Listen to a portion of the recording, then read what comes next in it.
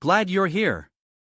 If you're into unique and exciting stories, make sure to subscribe and support us by donating, so we can keep bringing you more awesome content. Now, let's dive into the story The Awakening Contract right here on GMT Recap. A bloodstained hand beneath the ruined veins. In my past life, I was a member of a rescue team, dying because of an accident beyond my control. After I died, I crossed into an imaginary world filled with mutated beasts and awakened beings. The image of a strong young man fighting against the monsters, and I, in this world, have awakened my powers. The notification system for the contract gem appeared. It can consume physical strength along with spiritual energy to condense the contract gem. Once the target is willing to accept the gem, their life, soul, and consciousness will be dominated by the summoner. In his hand is the shining and powerful gem. This is originally a powerful ability, but it has a very obvious flaw.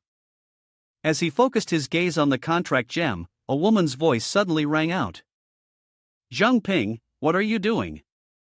Jiang Ping immediately turned, holding the gem, and smiled. "Nothing." "Jing Yao, do you want some candy?" She gave Jiang Ping a glance, appearing shy while scoffing. "Get lost. Who wants to be controlled by you?"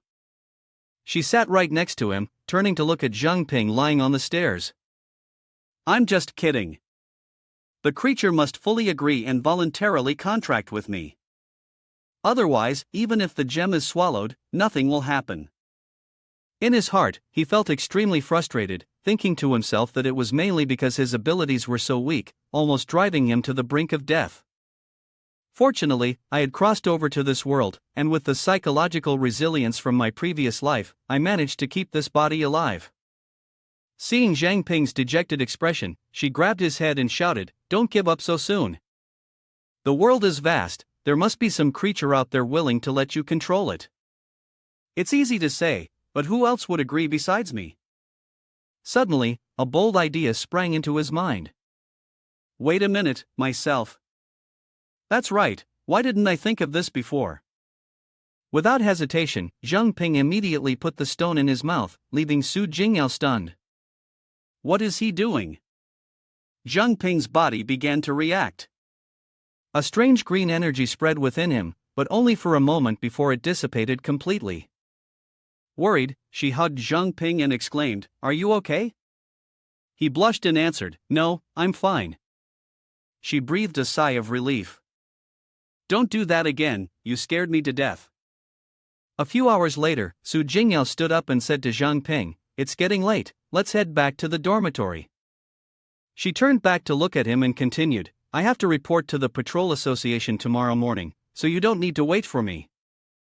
Jiang Ping heard this and asked, "Are you really planning to graduate?" She then turned to face the other direction. "I've already mastered all the knowledge in the books, from here on out, it's all about relying on real-world experience to gradually improve myself," she said, then thought to herself, "It's true, joining the patrol team to protect our homeland has always been his dream, and now he finally has the opportunity to make it come true." She turned back and smiled, "Don't get discouraged. Wait until the day you're stronger, maybe we can even become partners." Jiang Ping awkwardly scratched his head, "Forget it, I should just go back home and work on the farm." "You ended up with a farmer career because of your useless abilities, after all." He forced a smile. No matter how he said it, it would probably be very hard to meet again in the future. Even though he had grown up with the original owner, parting ways like this still felt a bit reluctant. Suddenly, his body moved forward without him realizing it, as if he really wanted to hug her. In an unconscious moment, he tightly embraced her, his mind in a panic, not understanding what was happening. Why did his body move like that all of a sudden? Jing Yao felt dizzy all over, hurriedly pushing him away, her voice faltering, I'll go ahead." He startled, quickly stepping aside, his eyes following her as he called out, "Take care." Hearing this, Jing Yao was a little moved. She turned back and smiled brightly, saying, "You too." He smiled back, waving as she left. It seemed that Jiang Ping had discovered his own abilities, and he said, "Just now, my body unconsciously hugged her. Is my subconscious commanding me?" He thought to himself, was that a coincidence? I need to confirm how much control I really have. After thinking it over, he decided to test his abilities. He commanded, "Take off, shadow clone, iron mountain leaning." He kept giving orders, but the shadow clone kept knocking him down, a lifetime, shining. After a tiring and strenuous testing session, he felt completely exhausted. It was no good, the torture had left him motionless. His face showed fatigue as he thought, lying down helplessly, drenched in sweat. Now, the only thing he could confirm was that it seemed he could make himself perform any action, but for now, he couldn't break free from the limitations. A normal person, for example, could fly or transform into other species. Additionally, some movements never performed before could now be executed from memory. Therefore, logically speaking, as long as his physical strength met the standards, he could master any type of martial art within reach. The key would be finding a way to enhance his physical strength to become stronger. You propped yourself up with your hands and sat up, but there was still one issue that needed to be verified.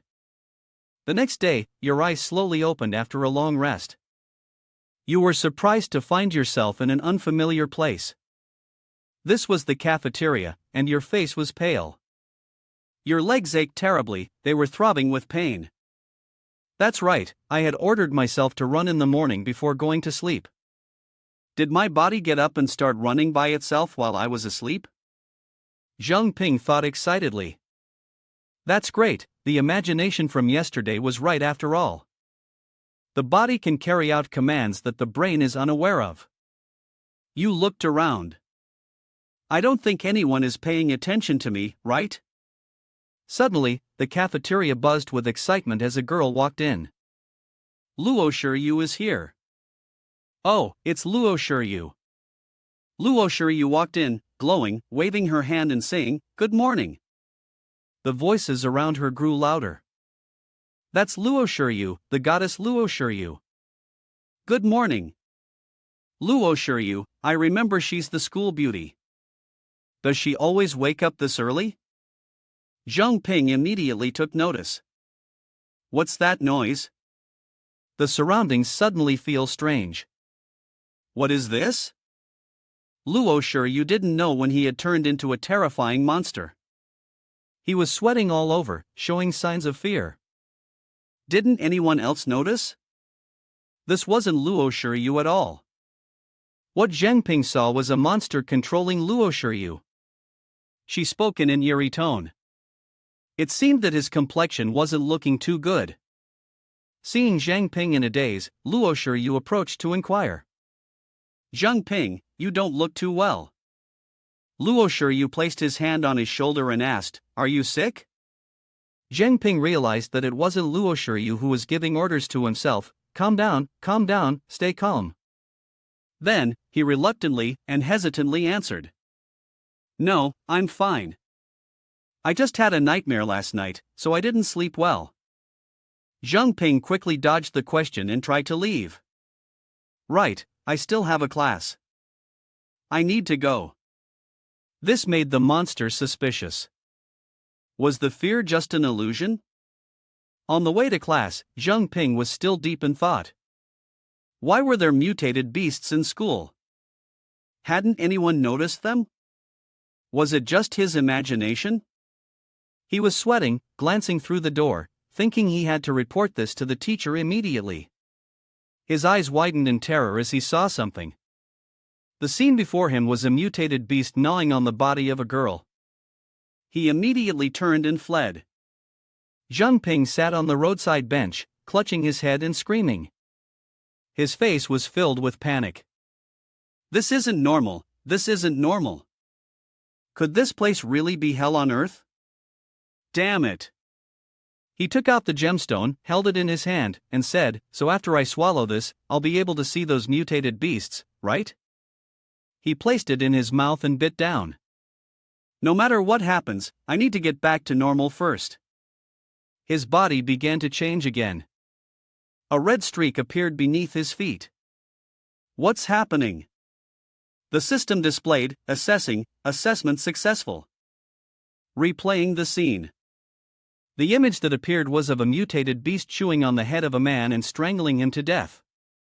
After the image faded, Jiang Ping jumped up, gasping for air, and said, "I've awakened the appraisal spell." With that, he raised his hand to assess himself. Really? Another notification, assessing. The attribute panel appeared. Summoned Beast, Jiang Ping. Master, Jiang Ping. Race, Human. Level, 1. Growth value, 3 stars. Strength, 11. Mental power, infinite. Energy, 12. Agility, 11. Average value of ordinary humans, 10. Talent, contract gem level 1. Items are created by consuming physical and mental energy. Once the target willingly consumes the gemstone, its life, soul, and consciousness will be dominated by the summoner. Level 1, effect activated. You looked up and immediately wondered, the contract gem has ranks, and what does it mean when its effect is activated? Absolute command, you gain absolute dominion over the summoned beast. Your command is law, and the summoned beast must obey without question. The summoned beast is bound to follow your orders unconditionally. The command of the summoner will be carried out faithfully.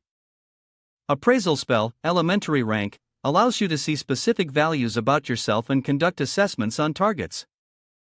The success rate of the appraisal is related to the difference in strength between both parties. Jiang Ping was slightly taken aback. He couldn't quite grasp how this new talent worked. Could it have something to do with him swallowing the gem again? Returning to the classroom, Jiang Ping twirled his pen while gazing out the window, deep in thought, analyzing the situation. First, I'd become the summoned beast and its contract holder. Second, I am only controlled by the contract holder, and my body and mind are undisturbed by the external world. Third, because of these two facts, no illusion can affect me. Therefore, I can clearly understand the true nature of mutated beasts. He immediately conducted a system appraisal, but was met with continuous warnings. Appraisal failed. Appraisal failed. Appraisal failed. Finally, the appraisal succeeded. Mutated beasts. Natur fox is a mutated fox species, its maturity value is unknown.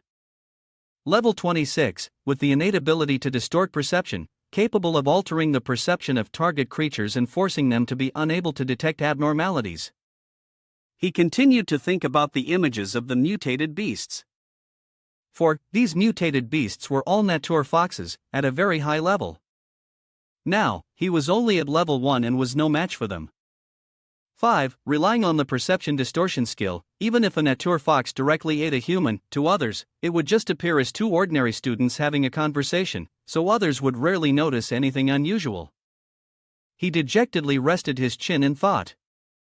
Even with this kind of mental control ability, he remembered that Jing Yao's power was also related to the mind. Perhaps he would have a way. After class, he decided to go find Jing Yao. Jiang Ping's face showed a bit of worry, surprised that the school also had these things. He glanced over at a couple, and Jiang Ping recognized the mutated beasts, wondering to himself how many of them there could possibly be. The main patrol unit headquarters, he approached a building. The receptionist greeted him cheerfully. "Hello, may I help you?" Jiang Ping nervously replied, "I came to find someone." Jing Yao. Today was the day he came here to register, and her image as a mutated beast had become even more terrifying. "Alright, please wait a moment and take a seat in the guest area." Jiang Ping fell into deep thought. There were also natural foxes in the patrol team. Didn't even high-level awakened ones recognize their illusions? A voice interrupted as he was walking. "Jiang Ping, what are you doing here?" Jiang Ping replied, "Ah." He stood up, scratched his head, and said, "I was a bit worried whether you'd fit in, so I came to visit you." She happily introduced, "It's fine, let me introduce them, they are all my teammates, everyone takes good care of me." Jiang Ping's gaze became a little melancholic. "Is that so? Well, that's great then." Jing Yao showed determination and said to him, "I will work hard to become stronger in the future, go out and fight mutated beasts, and avenge my parents." He could only silently agree. Jing Yao, however, seemed cheerful, which made him feel a little embarrassed. By the way, we're still short on people right now. Do you want me to recommend you to the patrol team? He politely declined. No need, my abilities won't be much help, I'm better suited for something broader.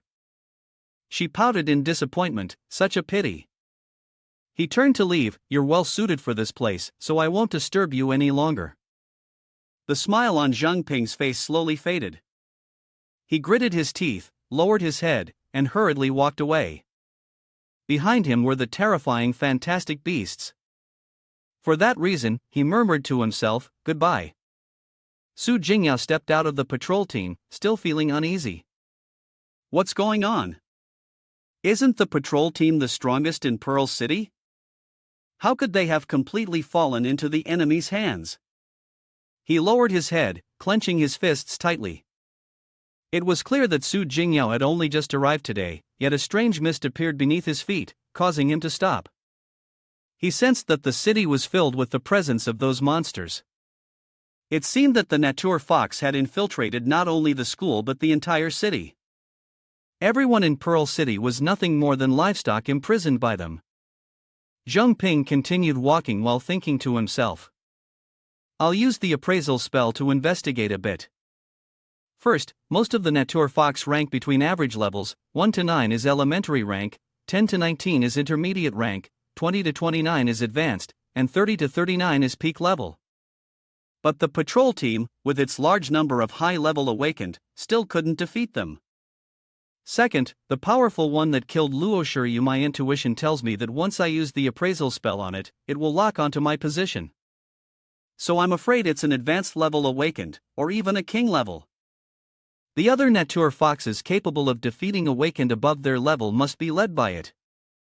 He turned around. His father was not like the usual mutated beasts. The intelligence of the Nature Fox was extremely high, and its specialty was camouflage. On the outside, it lived in harmony with humans.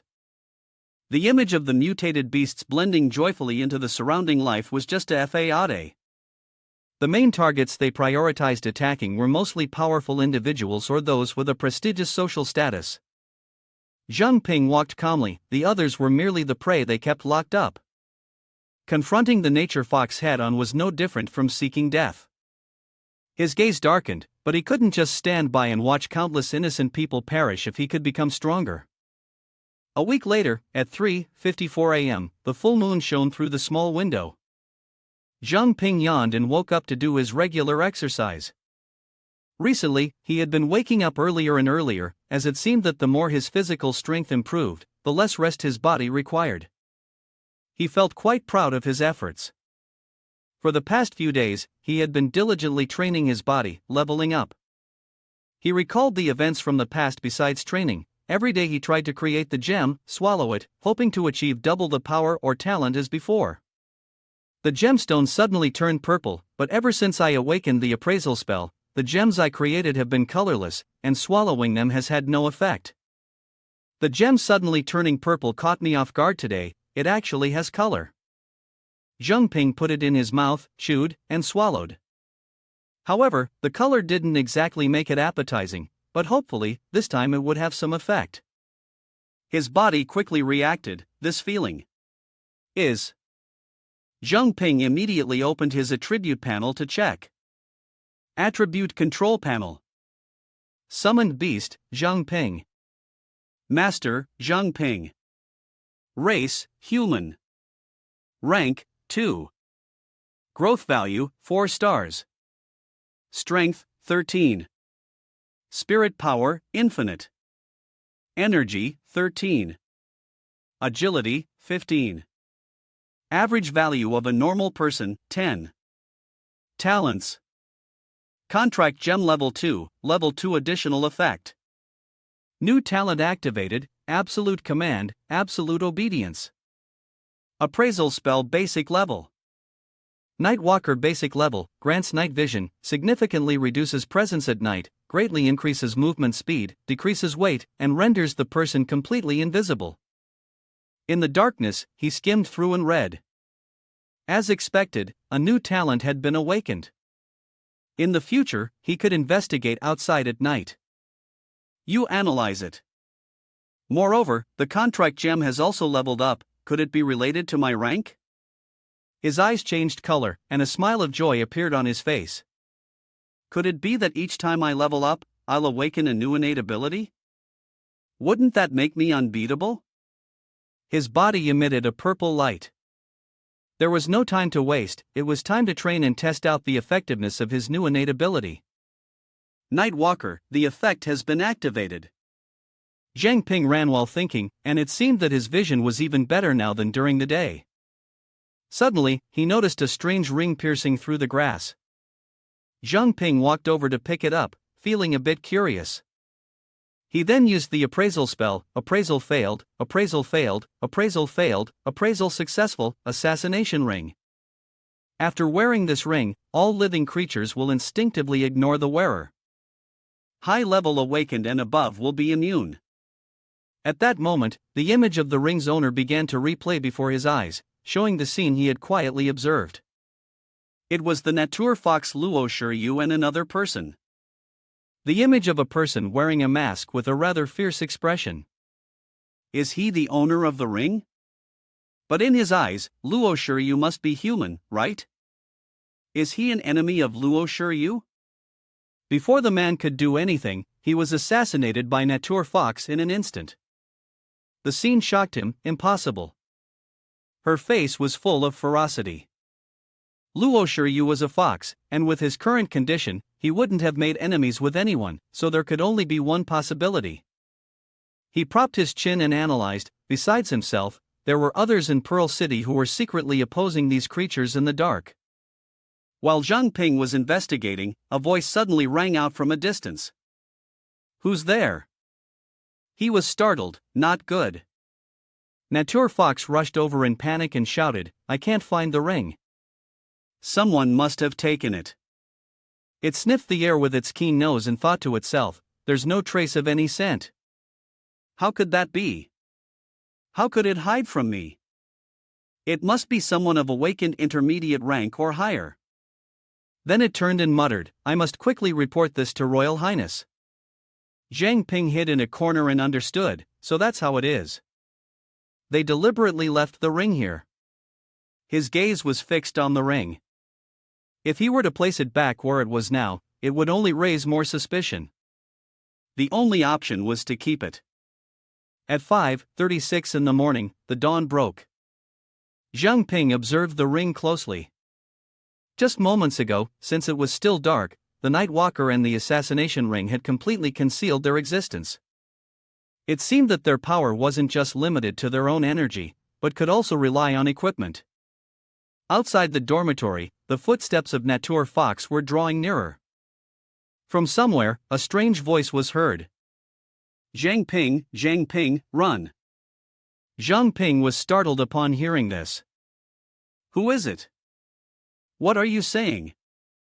The soul Luo Shu appeared, clutching its bones, and reminded him, they're here, a group of Natur Fox, they've arrived.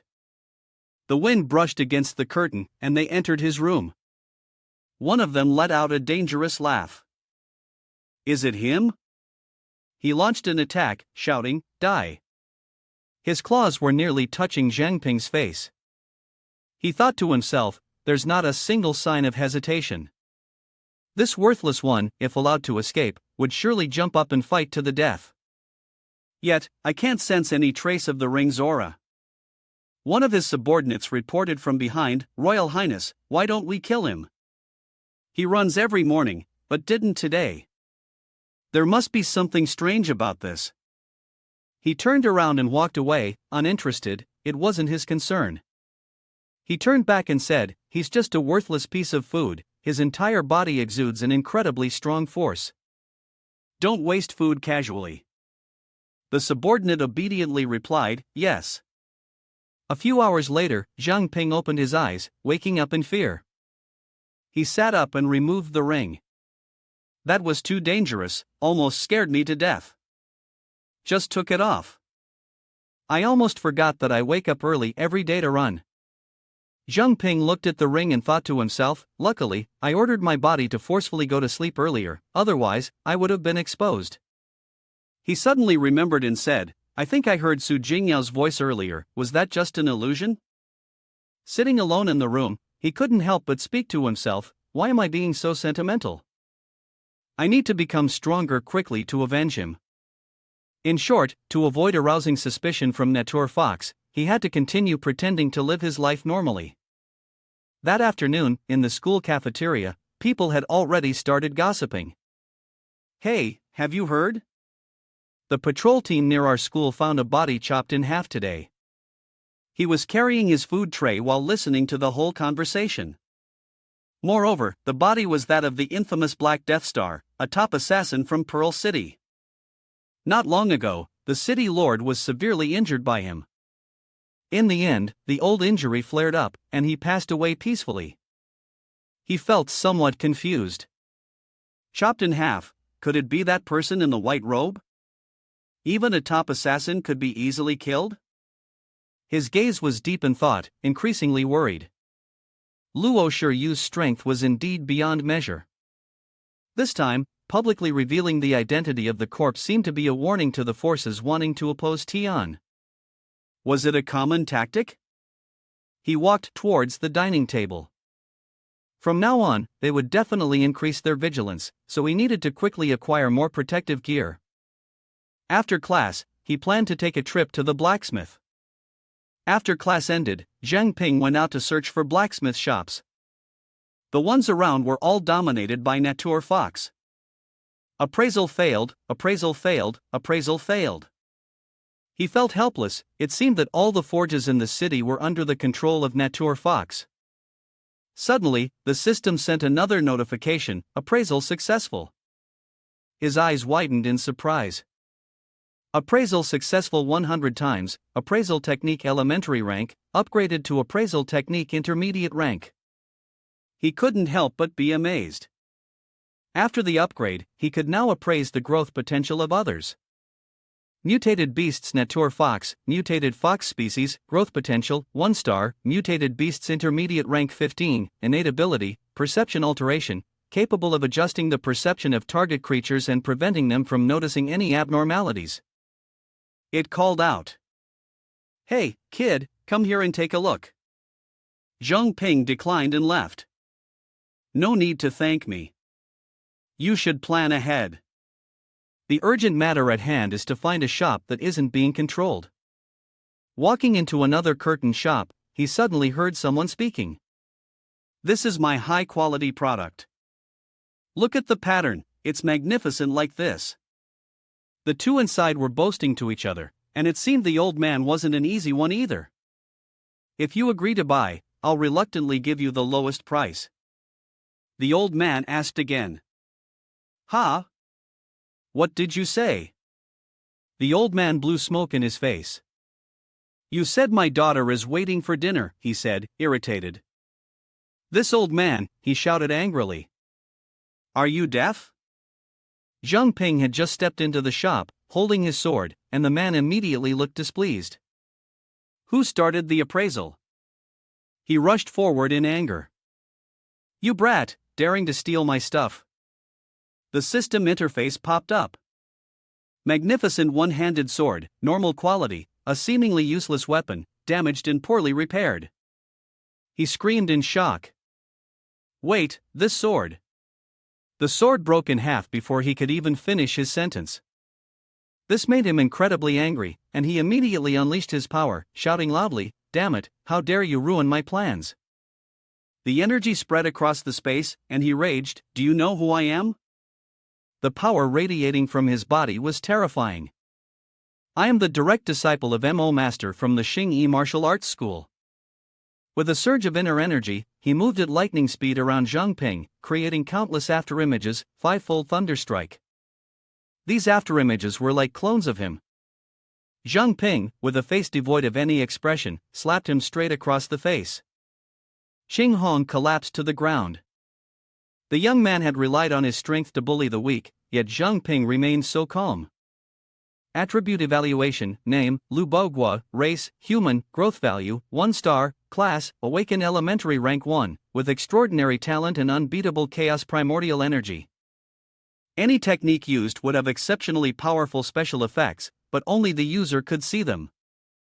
Excessive use would cause the user to become lost in their own world, unable to free themselves. He declared, "From now on, when you go out, make sure to handle things properly yourself." Jiang Ping thought to himself, "Is this person here to make me laugh?" Taking advantage of the moment when I'm not paying attention, he rushed forward to attack. What a good opportunity to sneak attack. Jiang Ping punched him, rendering him immobile and lying on the ground. He still wanted to sneak attack me. Who exactly is the one bullying the weak here? Suddenly, a woman's voice rang out, "I've only been out for a short while, and the shop's already this noisy?" Xiao Chang's face was full of fierceness and menace. "Are you going to leave on your own, or should I escort you out?" He was terrified and ran off. Sorry, he thought to himself. How about checking out another shop? Before Jiang Ping could leave, Xiao Chang's hand stopped him. He paused, and the girl with the dominant expression said, "We need to talk." Xiao Chang made him feel somewhat flustered, and he asked, "Talk about what?" She then pressed herself against him, exuding a seductive aura. "I'm a fragile, single young woman, struggling every day to make a living, while also taking care of my uncle. You're confused because your father's daughter has disappeared. I see that your body is in good shape, and your character isn't bad. Or are you worried that I might be?" She immediately tucked Jiang Ping under her arm and then pulled him into the shop, saying excitedly, "Stay here and become a blacksmith. Take care of old man Lu Taifeng, and you can also help watch the shop. Of course, food and accommodation are provided, and you'll even get a salary." With the large chest pressing so close to him, his face turned bright red as he thought it over. If he could learn blacksmithing, he'd save quite a bit of money on equipment in the future. Moreover, it seemed like this shop hadn't yet been taken over by the Natur Fox. Instantly, Jiang Ping's spirits lifted. "All right, I'll become the king of blacksmiths." The girl, seeing this, lightly patted his back, making him wince in pain. "Not bad, you're exactly the person I had in mind." He silently thought to himself, "I just have to survive under her hands first." A few days later, the sounds of hammering and clanging from the forge echoed through the shop. "Apply more force." Jiang Ping's younger brother, panting heavily, asked. "Xiao Chang, are we really okay doing this?" She replied, "It's fine, no one will come." Xiao Chang encouraged him further. "Very good, it feels great." Xiao Chang was teaching Jiang Ping how to forge. "This is our unique technique. The kneading smithing technique is like kneading dough, so that the materials blend completely." With that, she turned and left. "Wait here for a moment. I'm going to the warehouse to get the mold." As she walked, she gave more instructions. "Pour the fuel into the barrel next to you. Make sure the fire doesn't go out." Jiang Ping nodded and continued working diligently. After she left, he felt utterly confused. Is all this stuff fuel? Oh no, the fire's about to go out. I've already put both barrels in, he thought to himself nonchalantly. Forget it, just throw everything in. Without hesitation, he tossed everything in. Finally, he threw it into the furnace below to keep it heating. As soon as he dumped all the materials in, the furnace began to react violently from within. A terrifying flame erupted, followed by a thick cloud of black smoke pouring out. Jiang Ping couldn't react in time, freezing in place and thinking, am I going to die? Suddenly, right in the middle of his chest, a strange head appeared. It actively sucked all the flames inside, the heat causing him pain. After a moment, the flames were completely sucked away. He stared in shock, his eyes wide, as the space around him was filled only with smoke and dust. He coughed incessantly. Why did the fire go out? Suddenly, intense waves of heat surged through the heart again. Jiang Ping continued to hug backward and screamed, it's too hot, appraisal, appraisal. Summoned Beast Attribute Board. Jiang Ping, Master Jiang Ping, Human Race, Level 3, 4-star Growth Value, Physical Strength 16, Infinite Spiritual Power, Energy 15, Agility 18, Average Value for a Normal Person 10, Talent, Contract Gem Level 3. Items created by consuming physical and spiritual energy. Once the target willingly consumes the gemstone, its life, soul, and consciousness will be dominated by the summoner. Third level supplementary effect activated. Nightwalker Elementary Rank Plus grants night vision and significantly reduces presence sensation at night. Movement speed greatly increased, weight reduced, and the person becomes completely invisible in darkness. Appraisal Spell Intermediate Rank. Minus stars, can see its own specific numerical values, can determine the target. The success rate of identification is related to the power difference between the two sides. Flame Devourer Elementary Rank Plus. It can be transformed into elemental fire energy by devouring flames and storing it within the body. It can also release energy at any time until the elemental fire energy reservoir is depleted. Current elemental fire energy, 100/100. You've inferred that the maturity value has increased again. Based on the previous situation, if I'm not mistaken, it means the new talent has been added to the maturity value. The old talent leveled up, like appraisal spell, consuming maturity value. As long as I keep awakening the new talent, the maturity value will be infinite. But I remember that the maturity value of others is limited. Could it be that only I can awaken so many talents? His gaze was both anxious and focused as he pondered. Just now, it was Flame Devourer, right? It absorbed the fire from the disaster? Jiang Ping crossed his arms and thought for a moment, then said, "Anyway, I've already leveled up to level 3, swallowed the gem level 3. Why does the effect of the gem only activate at night? Is it triggered by some kind of necessary timing?" Suddenly, his younger sister entered and asked, "What's going on? Why is the room like this?" She anxiously grabbed Jiang Ping's hand, worried. "Hon, you didn't put the alchemical serpent's chain into the furnace, did you? That thing will explode. I forgot to warn you about it." He hesitated and replied, "Sister Qiu Chang, do you think the damage costs in your room are a problem?" "What are you saying? As long as you're okay, that's all that matters." "But how did you put out the fire? The flames from the scarlet snake scales aren't easy to extinguish." He scratched his head. "It's a long story." Xiao Chang looked at the materials in amazement. Are the materials really this good for fusion? But this requires the highest temperature to achieve the desired effect. She picked it up and praised, "Kiddo, you truly have a great talent. The school really misjudged you.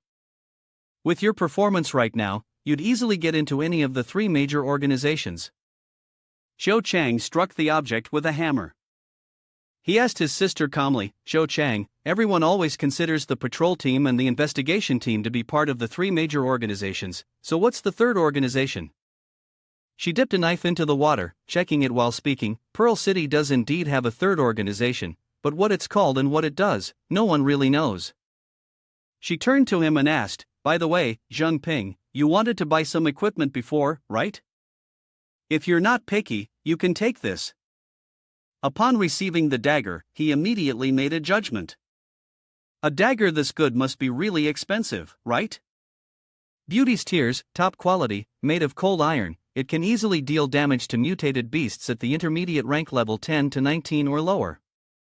Based on the materials available on the market, it should cost around 100,000, right?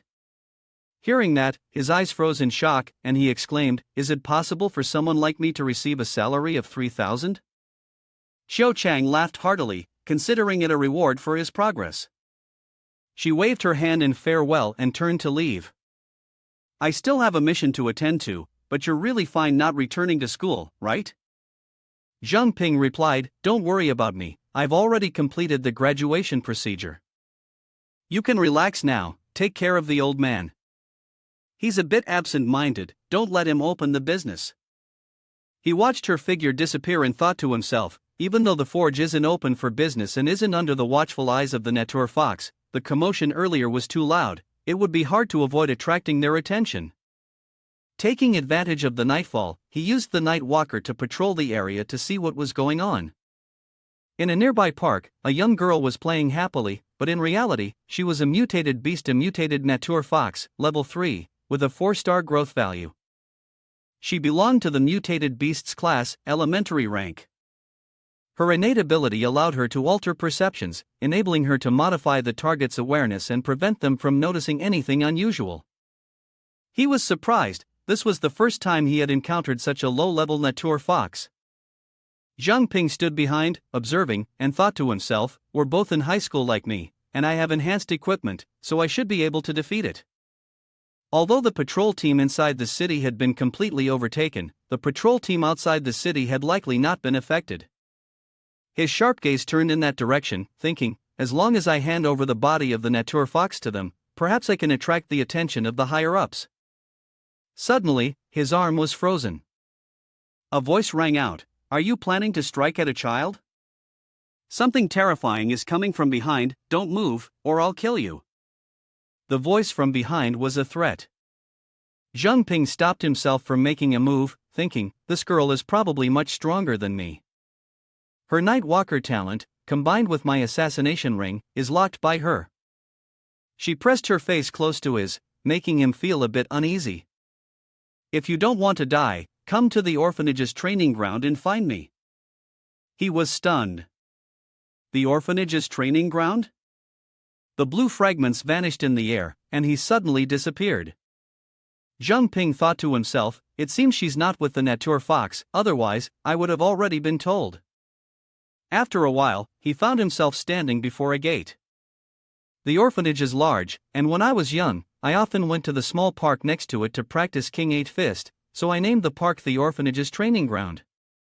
The girl must know him, otherwise, how would she know his secret?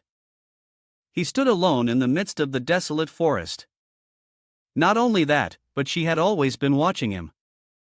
So, when he was about to take action, she stopped him. She had brought him here, there must be some purpose behind it. At that moment, a mutated creature appeared. He was quite surprised. Mutated beasts in the forest? He activated his appraisal. Immediately, the system displayed the information. Appraisal successful. Attribute table. Mutated beasts, armored poison tail rat. Race, mutated rat. Potential, 2 stars. Class, mutated beasts, elementary rank, level 5. Talent, highly toxic tail. It had a poison pouch that could release toxins through the bone spikes at the end of its tail. Seeing its level, Jiang Ping squinted, thinking carefully. The poisonous-tailed rat was 2 levels higher than him, but it seemed cautious, slowly retreating. He could probably escape. Return? His hand gripped the knife tightly. No, I can't. He told himself. If I don't deal with it now, tomorrow, when the children from the orphanage come to the park, they could be in danger. It's just a mutated beast, elementary rank after all. With the equipment that Sister Chiu Chang gave him, Beauty's Tears, a high-quality weapon made from cold steel, he could easily deal damage to mutated beasts at the intermediate rank, level 10 to 19. His gaze firm, he charged forward. I can win. He rushed quickly towards the creature, his mind racing. In his previous life, he had read many stories where the protagonist, upon awakening, possessed extraordinary combat skills. It didn't make sense, although he had no battle experience, he could command the summoned beast Jiang Ping to fight. At that moment, the mutated rat curled up and spun at an incredibly fast speed. It even had this move. He blocked with his dagger, focusing all his energy on defense. Jiang Ping gritted its teeth and held firm. Its armor was too tough, Beauty's Tears couldn't penetrate it. He needed to think of another way. After the attack, the rat leapt to the rock wall, stiffening its body, curling its tail, and starting to channel venom. Immediately, it shot out countless streams of poison toward Jiang Ping. He dodged the attacks one after another, as if he were playing a game, controlling himself. When it stopped releasing poison, he also gathered momentum. The eyes were its weak point, the only place not protected by its armor. But since it had curled into a ball, defending against it became more difficult. He had to find a way to break its posture. Suddenly, his hand ignited with flames, as if he had come up with an idea. He had it Flame Devourer, elementary rank. It could absorb fire and transform it into elemental fire energy, storing it within its body. It could release this energy at any time until the fire energy reserves ran out. His current elemental fire energy was 100/100. You took a combat-ready stance, giving the order while saying, "First, issue the command, Pearl Fist, mouse-chasing style." It was unexpected that introducing the Pearl Fist in the history book would be so effective. This technique relies on powerful force, emphasizing strength and dominance, using one's physical advantage to overpower smaller opponents. Jiang Ping charged forward with a dominating attack. He closed the distance to the mouse at an appropriate range, first feinting in attack. With one hand, Jiang Ping drove a dagger into it. "The mouse, is it you?" He flashed a triumphant smile before setting it aflame. "Don't get angry now." With his other hand, he unleashed fire, real fire, fake fire flames entangle and coil to death. Taking advantage of its distraction, he used a lighter in the shape of a knife and directed it straight at the creature. Finally, when it dropped its defense, Jiang Ping gathered all his strength and thrust directly into it, causing rocks and dirt to fly as he targeted its vital spot. A powerful force erupted, and it took several minutes before the mouse finally died. Its level rose from 3 to 4, with physical strength increasing by 15 to 16, energy rising from 15 to 17, and agility boosting from 18 to 19. He drew the knife out, and sure enough, real combat levels up faster than training. Behind him were the dark purple-black tentacles. He turned around, still puzzled, and said aloud that the appearance of this venomous-tailed rat was a bit strange. In the city, aside from the natural order, there shouldn't be any mutated beasts among the foxes. He grew anxious as something dark began to overwhelm him. This was what made him panic and scream. In no time, Jiang Ping was lying flat on the ground. At that moment, a hand reached out and used force to wrap tightly around his body, saying, "I'm giving you 5 minutes." Jiang Ping was stunned but still thought to himself. This voice belonged to the girl from earlier, who had appeared and pointed her sword directly at him, demanding he prove he was human. Upon hearing her, he couldn't even bring himself to feel panicked. Instead, he felt a bit of disdain. "Prove I'm human? I've always been human, how do you want me to prove it?" Shan aimed her sword at Jiang Ping. He looked at her and pondered. "Prove I'm human? Could it be that she's aware there are mutated beasts lying in wait in the city, but she just can't tell them apart? That's why she's asking me to prove it. So, when I was preparing to deal with the natural fox, maybe she had already suspected something." He forced a nervous smile. "Can you give me a hint?" He thought to himself, the poisonous-tailed mouse probably isn't testing me, right? Ignoring Jiang Ping's question, Shan's indifferent voice spoke. 4 minutes left. A mechanical voice sounded. Appraisal failed, appraisal failed, appraisal failed 8 times, appraisal failed 20 times. She spoke again, 2 minutes remaining. The mechanical voice continued. Appraisal failed 999 times, appraisal spell intermediate rank, upgraded to appraisal spell advanced.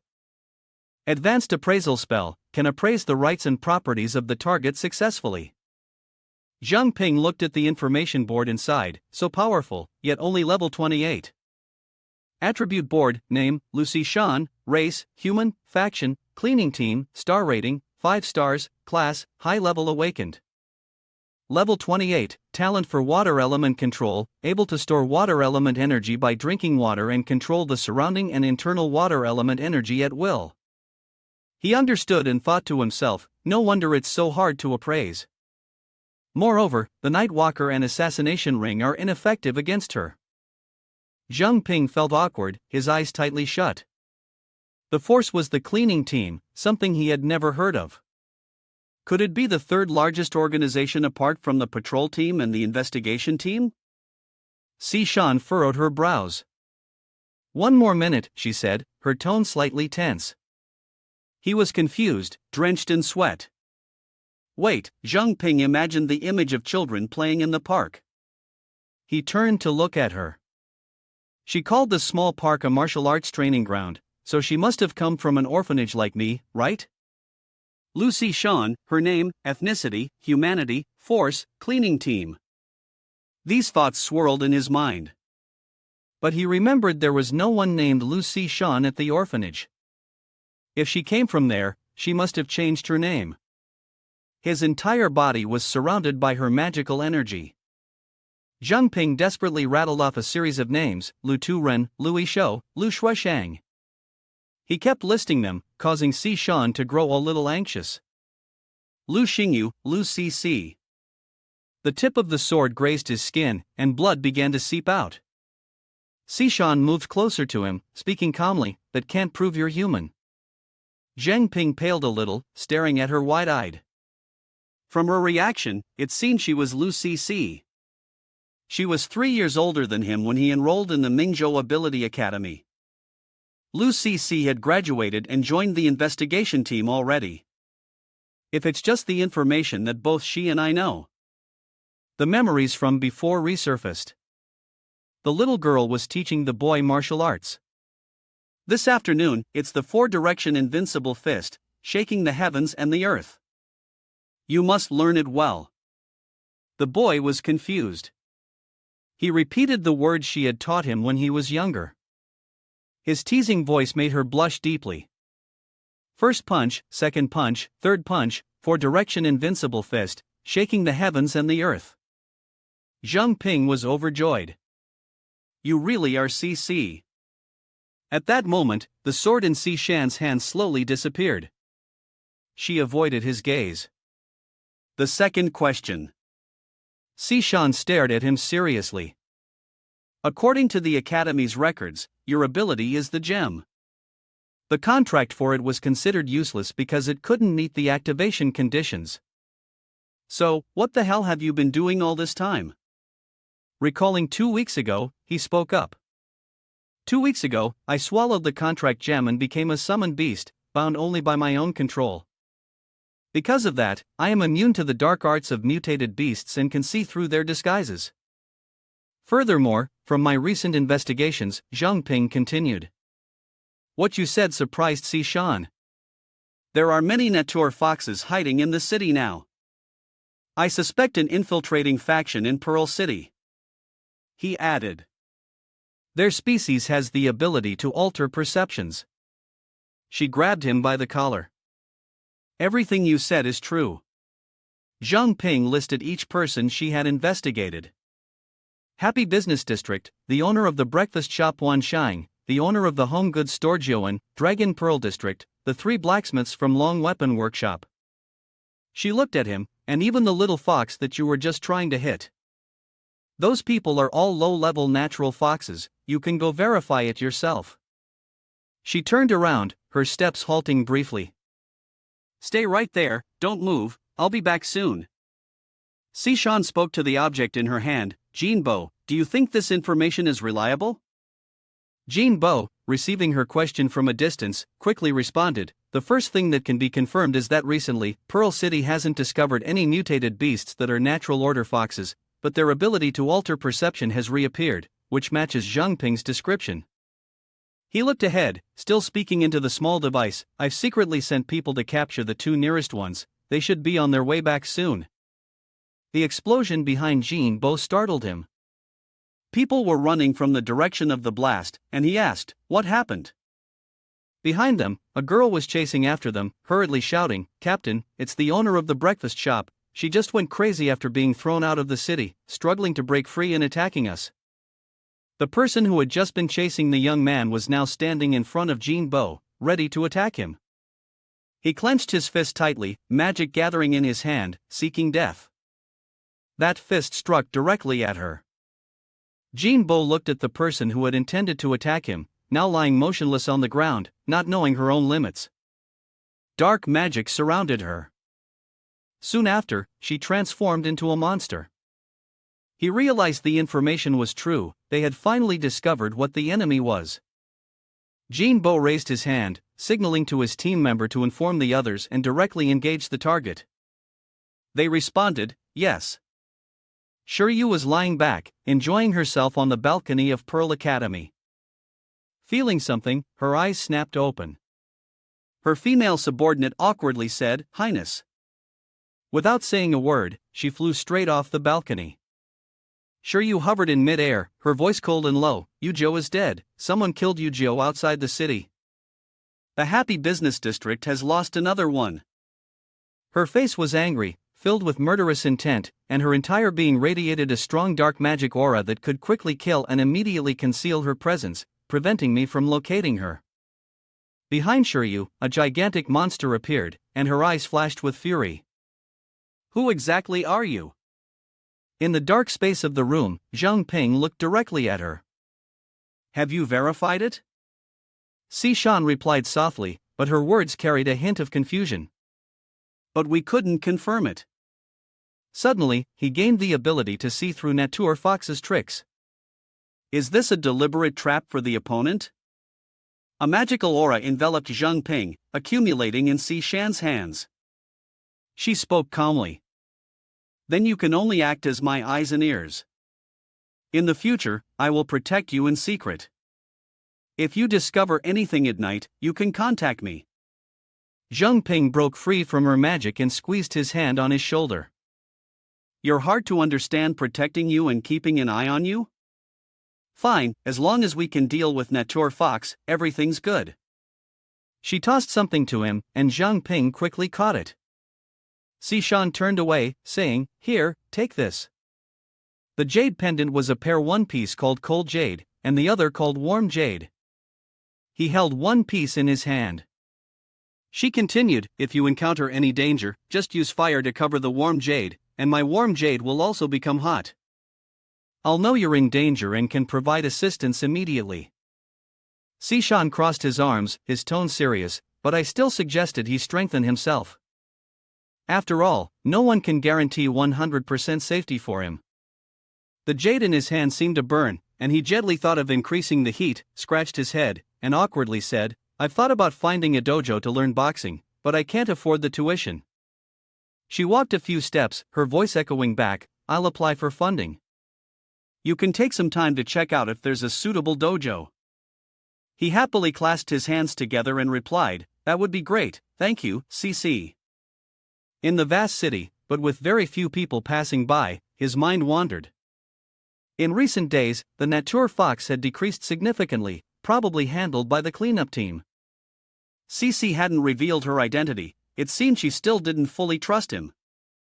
If it weren't for the upgrade of his appraisal spell, allowing him to identify the faction affiliation of the target, he still wouldn't have known she was a member of the cleanup team.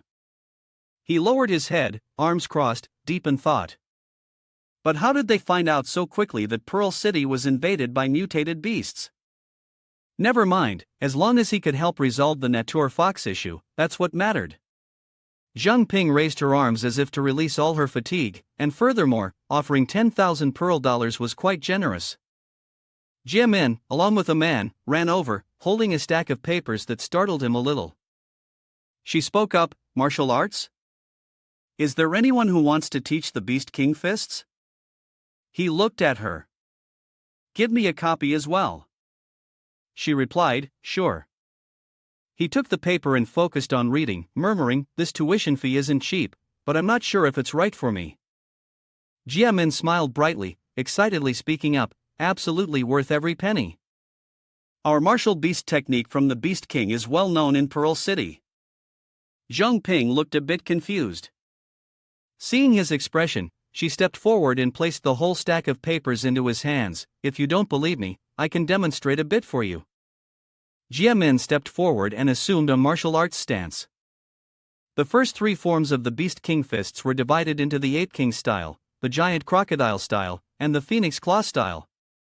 He stood and watched her, silently contemplating. The Beast King fists, whether in terms of footwork or techniques, were certainly more powerful than the Ming fists. Jiang Ping closely observed Jiamin's every movement, the first form, the second form, truly a martial arts collection that wasn't bad. The moves of a great martial arts technique were ever-changing, with no set pattern. The third form was a spinning kick. Although perfect, at this moment, a look of hesitation appeared on Jiang Ping's face. He simply stood there, gazing blankly at Jiamin, who had fallen to the ground, silently evaluating in his mind, she was not skilled enough, and completely failed to display the power of the Beast King fists. Two muscular men appeared behind her. Xiong'er's voice rang out, viciously, "Who allowed someone from Beast King fists to stand here handing out flyers?" All other words were disregarded by the two men. He walked over to her and gently asked, "Are you all right?" Jiamin scratched her head, forcing a somewhat awkward smile, and responded to the two men, "I'm really sorry. I didn't know I wasn't allowed to hand out flyers here." Bao Gui intervened, standing between Xiong'er and Xiongde, arrogantly, with disdain as he spoke, "What's so great about the low-level martial art Beast King fists?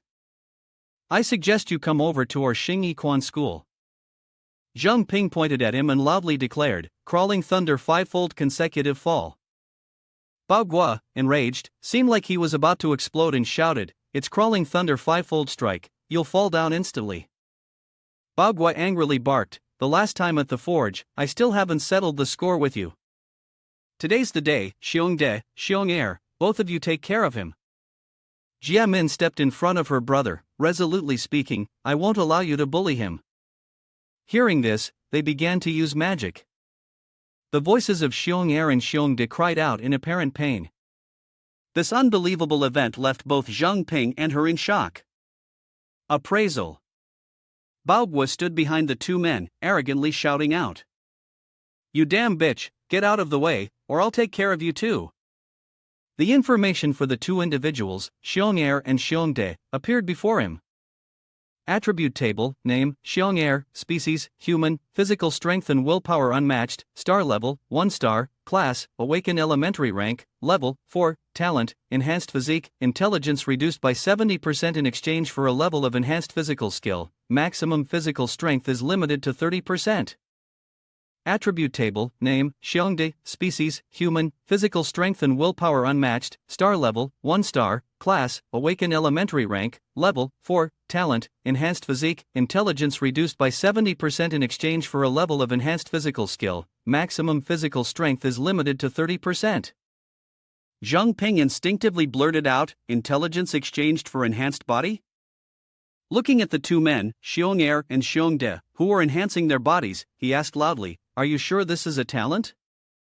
Jiang Ping then glanced at the information table for Jiamin, a hint of surprise flickering in his eyes. Attribute table, name, Wang Jiamin, species, human, physical strength, Beast King without a crown, star level, 7 stars, class, awaken elementary rank, level, 3, talent, diligence compensates for intelligence, learning ability reduced by 90%, but any skill can be improved through persistent training. For each day of persistence, the growth rate of the same type of training will increase by 10%, up to a maximum of 1000%. He softly marveled, "Is the value of maturity really that high?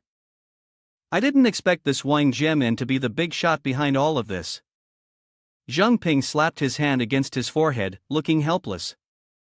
"But with your current strength, if you step forward to help me, wouldn't that be seeking death?" He threw the stack of papers back to Jiamin. She stood there, stunned, holding them in her arms. Jiang Ping placed a hand on her shoulder, his lips curling into a slight smile. "This is my business, I should handle it myself." Upon hearing him, she felt flustered. "There are 3 of them. If you face them alone, you'll be at a disadvantage." Jiang Ping's eyes gleamed with a dangerous light. He looked at his own hands. "It's fine. Didn't you just show off the 8 king style earlier? Perfect timing for me to practice on them." Xiong'er and Xiongde charged toward him, growling, "You arrogant bastard." Jiang Ping raised his hand and struck Xiongde in the neck, then swiftly dodged Xiong'er's attack and punched him in the stomach. On the second one, Bao Gui jumped into the fray. Crawling thunder fivefold. Jiang Ping raised his leg and kicked him right in the groin.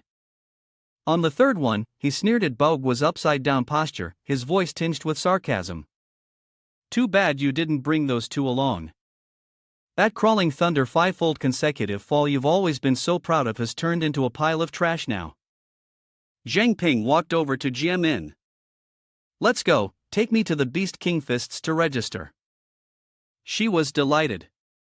"Do you really want to register?" Jiang Ping quickly answered, "Yes." She looked at Jiang Ping with admiration. "You're amazing, you only saw it once and you already learned the Ape King style.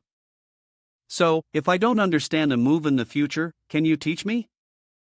He didn't hesitate. "No problem." Jia Min gave him a thumbs up, happily speaking, "Great, with your help, I'll definitely become stronger quickly." Seeing her like this, a thought suddenly crossed his mind. "Do you have great potential? You'll probably be at least an advanced awakened in the future." As he thought this, Jiang Ping smiled lightly, even wondering if she could one day become a peak awakened. "Maybe I'll have to come to you for help in the future." Inside the Beast King Fist's dojo, whispers could be heard all around. Someone saw the master on the street. "What? The master's back?" Jiang Ping and Jie Min stood frozen, watching the disciples frantically scatter in all directions. "My God, didn't they say the master would be back in 2 days? Huh? What now? I haven't even finished learning half of the Ape King style." "Well, that's what you get for being lazy and not waiting. Now deal with it." "Hey, wake up." Jiang Ping's face was pale, and he questioned in confusion, "It seems like everyone is really afraid of the master." Jie Min, flustered, replied, "Our master by day is notorious for being strict. If tasks aren't completed, heavy punishments are given." He then asked, "What about you? Have you been punished too?" It seemed as though stars were shining around Jie Min as she proudly lifted her chin. "I've been punished the most. It's been more than a month, and I still haven't met the standard for the entry-level martial art techniques." Jiang Ping helplessly looked at her. "Is that something to be proud of?" The door to the crown of sovereignty swung open, and all the disciples stood straight, greeting the master in unison. She anxiously looked at him. "The master is here, quickly line up." Baidi stood with his arms crossed, exuding an air of authority. He spoke in a stern voice, "Everyone, stand at attention. If your posture is wrong, you will be punished with 50 laps. The system will begin gathering information on you." A moment later, a system prompt sounded, successfully verifying the information, and Baidi's details appeared before him. The attribute sheet showed his name, Baidi, race, human, physical strength, Beast King Fists practitioner, growth value, class, awaken elementary rank, level 25, innate talent, shape-shifting practice, ability to transform body shape through consuming specific foods, number of shapes that can be stored is related to level.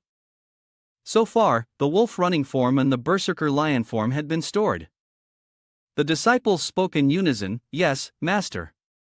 Looking at his information, Jiang Ping thought to himself, "He's too strong." From his rank, it seemed like he could be compared to Sister CC.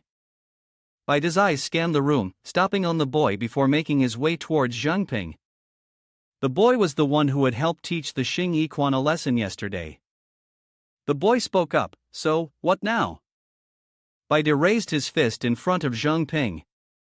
"Kid, watch this. You're going to be embarrassed."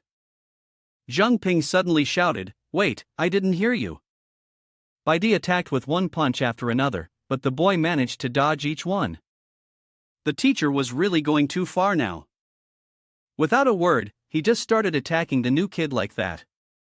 Baidi asked the boy back, his hands clenched tightly. Flames surrounded him as he raised his voice, "I heard you only watched the Ape King style once and already learned it. Is that true?" His fist was now dangerously close to the boy's face, and the boy thought in a panic, "This is it. I can't dodge this." Baidi withdrew his magical power, tapping the boy lightly on the head. He laughed loudly, his whole body filled with joy and anticipation. "I didn't believe it at first, but now I do. It seems your perception is not bad, Xiaozi." He glanced over at Jie Min, who was pretending not to know anything, and then said, "It's a pity that the actor who demonstrated for you was a novice, with steps that are miles apart." Baidi placed a hand on his shoulder, his voice full of expectation. "Later, shall I personally correct your form?" The young man clasped his hands in gratitude, saying, "Thank you, master."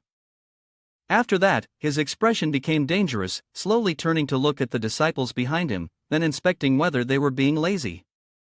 De placed his hands behind his back, sternly observing every movement of the disciples. They all stood in line, one by one, facing me. Those who did not meet the standard would have to do 500 push-ups and carry weights for a 10-kilometer run. Jiang Ping forced a smile and thought, no wonder he's an awakened body enhancement type, such brutal training. On this side, Jie Min nudged him. Jiang Ping turned his head to look at her, asking softly, "What's up?" This made her feel awkward. Jie Min covered her mouth with her hand and said shyly, "Sorry to trouble you. Master hasn't taught me much, so once he's done correcting you, could you teach me?" Yu agreed immediately, "No problem, after the lesson, follow me to Soul of Iron, and I'll practice with you." Jie Min exclaimed happily, "Really?" I was worried you would refuse. At this moment, her status board appeared again. Attribute board. Name, Wang Jiemin, species, human, physique, beast king without a crown, 7-star mature, class, awaken elementary rank, level, 3, talent, diligence overcomes intelligence, learning ability reduced by 90%, and any skill can be improved through persistent training. With each day of perseverance, the growth rate of the same exercise will increase by 10%, up to 1000%. Jiang Ping, somewhat confused, thought, but diligence overcomes intelligence, learning ability reduced by 90%? Jiang Ping smiled awkwardly, then thought, this talent of hers is really for teaching those who teach her, huh? No wonder Master Bide didn't want to teach her too much. Jie Min bowed at a 90-degree angle, sincerely saying, "Please guide me more in the future." A few days later, at Soul of Iron, Jiang Ping's voice was serious, "Your movements are wrong, do it again." Jie Min flusteredly apologized.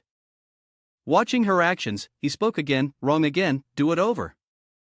Jie Min fell heavily to the ground, and he helplessly raised his hand to his forehead, trying to force himself to think, "I'll break the Ape King style's moves into smaller actions for her to practice one by one. That should, at best, yield some results." Jiang Ping clenched his fist, magic flickering as he resolutely thought, the Beast King fists really do have a certain order to them. After only a few days of practice, I can already vaguely feel the level starting to rise. Xiao Chang's voice rang out, "Jiang Ping, I'm back." Jiang Ping glanced at Jie Min before pointing toward the outside. "She's about to leave, you keep practicing, I'll go check outside." She nodded lightly in response. As soon as he stepped out, he saw Xiao Chang leaning against the table, her voice laced with irritation. "Ugh, it was so close to being a failure this time. Don't know what's going on, but the mutated Beast Kings outside have become a lot fewer." She turned, placed her hand on the table, and looked directly at him. "We had no choice but to venture deeper into the northern forest. In the end, we ran into a pack of wolves, all violent storm wolves." Jiang Ping muttered under his breath, anxiety creeping into his voice. "Xiao Chang, are you all right?" Xiao Chang smiled softly, taking the gem out of her pocket before replying, "It's fine, we used the earth concealment technique to hide. The wolves couldn't find their prey, so they attacked the people around it." Xiao Chang showed it to him and cheerfully spoke, "I took advantage of the situation and got something good from the wolf pack. Come on, give me your hand, it's rare to find something like this." The information about the gem appeared from the system: Wind Gem, a rare quality item, an extremely rare biological crystal, hard to come by. It can be used to store wind elemental energy, and through spiritual guidance, the energy can be released to form attacks like Wind Slash and Wind Fury. Jiang Ping held it in his hand and softly said, "This is a wind gem." Xiao Chang laughed out loud, "Ha, you can tell too. Even a child could use this to perform spells like Wind Slash and Wind Fury from the thin air." Suddenly, Jiang Ping heard something coming from the gem. "Hey, it's still daytime. This isn't good." "Oh no, don't take it off, let go of my hand, I'll do it myself." First anger, the blade energy sweeping through. "Let me show you, sister." The gold on the tree in pairs, the green waters and green mountains bring a smile. What's that sound? Yu Zhou is dead, damn humans, today I'm going to eat 2 more. You stood motionless, wondering, what was that sound? But the system provided detailed information about the gem one after another. Summoned Beast Attribute Table, Jiang Ping, Master Jiang Ping, Human Race, Forged Soul Physique, Growth Value 4 stars, Strength 18, Infinite Mental Power, Energy 17, Agility 21. The average value for ordinary humans is 10. Awakened elementary rank class. Level 4, contract gem level 4. At level 4, the supplementary effect is activated, which is natural talent, speech mimic elementary rank. People with this ability will randomly hear loud voices, which are emotions within a 10-mile radius and cannot be actively controlled. Looking at the newsfeed in front of him, Jiang Ping smirked, as expected, a new talent, just like the flame devourer from before. The contract gem is working now. A dark voice, seemingly from nowhere, emerged. Moon Emerald, in the store outside Wang Jiamin's house, there is still a sun. That sun seems to be the one who harmed us in the dormitory, causing us to be punished by His Majesty. Jiang Ping turned his head, confusion clearly written on his face. What was that sound? Was it the natural order fox? A series of scenes replayed before Jiang Ping's eyes, the two monsters discussing their plot, their conversation reaching his ears. It seemed that the scent was fine. We'll eat them at noon, I'll go straight for that one. Wang Jiamin, I'll leave him to you. His face grew serious, his eyes wide in shock. We've been targeted. Steam rose from the bathroom, Sishan wrapped in a towel, holding another towel in her hand to dry her hair. She glanced at the jade pendant emitting a warning, her voice urgent, it's bad, Jiang Ping's in danger, he's releasing magic, look around and be alert. She thought, it's been so long, why hasn't CC come yet? It felt like these two natural foxes had lost patience and would strike at any moment. Xiao Chang, noticing his odd expression, asked, what's wrong with you? Are you okay? He didn't answer her right away, still deep in thought. These two are intermediate rank natural foxes, even with you here, Xiao Chang, we can't win. When he finally regained his composure, he flashed a smile, dodging Xiao Chang's previous question. Oh, right, Xiao Chang, you just got back, haven't seen Uncle Lu yet, have you? How about you go up to see him, I'll go buy some food and cook for you too. Xiao Chang didn't pay much attention, placing a hand on his shoulder and speaking up. Alright, hurry up, it's been a while since I've had a meal made by you. And take the wind gem with you. He gave a forced smile. Okay. Jiang Ping turned his head to look at Xiao Chang's retreating figure, thinking to himself. Alright, while I can, I'll take Wang Jiamin away from here to avoid dragging Xiao Chang and Uncle Lu into this. She waved her hand. Don't make me wait too long. At the back of the forge, Jiamin was still diligently practicing. Upon seeing him, she asked. Jiang Ping, do you think my moves are correct? Jiang Ping didn't answer her question, instead decisively grabbing her hand and pulling her along. Don't say anything, I'm taking you away. Jiamin was confused. What's going on? Several fantastic beasts suddenly appeared, blocking their path. They growled. Where do you think you're going? You're done for. She smiled cheerfully, still unaware of the danger. Mom and Dad, what are you two doing here? He raised his hand to stop her from going toward them. Don't go over there. Jiamin gently touched his arm and whispered. Jiang Ping, they're my parents, it's fine.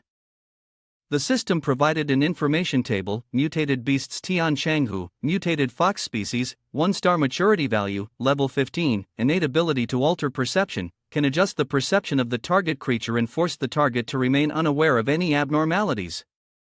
Mutated beasts Tian Changhu, mutated fox species, 1-star maturity value, level 16, innate ability to alter perception, can adjust the perception of the target creature and force the target to remain unaware of any abnormalities. Cha Jiamin frowned and spoke up, Min Min, who is that person beside you? Why do they seem scared of your father? Your mother too. She awkwardly replied, he's a friend from my dojo. Suddenly, a magic array surrounded Jiang Ping. He was slightly surprised, but upon realizing what it was, he became delighted. A dark room space, this is perfect. Jiamin looked at him in confusion. Huh? What is this? He pulled her into the magic array with him. A fantastic beast yelled, this is bad, they've escaped. She called for her parents. He held her hand, reminding her, "Don't worry about them." Jiang Ping held her tightly, and he softly spoke, "Hold on to me." The two fantastic beasts lunged with their claws toward Jiang Ping and Jiemin. He gritted his teeth and thought, "This isn't good, they're chasing us." Their claws scraped across his back. Jiang Ping screamed in pain. Jiemin, panicking, shouted, "Jiang Ping." A cloud of smoke surrounded Jiang Ping and the two fantastic beasts. Jiemin sat on the ground, anxiously looking at his wound. "Jiang Ping, are you okay?" He collapsed, one hand gripping a dagger. "I'm fine." Jiemin looked at the two in disbelief, and she screamed, "Dad, why?" Jiang Ping reminded her again, "Don't go over there, they're mutated beasts, they know we can't hide anymore." He then mocked, "And they can see through our disguise." The fantastic beast roared, and both of them charged straight at him, making it impossible to leave now. Its claws slashed at Jiang Ping, and he raised the dagger to block. In his mind, he thought, "Too fast, I can't avoid it, is this the gap in our levels?"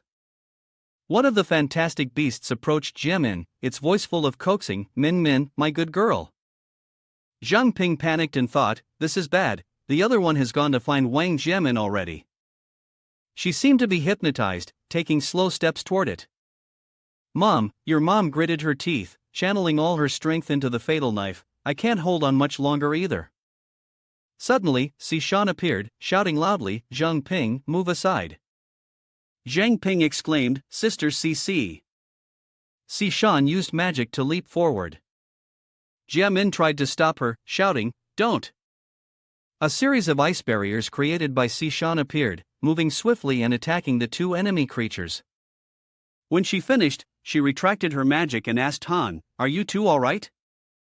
Jiemin screamed, "No," she couldn't believe her eyes, her voice trembling, "Why? Why did you kill my parents?" Jiang Ping tried to explain, "Wang Jiemin, they are not your parents, they were just natural order foxes disguised as your parents." Jiemin covered her ears, tears welling up in her eyes, screaming loudly, "No, you're lying to me. They were clearly my parents." Jiang Ping looked at Sishan in confusion and asked, "Sister CC, why didn't the natural order foxes reveal their true form?" Jiemin collapsed into his arms, "Did you lie to me?" Sishan, hearing the question, answered calmly, "It's possible that within the city there exists the natural order fox king rank, enhancing the illusion talent of the community. Therefore, if it's a low-level natural order fox, it could still hide a high-level awakened one. The ones we killed earlier were outside the city, which is why their true forms were exposed." Jiang Ping glanced at the two fantastic beasts on the ground, suddenly thinking, "If that's the case, perhaps you're heading toward the fantastic beasts." He reached out to remove its mask, realizing something in his thoughts. Only he could expose their disguise. Jiang Ping held the mask in his hand, quietly speaking, "Wang Jiemin, these two mutated beasts killed your parents. They disguised themselves as them." Jiemin recalled the scene with her family, her father gently rubbing her head. He continued, "Erase that scene from her memories." The fantastic beast lying on the ground struck her eyes. This was the truth. Jiemin's gaze fell, tears welling up, still unable to accept the truth. How could this be? "Sure you sat in the king's throne," her voice displeased as she spoke, "in this past week, 9 of our people have died." She crossed her legs, one hand resting on her chin, seemingly having found a way to break the illusion talent. A fantastic beast crossed his arms and arrogantly spoke, "Your Highness, we should simply kill all the humans and take over the city." Another one retorted, "Then what will we eat afterward? Grass?" "Sure," you shouted, causing them to fall silent. "Be quiet." She glanced at each fantastic beast below, then spoke in a deep voice, "Foolish. Killing all the humans is not practical, and it's a waste of food. The urgent matter now is to lure them out from the dark corners, and eliminate them one by one." Sure, you looked over at Zhe Ming, standing beside her, and asked, "Do you have any strategies, Vice Mayor?" He bowed respectfully, "Your Highness, perhaps we could draw on other races to disrupt Pearl City, then focus on eliminating some of the strongest human experts." She countered, "How can you be sure they are still within the city?" He clenched his fist, his brow furrowed.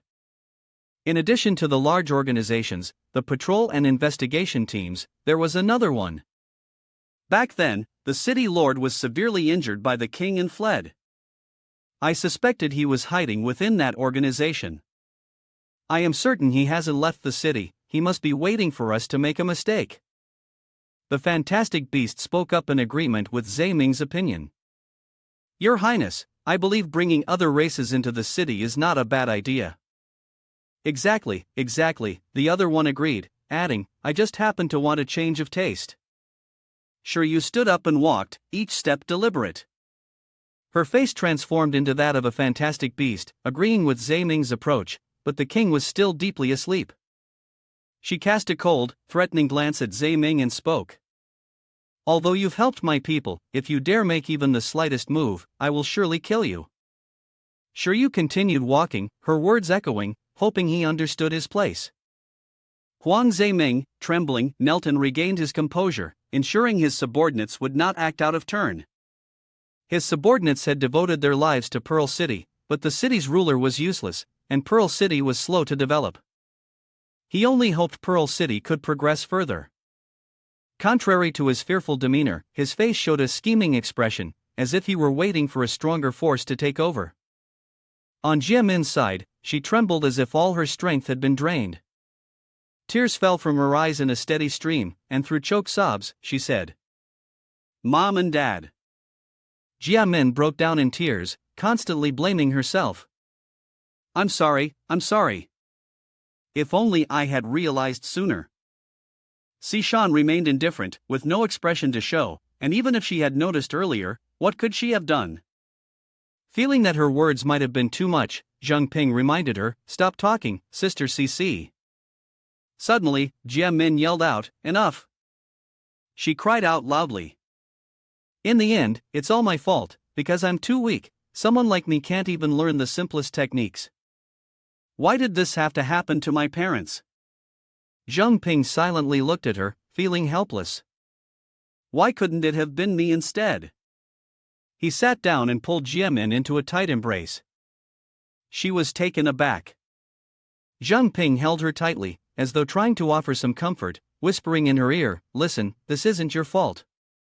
Sishan turned away, and he continued, deep in thought, You and I are alike. I also had someone very important to me, but they were killed by the natural order fox of the patrol team. I can't help but wonder, if I had stopped them from going to the patrol team that day, would things have turned out differently?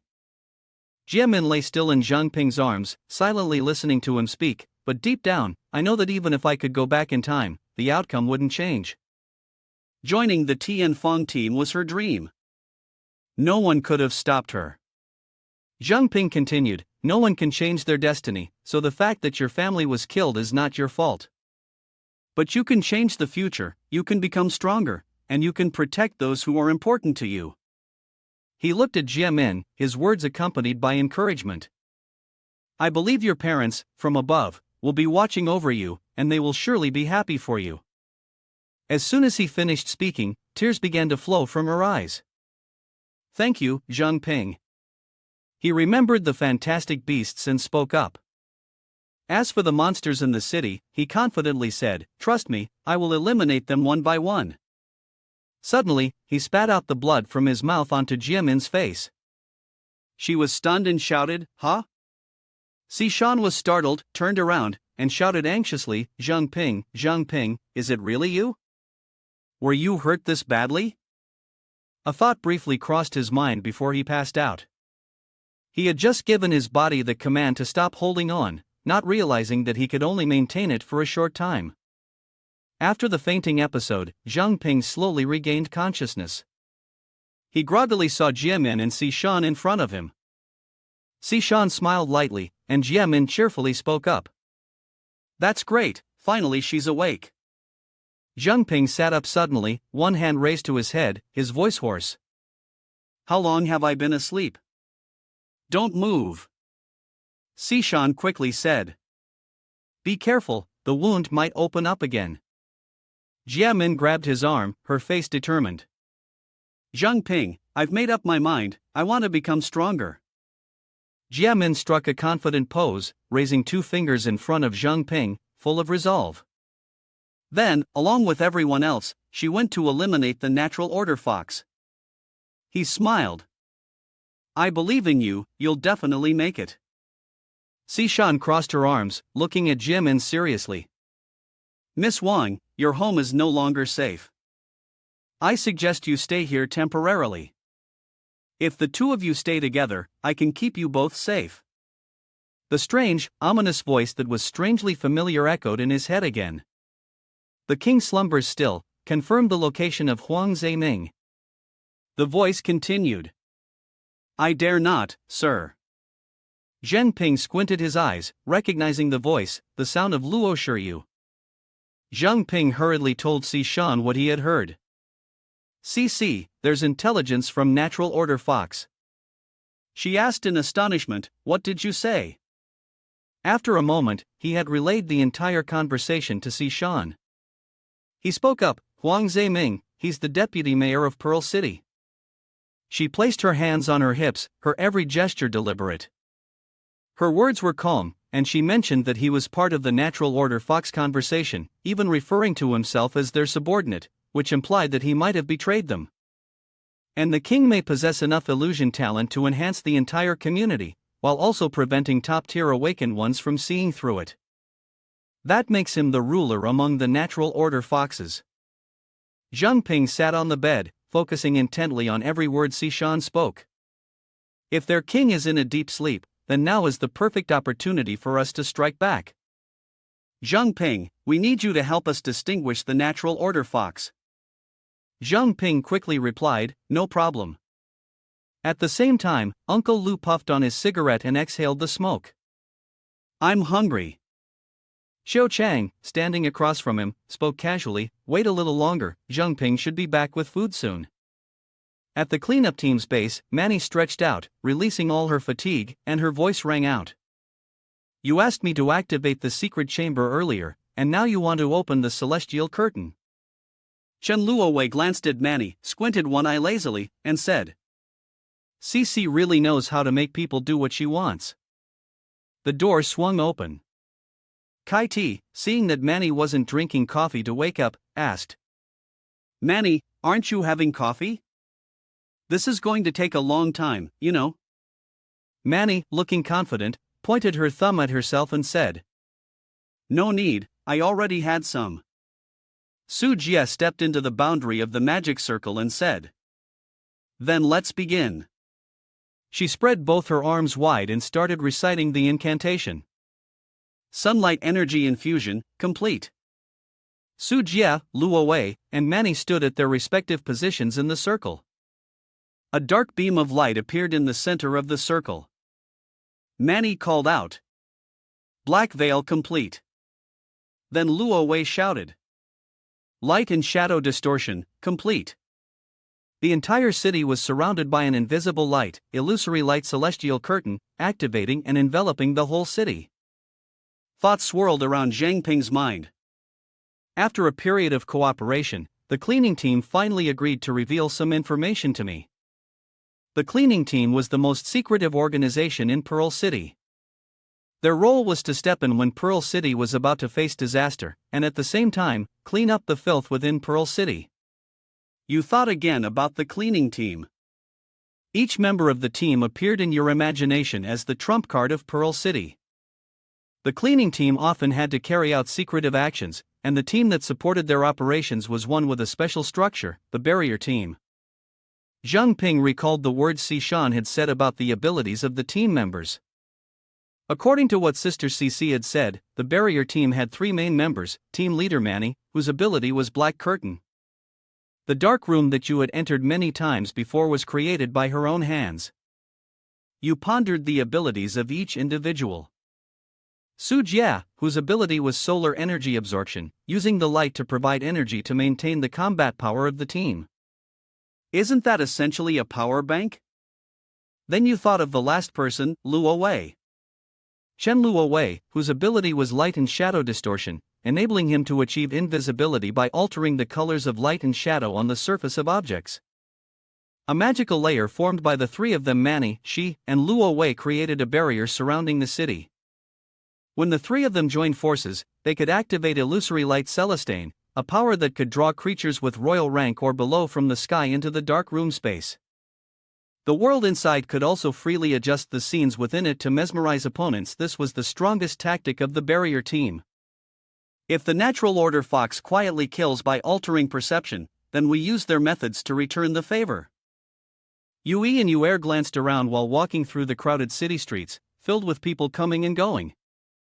Yui spoke up, Yuer, why don't we pick a few people from here and take them with us? There's some sort of magic behind them, but no one seems to notice. Yuer, cautious, replied, the city hasn't been very safe lately. Shouldn't we be a bit more careful? Yui taunted, you're already scared? Yui shot Yuer a glance, sensing something was off, as if he could feel an invisible source of magic. She spoke again, Yui, don't you feel like something's wrong? Yui dismissed her suspicion, what's wrong? You're acting like you're afraid of Totho now. His eyes turned sharp as he said, where did all the people around them go? Yui frowned, where did everyone go? From above, a figure clenched his fist, drawing closer and closer to Yui and Yuer. He landed smoothly on the ground. The massive surge of magic caused a burst of power upon landing, and a thick cloud of smoke began to dissipate. The figure stood tall in the smoke, arrogantly speaking, it's a shame I can't just kill both of you with one punch. Yui roared, damn it, you're the one who's been killing my kind recently in Pearl City. He took an attacking stance, sneering arrogantly, and said, and you dare to blatantly launch an attack on us? Don't you fear we'll call for reinforcements? Jinbo laughed scornfully, hinting, or maybe you should try calling for help? Your brother's people are full of blood of the Golden Thunder. Suddenly, Jinbo remembered the information Jiang Ping had provided. According to Jiang Ping's intel, these two were around level 25, and he thought he could handle them. After all, he was. Jinbo was level 32, and the two transformed beasts lunged toward him. Yui snarled in anger and charged recklessly. He grabbed Jinbo's arm with one hand, throwing a punch with the other, but Jinbo had vanished. Yuer pounced from behind, screaming, little morsel. Jinbo glanced at his hand, which she was holding tightly. His mind was a bit frantic, he had clearly blocked her. Yuer and Yui attacked together, forcing Jinbo to stagger back slightly. He sneered, clearly unimpressed by their skill level. Yui arrogantly looked at Jinbo, who was now at a disadvantage. Is that all? I really don't understand how our kind gets killed off like this. Suddenly, Jinbo threw a punch directly at his face, catching him off guard. The blow sent Yui flying backward. Jinbo spoke, now you know. Yuer panicked and shouted loudly, Yui. Yuer seemed to lose control, raising her arm high. Behind her was a fantastic beast. She snarled fiercely, damn it, I will take your life. Jinbo seemed to realize something, so that was it. He grabbed the arm of the fantastic beast instead of hers, leaving her stunned. Calmly, Jinbo spoke, although I can't see it, I'm sure I can make out the shape of you two by now. Jinbo tightened his grip on the arm of the fantastic beast, causing it to scream in pain. He doesn't care and just keeps applying more force. Jinbo continued, this kind of power is very strong when used for surprise attacks, but it's pretty useless in direct combat. At that moment, Yui charged forward. Yuer screamed, Yui, save me. Jinbo glanced at Yui, his lips twitching, hello? He threw Yuer toward Yui, sending her off. Jinbo then soared up and kicked Yuer directly. She let out a blood-curdling scream once again. To finish them off, he took a run up and stomped straight down onto the two mutated fantastic beasts. Time to send them off. After that, the fantastic beasts received a kick and just fell straight down. Jinbo looked at Yui. Yui was sprawled on the ground. She struggled to speak, why can't I feel my kind? It seemed like he had figured it out, and replied, we've been set up. Don't let them say another word. Jinbo put all his strength into his arm and struck them again. The two mutated fantastic beasts screamed, I hate this. One more time. Jin Bo responded, go. Looking at the chaotic scene below, Jiang Ping sighed, too strong, Sishan. She showed a face with little emotion, but her voice was filled with pride. After all, Jin Bo is the leader of our combat team.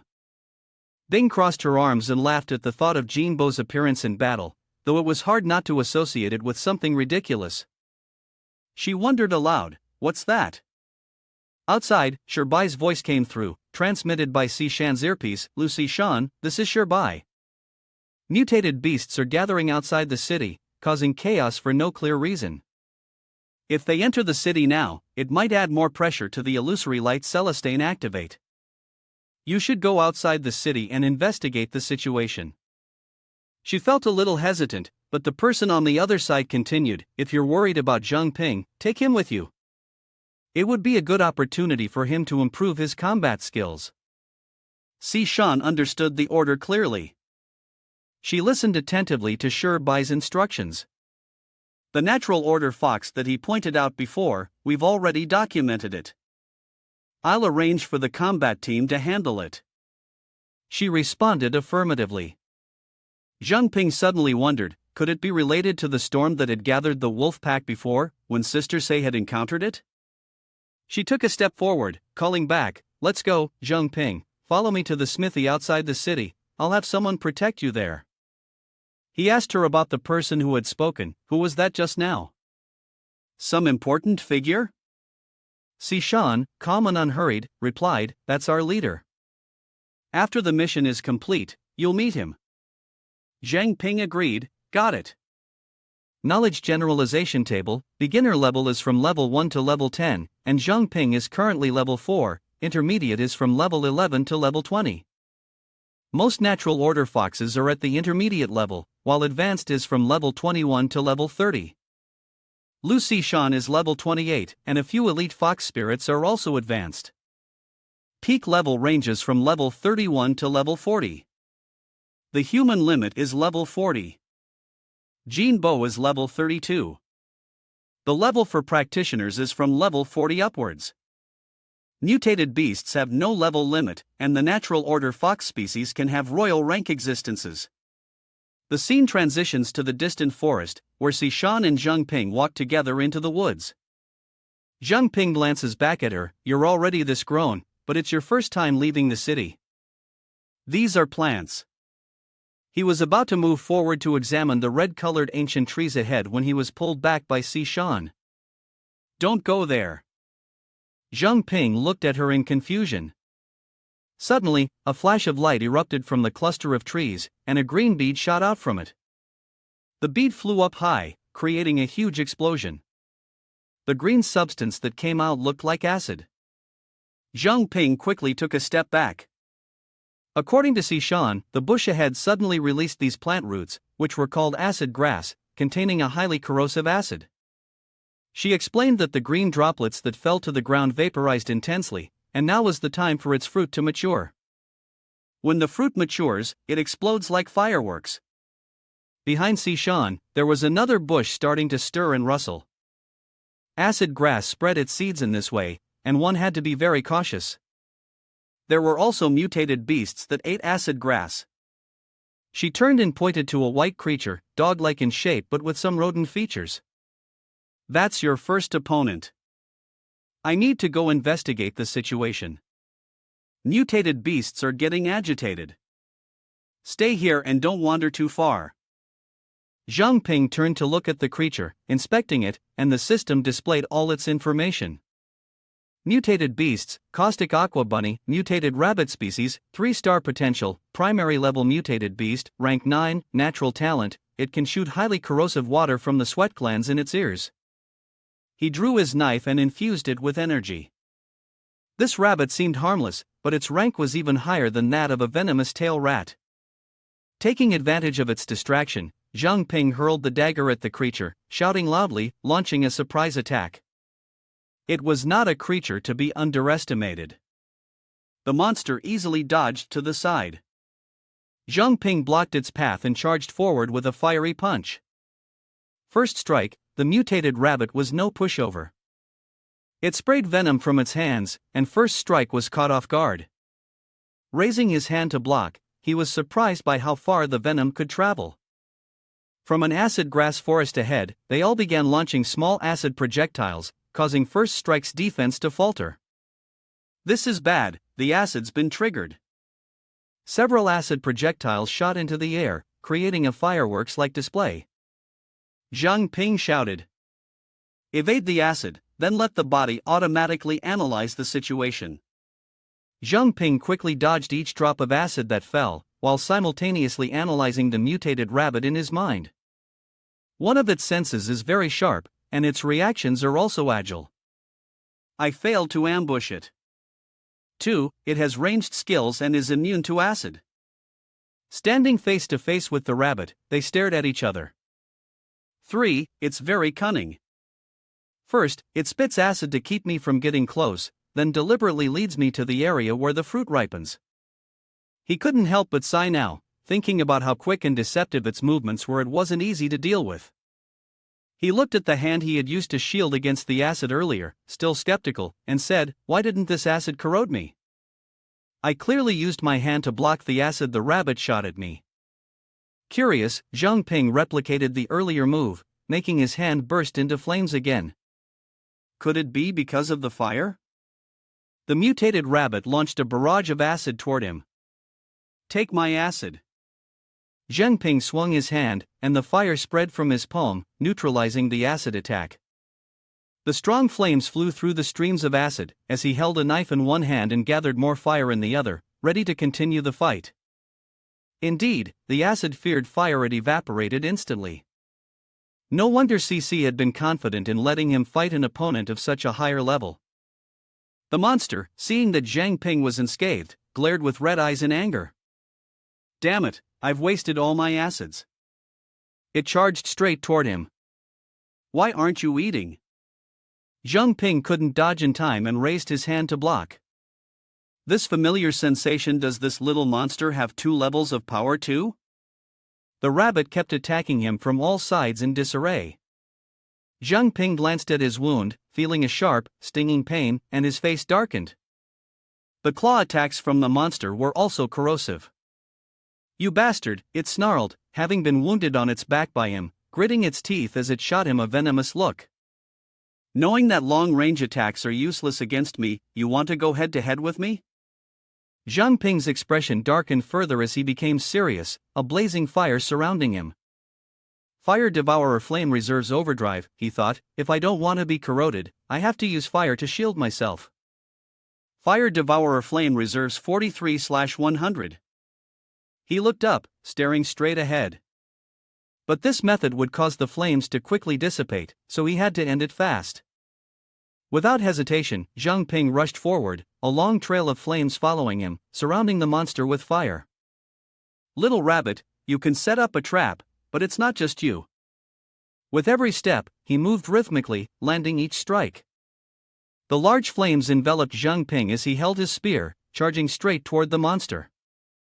Now you have nowhere to run. A circle of fire surrounded them. Die. Fire Devourer Flame Reserves 3/100. Jiang Ping lowered his knife, and the large flames spread out. You've avoided it, which was also the moment his fire reserves ran out. Fire Devourer Flame Reserves 0/100. Jiang Ping looked towards its direction of escape, but it conveniently matched his thoughts, as the fire circle gradually shrank. Jiang Ping immediately activated his real fire ability, absorbing the flames. Fire Devourer Flame Reserves 4/100, Fire Devourer Flame Reserves 9/100, Fire Devourer Flame Reserves 13/100.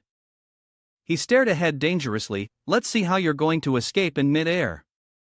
The mutated rabbit was burned by the large fire, screaming in agony. Jiang Ping observed the result, then sighed. It really took some effort. My attributes haven't increased, and that rabbit is probably still alive. It needs a few more stabs. He swiftly butchered the rabbit. The system displayed a notification, all attributes leveled up by 2. Current attributes: Stamina 20, Spirit Power Extraordinary, Energy 19, Agility 23, average value for an ordinary person is 10. Jiang Ping happily collected his rewards. No doubt it was a level 9 monster. Killing one increased all attributes by 2 points, but unfortunately, his level hadn't increased. The higher the level, the harder it becomes to level up. It's quite common to gain attribute points from training and monster killing, but not see any increase in level. The system continued to distribute rewards as the total energy reached 1000. The primary fire practitioner advanced to the intermediate fire practitioner level, and the fire reserves increased to 300. Jiang Ping was surprised by his unexpected gain. The fire practitioner had leveled up, and the rewards were not few. Suddenly, out of nowhere, a group of mutated rabbits emerged from the shadows and charged toward him, ready to end it all. At this moment, Jiang Ping could not control his emotions and ordered himself to make a final stand. He looked at his flame reserves and froze, his expression hard to read. Fire Devourer Flame Reserves 2/100, depleted. The earlier attack had drained all of his reserves. The monsters kept coming, more and more of them, and he stood quietly watching. Moreover, there were so many rabbits, with the leader being twice the size of the others, its sharp fangs and muscular body radiating an overwhelming, threatening power. Jiang Ping reached into his shirt, remembering something. Right, the reserves here can activate the Jade pendant. The mutated rabbits began their attack, charging toward him all at once. Jiang Ping ran while holding the Jade in his hand. The 36th strategy was to flee, it was the fastest way. As he ran, he raised the Jade and called for help, "Sister CC, save me." However, before he could wait for help, a few more creatures appeared in front of him, blocking his way. Behind him, a group of mutated rabbits was waiting, ready to hunt, making him uneasy. No way? Do they even know how to use a pincer attack, front and rear? Jiang Ping was surrounded on all sides, with the creatures forming a circle around him. This time, it was trouble. A wave of acid from the rabbits shot straight toward where Jiang Ping was standing. Terrified, he squatted down and covered his head, using his clothes to shield himself from the first wave of attack. Suddenly, a wall of ice rose up, blocking the acid. Jiang Ping turned around in panic, recognizing the familiar water element. It was Sishan, advancing toward him. It was indeed Sister CC. She was gathering her strength while ordering the creatures to retreat. Sishan used her power. The mutated rabbits are getting aggressive now? A massive wave appeared in front of the rabbits. It swept them away, sending the entire group of mutated rabbits flying far away. The mutated rabbits were bewildered and couldn't swim, helplessly being carried away by the wave. After a while, everything was frozen. Seeing this scene, Jiang Ping couldn't help but sigh. She raised her hand and pointed, and the wave instantly turned into a block of ice. A mountain of super-altered matter. Just now, she had only dealt with one, yet she had to use all her strength. At this point, Sishan spoke up and asked, "I just left not long ago, why are there so many suddenly appearing?" Jiang Ping was taken aback, "I don't know either." Hearing this, she looked around and assessed the situation, but found no results. Then, Sishan drew out her ice sword, ready to fight with a calm mindset. No matter how many there are, it's the same. Several small monsters emerged, one after another, rushing toward the block of ice. They didn't attack here because of the leader, right? But it should be dead by now. Sishan held her sword, ready to strike, completely unconcerned with what was happening around her. The rabbit demons bared their vicious faces and growled, but the rabbit horde didn't pay them any attention.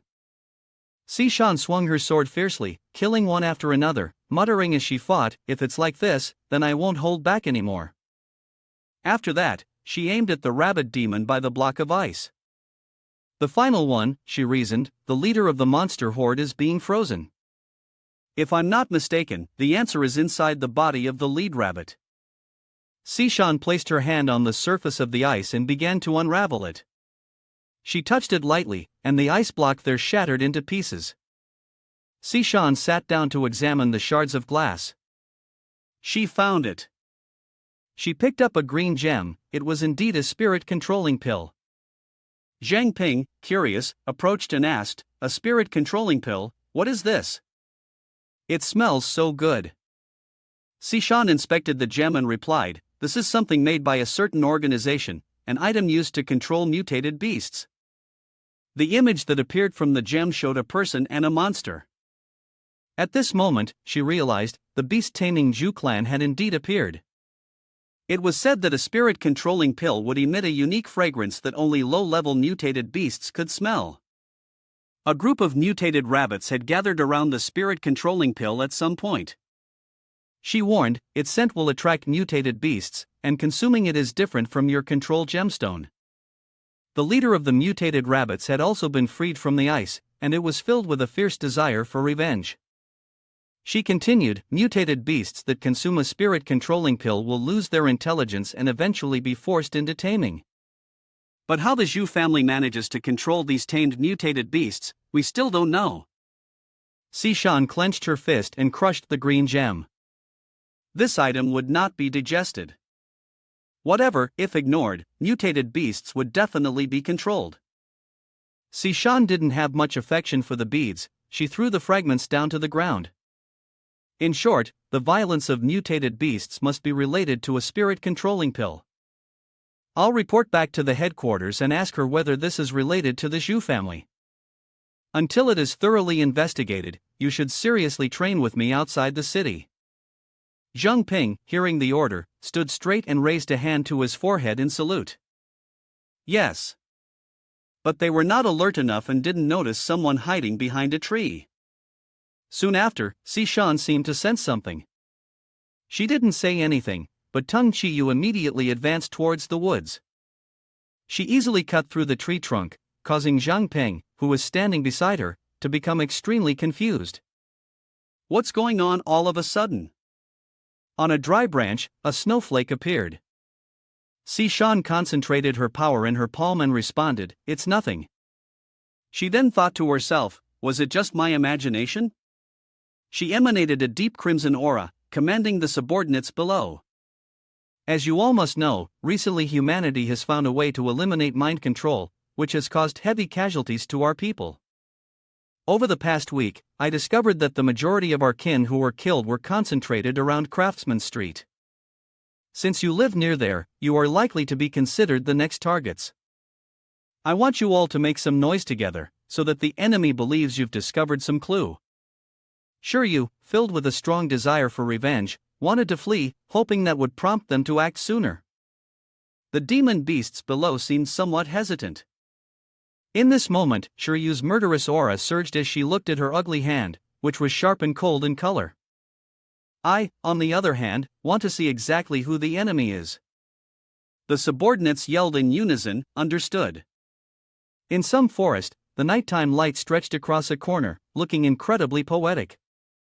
A few mutated rabbits were grazing when, out of nowhere, Jiang Ping descended from above. He targeted the rabbit that was eating grass and set it ablaze with fire. The Night Walker had expired. The mutated rabbits nearby, seeing their kind being killed, went into a frenzy and jumped erratically around him, their eyes burning with rage. After a week of hunting rabbits, he had simultaneously reached level 6. They spat countless toxins towards Jiang Ping, but he completely grasped their weaknesses and the form of their attacks. Suddenly, a ring of fire appeared, and Jiang Ping vanished into the center.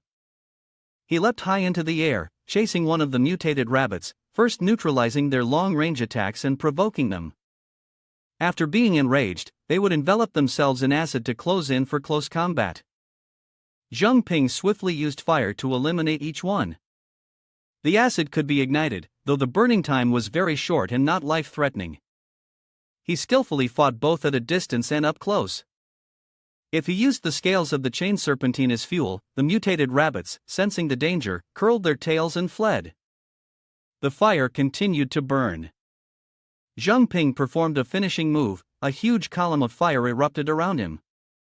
I call it Fire Devourer 3 flavors true fire, but forget it.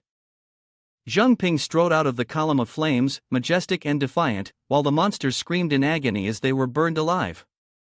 He took a pleased glance at the spoils he had collected during the time just before, now finally putting them to use. He looked over at the mutated rabbits, each one charred and falling to the ground. With such a continuous streak of monster kills, he should be able to level up now. Jiang Ping, feeling pleased, glanced at his information panel. His stats had increased significantly since he first arrived, and as expected, he had leveled up now at level 7. All his attributes had gone up by 1. Since he had exceeded the level requirement to kill enemies, all of his base attributes had increased by 1 as well.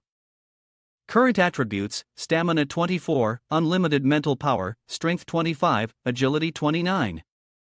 The average value for a normal person is 10. The contract gem level was increased by 1, reaching level 5. It would be activated once he reached the next level. He paused for a moment. Wait a minute, the contract gem leveled up too. Excited, Jiang Ping pulled out the gem to examine it. Previously, he had thought the contract gem's level was synchronized with his own level, but after he leveled up twice to level 6, the gem's level had only increased to 4. This time, the gem was blue. Jiang Ping continued to think deeply about the matter, not noticing the dark energy behind him. Is it because the contract gem is harder to level up? I wonder what ability it will awaken this time. Hopefully, it'll be a combat-type ability. Suddenly, the rabbit's lifeless body opened its eyes and woke up, exuding a dark, ominous aura. Jiang Ping was puzzled, turning to look at the boy, his eyes wide in shock as he watched the rabbit slowly get up. "This one isn't dead yet," Jiang Ping said with a confident smile. "It's the same every time. I'm not the same as before now." He launched the real fire technique, with flames endlessly swirling, both rushing straight at the opponent without hesitation. As they closed in, he was still very confident, but then Jiang Ping suddenly paused, quickly turning his sword and gripping the weapon tightly in his hand. Jiang Ping charged directly at the dark figure, thrusting his sword toward it. But to his surprise, it passed right through the shadow without leaving a scratch. Now it was the dark rabbit's turn to attack. It swelled in size and shot a beam of black energy downward. Jiang Ping was full of questions. What is this? Could it be that all the rabbits I've dealt with have created vengeful spirits? Jiang Ping tried again. Vengeful spirits are fine, even demons are okay. His sword strike was incredibly fast, landing a blow directly on the host of the shadow. Die for me. The possessed rabbit returned to normal, its body stiffening before falling to the ground. Jiang Ping looked at the rabbit's corpse below, wondering when exactly did the wild rabbit gain such a skill? He searched through the rabbit's body. Could it be that it's being controlled by a spirit-controlling pill? From its body, you managed to pull out something purplish. Indeed, there was something there. However, it seemed like it wasn't a spirit-controlling pill. Jiang Ping used his identification skill: failure, failure, failure, failure. He stubbornly continued to identify it, but the result remained the same. Failure. It had been a long time since he had encountered something so hard to identify. Failure. Suddenly, a notification sounded: Nethermist essence, mysterious quality, the essence of power stored in the testicles of a nethermist black goat. Consuming it will lead to unimaginable occurrences. Jiang Ping was still there, identifying it. He lit the campfire beside him: failure, failure, failure, failure. Finally, after many attempts, he succeeded: successful identification. Nethermist essence, mysterious quality, the concentrated energy stored in the testicles of a nethermist black goat. After consumption, surprising events will occur. As the system replayed the scene, a goat-like monster, surrounded by black poisonous gas, clashed with a group of normal beasts. They charged at each other, 1 against 100. Each monster used its own strengths and unleashed them accordingly. On the goat side, leading the group of monsters was a wild boar and a bird with claws. It was a surprise when the boar charged forward to attack. The goat and the dark mist dispersed. The goat easily pierced through the wild boar, then used the opening at its side to aim directly and strike. In one move, the leader boar was knocked out, its body lying beneath, as the dark mist from the goat slowly seeped into the boar's corpse, and from within, black thorns sprouted, stabbing through its body. It screamed in agony. Watching this scene from one side, Jiang Ping wondered, die together? Then the dark mist dissipated completely, leaving only a skeleton of the goat, awaiting selection. The gem in his hand glowed. Jiang Ping thought to himself, I have a feeling this orb is similar to a Feng Qi treasure stone, it must be a rare artifact. Holding the Nethermist reserve in his hand, Jiang Ping witnessed the entire process it had summoned, but how could he activate this treasure stone? Directly touching it had no effect, unlike the awakening before. Could it really be that he had to swallow it? Sweat dripped down his face as he stared at the strange object before him. The problem was, this belonged to the Black Mountain Goat, and it really did seem a little disgusting. I recall the battles you've been through, all of them ending in defeat, mocked and helpless, with no power to fight back. Thankfully, you're even weaker than an ant. How can you be picky when it comes to choosing opportunities? The more Jiang Ping thought about it, the more solemn he became. Then, he made a bold move, closing his eyes tightly and consuming a Nethermist reserve. Suddenly, Jiang Ping's eyes changed, glowing red. He clutched his head and screamed, turning around as a wave of dark, ominous energy surrounded him. Jiang Ping held his head, groaning in pain. Out of nowhere, memories of his childhood friend resurfaced. Jiang Ping recalled the scene when Jing Yao was captured by the monsters. Jiang Ping, promise me, no matter how many failures you face, even with tears streaming down your face, forcing a smile, you must put all your hope in Jiang Ping. You must keep living. Jiang Ping, struggling, pushed himself up from the ground. Jing Yao, don't worry, before I kill every last one of those fox demons, I won't die. Suddenly, the system's voice rang out. Evaluation successful. Summoning a tribute table. Jiang Ping, Master Jiang Ping, human race, primary awakened class level 7, 6-star growth value, physical strength 26, energy 25, can convert fear from living beings into mist for control. Mist volume 20/100. Every time 1 point of mist is consumed, the mist entity gains 10% attack and 10% defense at the current level, and can be created up to 1000%. You looked at your new strength and muttered, this time's innate ability is a combat type, with both offense and defense. It seems that its power is related to the amount of fog consumed. Jiang Ping turned to look at the information panel, and his growth value had unexpectedly increased by 3 stars in the blink of an eye. Is the Mingwu branch this strong? A smile formed on his lips, but tears streamed down his face. Damn it, Jiang Ping clenched his fist and slammed it hard into the ground. Why did I show this kind of expression? He sat in front of the campfire, unsure of what kind of emotion he was feeling. It was too vague: dissatisfaction, joy, tension, discomfort. Who could say? In any case, soon enough, he would be able to avenge Jing Yao. A group of people approached from behind, with the green-haired leader waving his hand in a friendly gesture of concern. Hey, brother, are you okay? But the other members of the group behind him seemed to be hinting they didn't want to get involved. We still have to move on. Let's not get caught up in this. That's right, with no mutated beasts around, let's head into the city quickly. He still cares about you. Jiang Ping slowly stood up, straightened his back, glanced behind him, his eyes flashing in the dark.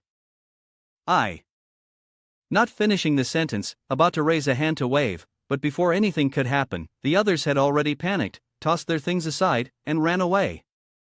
Ghosts are here, ghosts below. The system displayed the following message. Fog quantity, 23/100. Fog healing amount, 30/100. Fog healing amount, 35/100. I looked at the black energy, confused, and wondered, could it be that I can absorb the fear of others and transform it into fog? This fog didn't feel like actual mist to me, it didn't even seem to have any real energy. I looked at my hand, which was undergoing some sort of transformation, but the shape of the fog could change according to my will.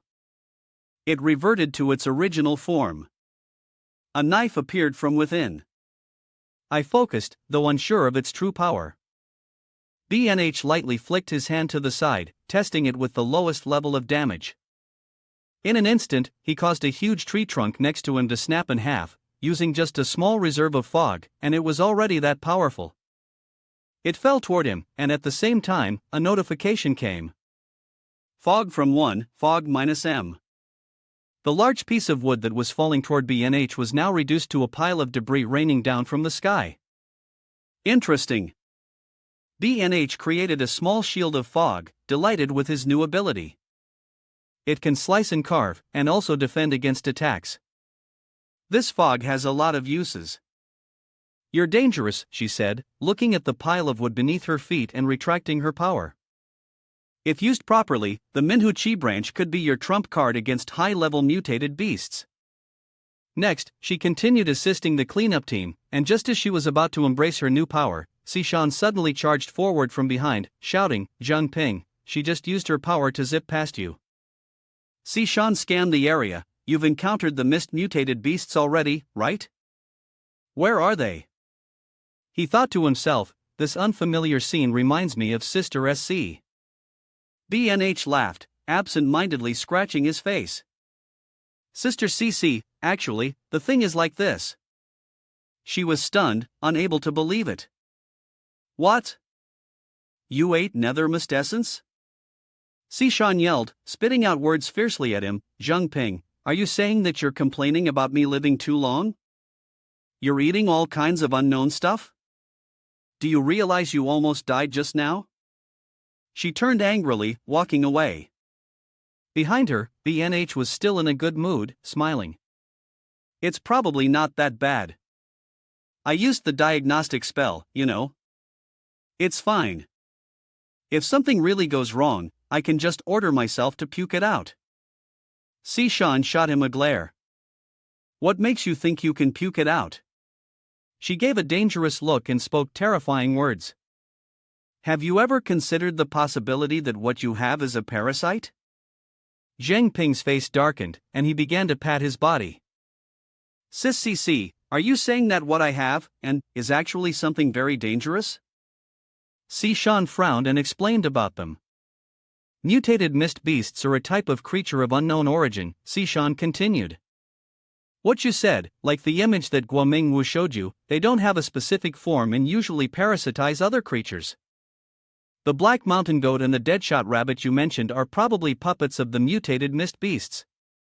After the host dies, they crawl into the host's orifices, waiting for a new host. Sishan continued, the key point is that mutated mist beasts can control the creature they infect. After hearing this, Jiang Ping's head spun, and he was filled with extreme fear. Doesn't that mean the mist has made a contract with me? He frowned, seriously contemplating. When I was eating earlier, the essence of Mingwu caused intense pain. Was it because the mist was trying to seize control of my body? He immediately asked, if I haven't been affected, does that mean the parasitism failed? In the forest, the atmosphere was gloomy. Sishan stood with her arms crossed and said, I don't know, you're very special. Perhaps you have a beast lurking inside you as well, which has allowed you to destroy the fog-mutated beasts. Or maybe it's because you can control yourself absolutely, so even if you're parasitized, it wouldn't have any effect. She laughed loudly, staring him. Anyway, if I find anything out about you, I'll just have to chop you down. Jiang Ping, frightened, took a step back. I'm sorry. Out of nowhere, a spider descended from the tree, its large, sparkling eyes suddenly appearing. Sishan froze in shock, and quickly drew her ice sword, shouting loudly, Spider! Spider! Sishan swung her sword wildly. A huge spider appeared, and she ran to hug Jiang Ping. Quick, chase it away. Hurry! He gently patted her head, smiling. You're still afraid of bugs like that? Just like when you were little. Jiang Ping recalled when they were children, playing together. He said, CC, look at what I caught. She asked, what is it? Let me see. Jiang Ping brought the bug over to show Sishan, but she was terrified and waved her hand. Take it away, quickly. He sighed, helplessly watching the bug fly off, whispering, the friend I just caught got chased away by you.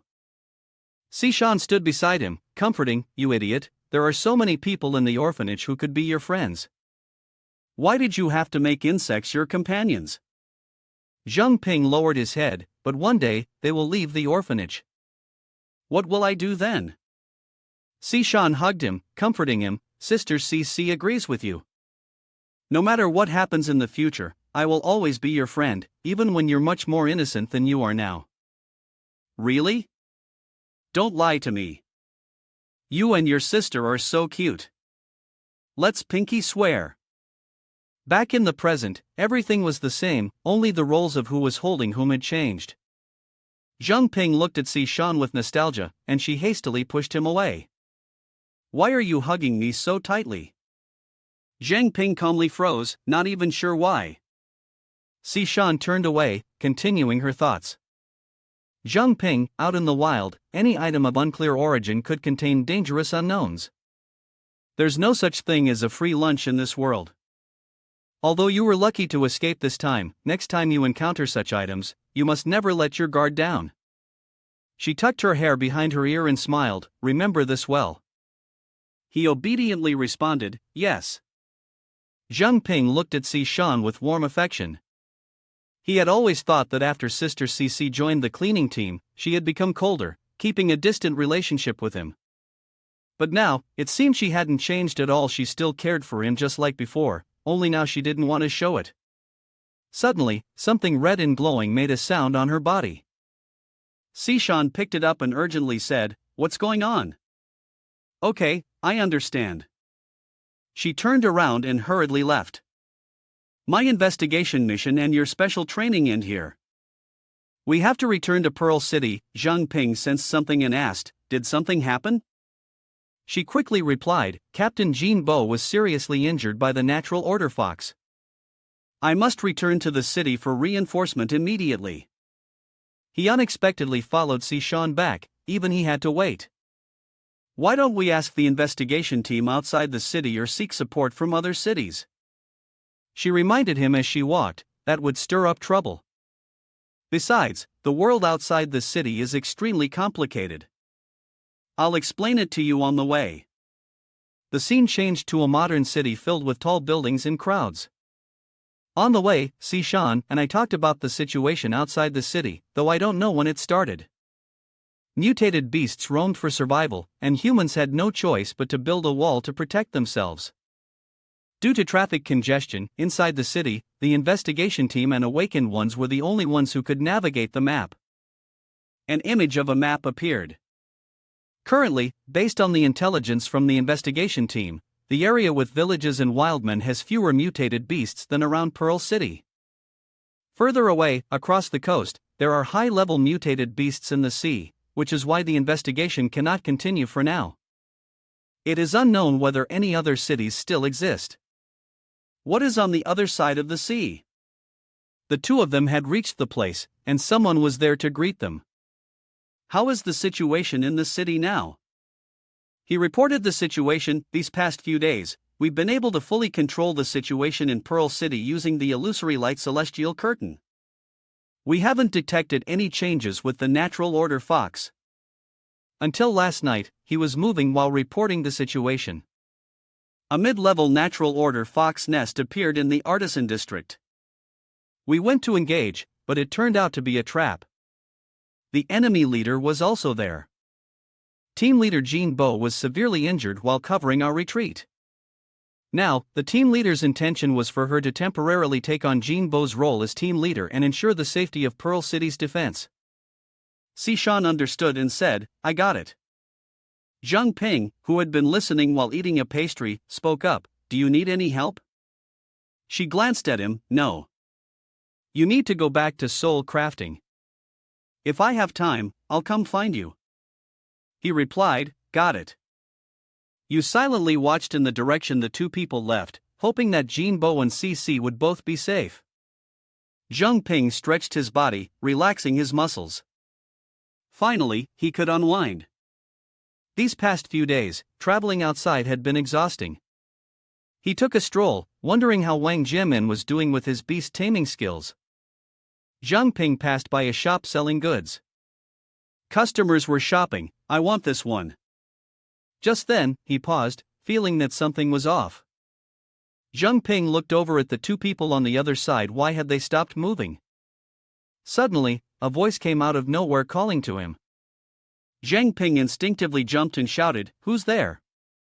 Appraisal, the system continuously reported failure, appraisal failed 6 times, appraisal failed 66 times, finally successful, but not much to show. Appraisal successful, the other party used a talent to conceal their identity, name unknown, race human, physical condition mysterious, age mysterious, class mysterious, rank mysterious, talent mysterious. He was stunned. What were these attributes? The person had white hair, looking very dangerous. Could he not be seen? As for wanting to investigate his abilities, they deserved some praise. Even an awakened with high-level appraisal skills could only use the appraisal technique up to 10 times a day, but he could use it without limits. Jiang Ping sweated profusely as he stared at the person in front of him. I ordered myself to forcibly assess, of course, using unlimited power. Wait, how did he know that? Old man, what do you want with me? He had braced himself for a fierce battle. This old man, though his face appeared ordinary, emitted an aura that made people shiver with fear. The person before him harbored ill intentions. Citywide unleashes his power, come play with me. The old man smirked, challenging him. Why aren't you making a move yet? Jiang Ping wasn't fooled by the provocation and responded calmly. I have no reason to strike you. Citywide questioned, do you need a reason to become stronger? He immediately dashed forward. He's provoking me, so saying I'm going to take revenge for Jing Yao, does that mean it's just empty words? Jiang Ping's expression darkened as he glared at the man. Say that again. Suddenly, there was a sound of something breaking, and Jiang Ping was shocked. Time-space cracks. He hurriedly turned around. It's not a time-space skill, he used a speed burst to appear behind me. Jiang Ping quickly charged, throwing a punch. Citywide easily blocked it and added, Jiang Ping, your speed still needs improvement, and then you just calm down like that? But behind his hand, he had already schemed. Jiang Ping set a small flame in his hand to launch a surprise attack with Fire Devourer 3 flavors True Fire.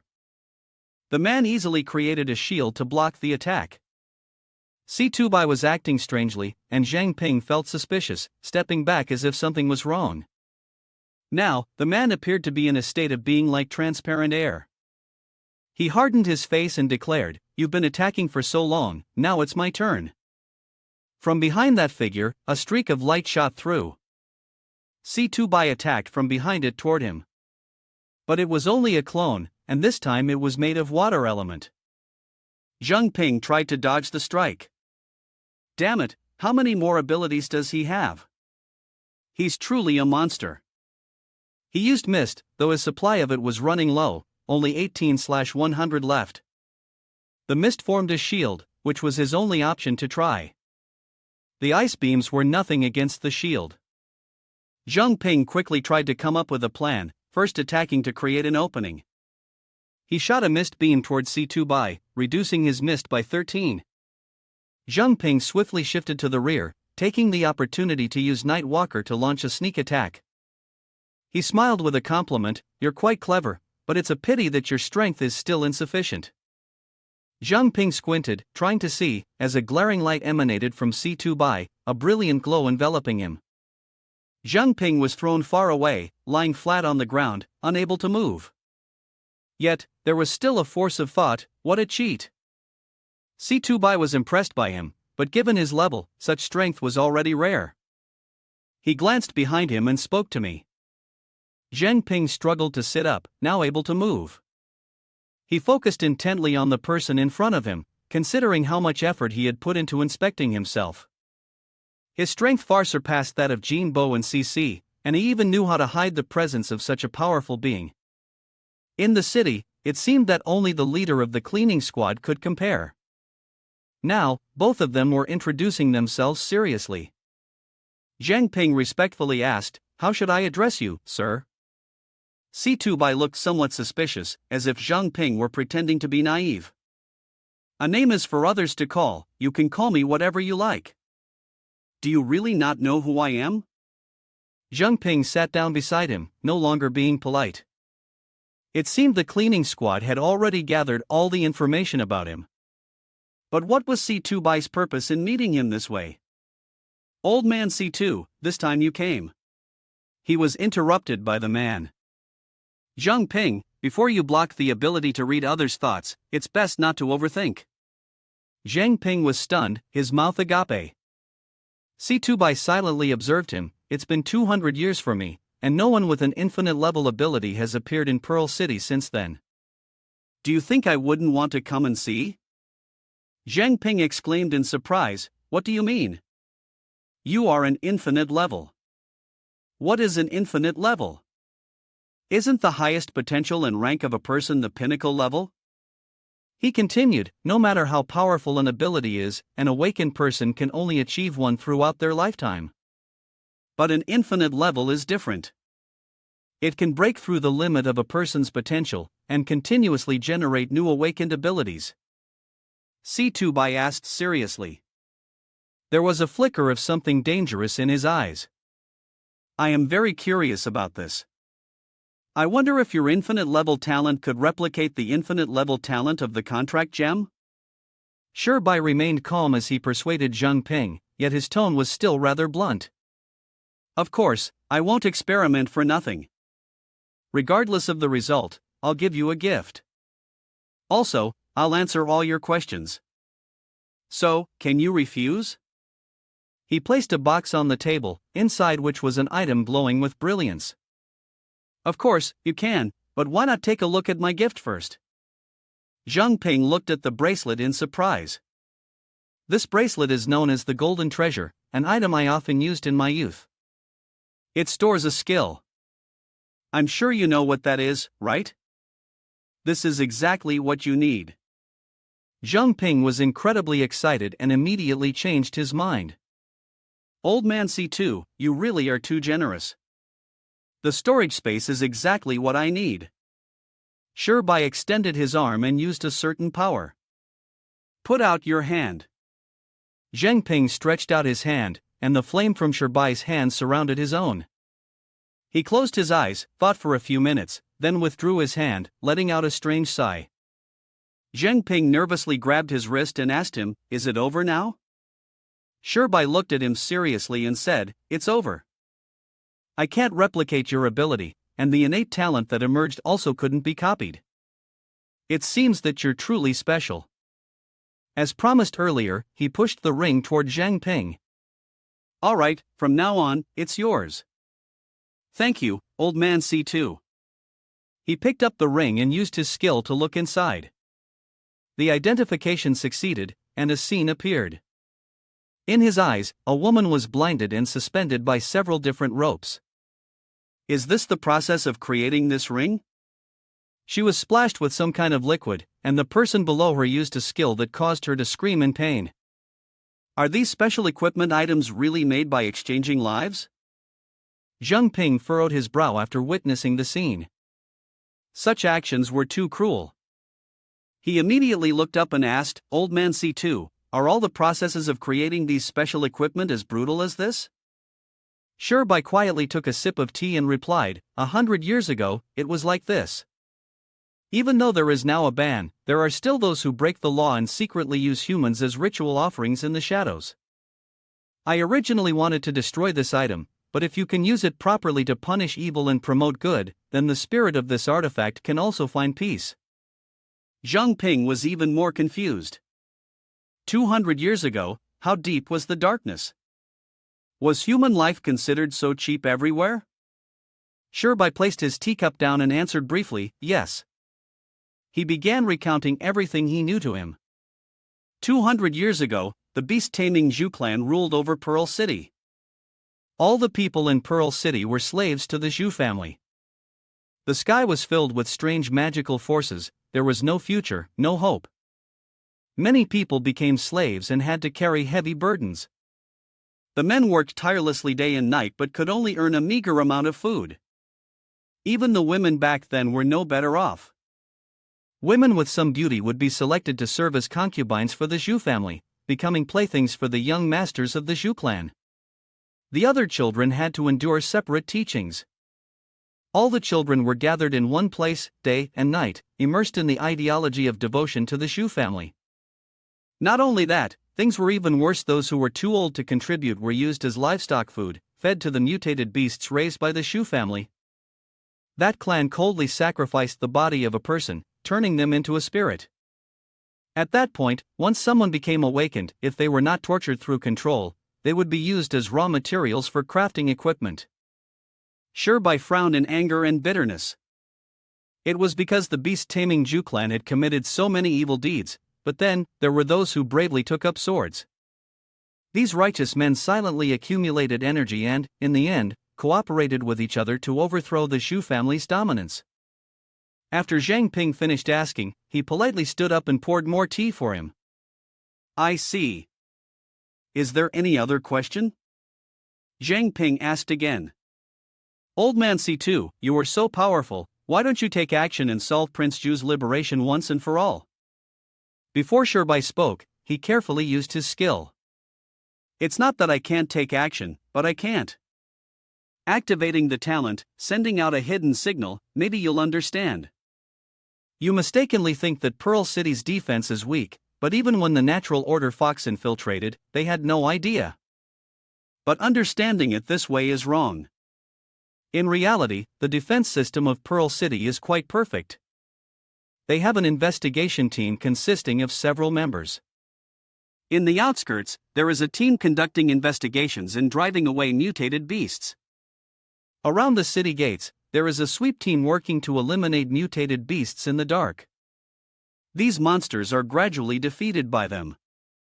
Apart from that, inside the city, there is the divine artifact of the sovereign, the Sun and Moon Pearl. Around the range of the Sun and Moon Pearl, 2 red and blue orbs float on the Bagua circle, and all creatures are downgraded to level 40.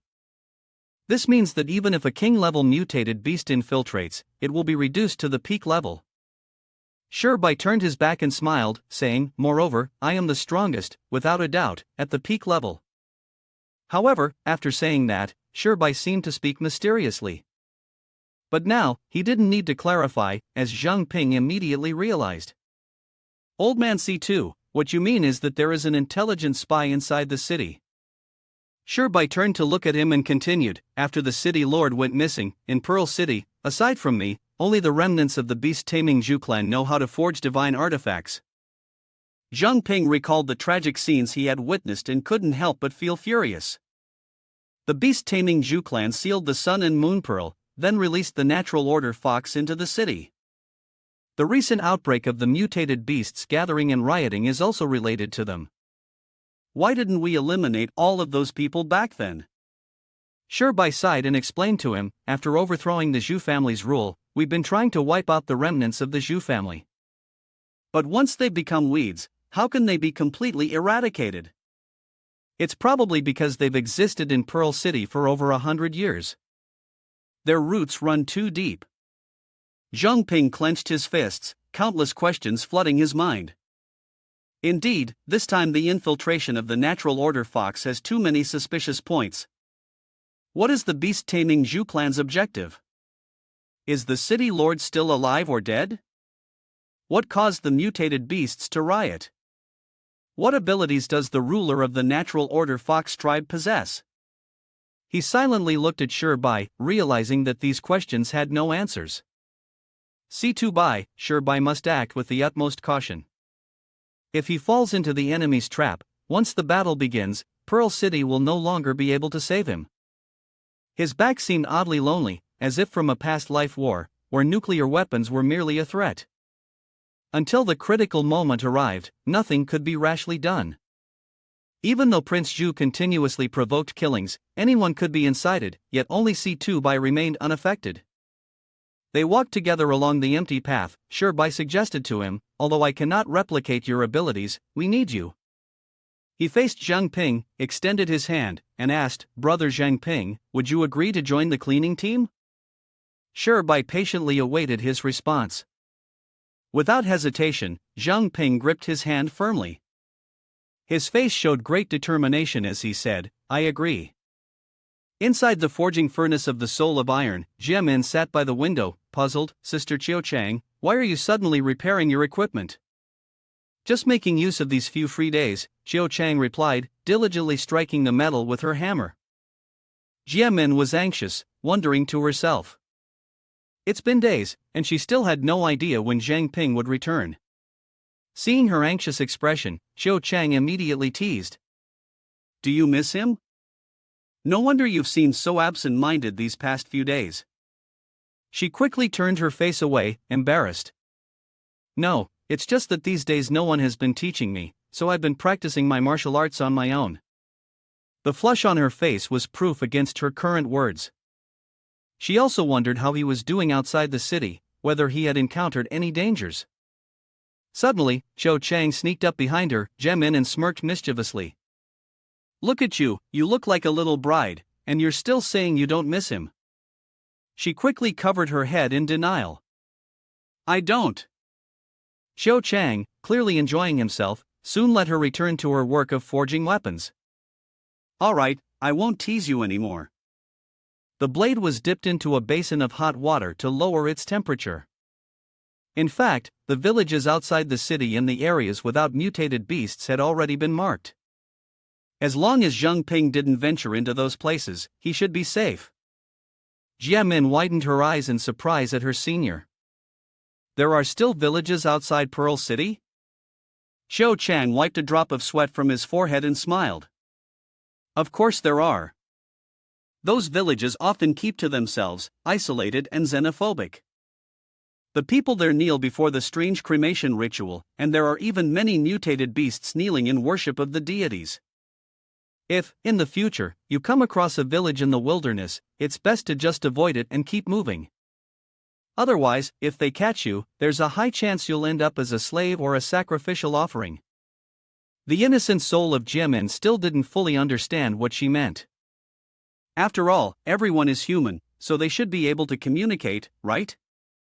Xiao Chang grinned slyly and put on a terrifying expression to intimidate the little girl. Basically, they're not considered humans.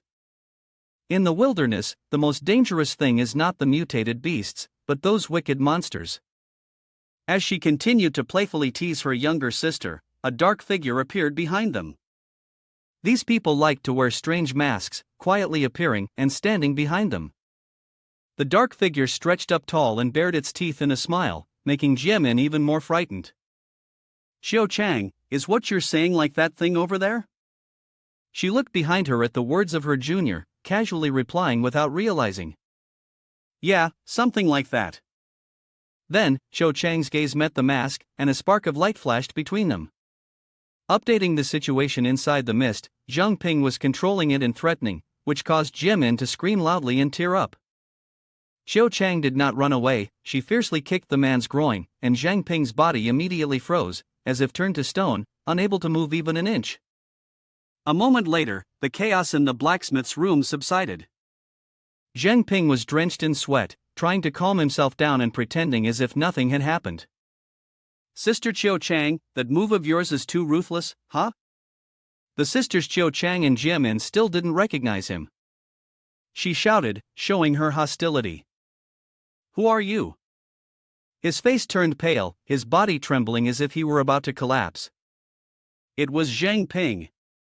Both Jiamin and Xiao Chang showed expressions of disappointment upon seeing his appearance, but then Xiao Chang, to his surprise, joyfully grabbed him and twisted his head, saying, You brat, you come back without any notice and even scare us like this.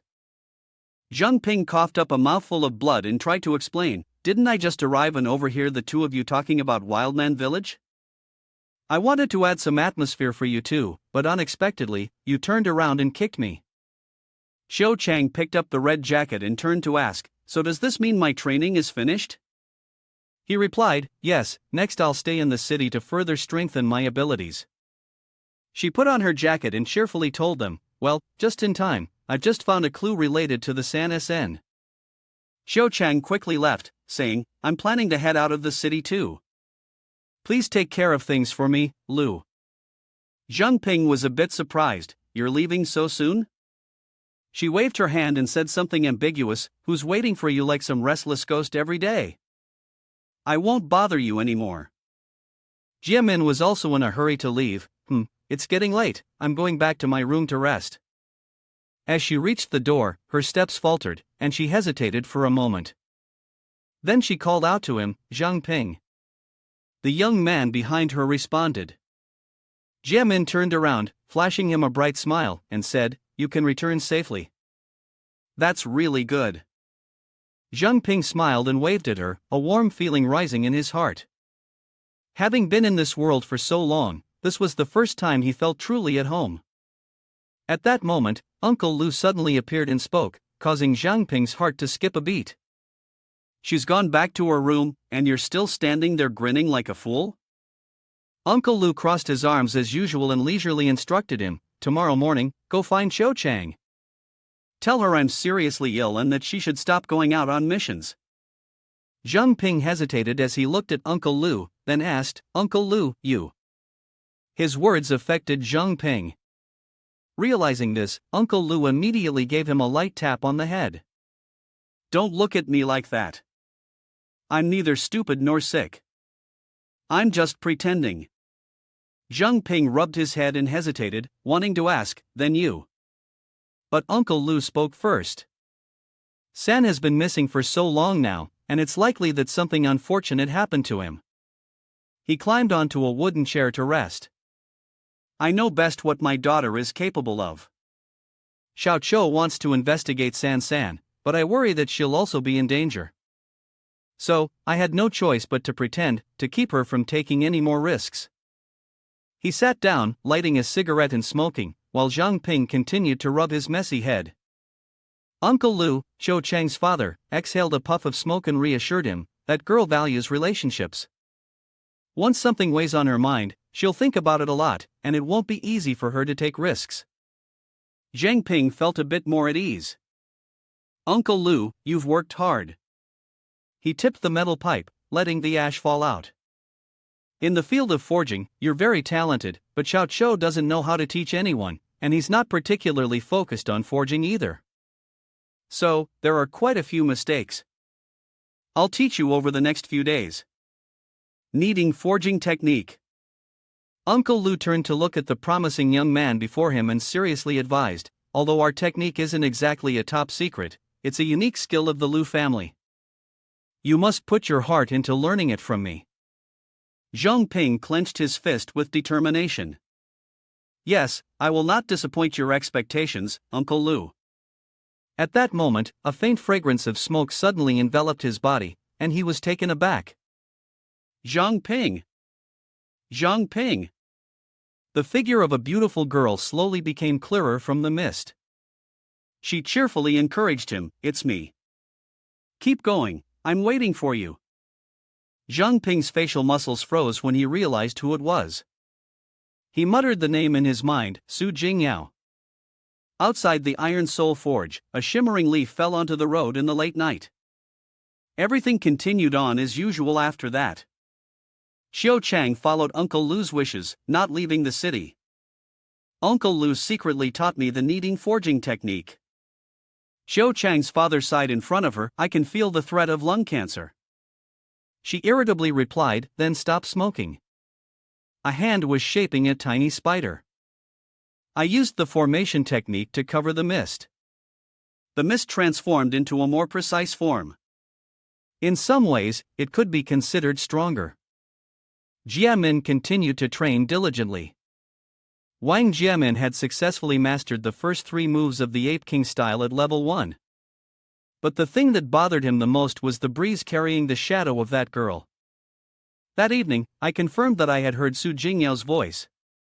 The curiosity led Jiang Ping to delve deeper, a feeling as if he had encountered it somewhere before. So that night, I asked the cleaning team to search for evidence. He used the communication device to report back to the other person, "Captain, is there a disguised natural order fox near the forge? I just heard something very clear."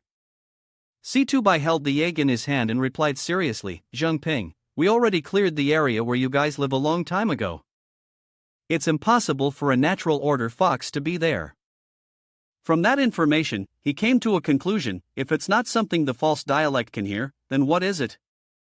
I've tried to think of another possibility. Could it be that Jing Yao is still alive, but in some other way? For revenge, and also to find the answer, I must personally peel away the mask of the natural order fox. 3 days passed quickly. In front of an old and quiet house, a strange figure was stealthily approaching the door. He expertly used a stick to pry open the door lock. The door to CC's room creaked open, revealing the woman asleep on the bed, unaware of the intrusion. The pervert moved closer to her, raising his hand in delight. Sleeping like the dead, looks like I succeeded in drugging her today. He forcefully pulled the blanket off her, exposing her delicate, fair legs, gazing at them with fascination and speaking aloud. I've heard for a long time that the young lady of the Shu family has a full figure, smooth skin, and a beautiful face. Since her father isn't here today, I'll taste the fresh goods and see if the rumors are true. Suddenly, a familiar dark aura swept into the room. The intruder's name was called out, Zhang Xiaofun. He was startled and turned around, revealing a mask with the image of a pink flower. Who's there? The strange sounds continued echoing, causing Xiaofun to anxiously glance around. Zhang Xiaofun, nicknamed Short-Legged Teddy, was 1.5 meters tall, with a vile and lowly appearance. Who's there? The shadow gradually took the form of a tall figure and asked him, someone who was not favored by women.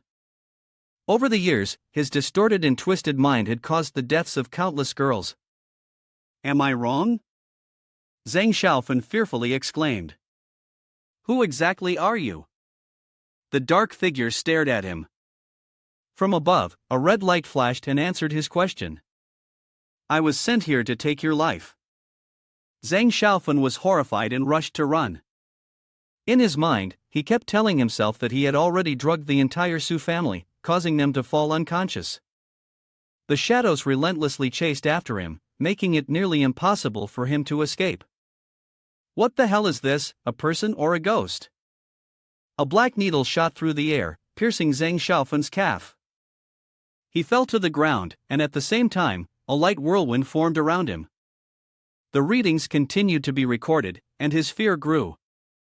Missed concentration 54 out of 100, fear level rising. Missed concentration 60/1. Still want to struggle? Zhang Xiaofun clutched his leg with one hand and shouted, "You, don't come over here."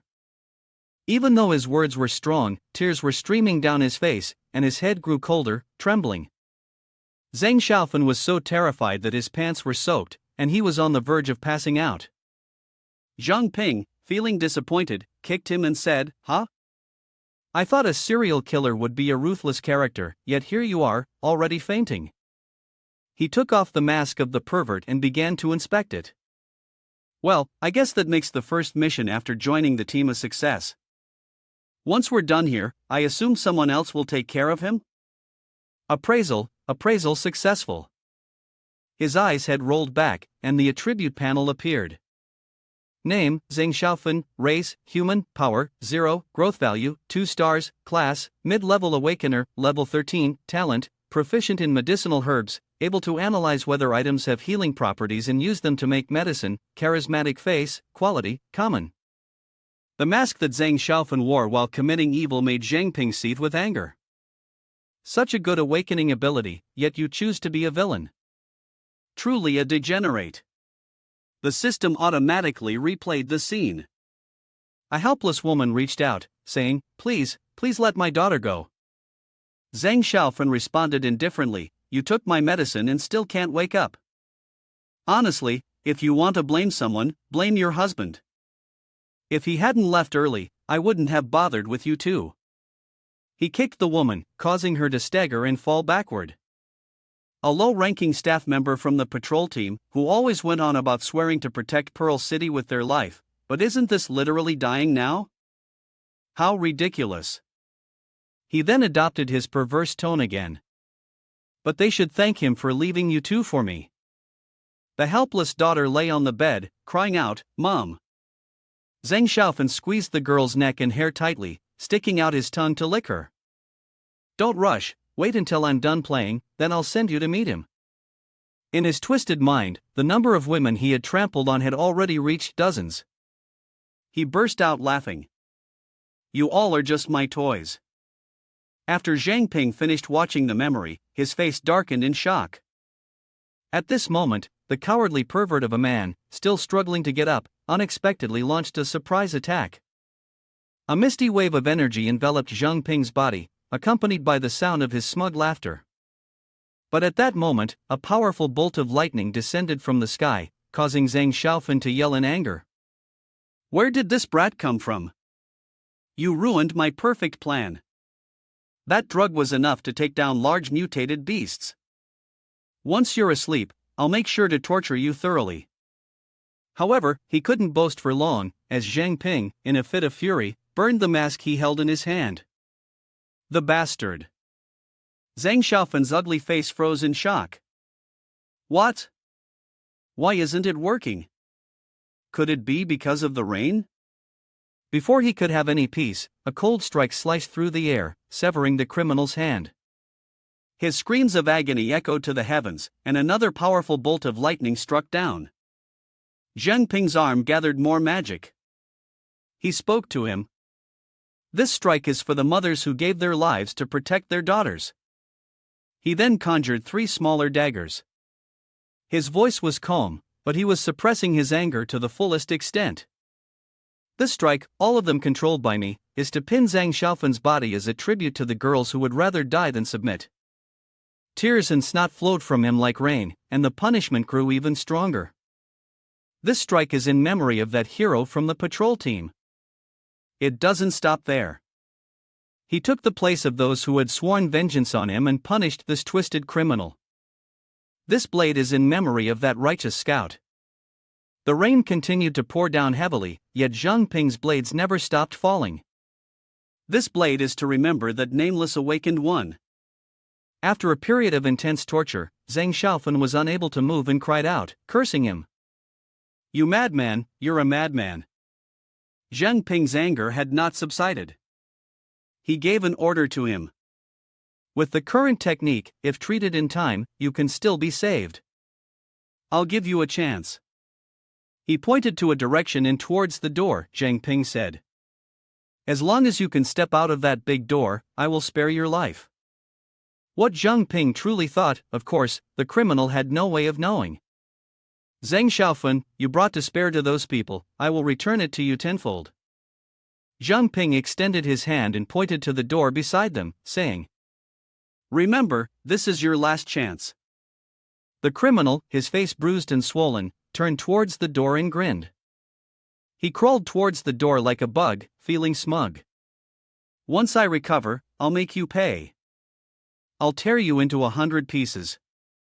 Ugh. Cough, cough. Despite having been beaten, the rotten mind of that man hadn't improved.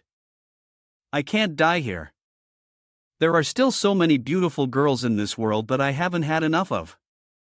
The door stood before him, and that man, filled with intense desire, looked up. Just a little more, Zhang Xiaofan's dirty hand stretched out, and that smile of his made people want to avoid him.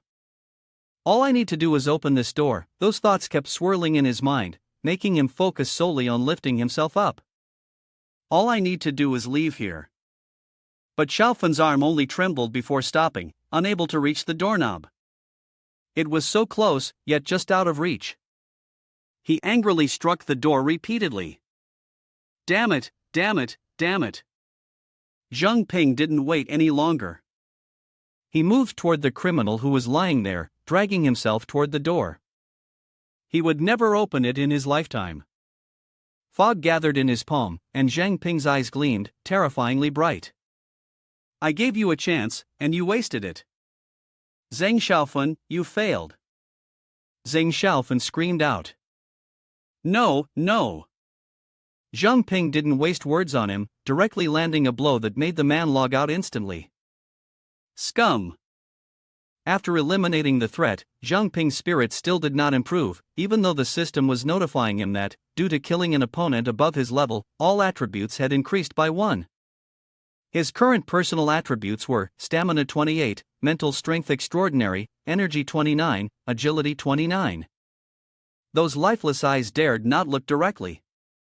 He blamed himself, thinking that killing the Natural Order Fox would restore Pearl City to its former peace and save everyone. Then the young man looked up, the heavy rain pouring down on him, making the words in his heart grow even more resolute. People like this, do they really deserve to be saved? Saved, my ass? Scum that deserves to die doesn't need any show of compassion. Suddenly, Jiang Ping heard whispers in his ears. Are you sure? At Hanhai Academy, today is a special day. They've just finalized their plan and spoke in a very ambiguous manner, looking for an opportunity to take something away. He turned his head, searching around. What? Another Zhang Xiaofun?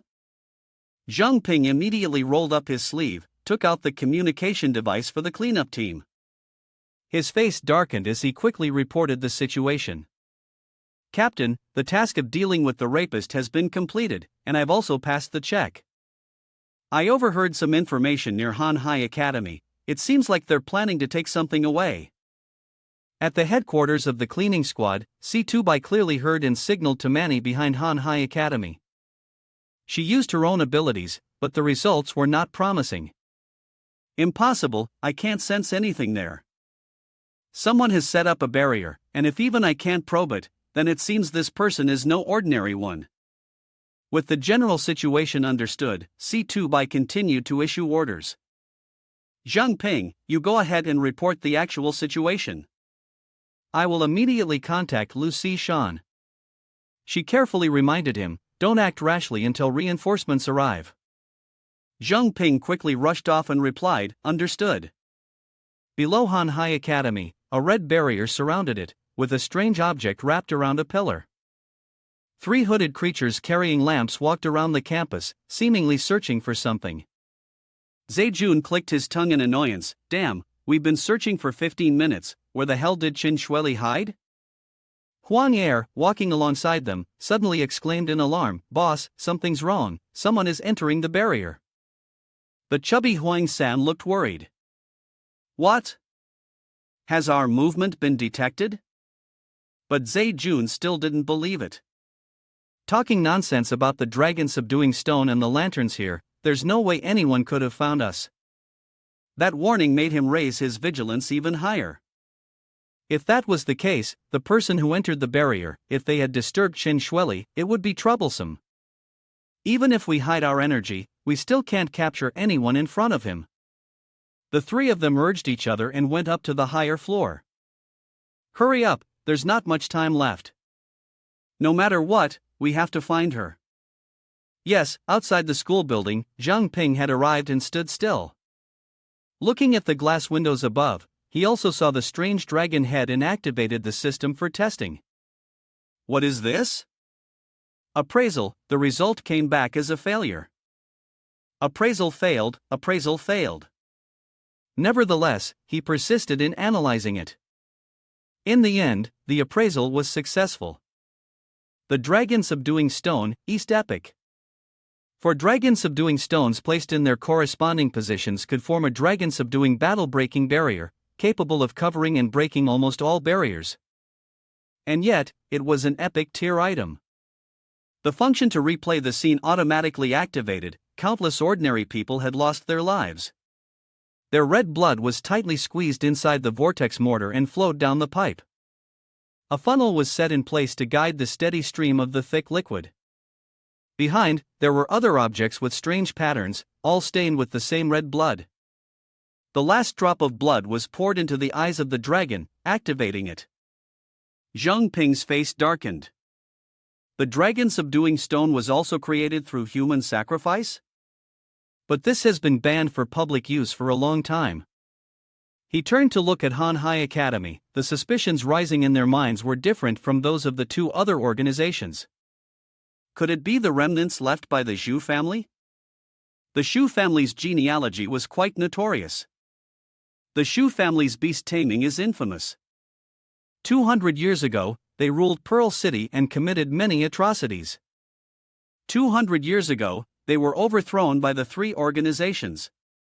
2 months ago, they deactivated the Sun and Moon Pearl. 2 months ago they caused the disappearance of the new city lord. 2 months ago they brought the natural order fox into the city. Half a month ago they gathered mutated beasts outside the city, and now they brought something into Hanhai Academy.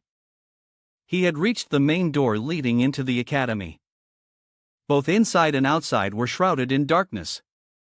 The Shu family's involvement with the natural order fox and the gathering of mutated beasts outside the city, what could their purpose be? Perhaps this action could provide a clue. From Jiang Ping's perspective, he noticed something at the window. It seemed like something was moving outside. I must hide first, activate the effect. Night Walker. From the perspective of the other side, Zejun and his subordinates climbed out from the neck. He ordered the door to be closed. Zejun cautiously looked around the staff. The person who had just entered the barrier didn't seem to be here.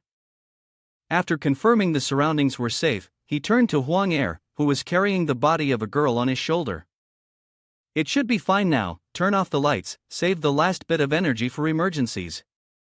The lights went out, and the already damp space grew even darker. The three of them began to stride forward. I'll go retrieve the dragon subduing stone, we can't leave any traces. At this moment, Jiang Ping was hiding elsewhere, contacting his team and continuously reporting. After assessment, it was confirmed that the enemy was from the Shu family. One had an analyzing ability at level 20, another had telekinesis at level 17, and there was another with a hypnosis awakener at level 15. The system continued to report, and the assessment was successful. He read the information and thought to himself, no wonder I didn't see them earlier. The Nightingale lantern can conceal energy, smell, and even one's presence. The current energy level is 16/100, so they must have used that to hide their energy, but it looks like the energy of that thing is running low. Looking at the kidnapped victim, he was even more surprised. Was the girl the target of their kidnapping? Attribute table, name, Shinjun Ting, race, human, power, Han High Academy, growth value, 14 stars, class, mid-level awakened, rank, 13, talent, saint's blood possession. The blood in her body can enhance affinity with living creatures, capable of influencing all wild animals, turning them into fervent followers. After upgrading her ability, it can become a passive skill and expand its range of use. Note, those who drink saint's blood will not be able to use supernatural abilities and will constantly experience bad luck. Her growth value was incredibly high, and her ability was simply an evolution of the contract gem. Jiang Ping furrowed his brows tightly. He was very curious about the intentions of those people. Did the Zhu family want to use her to control someone? No matter what, this girl was innocent. A flash of lightning struck from above, followed by a deafening sound.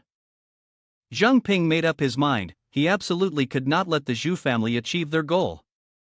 Just as he thought this, all three of them used some kind of trick and vanished right in the middle of the schoolyard. When he ran out, there was no trace left, and the interruption detection system could no longer be used.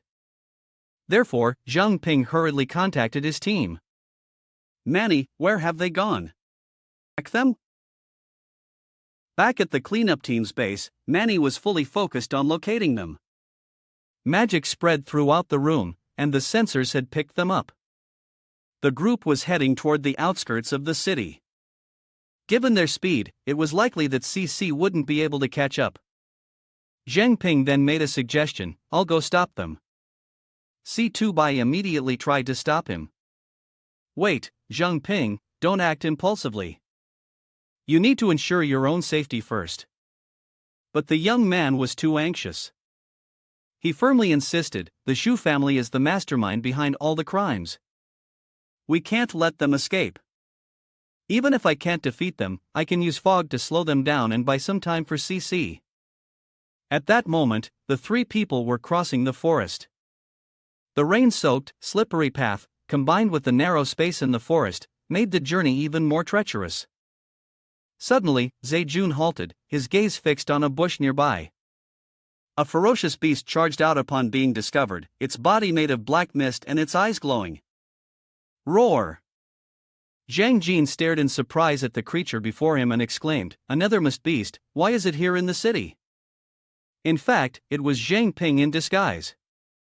He wore a demon mask and used the same tricks as before. Fortunately, with the kneading forging technique, the mist disguise wasn't bad, but he had to be cautious not letting the second-level appraisal spell mage see through it. The boss used his appraisal skill to examine the creature. This wolf seemed to be very strong. What level is the appraisal?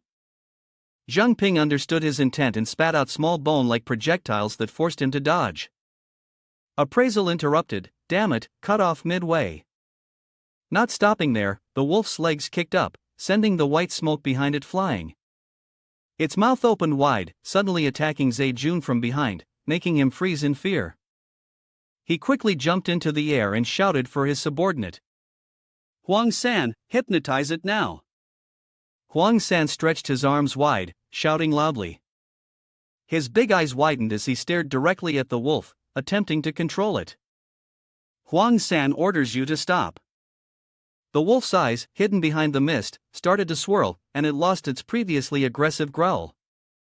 Huang San almost sighed in satisfaction when he saw the wild beast's face. Good, it's working. But what he didn't realize was that Jiang Ping wasn't being controlled at all. In fact, he was quietly calculating that his mental strength was immense, so he would be immune to any mental manipulation. This was something he could exploit. Huang San continued to gesticulate, trying to tame him. Don't move, don't move. Jiang Ping slowly approached them, pretending to be under his control to close the distance. Huang San's arm stretched out, intending to touch his mouth. Don't move. Jiang Ping immediately seized the opportunity, striking him with a vicious claw. Now was the time an ambush. Huang San fell back, astonished. Ha! Why are you moving? The large mouth, filled with sharp teeth, was right there. Huang San was grabbed and bitten directly on the shoulder. The flesh was torn apart, causing him to scream in agony. The subordinate was swiftly dealt with by Jiang Ping on the ground, his cries growing fainter. Boss, help me, save Huang San. Huang Er could no longer hold back. In anger, he invoked his spell. Move. The magic hit the wolf, sending it flying away. He said, get the hell out of here. Huang San had been eliminated, and Jiang Ping was immediately promoted, his rank increased to 9, and all attributes gained an additional point. Due to killing an opponent of a higher rank, all attributes were further increased by 1. His current personal attributes were Stamina 30, Mental Power Immeasurable, Energy 31, Agility 31, and the rank of his contract gem had risen to 6. It was a success. Now, all that remained was to stop these two. Huang Er's arm moved slightly, and a wave of magic coiled around his palm. The supergravity spell's force extended into the fog wolf, causing Jiang Ping to widen his eyes in shock. His entire body became trapped within a cage made of wind, the pressure forcing the wolf down onto the ground. In that brief moment, Jiang Ping fell into panic. He struggled but to no avail. It was over, he couldn't move. At this moment, Jiang Jin seized the opportunity to perform an appraisal. Name, Jiang Ping, rank 9, basic level awakener, affiliated with the Iron Soul Forge and the Cleaning Squad, abilities unknown. The appraisal was successful, and a sinister smile appeared on his face. So, you're human, and a rookie at rank 9 at that. And yet, you dare to act like a hero. The two stood in front of the pit where Jiang Ping was trapped, and he muttered, if you're one of C2 sure buys people, then the supergravity technique he used on me before. There's no way I'll let you live now. Jiang Ping tried to reassure himself, staying calm, convinced there must be a way to escape. The sky was still heavy with dark clouds, layering upon one another, thick and oppressive, just moments away from the downpour. The strength of Huang Er continued to control Jiang Ping, and he was carefully analyzing the situation. Although the one using this divination technique didn't possess offensive skills, his special weapon was still somewhat difficult to handle, and he was at the level of an executioner. Jiang Ping transformed his body into human form to dodge a misfired arrow. It seemed that the Zhu family's main strength relied on their equipment. The fog decreased by 10%, and he created small spikes that emerged. Thankfully, although his body was being suppressed, it didn't affect his ability to generate the fog. The spikes rushed toward the two Zhu remnants, but they could only dodge. Jiang Ping took note of this. Why isn't the one using telekinesis attacking me with his telekinesis? Zhe Junwang swung his arm, firing a powerful arrow. Due to being under control, Jiang Ping could only grit his teeth and endure the blow, suffering more severe injuries. The man continued drawing his bow, electric sparks radiating brightly. I guess your energy will be exhausted soon. Let's see how much longer you can resist. The young man was left with only a faint trace of mist. He leaned against the cliff and quietly thought, perhaps it wasn't that he didn't want to fight back, but that he simply couldn't. Jade blared and asked him, "Are you dazed?" Jiang Ping spent 15 parts of mist to create a shield, with one hand hidden behind him as he subtly prepared his next move, consuming another 5 parts. Let's see if I can bring out my new technique. The fog-based formation held 25/100 of the mist capacity, but the small blade used up 15 units of energy as it shot out toward them. Zejun roughly knocked it aside with a bow and arrow, still struggling. What now? But he didn't question as the blades fell and spread out beneath his feet. Jiang Ping sat still, beginning to give them pointers. You didn't retaliate against my attack because you need to lock onto the target before you can release your mental power. What? Zejun, held tightly by the mist, looked up to see Jiang Ping pass by him. Huang Er, the young man, broke free from the restraint and immediately launched an attack on the key target. Just as I predicted, as long as I block this guy, his mental power becomes useless. That was fast. His hand formed a small sword and continued to take away 15 portions. Huang Er wanted to resist but couldn't. He was stabbed directly in the abdomen, unable to move. However, the durability of the remnants of the Chu family was higher than Jiang Ping had anticipated. Huang Er tightly gripped Jiang Ping's hand and chanted an incantation, causing his spiritual power to backfire. Jiang Ping was taken aback. He had released his own spiritual power onto himself. Huang Er grinned smugly as he looked at him and said, "The power has successfully been cursed onto your arm. It almost worked, but you were close. Fortunately, I forced control over my right hand to break free from the restraint." Zejun, standing behind, was also freed by his teammates. Both of them laughed in delight. Huang Er continued, "So this is your final energy, huh? It's not enough just to disable my hand. You'll have to cripple your whole body. With an attack like that, it's essentially impossible." Jiang Ping immediately launched a secret move, causing a fire devourer flame bind to erupt around them. The intense heat made Huang Er groan in discomfort. In fury, he shoved Jiang Ping's body away and cursed at him, "Damn it." As Jiang Ping regained his balance on the slippery ground, an arrow shot toward him at the same time, leaving him no time to react. It wasn't good. The arrow pierced straight into his heart and began to scorch his body from the wound. I collapsed to the ground, while Zejun walked over and sneered, "You've got quite a few tricks up your sleeve." Jiang Ping himself felt dizzy, not expecting that their clothes would be resistant to the attack.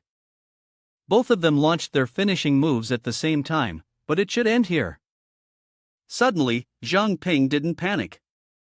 Instead, he touched the wound on his heart and muttered incomprehensible words, making them misunderstand. "Time's running out." "What you mean is, you're about to die, right?" His eyes remained unwavering to the end.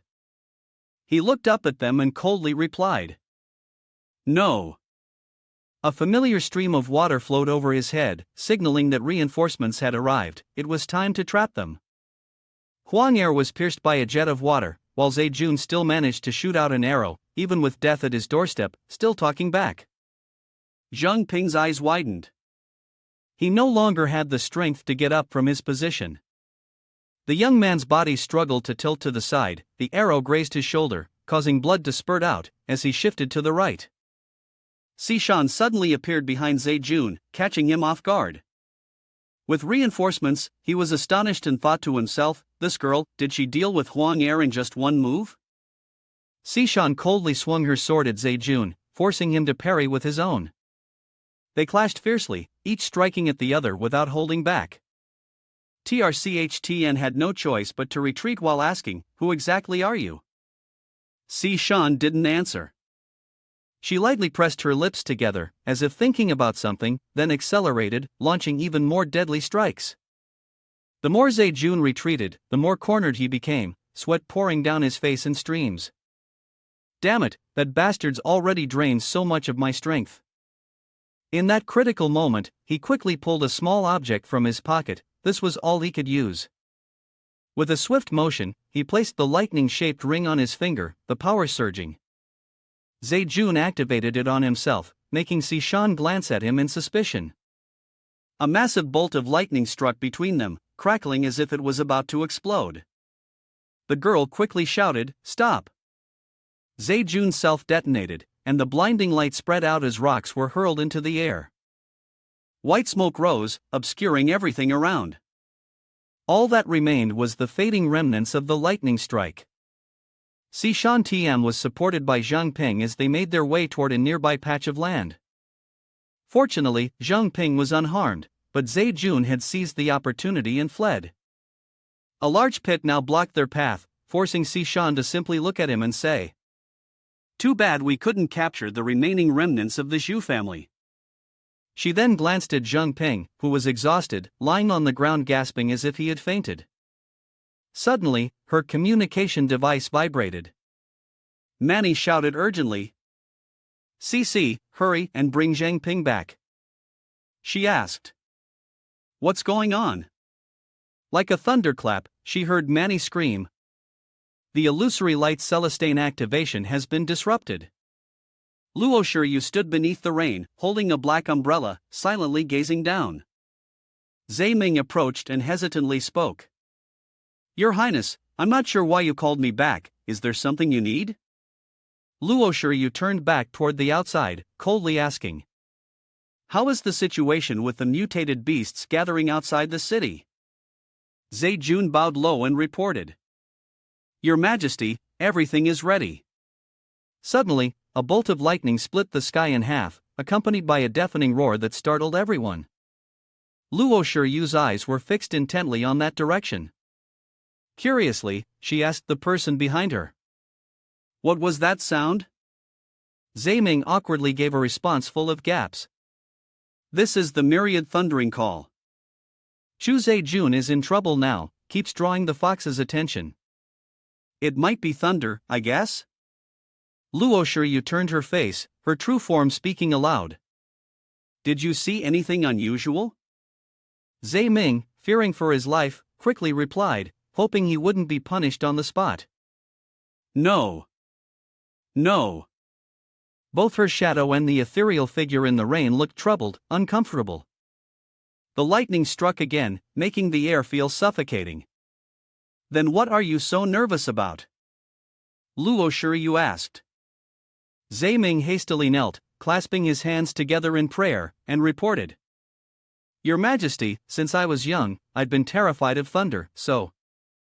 Luo Shu disdainfully remarked, "Humph, useless." She continued to gaze in the direction of the disturbance, suspecting that the sound had come from within the city. But now, she saw nothing. It was exactly like back then, the time when she was chasing after an awakened one. She remembered clearly how those people died from their severe injuries, without a doubt. When she passed through the wall, there was no one there, which left her feeling bewildered. But just after return, he had disappeared without a trace, seemingly able to slip out of her sight so openly. Knowing that this was a good opportunity to uncover the truth, Luo Shu jumped down from the balcony. It seemed like a kind of advanced sleight of hand trick. Her body hung in mid-air, her eyes flashing red. Human illusions couldn't affect her kind, but something else could be used to indirectly block her vision. Perhaps the entire Pearl City was a facade. Her eyes turned blood red in a frenzy. She spoke loudly, just as expected. From behind Luo Shu, something strange made of dark energy poured down into the street. Her power was spreading, growing stronger. At this moment, Sishan looked up at the sky and silently wondered, where has the female student from Han High Academy gone? The sword-shaped earring on Sishan swayed, while she felt uneasy. Though unsure of what was happening, illusory light celestian activate was indeed fading. Jiang Ping was starting to regain some clarity. He slightly moved his battered body and said, "Sister CC." Pointing at the cage that had fallen out from Huang San, he urged her to use it. Nightingale lantern, go now. The strange powers of Luo Shu continued to grow and sprout like tree trunks. Her two red eyes widened, glancing around. From the tendrils of Luo Shu, countless pairs of eyes sprouted to search every corner of the city. Through this, Luo Shu was able to peer into every space within her domain, and suddenly, something startled her. In those cold eyes, she glanced in one direction and discovered a rat. There was a man hurriedly carrying Jun Ting, attempting to flee, and had almost forgotten to take saintus with him. Suddenly, a voice rang out behind him, causing him to freeze in terror. It's already this late, and there's someone leaving the city. They're finished, the voice said. It's been discovered. On the other side, Zejun could only helplessly watch as Luo Shu sped off without hesitation. Your Majesty, wait. He clenched his fists, panicked to the point of sweating. This is bad, we can't stop her. Zejun quickly contacted the members of his team. Urgent intelligence, urgent intelligence. He shouted. The cleaning squad is hiding inside the city, and there's also an assassin named Jiang Ping. The nearby group fell silent, listening intently. Our operation tonight has been compromised by him. Huang San and Huang Er are dead, Zejun said anxiously.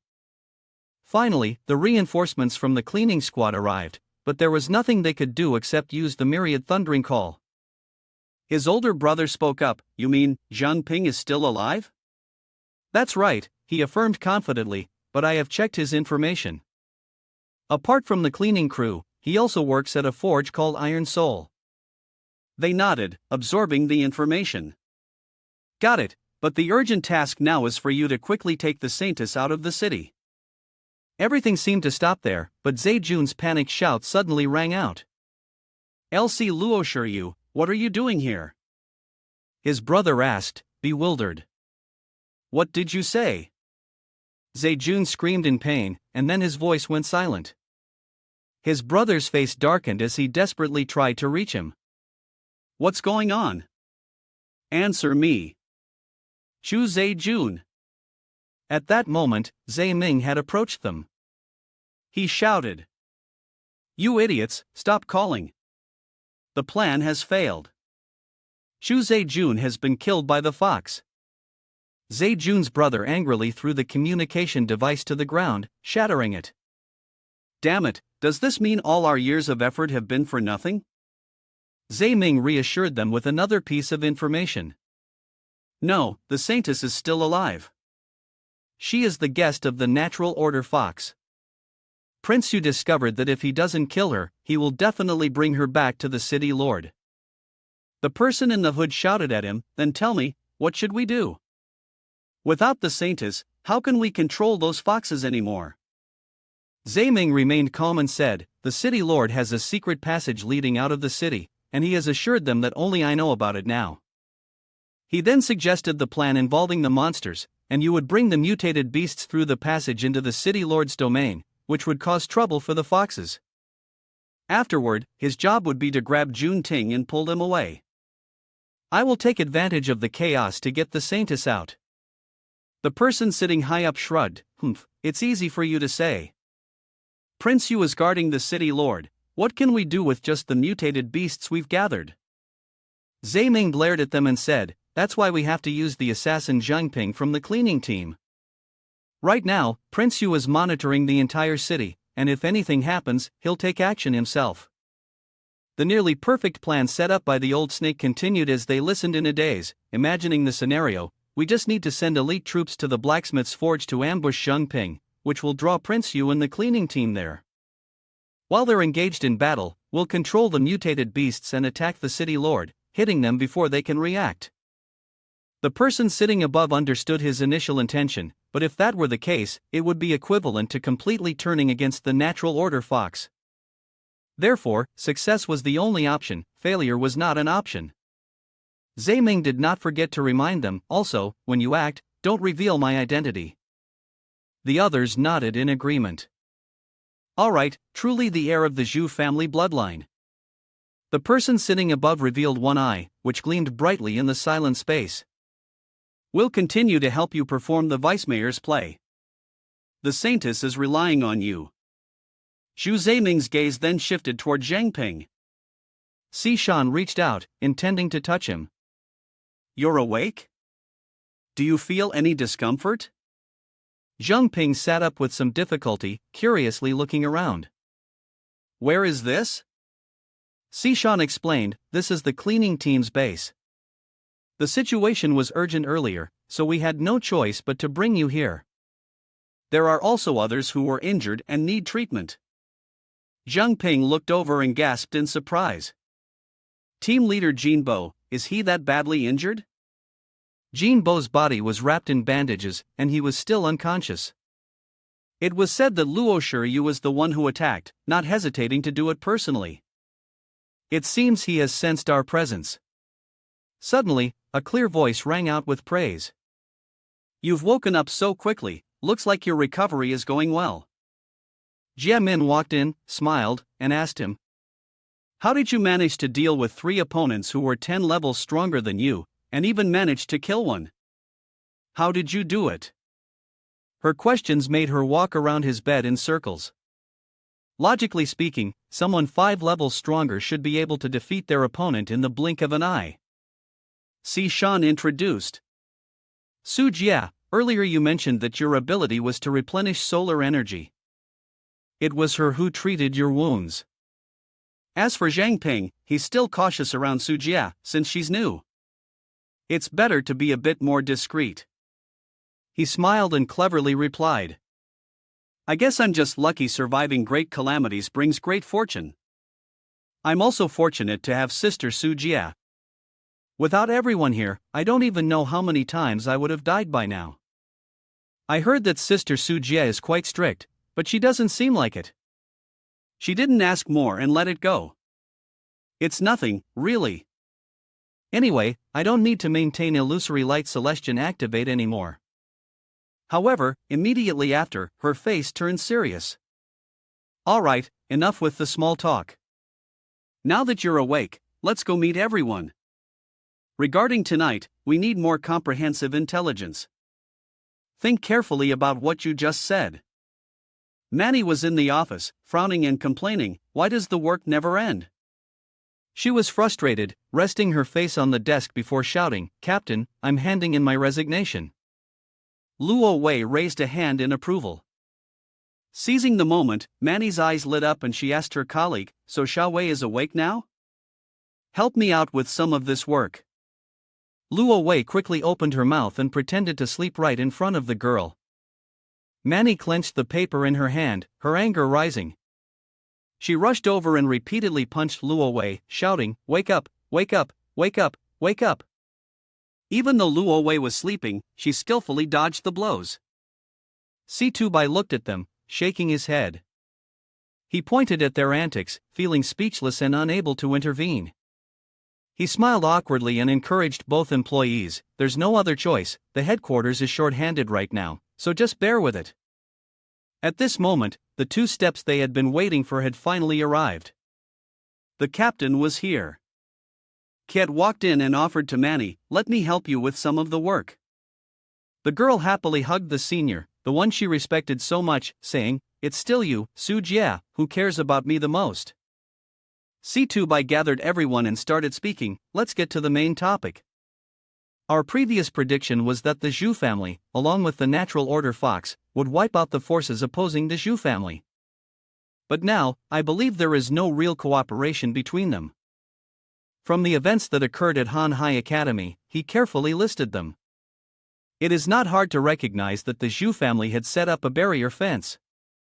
They must have already learned about the existence of the illusory light celestian activate, but they didn't tell the natural order fox about it, which indicates that they want to use the celestial foxes for something. However, there are also major complications in this matter. Obeying others is not the style of the Zhu family, but with their current strength, they cannot possibly oppose the natural order fox.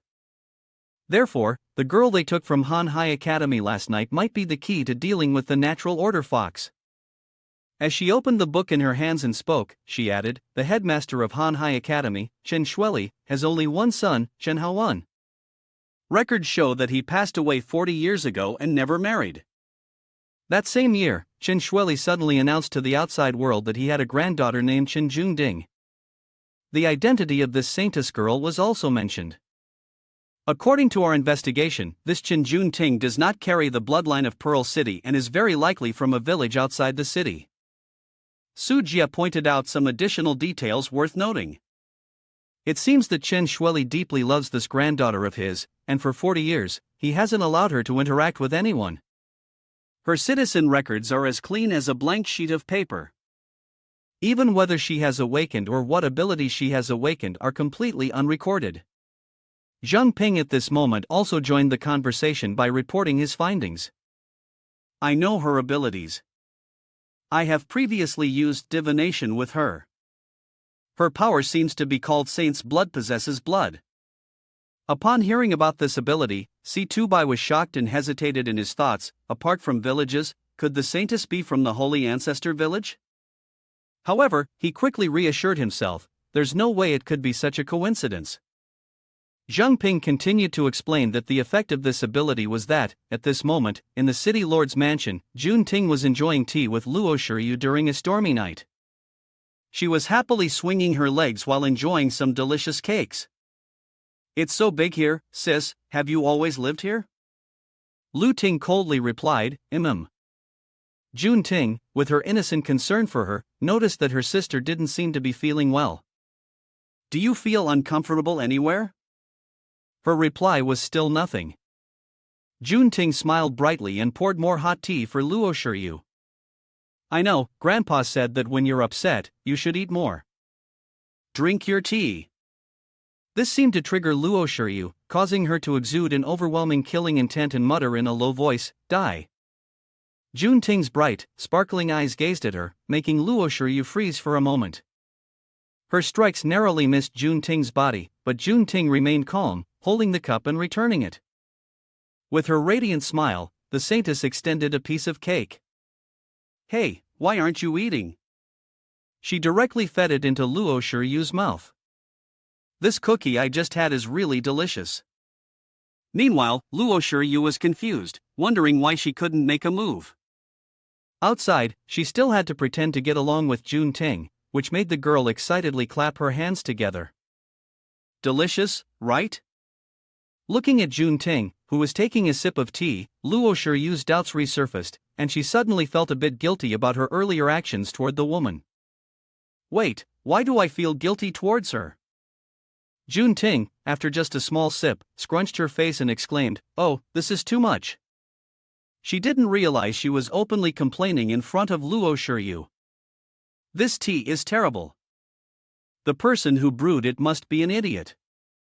No wonder you're not happy. Luo Shu just quietly laughed, calling herself the idiot. She quickly grabbed the teacup and hurried away. I'll brew a fresh pot. Wait for me for a moment, okay? After the saintess left, Luo Shu's anxieties came to the surface, her tales revealing her unease. Something's off. What's happening to me? Why do I feel guilty? Her eyes fixed on the chair where Jun Ting had been sitting. As the prince of the natural order fox, she shouldn't be having such problems. The true essence of her appeared, and the issue lay with the person in question. Who exactly was she? At that moment, Sishan and Jiang Ping were engaged in a sparring match at the base. As they fought, Sishan spoke, your mist is very similar to my water element. For example, controlling concepts or changing its form, etc., but there is a difference in their origins. She gracefully spun around, sending jets of water flying. My water element can be recycled and used in a continuous cycle, whereas your mist is a one-time consumable. Jiang Ping swiftly blocked the attack with his sword, neither of them yielding. The reason was that he could not turn the mist back into the intangible form of mist once it had become a physical entity. If the mist were like water, it would be much more practical to switch between the three states, gas, liquid, and solid. He sighed and, in his mind, imagined some supreme ninja. The fact that the mist was not a tangible entity had its advantages. For instance, he wouldn't need to carry it in a gourd, he could just take it with him. Sishan seized the moment when his thoughts wandered and appeared in front of him, her hand tearing through the air. Focusing intently, she pushed him back, sending Jiang Ping's body flying. He uses 5 parts of mist to help himself create a cushion that keeps his body from falling, and fortunately, he can also use the mist to ease the situation. Sishan flew higher, and a snowstorm was about to descend upon the lucky young man. Fortunately, he was able to absorb the fear of creatures and convert it into mist. This would compensate for his durability flaws to a certain extent. Jiang Ping tilted his body, skillfully dodging the shards left by the debris, and confidently said, "At this level of attack, I can still avoid it, but because I was overconfident, I didn't notice that the floor had been soaked by the ice blocks." Humph, by the time he realized, his hands and feet were already entangled by the drops of water. "This is bad, it's ice formed from water. Just now, my attention was completely distracted by the attack of the ice stalactites from above." Sishan walked over, one hand controlling the flow of water to prevent Jiang Ping from moving. "If your opponent doesn't fear you, then the mist will quickly dissipate and dry up." The young man forcefully dispelled 50 parts of the mist and responded, "If that's the case, as long as my attack is strong enough, one strike will be enough to kill the opponent." Since she didn't know, a dagger had been created by him and was now floating above Sishan's head. She immediately summoned the water shield. "Then let me see how strong your attack is." The power of the mist and the dagger descended fiercely. Sishan was caught off guard as the sharp blade pierced through and actually broke through the water shield to penetrate. Although her body was restrained, Jiang Ping confidently declared to her, "Sister CC, you've lost." Sishan, somewhat impressed, complimented him. "Your mist can break through my defenses beyond its level, it's truly astonishing." She withdrew the water shield and stood up. Perhaps a nethermist beast was the next generation of king-tier mutated beasts. Inheriting such traits, the mist carried damage that surpassed its rank. However, the droplets surrounding Jiang Ping had not been released by her. Sishan suddenly spoke cryptically. "But don't you lack combat experience? If this were truly a life-and-death battle, you'd already be done." Suddenly, the droplets Jiang Ping was in contact with began to bubble and boil. He screamed loudly. "Ah, it's so hot, so hot. Why is the water suddenly boiling?" Sishan crossed her arms and turned away, giving him a piece of advice. "Understanding your own capabilities is very important. If there's nothing else to do, just keep improving yourself." She remained focused on her teaching, unaware that Jiang Ping had gotten the idea to play around with the mist he had created in his hands, as if water could turn into ice, hot water, or mist. These things could lead to unpredictable consequences during a fight. He made a model of a spider, causing Sishan to jump in surprise. "Is it something like this, Cici?" Immediately, Sishan splashed water in his face, while she screamed in fear. This time, Jiang Ping dared to take it further, opening his mouth to swallow the stream of water. Sishan was taken aback, her gaze shifting to him in surprise. She was scared and immediately shot a stream of water back at his face. "Spider, get away from me." Then she quickly rushed to grab his neck and shake him. "Spit it out. My water element is pure water." Jiang Ping whispered. "There's poison in it. Even if I don't die from the poison, I'll die from you shaking me to death." Realizing her own overstep, she quickly pulled away from him. "Sorry." Jiang Ping, still confused, said. "But the current state is a bit strange. I feel like my body is turning limp, and I can't control it." Suddenly, the lower part of his body turned into liquid, and his pants fell off, soaking wet. His entire body gradually liquefied, leaving both of them embarrassed. "My hand." Jiang Ping looked at it and immediately began assessing. "Could it be that I've awakened a new skill?" The appraisal was successful, and the attribute panel appeared. Summon Jiang Ping. Master, Jiang Ping. Race, human. Faction, cleaning team. Blacksmith shop, Iron Soul. Potential, 6 stars, level 9, class, basic level awakener. Physical strength, 30. Mental power, infinite. Energy, 31. Flexibility, 31. Talent, contract gem level 6. Level 6 supplementary effect activated. Absolute command, absolute obedience. Advanced appraisal skills, Nightwalker, Nethermist Nightwalker, Fire Devourer, Intermediate, Mist Body, Beginner, Windspeaker, Beginner, Alien Shifter. When consuming special items, there is a 10% chance to awaken a special physique. This physique corresponds to the pure water physique, Beginner. The body can transform into pure water to resist various physical attacks. This time, it's understandable that the level 6 gem effect could awaken both of these pure water physique talents. His body had already turned into water more than halfway. Jiang Ping thought to himself, but what kind of ability is this, really? Sishan looked at him in confusion and asked, Jiang Ping, what's wrong with you? Did you get poisoned and start dissolving? He turned to reassure her, it's fine, I should be able to change back, it just takes a little time to get used to. Then he focused fully on controlling the water inside him. If the water elemental body and the mist elemental body had similarities, then his ability to transform must be similar to the mist as well. He just needed to be more mindful of his own body. First, he turned into a pool of water on the ground. Alright, he said, then formed himself into a cookie-like shape, propping himself up with his hands, feeling quite satisfied. Alright, he tried again for the third time, but this time he became a large mass of water, which made him a little panicked.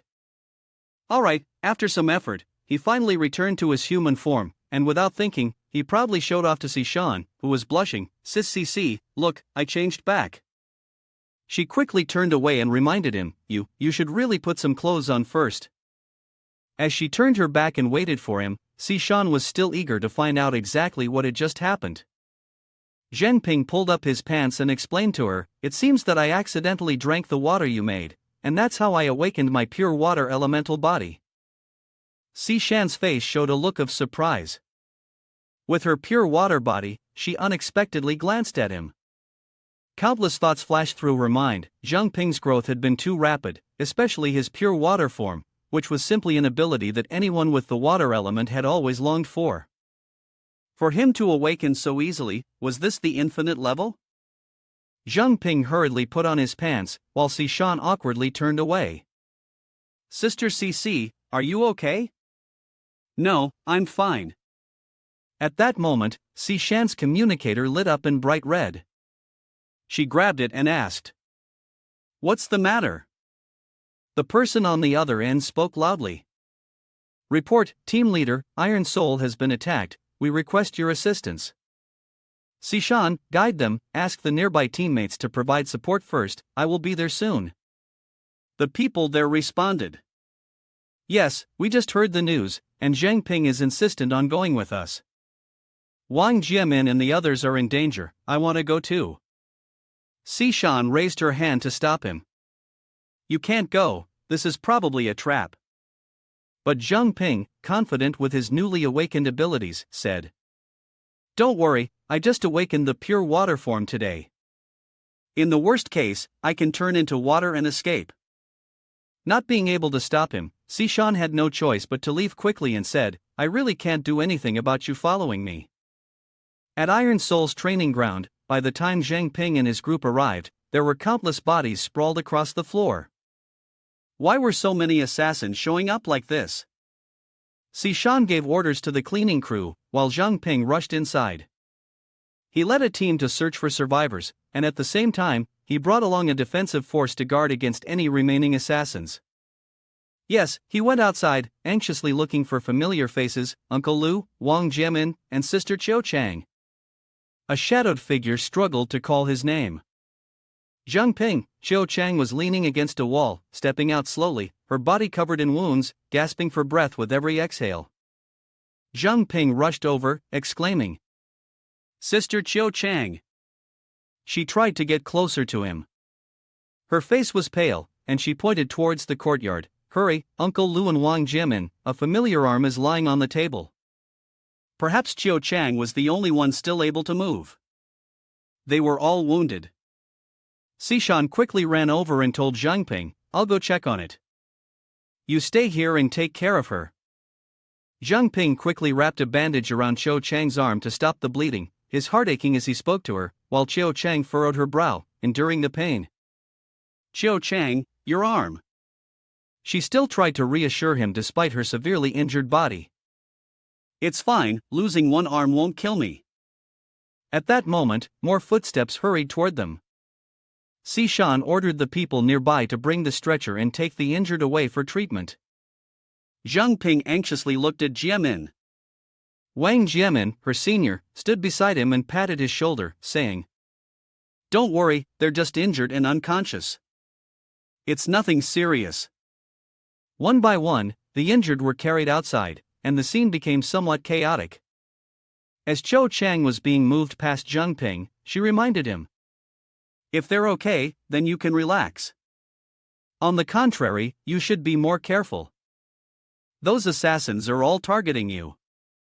Jiang Ping, have you offended some big shot recently?" He suppressed his emotions and replied with a smile. "It's nothing, Qiu Chang. Don't worry about me, just focus on recovering." Sishan, standing next to him, was already planning a few things. The city was no longer safe. The cleanup team would take them to a safe house outside the city for treatment. Jiang Ping bitterly blamed himself. "Damn it, it's all my fault." He clenched his fist angrily. "The beasts from the Zhu family in Pearl City, the ones who want to take your life, most of them are their people. My senior on the other side agrees. I'll arrange for someone to investigate immediately." At this moment, a very familiar voice echoed in Jiang Ping's mind. The energy fluctuation just now had come from here. Many of their people had died nearby earlier. Could it be related to those two? The voice was Luo Shu. This disguise was very clear, she was nearby. An invisible force was falling from the sky. Luo Shu's thoughts continued, "This is a time of turmoil. Wasting food cannot be overlooked, and no threat can be ignored." Jiang Ping hurriedly shielded Kai Ti and dodged a deadly blow, leaving a large pink mark on the ground. Luo Shu looked at them and exclaimed, "Interesting." She didn't hide her killing intent and glared at him, "To think you could sense my attack." The two quickly got to their feet, but still exchanged cautious words. "Are you all right?" "I'm fine." However, the operation this time was kept secret. Why was it happening right now? "All right, I guess it has been monitoring the entire city." Luo Shu's eyes had transformed into a monstrous shape. She was surprised as she looked closer. Luo Shu exclaimed, "Jiang Ping, Jiang Ping knows very well that she recognized me, so she greeted me.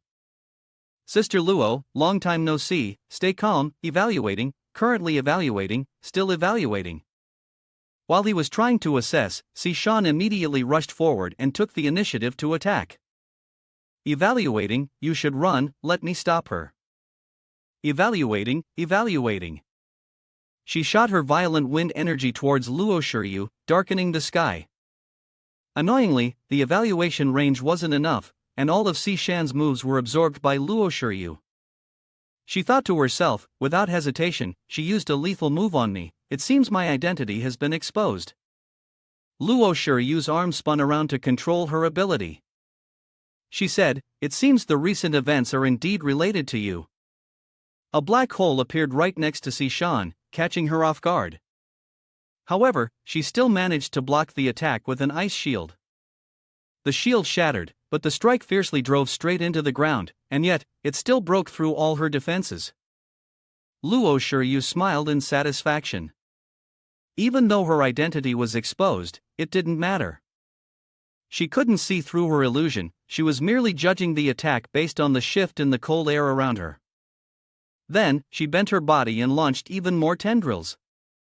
"Let me see how you'll defend yourself this time."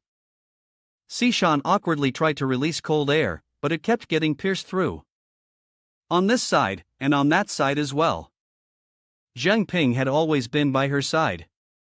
La shouted loudly, warning the senior, "Sister CC, be careful of the top left." She trusted Jiang Ping and looked at him. Luckily, Jiang Ping was here, otherwise, she wouldn't even be able to resist. Following his instructions and focusing on dodging, she aimed at the 3, 7, and 9 o'clock positions. Then, she easily shifted from defense to counterattack. The 4, 8, and 10 o'clock positions, the 1, 2, and 11 o'clock positions, and the 5 and 12 o'clock positions. Now, Luo Shu had lost the cheerful expression she had earlier in frowning curiosity. How did Jiang Ping know?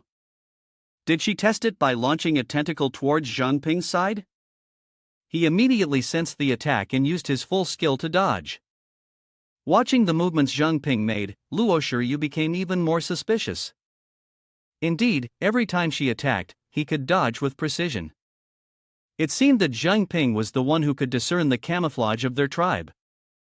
She concluded, I should have killed him directly back then. The attacks came even more fiercely as Luo Shu became more interested. Let me see how long you can dodge. Jiang Ping panicked and looked at Sishan. This is bad, I can't both dodge and report the positions to Sister CC.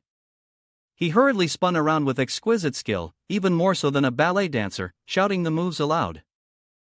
3 turns to the left, 3 turns to the right, then Jiang Ping quickly moved closer to Sishan and created a maximum level fog shield. She turned in surprise. Jiang Ping, you made it just in time. Sister LA's anger seems a bit too much. Have you been heartbroken lately?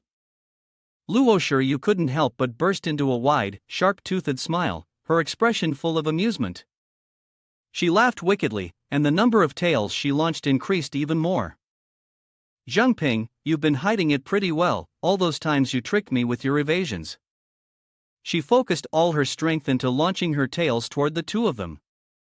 But this time, you can't escape, a tremendous pressure weighed down on them. You can block 3 of my tails, but what about 3,000? Sishan pushed all her energy into the fragile shield, but the force of the attack was overwhelming. Jiang Ping gritted his teeth and struggled, while the system continuously reported the decrease in the fog's density. Fog density at 50%, decreased by 0.1 seconds. Fog density at 30%, decreased by 0.3 seconds. Luo Shu casually swept her hair back and silently laughed. If you can hold out for a second, I'll consider it a victory for you. The system's numbers steadily dropped in response to Sishan's resistance. Fog density at 10%, decreased by 0.6 seconds. Fog density at 8%, fog density at 5%, decreased by 0.9 seconds. Fog density at 0%. In an instant, I had unleashed 100% of the fog. Jiang Ping thought to himself, unable to hold on any longer. Could it be that he was really going to die here this time? But at that moment, a cloud of golden smoke appeared behind them and said, Kid Jiang Ping, hold on, I can only give you one chance. Jiang Ping immediately realized that C2 was coming to assist. It was the captain's avatar. The 3,000 tails were still relentlessly attacking the 2 of them below. Suddenly, a white mist appeared in the sky around them. Luo Shu was caught off guard, only noticing that the smoke was swirling around her, growing thicker by the moment. What is this? Luo Shu asked. C2 gestured, Kid Jiang Ping, now is the time to shout and release your power to the fullest. Alright, Jiang Ping replied, then shouted, causing his shield to explode. The tails were knocked back, and without hesitation, he grabbed Sishan's hand. Jiang Ping pulled her away quickly as the mist surrounded their bodies. CC laughed. Half of Luo Shu's face had transformed into her true form. She tilted her head in anger, wanting to escape. With just a flick of her hand, she could have broken free from the encirclement C2 had created. However, that was enough time for Jiang Ping to get away. She growled in frustration and shouted, Everyone, listen up, focus all your efforts on capturing Jiang Ping. The residents within the neighborhood could all hear her command from above. After a while, the fierce battle ended, and Jiang Ping and Sishan returned to the cleanup team and took refuge in the safe room outside the city. The wounded were being treated here, and what she said to him was also a way of expressing. Now I'm a member of the cleanup team, and Pearl City has become the domain of those filthy foxes, has it? Jiang Ping responded to her. Yes, although they dare not act recklessly, the city is still not safe. The young man lowered his head, apologizing, feeling responsible. It was because of her that he would soon learn the reason for his sadness, and she encouraged him. Well, it's just one arm missing, you're not dead. Besides, you should be thanking me for saving Uncle Lu and the others. Sishan walked in just as Jiang Ping was making a firm promise. I will definitely find a way to reclaim the forge. Until then, we can only endure a bit and stay outside the city for a while.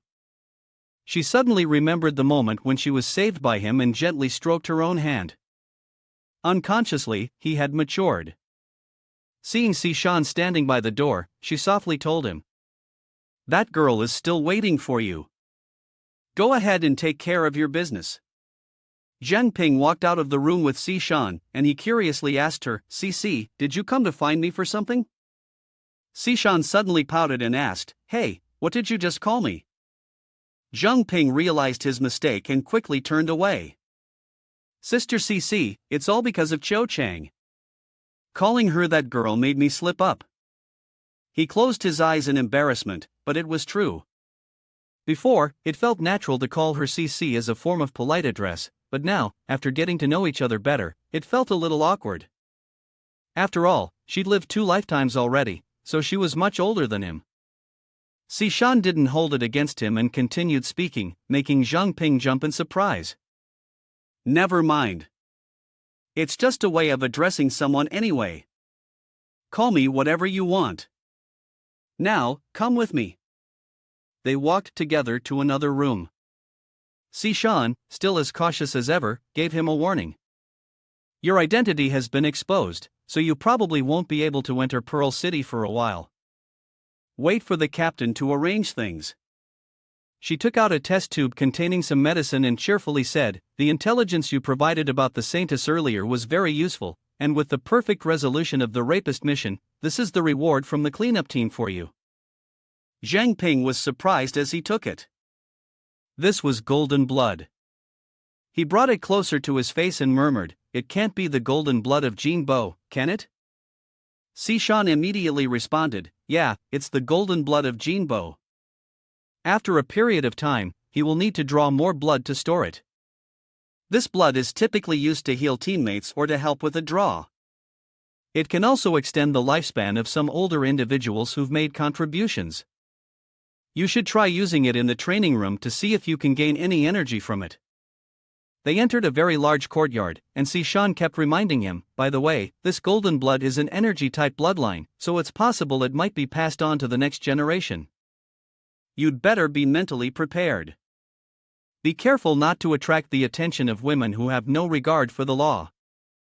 Jiang Ping held the golden blood in his hand and pondered for a moment. It was just a possibility of inheritance, not a guarantee. Besides, whether or not he'd even have a wife in the future was still uncertain.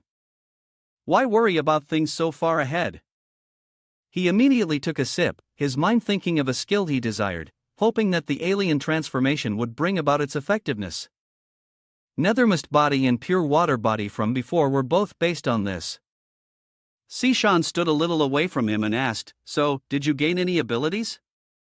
Jiang Ping looked at his hand and said, It seemed like nothing had changed. Just as he finished speaking, a stream of red liquid started flowing down from his finger.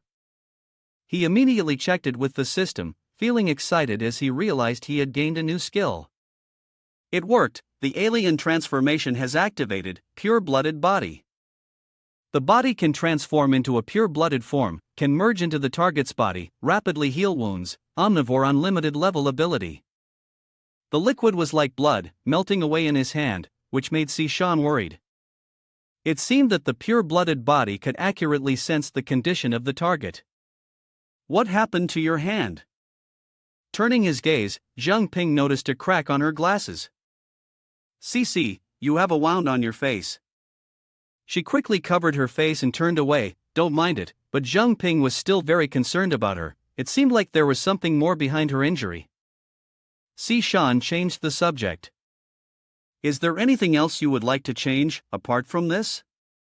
Jiang Ping closed his eyes, and the young man spoke of what he could see.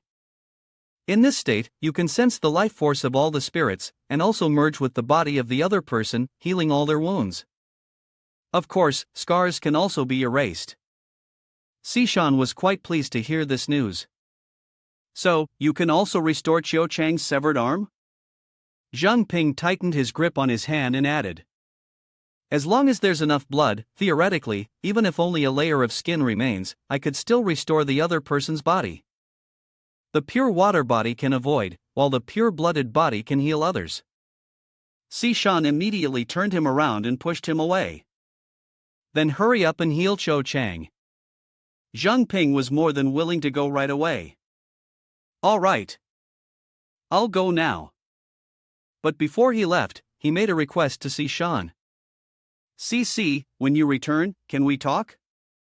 Not as teammates, but as old friends. The girl suddenly blushed and softly agreed. Okay. Outside, the sky was still faintly dark. In the wilderness, animals leisurely drank from the lake. The deer raised its head and looked up at the sky, while flocks of birds panicked and flew away from above. Countless strange-shaped monsters were sweeping through the forest.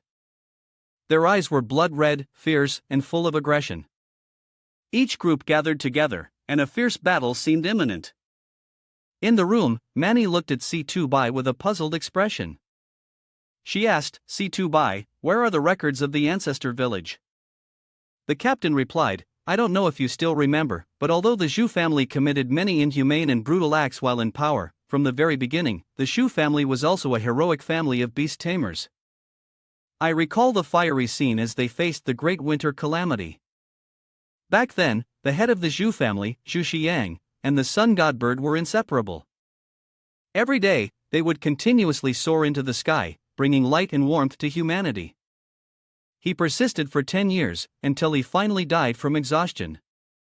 Upon hearing this, Manny took a sip of her drink and responded, I know that after Zhu Xiang's death, he was buried in the Manny Range outside Pearl City.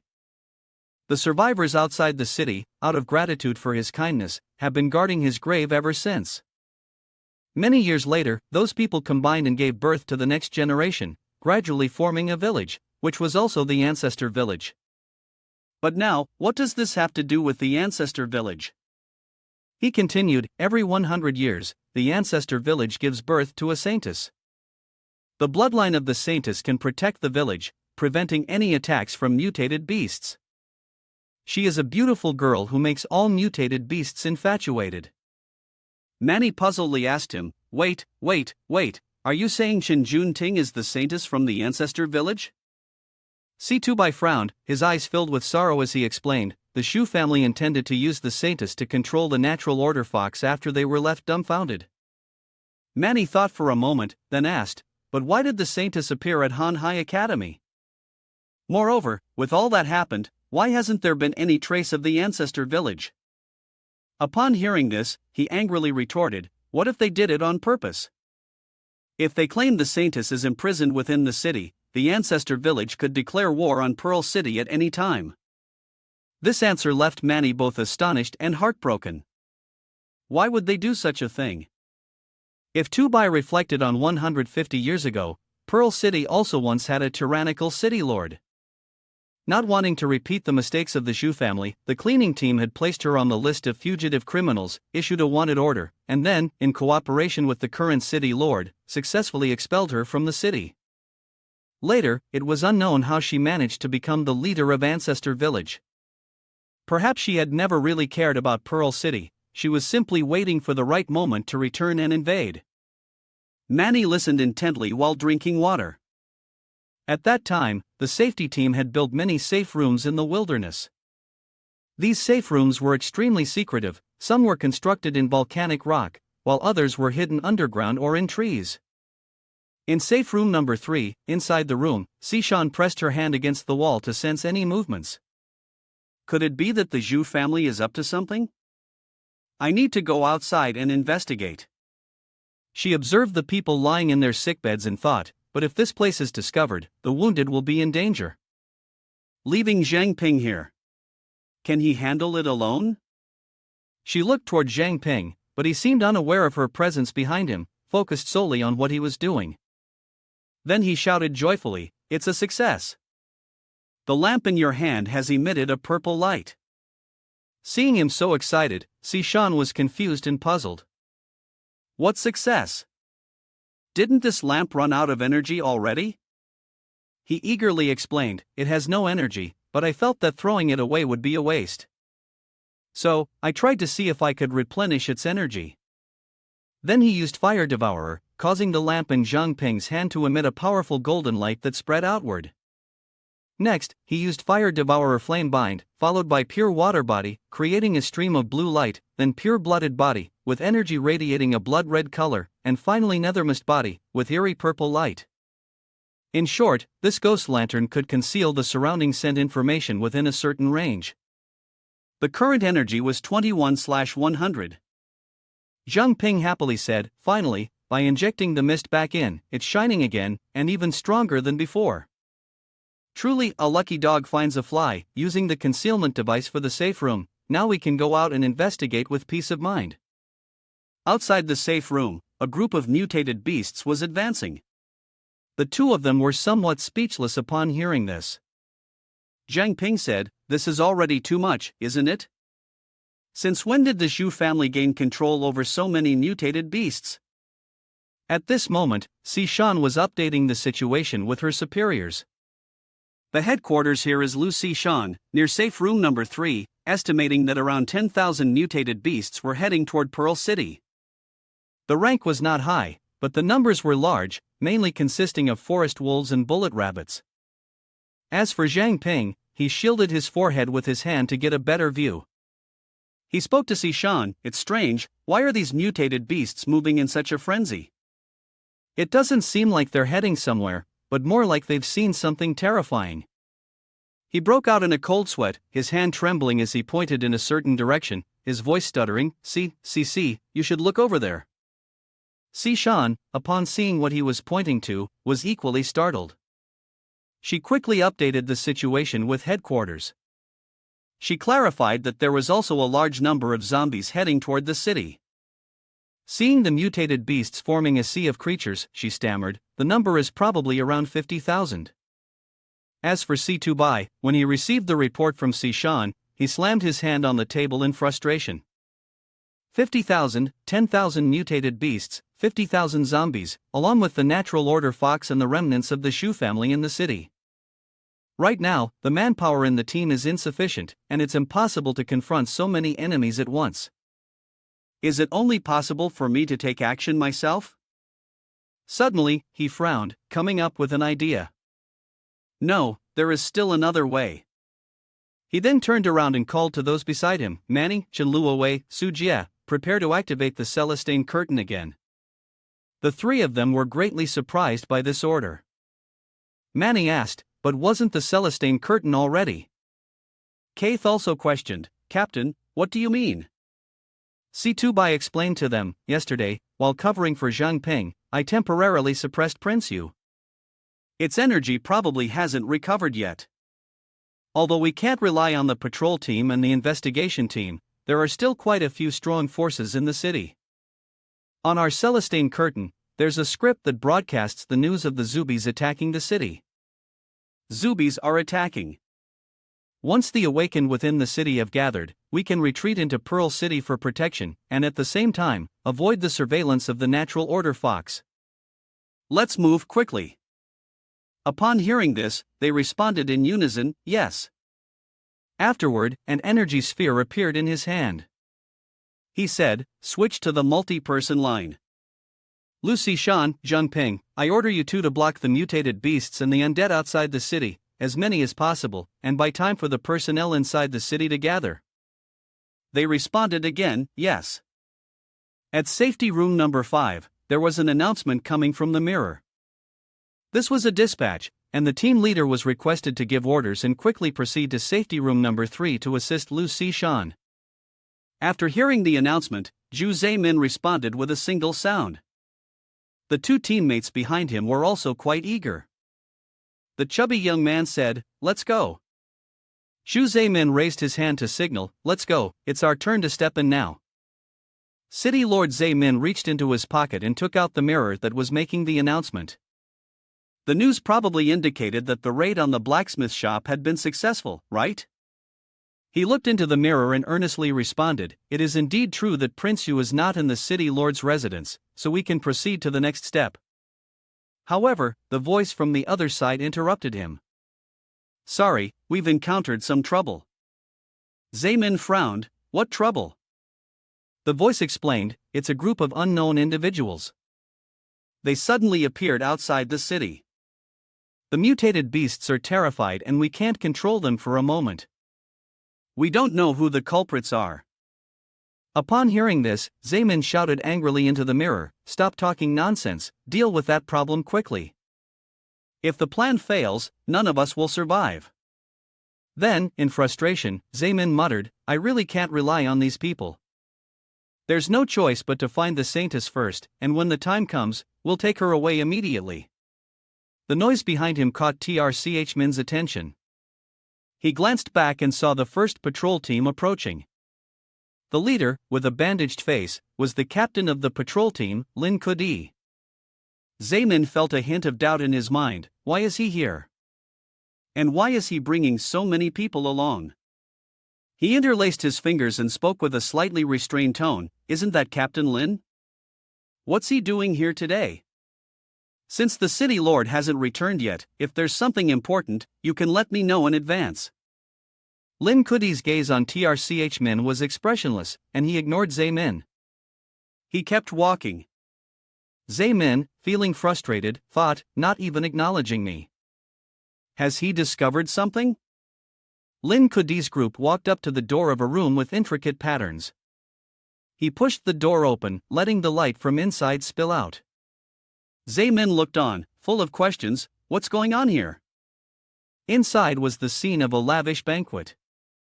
Couples were dancing together.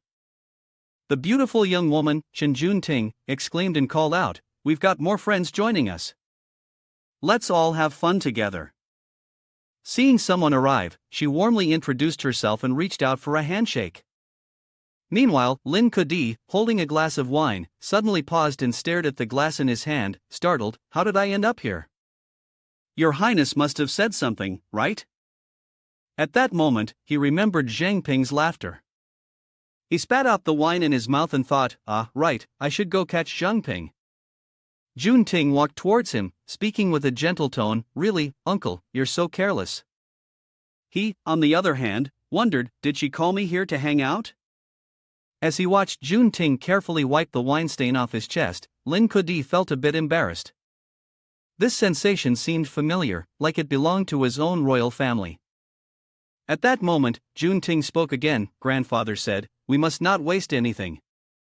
Upon hearing this, Lin Kudi knelt down to show his respect. "Understood. Saintus, my lady," Lin Kudi said. Ting appeared displeased and said, "Why does everyone call me that?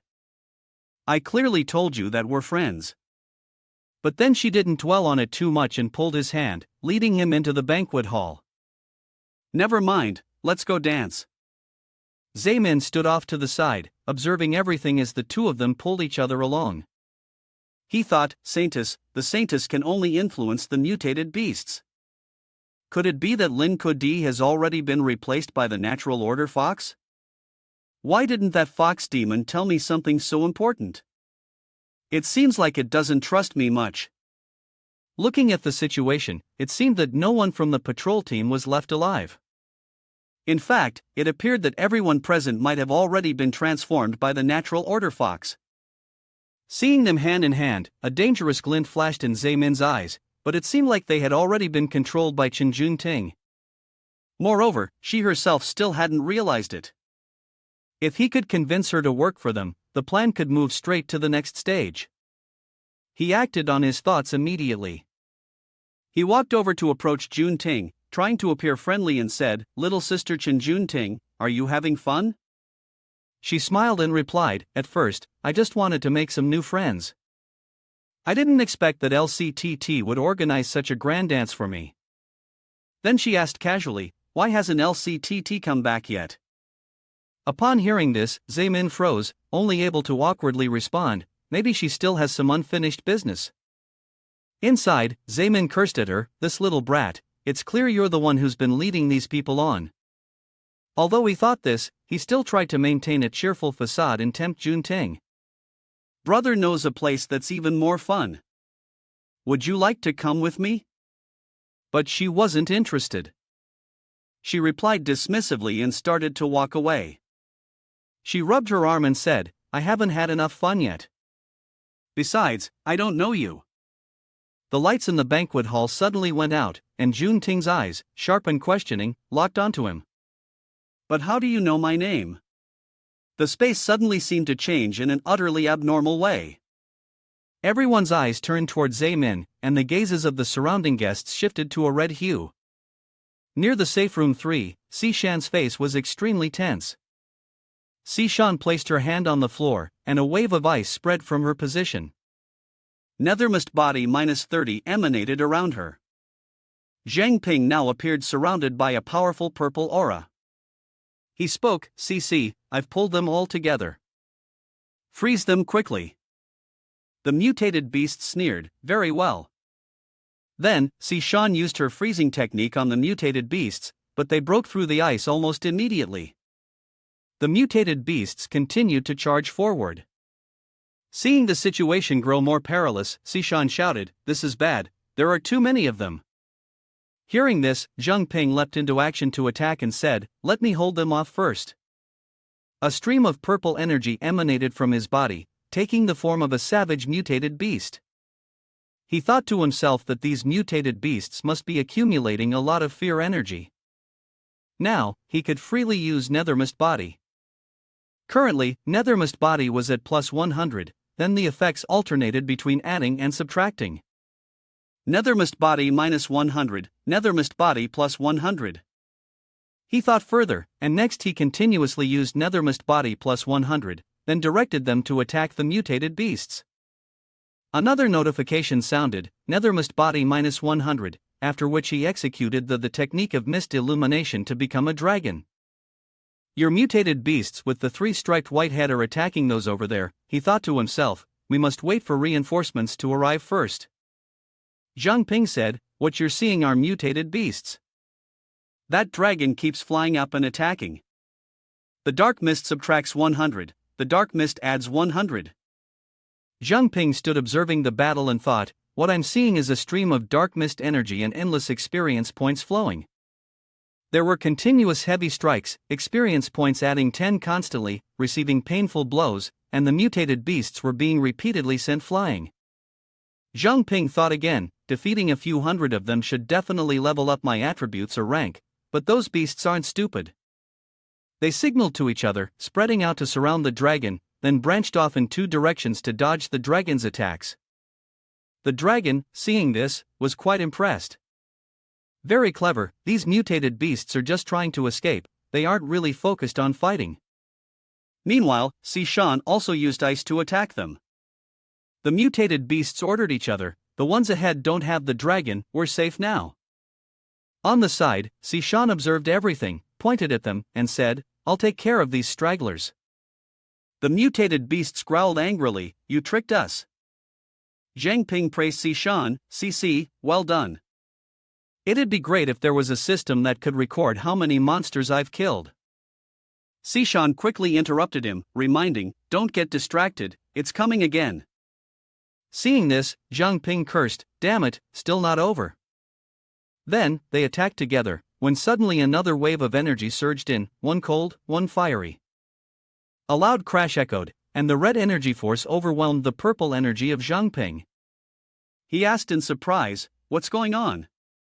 It turned out the red energy was fire coming from the mutated beasts. He wondered to himself, these are zombies, and yet they can use magic? He had always thought zombies only knew how to bite people, the stereotypes really don't apply. To clarify, he decided to use appraisal. The appraisal succeeded, zombie species, holy ancestor village faction, mature, not in primary stage, level 6. The answer shocked him. Holy ancestor village, these zombies had attacked him, biting into his body, forcing him to quickly find an opportunity to synchronize this intel with the main headquarters. Jiang Ping flicked his dragon tail to ward them off, get lost, zombies. Although he could push them back, he realized they were not afraid and kept coming. If this continued, the dark mist would soon be used up. Sishan spoke up to remind them. Jiang Ping kept his distance from them. He clearly heard the information and responded with a simple agreement, "Got it." Then, he flexed his muscles, bulging with strength, and said, "Let's see if I can fly up this afternoon." The dragon's claw already caught 2 or 3 people, grabbed them, and then shot a powerful beam of light down to the ground. After that, he went into his fire technique with a warning, "My fire is a bit large, you all better brace yourselves." Fire Devourer Flame Bind. Experience plus 20. Finally, he threw fireballs down to the ground, each one like a bullet. Go! The fire zombie projectiles continued to launch, and the experience kept adding up. Experience plus 20. All attributes plus 2. Seeing the results, he was satisfied. Very good, now my attributes are almost double those of a similar level awakened one. At the same time, a burst of lightning-fast power struck directly at the heads of the zombies. Sishan was also fiercely fighting the zombies. She unleashed her sword technique, Blade Waltz, delivering precise, graceful sword strikes that easily took them down. They screamed and counterattacked with a vicious assault. But Jiang Ping quickly provided support. He shouted, "Take this from me." Heaven-crushing, earth-shattering. Sishan, surprised, asked, "Huh? What are you saying?" But Jiang Ping quickly changed the subject, "Nothing." Jiang Ping surveyed the entire scene and assessed. The first wave of beasts and zombies had been dealt with. The number was about 1,000, after the second wave, only half remained, and they were nearly done. Then, he transformed back into a human form and continued speaking to Sishan. "If you think about it, how could these zombies still be able to use their abilities?" She replied, "They must have all been awakened when they were alive." Ji Being pondered, such a despicable method, could it be the Shu family? However, just now I was almost certain that the zombies belonged to Holy Ancestor Village. The scene shifted to another space, where a voice echoed in response, "That's right." Situbai spoke to the communication mirror. Although the Shu family is ruthless, taming beasts is a form of faith for them. They look down on using shortcuts like controlling zombies. After my preliminary analysis, this incident is very likely related to Holy Ancestor Village. Jiang Ping's assessment further confirms this point. At this point, Sishan shouted, "Holy Ancestor Village." She then continued, "In other words, that person is the one who did this." Suddenly, someone flashed by, altering the situation, and a dangerous face appeared in front of them, accompanied by a breeze. Sishan covered her nose and mouth and warned, "Jiang Ping, hold your breath.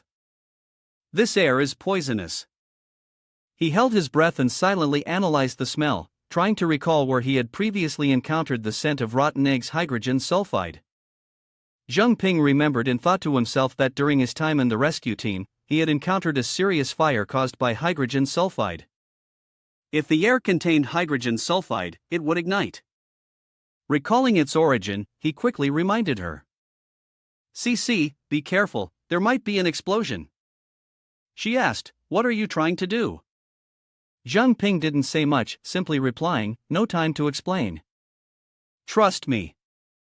Hearing his words, she quickly agreed. Jiang Ping moved forward, curling his hand into a fist, leaving only his index finger pointing upward to unleash a flame. With a single strike, Jiang Ping successfully caused an explosion in that area. Surrounding Jiang Ping and Sishan were intertwining streams of fire and ice. Fire Devourer Flame Reserves, 163/300. Fire Devourer Flame Reserves, 213/300. Fire Devourer Flame Reserves, 263/300. At that moment, Jiang Ping suddenly realized that the second round of the test was about to begin. Sishan also asked, "Didn't you just say there was still half an hour left?" Suddenly, he spotted something and spoke up to stop her. "Wait, what is that?" "Analyze it." The system quickly activated, analyzing. An old man, dressed somewhat revealingly, was stroking his beard while assessing the space below, yet he was able to break the poison I had placed. You two certainly have quite the guts, he remarked. As for Jiang Ping, he was rubbing his chin, surprised and puzzled. The previous appraisal of the team leader was successful, but this time the appraisal failed, just like with Luo Shu. Is it because my training isn't sufficient yet, so I'm unable to assess targets of higher ranks at a distance? In this case, the command to assess all active targets within sight would be carried out. Soon after, the results were announced. Successfully appraised the zombie species, Holy Ancestor Village faction, mature, no primary rank, level 6. Zombie species, Holy Ancestor Village faction, mature, no primary rank, level 8. Successfully appraised 16,888 times. The advanced appraisal technique has been upgraded to strategic appraisal, greatly improving the range and success rate of appraising targets above level 30. As for the one sitting atop the pile of muscles, he too had been. The success notification appeared, confirming the successful appraisal of the identity attribute board for Zhuxiang Ming, a fallen zombie race, affiliated with the Holy Ancestor Village faction. His growth points were not rank-based, apex level, and he was an awakener at level 39. His zombie mutation talent enabled him to create poison.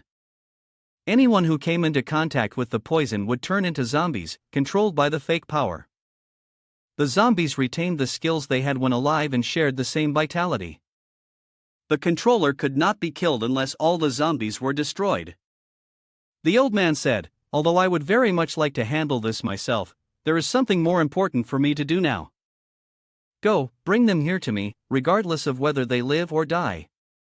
Jiang Ping shared the results with Sishan, along with his confusion. The appraisal shows this guy is a fallen at level 39. CC, what does fallen mean? She did not answer his question directly but was instead surprised by the high stats. Level 39? Then she continued, the abilities of awakened ones gradually change based on how they use them. Eventually, they will evolve into a form that suits the user best. But if the awakened one's mental power is not strong enough, their ability will backfire. In the end, they will become slaves to their supernatural abilities. We refer to such individuals as fallen, and moreover, the fallen are all extremely powerful. At this point, Jiang Ping notified everyone that they had arrived, and Sishan, upon seeing the situation, remarked, "This is going to be troublesome." A group of zombies bared their teeth, trying to approach Jiang Ping. He slashed out with a stream of purple sword aura, signaling nethermost body with a deduction of 10 points.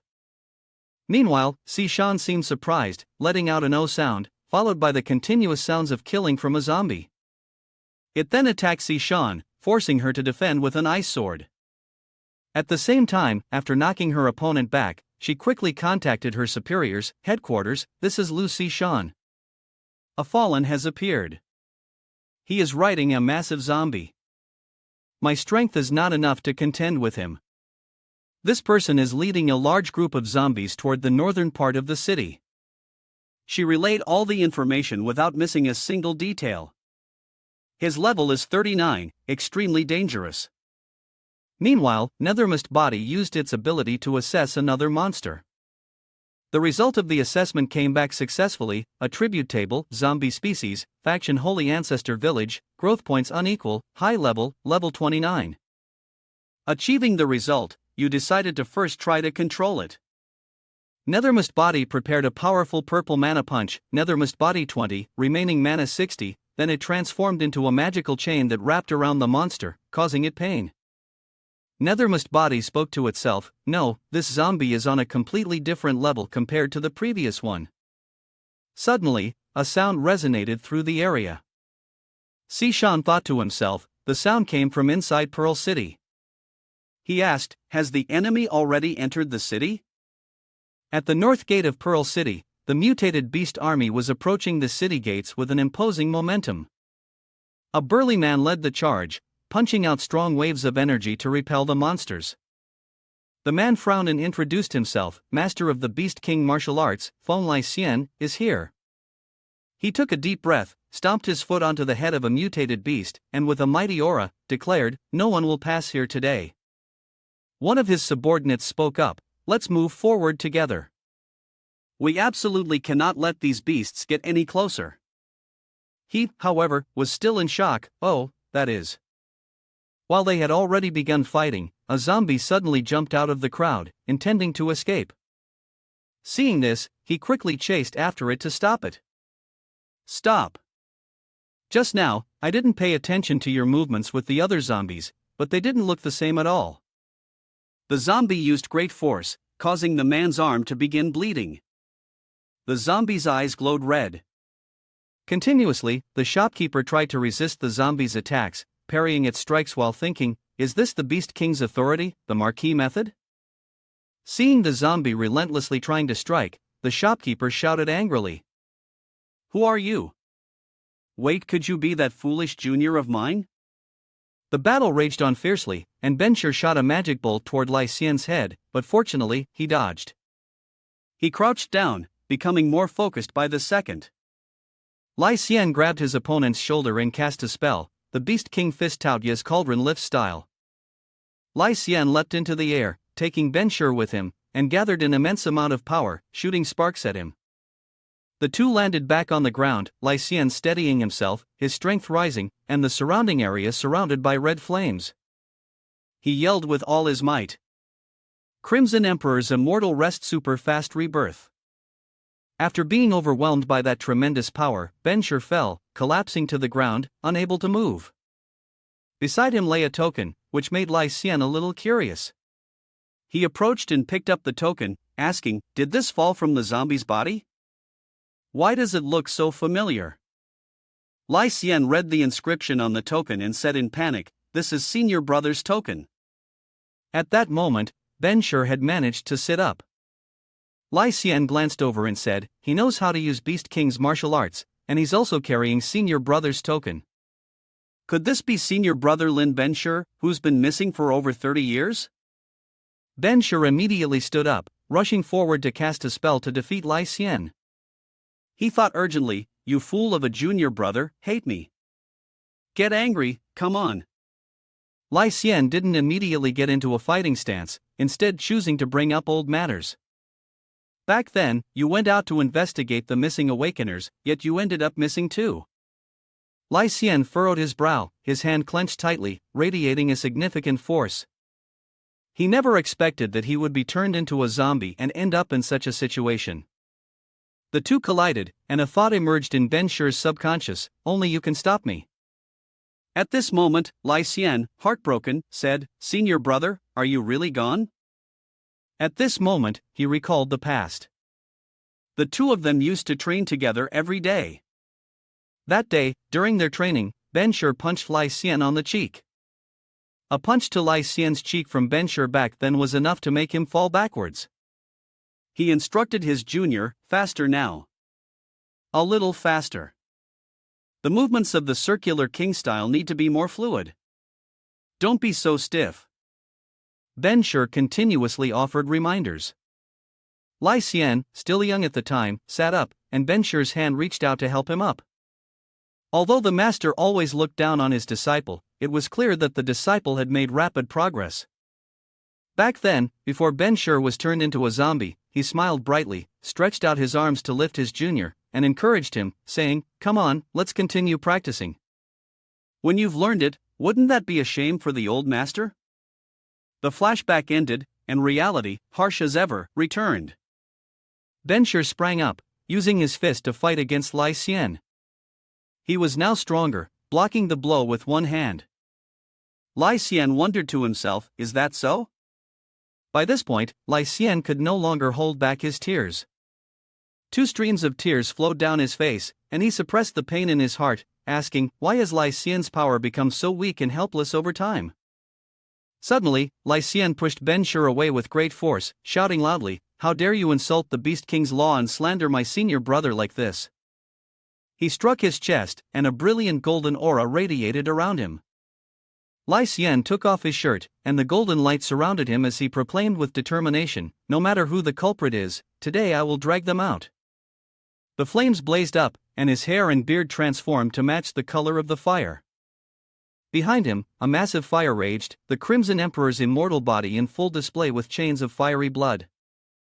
The information panel appeared, showing a temperature of 500, and his physical strength increased.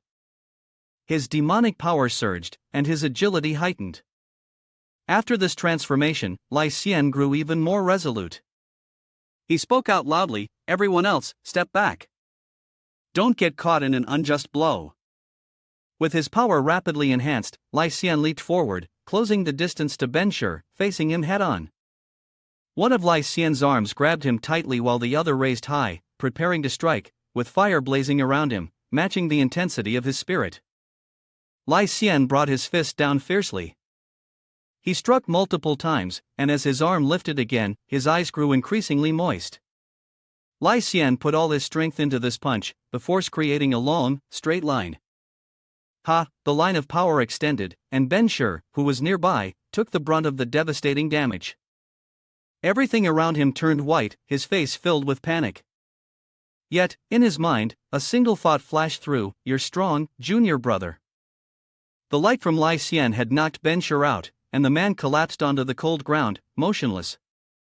Seeing this, Lai Xian could only utter, "Rest in peace, senior brother." Suddenly, a voice came from somewhere, the voice of an old man. "And you dare to strike my proud creation like this?" Lai Xian warily looked around, the voice still echoing. "If that's the case, you come and take his place." Unable to hold back, he asked directly, "Who are you?" "Perhaps now I've pinpointed the target." Lai Xian furrowed his brows, his eyes bloodshot as he fixed his gaze in one direction. He took a battle stance, his power surging, and shouted loudly, "It was you who turned my Lai Xian into zombies, wasn't it?" Jiang Ping appeared atop a creature, looking down with fiery red eyes and claws sharp as knives. He said, "So what if that's the case?"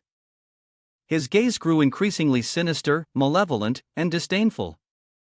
He continued, "You think you can stop me with just your nose?" Jiang Ping stood on a massive zombie, surrounded by his subordinates, almost 100 of them at a glance. He laughed triumphantly, shouting, "You think you can stop my army?" At the Zhu family estate, 2 individuals, one male and one female, cloaked in raincoats and carrying lanterns, were in the midst of abducting the saintus. The plan failed, and the cleanup team began investigating the Zhu family. When Jiang Ping and Sishan arrived, they saw the blacksmith causing chaos. The plan had succeeded, Prince Yu was dragged outside, and now he was searching for Jiang Ping in the city, leading mutated beasts to infiltrate the city lord's mansion. The plan had failed, however, as the zombies were severed from the mutated beasts entirely. Meanwhile, at a grand banquet, the city lord's plot to abduct the saintus also failed. A large number of natural order foxes had gathered at the cleanup team's headquarters to investigate the Chu family's motives.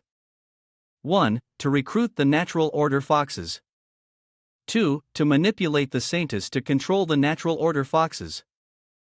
3. To dominate Pearl City. The investigation revealed that the cause of the zombies is related to Holy Ancestor Village. The zombies launched an attack, successfully rebooted the Celestian curtain, and gathered military strength within the city. On the map, they discussed the route of attack. The first move was to reach the northern gate, then move toward the western and eastern gates. The northern gate and southern gate were blocked by mountains, so there was no threat of invasion from those directions. Outside the city, the northern gate had successfulully assembled the Beast King martial arts and awakened forces. In Holy Ancestor Village, there seemed to be a meeting taking place. Shanghai Nelton respectfully spoke to Ao Shui, "Master, everything has been gathered." Mr. Yu replied, She responded with a word and then turned to issue an order to her subordinates behind her, "Everyone, listen up. This action involves the coordination of the primary zombies army to disrupt the city's order. You may conveniently raid some supplies and spread the doctrine along the way. But once Brother Zhao from the Zhao family successfully welcomes the saintus, you must immediately retreat. No one is to remain for even a moment." They responded with a clear affirmation and then disappeared, leaving only Shanghai still kneeling. Hesitantly, he continued, "Master, I have a few concerns regarding some of the subordinates. Could the mutated Beast King fake within the city become an unstable factor? One more thing, since we were the ones who started the war, why do we have to evacuate after bringing the saintus back?" Shanghai asked in one breath. She explained, "Are you talking about that old fox demon? In fact, it has awakened long ago and is now waiting, holding back until it has a reason to step in itself. Hearing this, Chun-Hai felt a bit uneasy.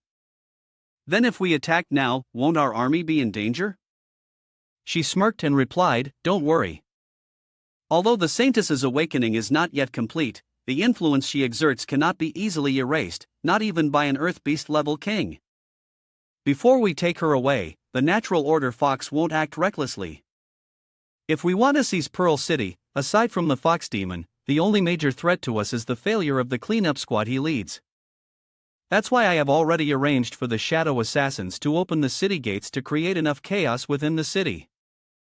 First, we used the saintus as a pretext to start the war and let the zombies flood in.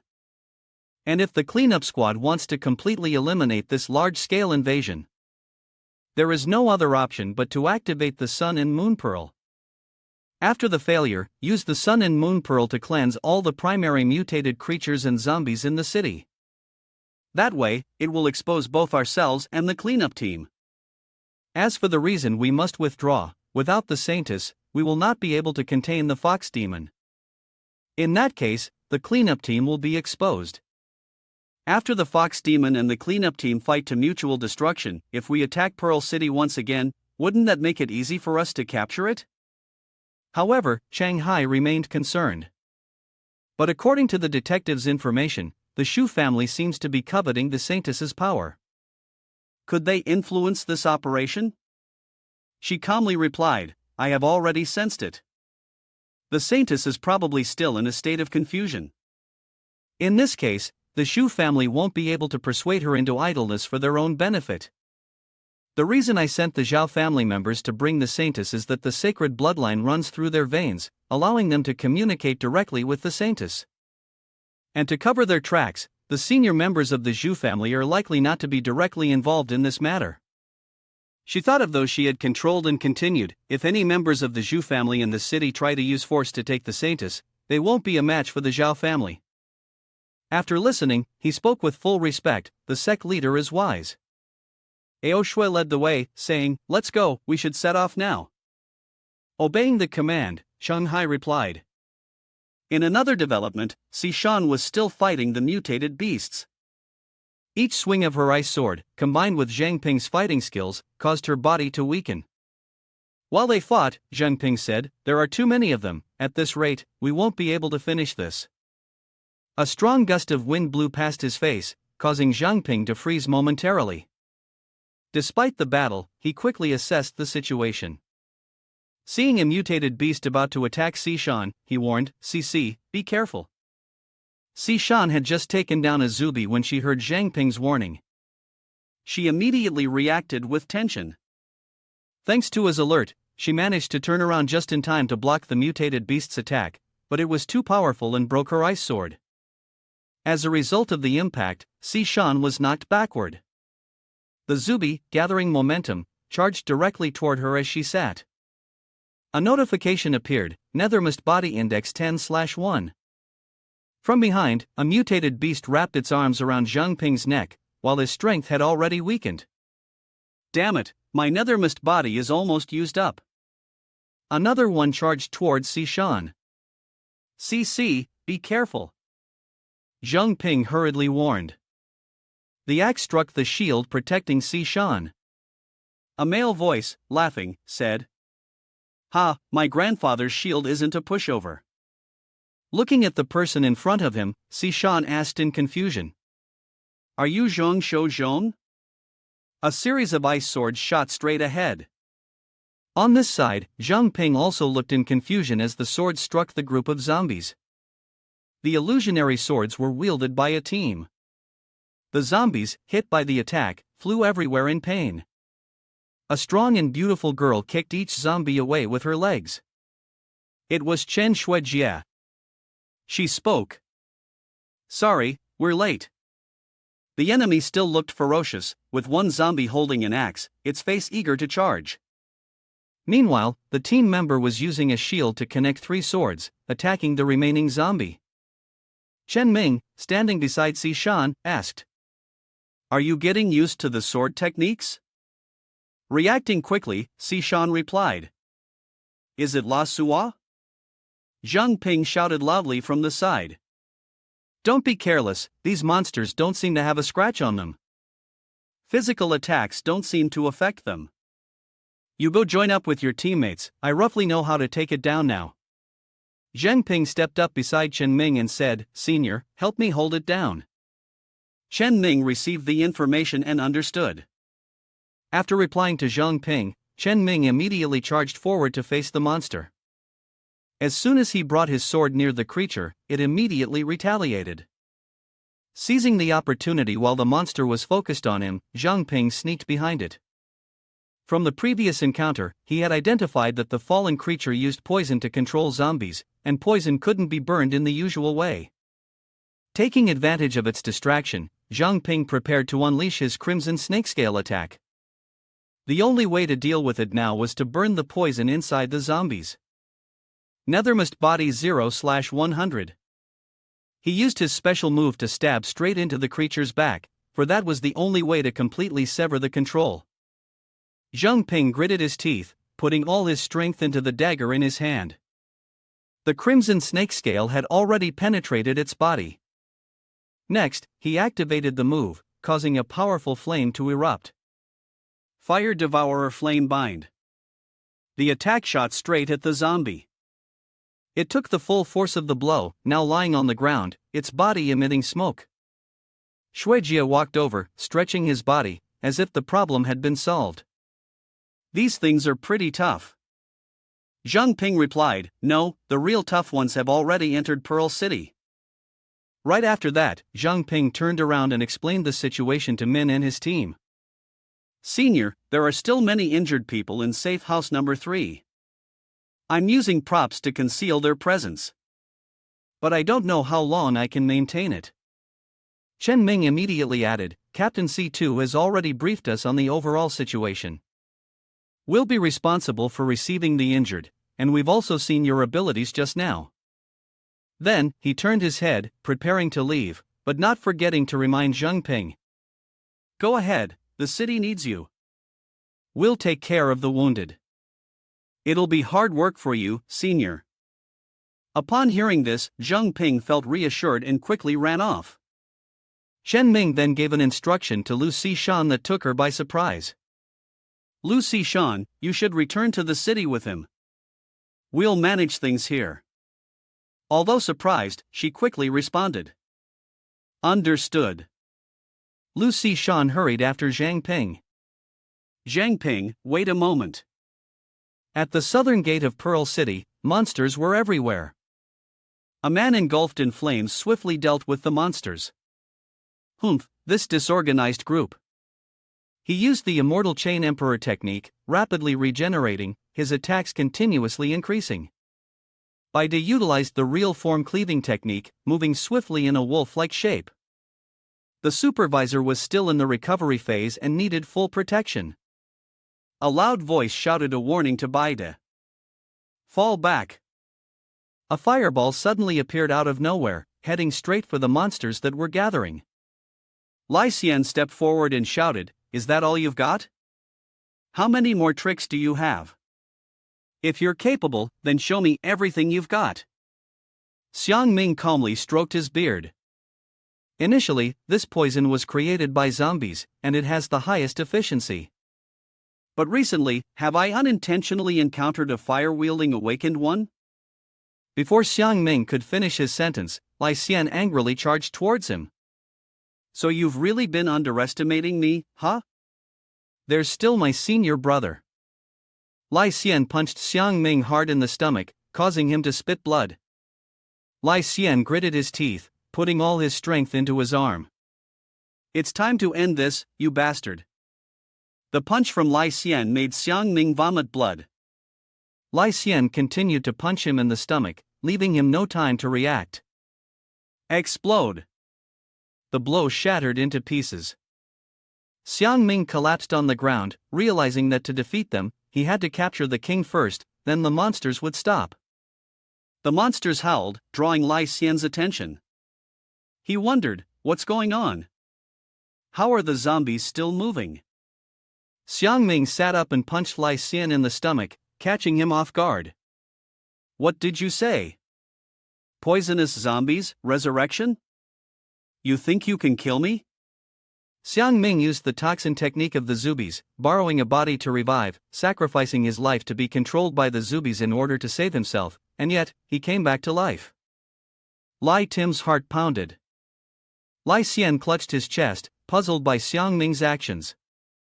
What are you trying to do? Hearing this, Xiang Ming burst into a loud laugh. You noticed so quickly? I injected the poison directly into your body. Once the poison spreads throughout your system, you will become my zombie. Footnote: zombies are created using living human puppets, not the reanimated dead. Lai Xian stared in disbelief. That can't be possible. He unleashed all of his power, activating the Crimson Emperor's immortal body at level 2, assuming the golden flame form. The temperature reached 1000 degrees, his stamina increased, his strength surged, and his agility skyrocketed. Xiang Ming smiled wickedly. Want to burn yourself to get rid of the poison? Don't waste your effort. The zombies are already up. The poison that can burn is only the most basic kind. The poison I use to control the zombies is not just one kind, you know. As Lai Xian was surrounded, Baidu shouted in concern. Phoenix Tavern Master, the living beings with strong strength have been granted various kinds of poison by me. The immortal poison, the immortal living beings don't worry about me. Near the safe house number 3, what should be killed? Lai Xian was now surrounded by zombies, and how much longer could you hold on? Where is senior brother? Junior brother is stopping me. Lai Xian shouted angrily, I will never forgive you. Xiang Ming smiled wickedly, controlling the zombies from the side. It seems you still don't understand the situation. If you miss your Lai Xian so much, now that Lai Xian is hanging by a thread, you might as well go with him. He gritted his teeth and silently made a decision: strike fast, win fast. Lai Xian, along with the giant zombie, struck hard at the opponent, the shockwave sending other zombies flying. The attack caused Lai Xian to scream in pain. He exerted all his strength, sending the giant zombie flying far away. After exhausting all his strength, Lai Xian struggled to maintain his footing, watching the poison slowly spread on his hand. Lai Xian sighed, this poison spreads quickly. 2 other zombies charged toward Lai Xian. It wasn't enough, he smoothly dodged them, lost in thought. Opening the Crimson Emperor's immortal body, the energy of the final form was still insufficient. If this continues, I will also turn into a zombie. Lai Xian gritted his teeth and looked behind him. If I lose this battle, the North Gate will be completely breached. A loud scream abruptly interrupted Lai Xian's train of thought. Could it be that heaven wants to destroy Pearl City? At this moment, Jiang Ping and Luo Shu had arrived. According to the information from the barrier team, she was beside Jiang Ping, explaining the situation as he shouted in panic. The owner of the Beast King martial arts was already captured. Jiang Ping and Luo Shu worked together to eliminate the zombies blocking their path, with the priority being to rescue the person. All right. Lai Xian, now lacking composure, asked, who is that? As Luo Shu cleared the zombies, she encouraged Lai Xian, Senior, hang in there. Look at the gaps in the zombies' defenses. Lai Xian quickly seized the opportunity. Lai Xian poured all his strength into his hand. He used all his might to perform the Beast Five Fists Tower Throw, delivering a powerful strike. At that moment, Jiang Ping had reached Lai Xian, who was seriously injured. Seeing this, Lai Xian said, Brother, you should retreat. It's dangerous here. Senior, you don't need to worry. I was well prepared when I came. Jiang Ping's eyes were full of determination. Let me treat your wounds first. But this wound of mine. Lai Xian hadn't finished his sentence when Jiang Ping immediately used a technique that took Lai Xian by surprise. Pure blood body, Jiang Ping said. Lai Xian looked at him in disbelief. Seeing this, Jiang Ping spoke up to reassure him. Don't worry, Senior. This is my healing method, and it's quite unusual. Lai Xian looked at the wound on his hand and sighed. it's not just about healing the external wound, even my physical strength has fully recovered. My brother, you're truly impressive. It's a pity I can't cure the poison in the senior's body. At best, I can only control the spread of the toxin. Lai Xian clenched his fist and said, "You can control the poison very well, and that's enough." He silently called for an appraisal in his mind, and then his entire body ignited with flames. "Please give me a bit more time, my brother. I'll go deal with that being who's neither human nor demon." The appraisal notification came through, appraisal successful. Proceeding to Feng. Lai Xian, human race, the Beast King martial arts faction, 3-star potential, level 38 awakener, Crimson Emperor's immortality talent. The healing speed of wounds is increased by 200%, able to control the spread of poison, heartbeats trigger Crimson Emperor's flame blood, releasing terrifyingly high temperatures, simultaneously enhancing overall physical quality. When the body's temperature reaches 6 levels of toxicity, it can enter Yang flame form, boosting strength by 10 times and healing all abnormal conditions. Meanwhile, Crimson Emperor's flame evolves into Ocean True Flame. The demon with a sinister mouth said, "It's easy to talk like that, but the opponent is a fallen one. Be careful, let's first assess the strength of the shop owner, then call for the mutant leader's appraiser to provoke him, and obediently become my living corpse." He responded, "Don't be foolish." Afterward, the appraiser's result came through. The subject, named Feng Lai Xian, belongs to the human race, and is affiliated with the Beast King martial arts faction. His potential is rated at 3 stars. He is a 38th level peak level practitioner. His innate talent is the Immortal Red Fury, with a healing rate increase of 200%. He can control his heart rate and activate the Crimson Emperor's flame, unleashing a terrifyingly high temperature, while simultaneously enhancing his physical attributes. When his body temperature reaches 6 toxins, he can enter the Yang flame form, increasing his power by 10 times and healing all abnormal conditions. Additionally, Crimson Emperor's flame ascension is the Ocean True Flame. Lai Xian let out a cry and then gathered his strength to intensify the flames, raising the temperature. His stats shifted: body temperature reached 3000 degrees, vitality increased, strength surged, speed accelerated, and the flames blocked the mutants' approach. The mutants couldn't get near him. In the blink of an eye, he was already in front of the leader, shouting at the old man, catching him off guard. His flame erupted, attacking the man. On the other side, the demon-faced man spoke, "Senior, I've assessed it. This person's life is bound to the recently reanimated corpse.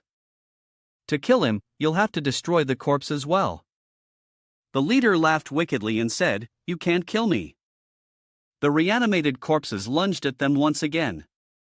Lai Xian raised his temperature once more, pushing his body heat to 4000 degrees, increasing his stamina, strength, and speed. He roared and ramped up the heat, creating a sea of flames that incinerated the corpses, but soon realized it wasn't enough. "Brothers, is there any way to quickly raise my temperature?" The demon-faced man, holding his head, said, "My flames can't reach the height of yours, senior. I'm afraid I can't help." Suddenly, Lai Xian shouted, "That's right, this might help." A dragon's form appeared, and the demon threw a few objects into Lai Xian's hands. He said, "With such a good item, why didn't you bring out the crimson forged serpent earlier?" The other man replied, "You didn't ask in the beginning." Lai Xian swallowed the items, and the demon-faced man grinned, saying, "Well done. Now this is the true fire devourer." The power of Lai Xian surged violently, and on this side, a freezing palm strike shattered a group into pieces. Sishan asked when he saw the mutated beasts frozen, "What happened?" Unexpectedly, even while still alive, they were able to witness that form of the team leader. C2 gritted his teeth and said, "It seems like the battle is about to end." The immortal body of Qi Huang, the Yang flame form, with a body temperature of 6000, and all toxins have been healed. Seeing Lai Xian like this, the demon-faced man sighed, "Such a tyrannical form, this temperature is something even the fire devourer would have difficulty enduring." Lai Xian said to him, "Brother, this extreme form puts a huge strain on my body. Please keep healing me, leave everything else to me." He then ordered, "Everyone, retreat, don't get caught in the crossfire." Upon hearing this, someone shouted, urging them to run. Everyone heard that, right? Go back to the city first. The leader of the undead was surprised. How could this be? The poison I left in his body has already disappeared. He said, all units, listen up, have them capture him for me. On this side, Lai Xian's body transformed, releasing streams of cold air. He exhaled a frigid breath, with the Beast King's aura, chaos spreading in the air. The freezing air swept forward, sending the zombies who were about to attack flying. The zombies struck by the blow screamed in pain, but the waves of ice attacks still hadn't stopped. After a while, the space finally returned to calm. He looked at the empty space in front of him and said, these 20,000 living corpses are all turned to dust now. Si Shan sighed, such terrifying power. Among the people I know, his strength could at least rank in the top 3. Suddenly, a young man rushed over from behind and said, not good, the owners of the other 2 martial arts halls have betrayed us. Shi Men and Dong Men have fallen. Upon hearing this, Lai Xian was startled and asked, what? Ao Dong Hai and Wu Ruoyu, why did they betray us? Suddenly, a loud laugh echoed, Pearl City has fallen, and this old man no longer needs to hold you back here. The old man rode off on a mutated elephant and said, this time, you win, but I'll reserve a spot for you. Hopefully, next time we meet, you'll still be as heroic as you are today. The unthinkable happened, and the leader of the living corpses still wasn't dead. Lai Xian, enraged, shouted, next time, I will definitely kill you. He then ordered his subordinates, I'm enough here. Everyone, head back to the city for reinforcements. He looked down and instructed his men, poison has already been cleared, you should go back too. He silently thought, if I say it now, surely I won't melt, right? The scene shifted to the city, where the monsters were gradually taking over. Those were mutated beasts, run fast, help from the defense organization, hurry up. Zaymin's figure stood high above, observing everything. Just take your time and enjoy, he chuckled triumphantly. This is exactly the kind of influence Pearl City has lost, our Zhu family. Zaymin asked the 2 subordinates behind him, how is everything progressing? Zayjun stepped forward to report, about a herd of mutated beasts has entered Pearl City, and they are now under our control. Zaymin smiled deviously, very good, you all should direct the mutated beasts to attack the city lord as soon as possible. The city lord? Are you joking? Chen Junting is at the city lord's place. Zayjun added, when the mutated beasts get close, the area will be affected by the blood of the Holy Mother in her body. Huang Sen continued, that's right, even the natural order fox will become her servant. So how are we going to take her? Zaymin narrowed his eyes, analyzing. What do you all understand? Chen Junting hasn't fully awakened yet. Her mind is like that of a child right now. He recalled Junting's condition at that time and said, she will subconsciously and passively control all the mutated beasts around her. Now she is still playing with Prince Yu. If a large number of mutated beasts approach her, her abilities will go out of control due to overload.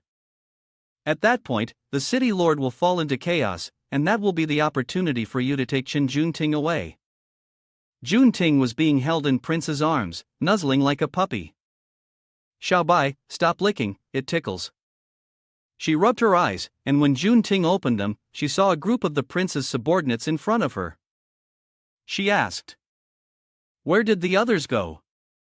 Suddenly, the soldiers in front of Junting appeared to glow white. Why were there so many Xiaobai here all of a sudden? She turned to the prince, puzzled. You look really strange. What exactly are you? He remained silent, saying nothing. Inside, Junting continued to play with the mutated beasts, mistaking them for Xiaobai. You all are so cute. Outside, Jiming was peeking at the door, quietly observing. It was exactly as he had expected. He quietly hid behind the wall, whispering. The approach of a large number of mutated beasts had already started to drive her mad. Junting turned and walked down, gazing outside. Why are there so many Xiaobai outside? The little white bubbles made Junting truly think there were a lot of her Xiaobai. Suddenly, she felt a sharp pain in her head. Jun Ting hugged her head in discomfort. Xiaobai, stop. She jumped up in panic. Don't, Xiaobai, don't come here anymore. Jun Ting screamed. The scene shifted to another place. On some road, a little girl was crying and running to find her mother. Mom, where are you, Mom? Behind the little girl, a vicious mutated beast was chasing after her. Suddenly, the mother appeared, hands reaching out. Jiang Ping arrived in time to cover its mouth while Sishan took care of the girl. She ordered. Get out of the way, you. Jiang Ping pulled the wolf beast's mouth tightly. You beasts, a big fire is raging to burn this mutated beast, can't you stop running wild? Immediately after, the girl's mother ran over. Nyo, are you okay? The girl cried out and ran towards her mother. Mom! She was deeply grateful to both of them. Thank you so much. Sishan reminded. Let's go, quickly. Jiang Ping reported the situation. Up ahead is a densely populated residential area, we can't let them advance further. She just gave a small nod, and Sishan transmitted the information over the radio to the team members. The cleanup squad activated on-site defense. Meanwhile, others organized the evacuation of civilians, as mutated beasts of all kinds, from bears to bats, filled the city. It's hard for me to defend against so many mutated beasts without destroying the building. Jiang Ping drew her sword, ready for action. She could only hold on to as much as she could, as long as it was enough to evacuate others. She moved quietly, like a white wolf. A pack of them howled behind her. Jiang Ping stayed alert. What was going on with these mutated beasts? From the other side, the radio crackled. Captain, the mutated beasts over here have stopped moving. Sishan asked curiously, what's going on? Scene transition. Zaymin stood in the temple, stunned to see Saintus Jun Ting using her powers to control the monsters. What is this? He suddenly understood. Could it be that she was slowly opening her eyes? A surge of power emanated from the holy temple, radiating the energy of the saintus. Zaymin and his men, sneaking around, suddenly heard news from outside. All the mutated beasts in our city have lost control. What? Zaymin gritted his teeth, drenched in sweat. Damn it! Could it be that the blood of the Holy Mother inside the saintus has completely awakened? This is bad. How could this 1% chance actually be triggered by her? Jun Ting leaped out, chasing after the white dots she thought were Xiaobai. There were real Xiaobai over there, and Zaymin saw the situation was worsening. Damn it! He and his subordinates rushed after her. Quick, follow her. Suddenly, he lost his balance and stumbled. Zaymin felt an overwhelming pressure and thought to himself, this pressure. Zaymin predicted that only mutated beasts of the king level could exert such an oppressive aura. From above, a pair of enormous eyes gazed down at them. He thought to himself, could it be that the Moon King has awakened? Zaymin furrowed his brow and thought, remaining motionless. Could it be that Qin Jun Ting had caused the Moon King to awaken early? As he stood there, a voice from behind interrupted his thoughts, the sound of his subordinates approaching. What are you doing here? What's going on? Zaymin remained still, unmoving. Contact the others who snuck into Pearl City to capture Qin Jun Ting. I still have some matters to take care of. They obeyed the command. Zaymin watched the two figures disappear into the distance and thought to himself, the awakening of the Moon King means that the natural order fox has gained king-level combat power. If I reveal myself now, I'll definitely die. A large shadow appeared behind him, one that Zaymin hadn't noticed. It would be safer to just wait and see what would happen. The scene shifted to the city, which had suffered immense damage. A group of people were training there, with a coach instructing them. The group worked in teams of 3 to eliminate the remaining zombies. They shouted loudly in unison. Uncle Lu asked Lai Xian, how is the tavern owner's health now? He patted his body a few times. I'm fine. Jiang Ping has healed most of my wounds. I'm just a little tired, a short rest will do. Uncle Lu was still angry, standing next to a large pile of rocks, gritting his teeth. Those treacherous bastards, they're worse than animals. Lai Xian placed a hand on his shoulder to comfort him. Now that things have come to this, we can only quickly clear the zombies at the southern gate and then return to the city for reinforcements. Uncle Lu was deeply moved. Tavern owner, there's smoke rising in the distance. This is no time for idle chatter. Lai Xian pointed at the ruined surroundings. Look at the situation here. If we can save one more person, it'll be worth it. In the distance, two young men were pointing ahead.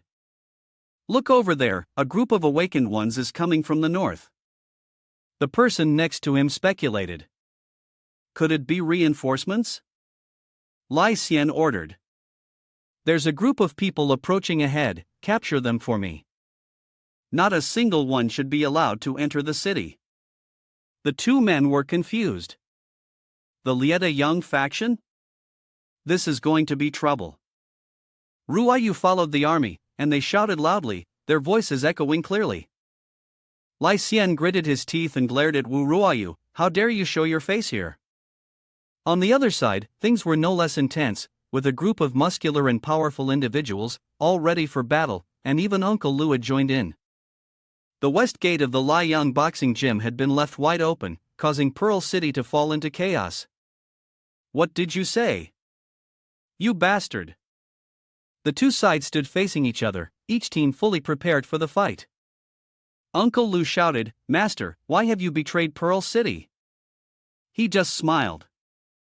Ruayu's expression grew dangerous. Master Feng, have you ever thought about changing your life? Lai Xian couldn't grasp his intentions. What do you mean? Ruayu pointed cunningly and said, look at this, Pearl City, this great city. Monsters attack, the citizens are fleeing, and those thousands of lights, while they shine, are fragile. Every year, hundreds of people die from mutated beast attacks. It seems we can only protect a third of this land. Have you ever considered what would happen if we tried our best to create a king among humans? What would that scene look like? He could create a better world. A king born in the Saint Ancestor Hall. Don't talk about this small Pearl City, but even to the ends of the earth, humanity would no longer be at the mercy of mutated beasts. Lai Xian understood, so that's how it is? The students who lecture on the supremacy of human rights in our Rights Academy are your people?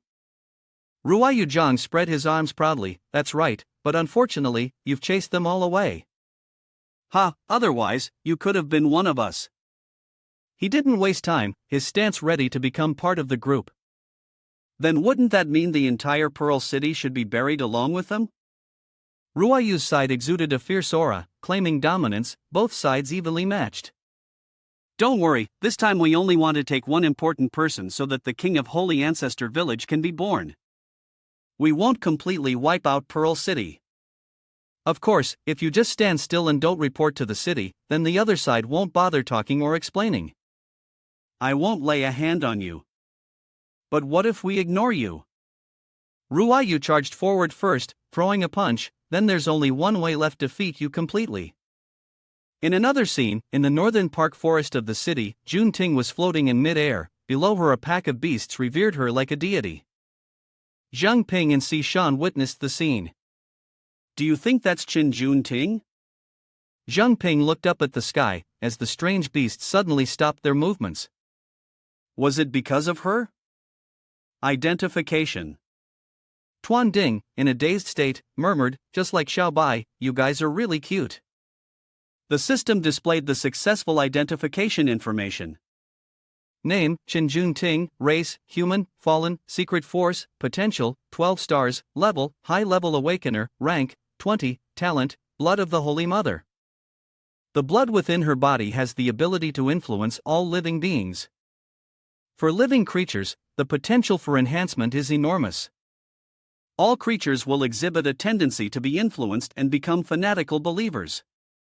However, those who drink her blood will be unable to use this power and will face misfortune again and again. The secret of the power of the shadow path, false Lahai, and the fall. Jiang Ping looked at Jun Ting in disbelief. Has she really become a fallen one? Si Shan was equally shocked. What? How can this be? Suddenly, two figures appeared from afar, quickly hiding behind the bushes. Someone's coming. In the distance were two subordinates of Zhe Min, who arrived one after the other, Zhe Jun and Huang San. Huang San asked, "What should we do now? Or should we head back for now?" Zhe Jun reiterated the plan. "What nonsense are you talking about? Our mission is to bring this girl back to the Zhu family at all costs." Huang San hesitated, "But you saw it on the way, didn't you? Behind the bushes, the two sisters are probably from the Zhu family." Huang San, now fearful, said, "Now there are zombies everywhere in Pearl City, and all our mutated beasts are under that girl's control. What's more, we haven't been able to contact those people. Worried, relying on just the two of us, there's no way we can complete this mission." Zhe Jun, full of faith and not afraid of challenges, said, "Stop saying that. Even if we have to die, we'll risk everything." Suddenly, a voice was heard from somewhere. "I didn't expect the Zhu family to be the type to do such dirty work behind the scenes, and to have such a damn group involved in it." Shi Jun shouted loudly, "Who is it?" Two people stepped forward to join, and Shi Jun continued, "You have more backbone than those from the Zhu family we encountered, so I will consider it." Jiang Ping also took the opportunity to assess the two newcomers. Assessment? The system displayed an information panel. Assessment successful, and the attribute panel appeared. Name, Zhao Yan Long race, human faction, holy ancestor village potential, male star rank, high level awaken level, 25.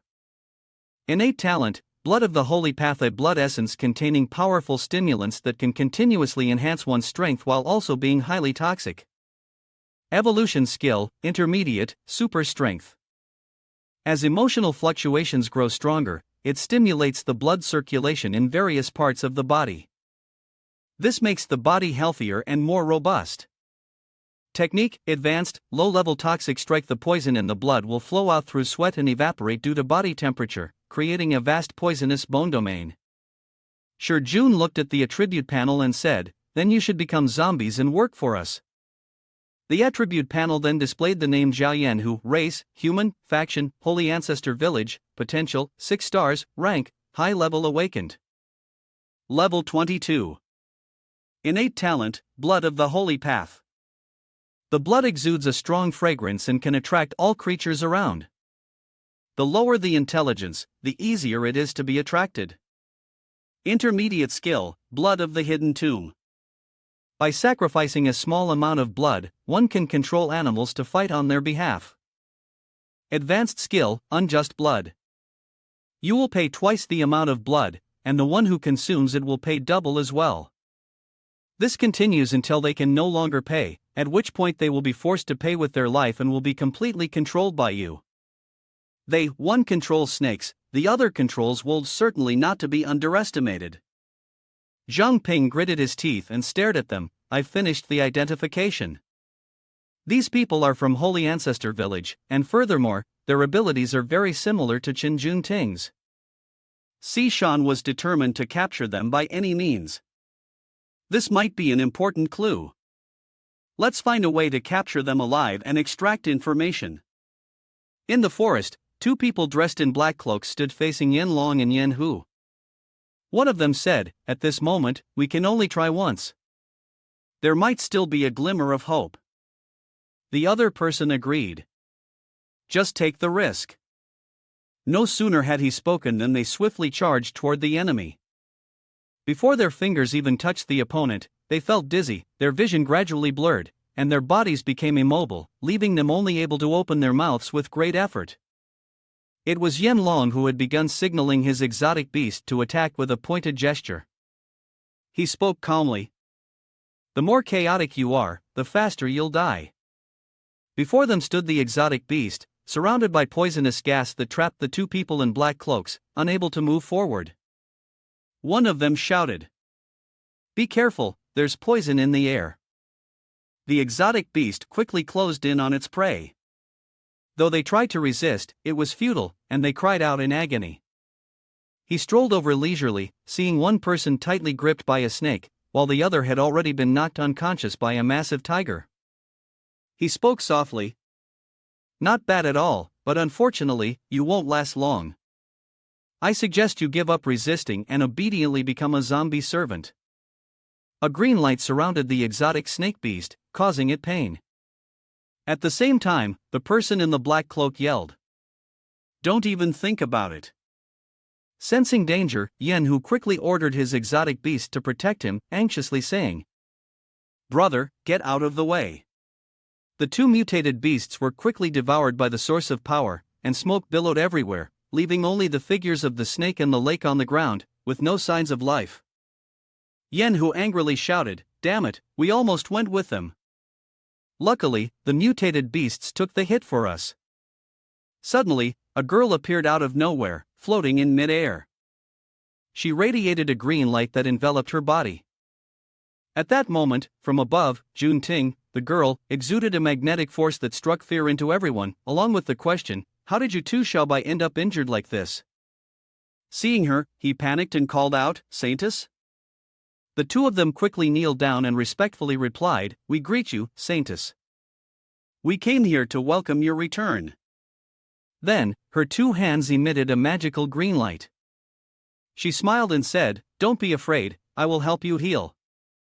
Yanlong and Yenhu were astonished upon seeing this. With her power, two red liquids started to be sucked out from the mutated beasts' bodies.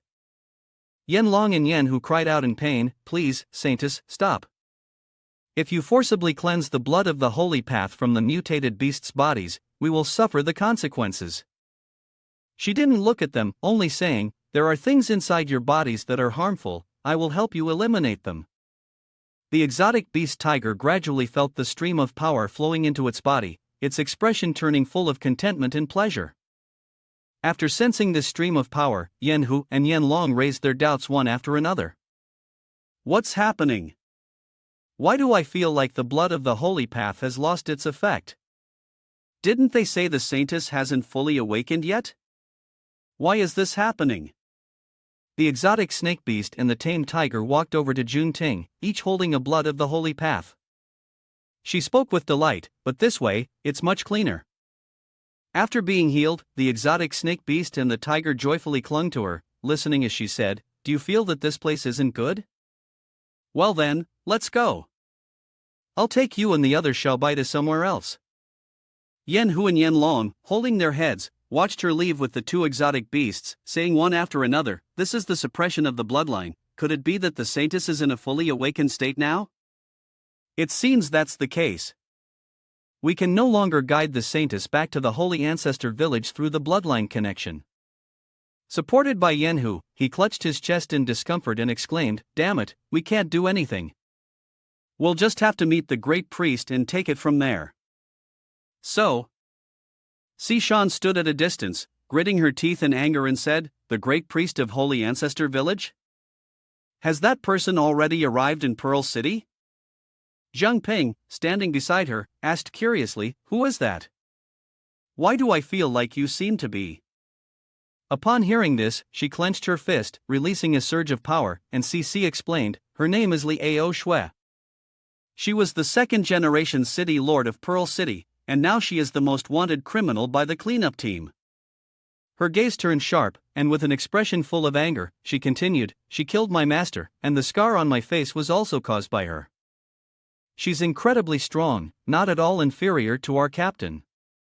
We need to investigate thoroughly to see if this vile creature has come to Pearl City. We didn't have a way to control Jun Ting before, but we can control these two," she said, as the area where the fierce battle had just taken place was now only left with wisps of white smoke. Sensing the opportunity had come, she and Jiang Ping began to unleash their power. He stood beside her and asked, "Jun Ting and the mutated beasts have already left, so it might be time to act." She responded, "Keep them alive. A massive ice crystal was advancing toward Yen Long and Yen Hu from behind, and they too sensed something was amiss. The ice arrows of the system rushed forward to attack, causing them to be separated. Yen Long quickly remarked, "You're done for. There's someone else in the dark." Holding a sword crystallized from ice in her hand, she pointed it at him, commanding, "Stay still." Seeing his brother meet Yunhu, the boy ran over and called out, "Brother." He quickly bound him with dark purple magic, causing him to scream in pain. His eyes turned purple, and his voice, full of menace, rang out, "If you dare release the poison bone, I guarantee he'll die a miserable death because of it." After subduing the opponent, she raised her voice to question, "What is your purpose in coming to Pearl City? Is Liao Shui already here? Where is she?" Under the threat of her sword, he calmly replied, "I have nothing to say." No sooner had he finished speaking than a slash across his body made him scream out in agony. A face, like that of a demon, appeared behind him, and the hands resting on his shoulders spoke in delight, "You don't have to say anything, but she certainly will. I'll take responsibility for healing you and will never let you die easily." Looking at the person behind, he struggled to speak, "You demons, all of you." A series of mocking sounds echoed continuously. At another location, in a simply furnished room, someone spoke up and announced, "Captain, I've found an extremely important clue." Soon after, a response came, "Lu Shan, what's going on?" Tubai and Manny remained silent as she reported, "Jiang Ping and I have captured 2 people from Holy Ancestor Village. According to their explanation, one of the objectives of the Ancestor Village this time is to capture Chenjun Ting, the one who awakened the bloodline saintus." The next sentence she uttered startled both him and Manny. She continued, "Liao Shui is also in Pearl City." He became serious, his experienced gaze firm as he ordered, "I understand. You two continue interrogating the people from Holy Ancestor Village. If the worst happens, I'll take matters into my own hands." After receiving the order, a decisive voice sounded. He stood up and turned to Manny, saying, "Manny, prepare the teleportation formation." She didn't respond immediately, instead asking, "Captain, are you really going to activate the Sun and Moon Pearl?" She furrowed her brows, anxiously continuing, "The Sun and Moon Pearl is hidden in the city's central control, and once activated, your identity will be exposed. If the ruler of the natural order Fox doesn't show up, revealing yourself now would be very dangerous." Regardless of the dangers he might face, he clenched his fists and resolutely responded, "The original plan was to lure the ruler of the natural order Fox out first, then have you hold him off. This way, there will be no obstacles in activating the Sun and Moon Pearl. But now that Liao Shui has arrived and her unpredictable behavior, it's certain that this will introduce many variables." The golden light enveloped Tubai's entire body, blending with the colors of the sky. He turned around and said firmly, "Now, I can only make one final gamble. Before they have time to react, I will activate the Sun and Moon Pearl. This is the only way to save Pearl City now, so there's no time to delay." At the Monument Square, a magical gate was being opened.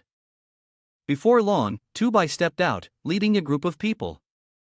Once everyone had gathered, he spoke, "The entire Pearl City has fallen into chaos now.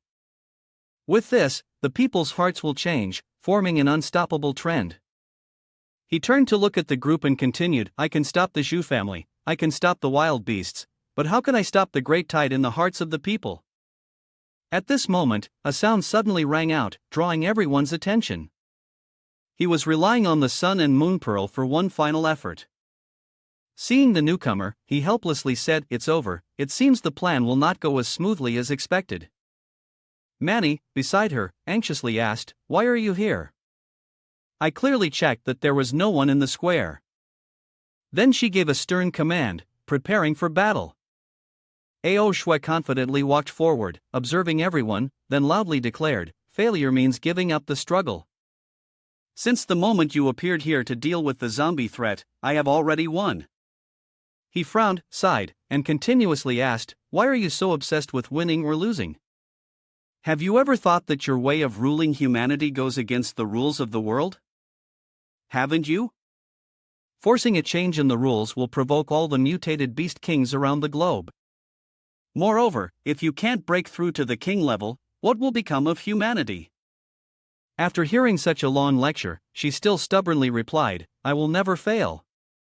Tu Bai, enraged to the point where his eyes turned red, shouted, before you wield your sharp tongue against the innocent, you teamed up with Zhuo Xiangming, using any means necessary. That means you've already lost. You're following the path of the demon, not the path of a king. The path she had chosen was to tread over the white bones, moving forward. The unforgiving voice echoed again, as the ancients said, success comes at a price, and how could I walk the path of the king without shedding blood? Whether it is the path of deception or the path of royalty, ultimately, the one who triumphs is still the king. She laughed again at his incessant criticisms. The more ambitious she became, the more people she would kill. In fact, she would even lead humanity to its complete and eternal destruction. Ao Shui was completely unconcerned by his words, signaling with her hands as she gave orders. I have no hope of convincing you, so I brought some people along, she said. Behind her, a line of zombies was moving forward. At the same time, her mind was rapidly calculating. Once the Sun and Moon Pearl was activated, it would soon attract the heavenly reward Lake King. That wouldn't do, at least. She had to wait until she had taken the saintus away before letting it manifest to deal with Sure Bai. After formulating a plan, she shouted. Today, no one is allowed to activate the Sun and Moon Pearl. It was only now that Tu Bai noticed someone else he knew standing beside her. He was both surprised and enraged as he asked. You Shanghai, you're now the Lord of Pearl City, and yet you stand here amidst all these zombies? Shanghai calmly responded. Sure Bai, the natural order fox is extremely powerful. Sister Ao Shui is right, humanity needs a faction like ours to unite, not remain as fragmented as we are now. Regardless of how she and he explained, the old man remained steadfast in his faith and said Li Ao Shui is not a wise ruler, she will not succeed. His words were like the wind, drifting away without reaching his ears. Holding a weapon in his hand, he calmly responded, that may be true, but Sister Ao Shui is not wrong. Some things need to be done by someone, regardless of whether the result is good or bad. Big Brother is stubborn, and I know I can't convince you, so there's no need to drag it out. He and she, along with the zombies, charged forward to attack. He raised his voice, shouting, I hope Sure Bai Big Brother will move aside. On his side, they were equally unyielding and ready for battle. He soared into the sky, his voice echoing in response, then come, let's use this battle to decide the fate of Pearl City.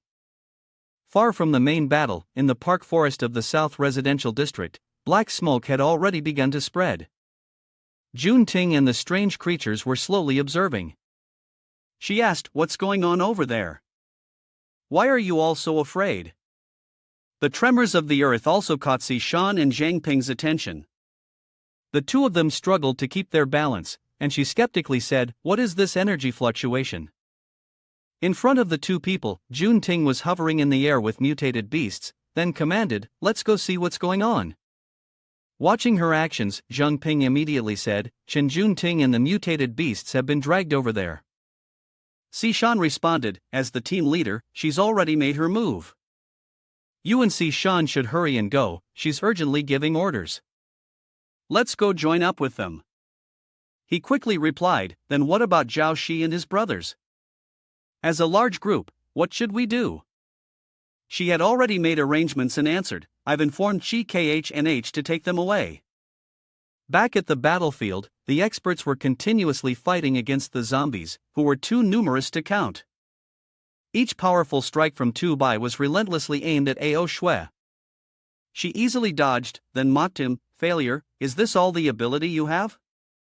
The golden energy enveloping his entire body did not lose heart at her provocation, and he replied, controlling you is enough.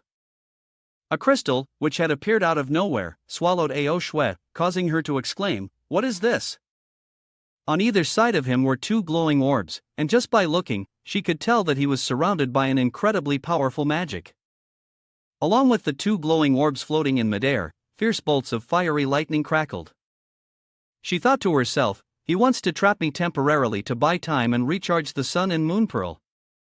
Controlled, she could only give orders to her subordinates.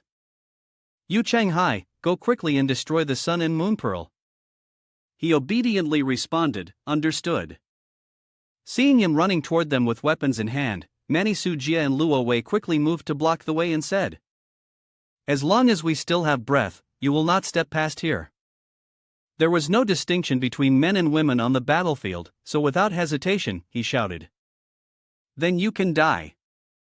The saber in his hand swung down, and the ground quickly cracked open, forcing the three women to fall into a passive defense. The appearance of Jiang Ping and Si Shan was timely. He quickly responded, "Don't get too smug too soon." An ice barricade stopped his attack, and he unleashed his power, charging toward him to strike.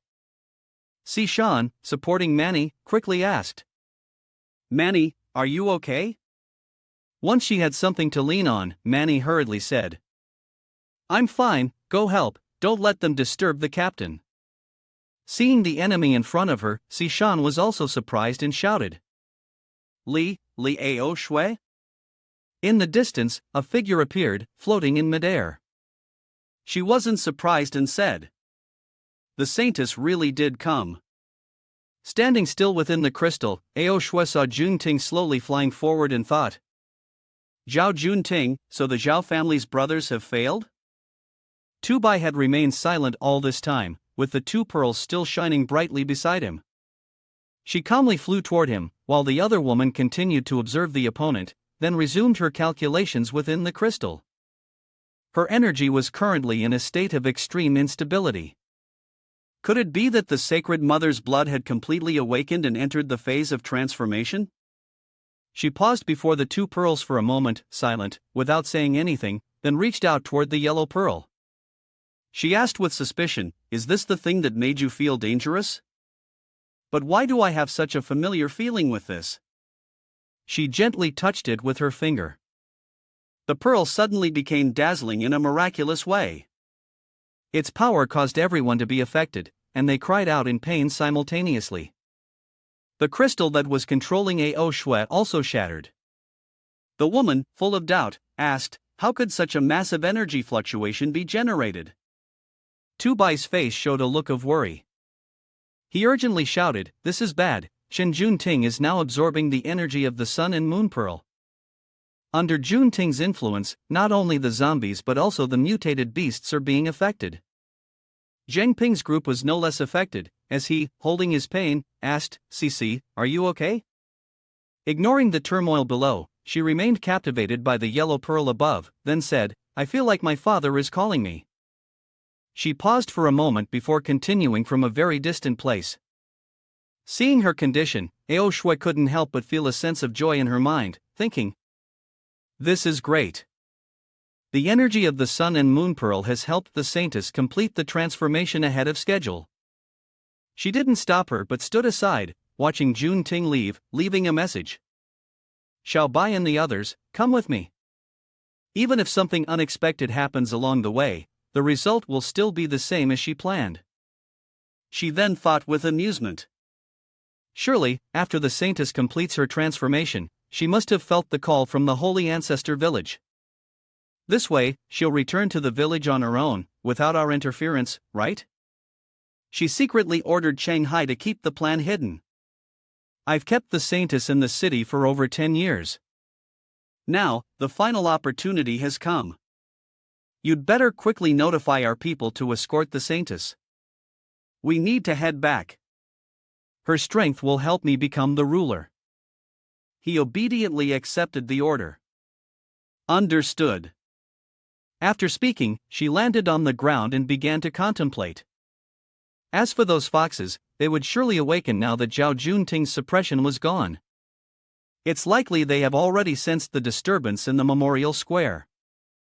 Her sharp eyes scanned the surroundings as her mind kept calculating.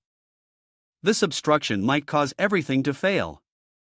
Everything is proceeding according to plan, but I must withdraw quickly before the Moon King arrives. She turned her back, preparing to leave, indifferent to the group of Jiang Ping who were showing her great caution, and said, "Failed, huh? I didn't expect you to put so much effort into absorbing the power of the Sun and Moon Pearl, only to have it backfire and benefit me instead. The original plan was for the saintus to fall into despair, transform into the holy matron, and then proceed with a complex ritual in Holy Ancestor Village, but now, there's no need. This is my destiny. As she confidently strode away, Sishan, holding the ice-made sword, chased after her and shouted, "Stop!" With incredible speed, she closed the distance, saying, "She's closing in on her," she added, "I must kill you to avenge my master." The tip of the sword was almost touching, but she still casually asked with contempt, "Just you?" With that, she turned around, using only one hand to counterattack. The naive girl had no idea of her own limitations, and in less than a second, Sishan's body was sent flying backward at breakneck speed. Jiang Ping hurriedly rushed forward to catch her. He called out in worry, "Sishan!" Using his own strength, he formed a shield behind them, while he held her in his arms. Surrounded by their combined power, the impact speed was significantly reduced. Ao Shui walked on the air, excitedly saying, "Failed? See you again." Luo Wei stood beside Tu Bai, curiously asking, "Aren't you going to chase after them, Captain?" He replied without haste, "First, let's resolve the threat within the city." Manny hurried over to them, speaking with a worried voice. "Jiang Ping, CC, are you all right?" Jiang Ping, still holding her hand, quickly responded, "We're fine, just a little injured." Sishan, however, was different. She answered with disappointment, "I'm still too weak." Before anyone could calm down, a sound suddenly rang out from all directions.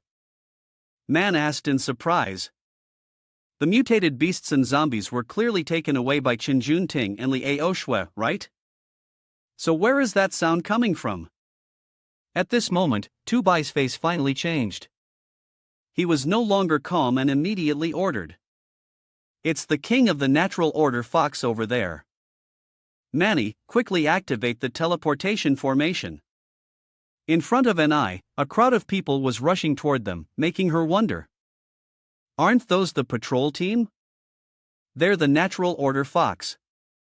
Kudi, the leader, raised his voice and shouted, "Everyone, drop your weapons immediately, or we'll kill without explanation." Manny, Jiang Ping, and Sishan were preparing to face them using their powers. Sishan said, "Luckily, I reported the information about the natural order fox to the cleanup team earlier." You stood beside him, holding a blade in one hand, and responded, "The ones charging towards us now are all natural order fox. Everyone, be careful of those invisible attacks." At this moment, only the color yellow remained in Tu Bai's eyes. He coldly said, "No need to go." He flew into the air, surrounded by a brilliant yellow energy. A system notification appeared, indicating that the brainwave resonance had been activated. Below, the natural order fox members clutched their heads in pain, continuously crying out, "He declares, I will control them." He then issued another command, "Everyone, leave Pearl City and stand below the magic gate that has been opened." Su Jia anxiously called out, "Captain?" His face stern, he shouted, "This is an order." You retracted the power from your hand and asked, "Why didn't Chen Junting take the natural order fox with him?" Sishan, standing beside, was also reluctant to leave, saying, "It seems the king of the natural order fox has activated some kind of concealment." "Let's go." Jiang Ping glanced around. When he saw everyone obeying, he sighed in relief and said, "Good." Below, everyone entered the gate one by one. Tu Bai, high above, kept thinking, if it's the king of the natural order fox, even with all of you, it would only be a futile sacrifice. The gate closed, and your group had all departed. At this moment, he looked at the group of people in front of him and shouted loudly, "Aren't you going to show yourselves?" He furrowed his brow tightly, his face serious as he said, "Let me see what kind of power you have as the king in this fox den." A surge of dark power appeared, astonishing him as he spoke, "You are the strongest human I've ever met." The enormous monster appeared in the center of its chest, with a crescent-shaped light as its distinctive feature. It spoke with disdain, "But to me, this level of strength is still not enough." Tu Bai hovered in the air, deep in thought, and the system interface appeared, notifying him that the skill Natural Order Fox had changed its perception to Natural Order Fox, overturning the commonplace. After learning this information, he curiously thought, What kind of skill is this? Standing before the monster, which was starting to attack, he seemed incredibly small, yet he still shouted out resolutely, "Whether my strength is enough or not, we'll only know if we try." He flew forward, 3 surges of power appeared behind him, and with a thought in his mind, he considered using the most powerful attack skill. Tubai decisively attacked first, shouting as his feet did not shake, and with a thought in his mind, he intended to melt its insides with high temperature and create a vacuum to explode outward. The monster did not dodge but took the full force of his power head-on. When the light pierced through the creature, it gleefully said, "What a strong attack, it's just a pity that it won't have any effect on me." Seeing this, he was surprised and asked, "It's ineffective? Could it be a change in perception?" Observing the scene before him, he thought, "No, this isn't a change in perception. I had already blocked my senses before starting the fight. It's not a clone either, a clone would disappear upon being attacked, just like mine." The system interface then appeared, notifying him of the activation of a clone skill.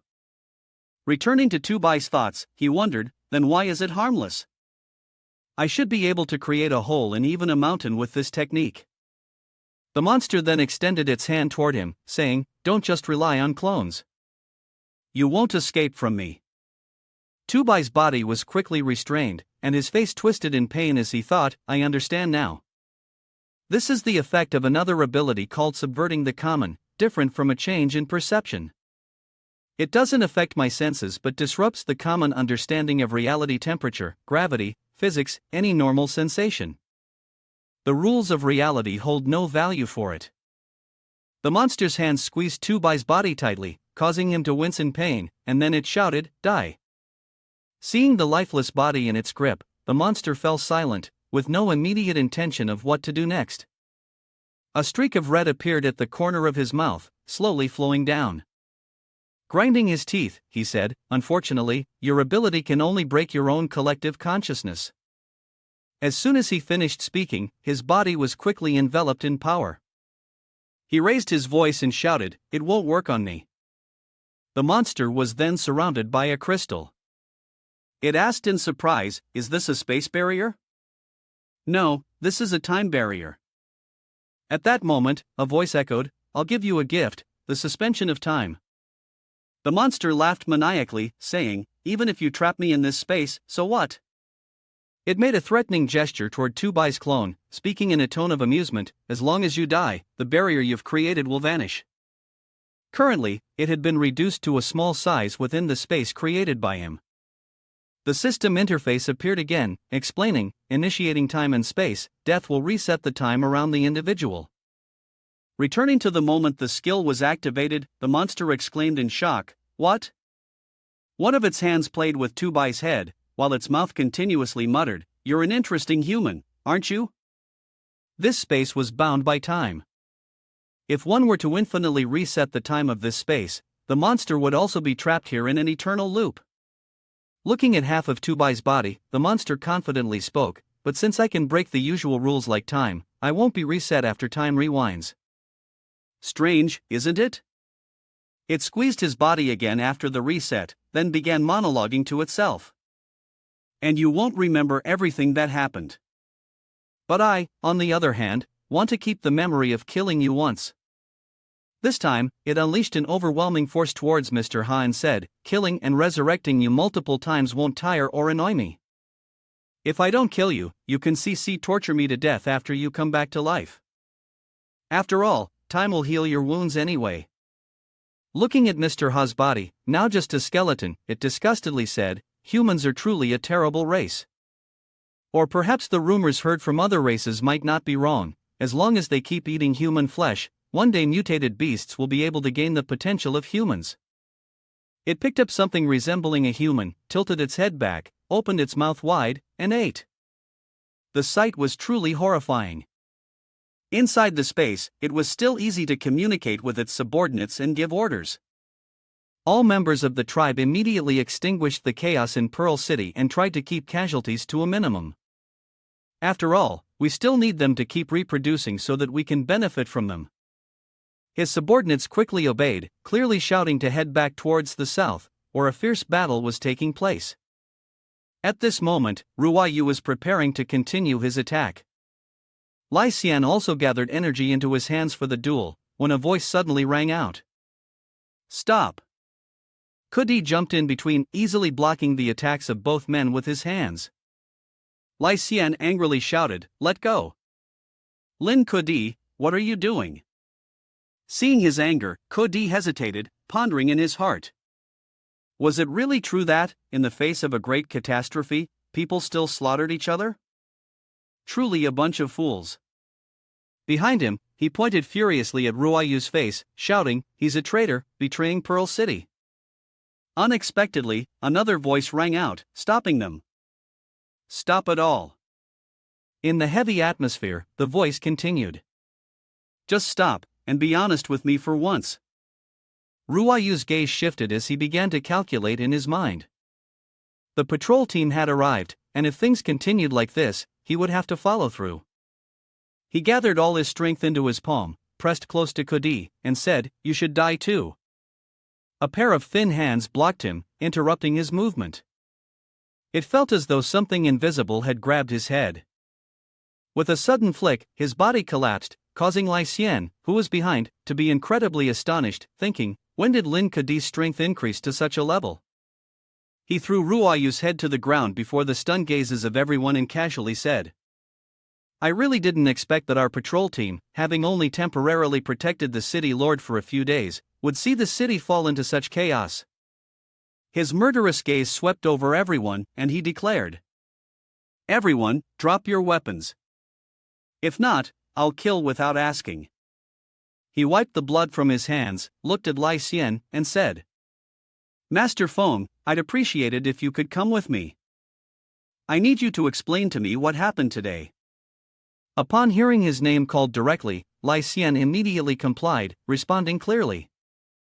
In safe room number 8, Jiang Ping's group had returned safely.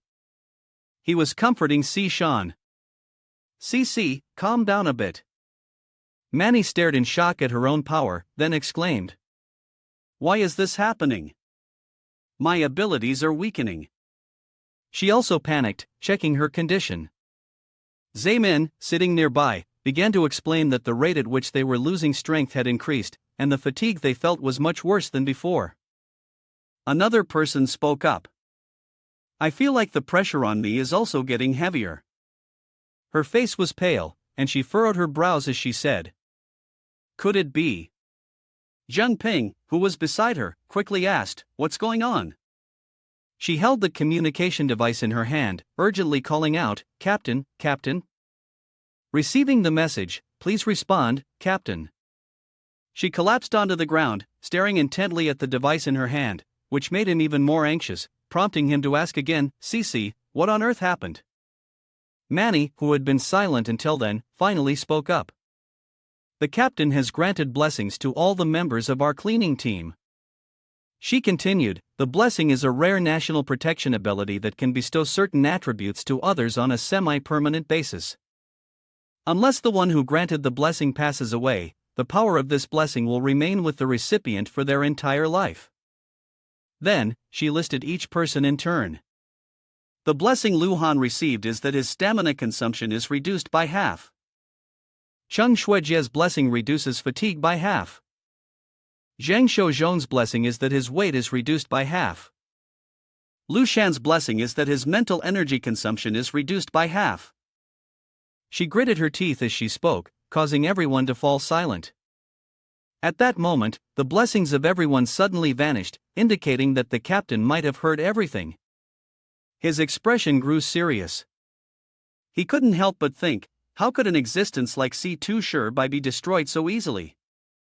Suddenly, a voice came from the bracelet he was wearing on his arm. A being existing in this form would not last long. Everyone hurriedly ran to his side. Sishan sighed in relief and asked, "Captain, are you all right?" The illusion of the old man materialized from the bracelet and answered calmly, "Not so good. It will probably take about another year, but I might be completely killed by the natural order fox as my energy gradually depletes." Hearing this, Jiang Ping anxiously asked, "Old man Master C2, do you want to contact us through the bracelet now?" He quickly replied, "No, this is my afterimage. Once I die or lose my life, a part of my consciousness will form an illusionary persona and transfer to this bracelet." He looked at everyone and continued to explain, "Actually, right now, I'm just an illusionary persona, not the real person." Sishan, worried, ran over and asked, "Captain, what can we do to save you now?" At that moment, he fell silent in thought. So, the one currently residing in the bracelet was not C2 Sure Bai, but rather an artificial intelligence possessing a fragment of his memories? He smiled and reassured everyone, "Don't worry, the situation is nearly exactly as I anticipated. I had a premonition of my death when I was in Pearl City. But in death, one can still see hope. The sovereign of the natural order Fox was trapped by me in a time loop. It can only escape when my energy is completely depleted or the active cycle is released. Until then, it can only remain in the monument square and continue to kill me until my energy runs out." Everyone fell silent, listening to his words. It won't be able to act recklessly in the coming year. This is the opportunity to defeat the Natural Order Fox clan. Can we seize this chance? Jiang Ping was surprised when Tu Bai mentioned his name through the sentence. I suppose it all depends on Jiang Ping, the one with limitless potential. Everyone present simultaneously asked in surprise. Jiang Ping? Ming stepped forward, looked at Tu Bai, and reminded him. Captain, I really don't understand what you intend to do, but placing hope on Jiang Ping might be a bit. Manny, who was standing beside him, hurriedly said. Jiang Ping's potential is indeed not bad, but he's still just a novice awakened one. Sishan also expressed his opinion. I trust the captain's decision. So, what should we do next? Manny hesitated, but in front of the members, Mr. Ring, with a voice that mixed reassurance, said. Don't rush like this, what's a little turbulence now? The real despair was when we first clashed with the Zhu family's beast masters. At that time, the Shu family possessed countless pieces of equipment, including 5 rare treasures like the Sun and Moon Pearl. On our side, we have nothing at all. During this time, Jiang Ping still listened intently to everything the man said from start to finish. The man's voice continued to echo. In fact, at that time, you were at a vast disadvantage against the enemy, and not only that, you lacked weapons capable of countering the exotic beast transformation into a king. Upon hearing this, Zaymin curiously asked, are there really weapons to counter the exotic beast transformation into a king? He calmly replied, of course there are, but only those with infinite level abilities are eligible to enter that place. And each person with infinite level abilities can only participate once in their lifetime. A silver arrow, gleaming and perfectly crafted, appeared through his narration. That is where I brought each arrow that could change the world. A question suddenly rang out. So, this time, it's up to Jiang Ping, right? Hearing this, Shou Zhong quickly voiced his doubts. Jiang Ping, is he really an infinite level ability user now? In this awkward situation, Jiang Ping helplessly said, Captain, based on your arrangements, I don't think it's possible. He smiled, placed a hand on his shoulder, and replied happily, this could actually be good for you. That place can be seen as the foundation of our humanity. You can use those remnants to unlock secrets of the world that belong only to you. After hearing the explanation, Manny excitedly grabbed Zaymin's hand and started running. Enough talk, let's head out right now. But Tu Bai raised his hand to stop him. Don't rush, there are still a few things to consider before we set off. Jiang Ping, come with me. At the cleanup team's holding cell in safety room number 8, Jiang Ping was following behind him, curious as he asked, Captain, is there really no way to save him?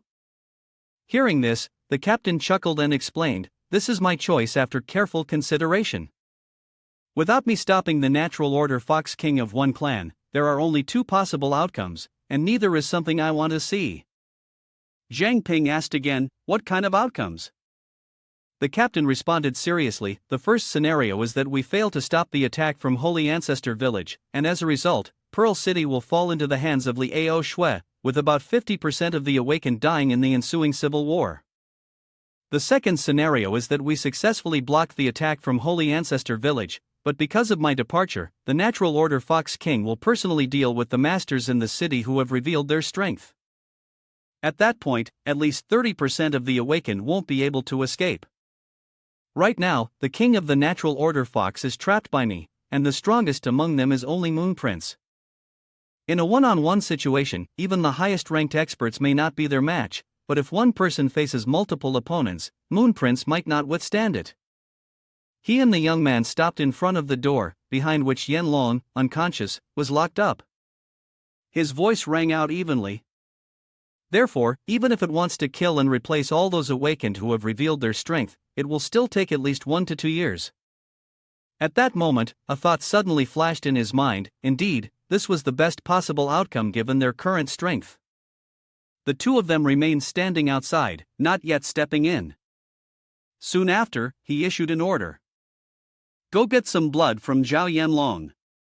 After hearing his request, the young man felt curious and turned to ask, what purpose does taking Zhao Yanlong's blood serve, sir? He didn't answer immediately but instead asked, you've been stuck at level 9 for a long time, haven't you? Jiang Ping nodded in acknowledgement. Yes, I showed signs of reaching mid-level in the last battle. He clenched his fist, tried releasing energy, and said, but at the critical moment of the breakthrough, I was inexplicably blocked. Not only did I fail to level up, but it also felt like I was stuck in my throat. Tubai snapped his fingers, then looked at him and provided the answer. Try drinking some of Zhao Yanlong's blood, then awaken your new skills first. After that, I'll show you how to break through. The dark red liquid was taken along with an explanation, without any knots from beginner to intermediate. The reason you cannot break through is because you have too many abilities. He looked at you, focused on your training, and said, those who awaken only one ability usually have no other choice but to decide early on the path they want to take. If you awaken with multiple abilities, you must choose one of them, otherwise, it will lead to stagnation at the level when advancing. With all the understanding he had, he shared with you, once you've identified what you truly want and the path you wish to take in the future, breaking through to the intermediate level will naturally follow. The system panels rang one by one, announcing that the alienation effect had taken place, meaning the new innate talent had awakened. The decision of the former king, the body could draw strength from its own pain, with the more painful the experience, the clearer the effect. Note, anything that doesn't kill you will make you stronger. In another dimension, Tubai's words echoed in Jiang Ping's ears. Now, you needed to make use of your new innate talent, to feel the changes between the various talents in your body. Carefully recognize each of your abilities, keeping them in an activated but dormant state. Then, you must examine your own heart, clarify the path you want to take, and understand your true desires. Then, Jiang Ping's expression changed and he continued, your abilities will naturally respond to the thoughts inside yourself. A series of multicolored crystals appeared, Contract Gem, Nightwalker, Nethermist, the Gate Sealer, Omnivore, Nethermist Body, the Materializer, Pure Water Body, Pure Blooded Body. Then, he suddenly thought of the Contract Gem Omnivore. Standing to the side, observing that he was ready, the old man asked, how do you feel?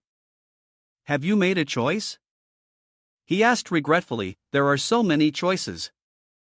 Is there really no way to have it all? Tubai answered indifferently, this, you'll have to look within yourself. I can't decide for you. Looking at the abilities enveloping his body, he thought deeply.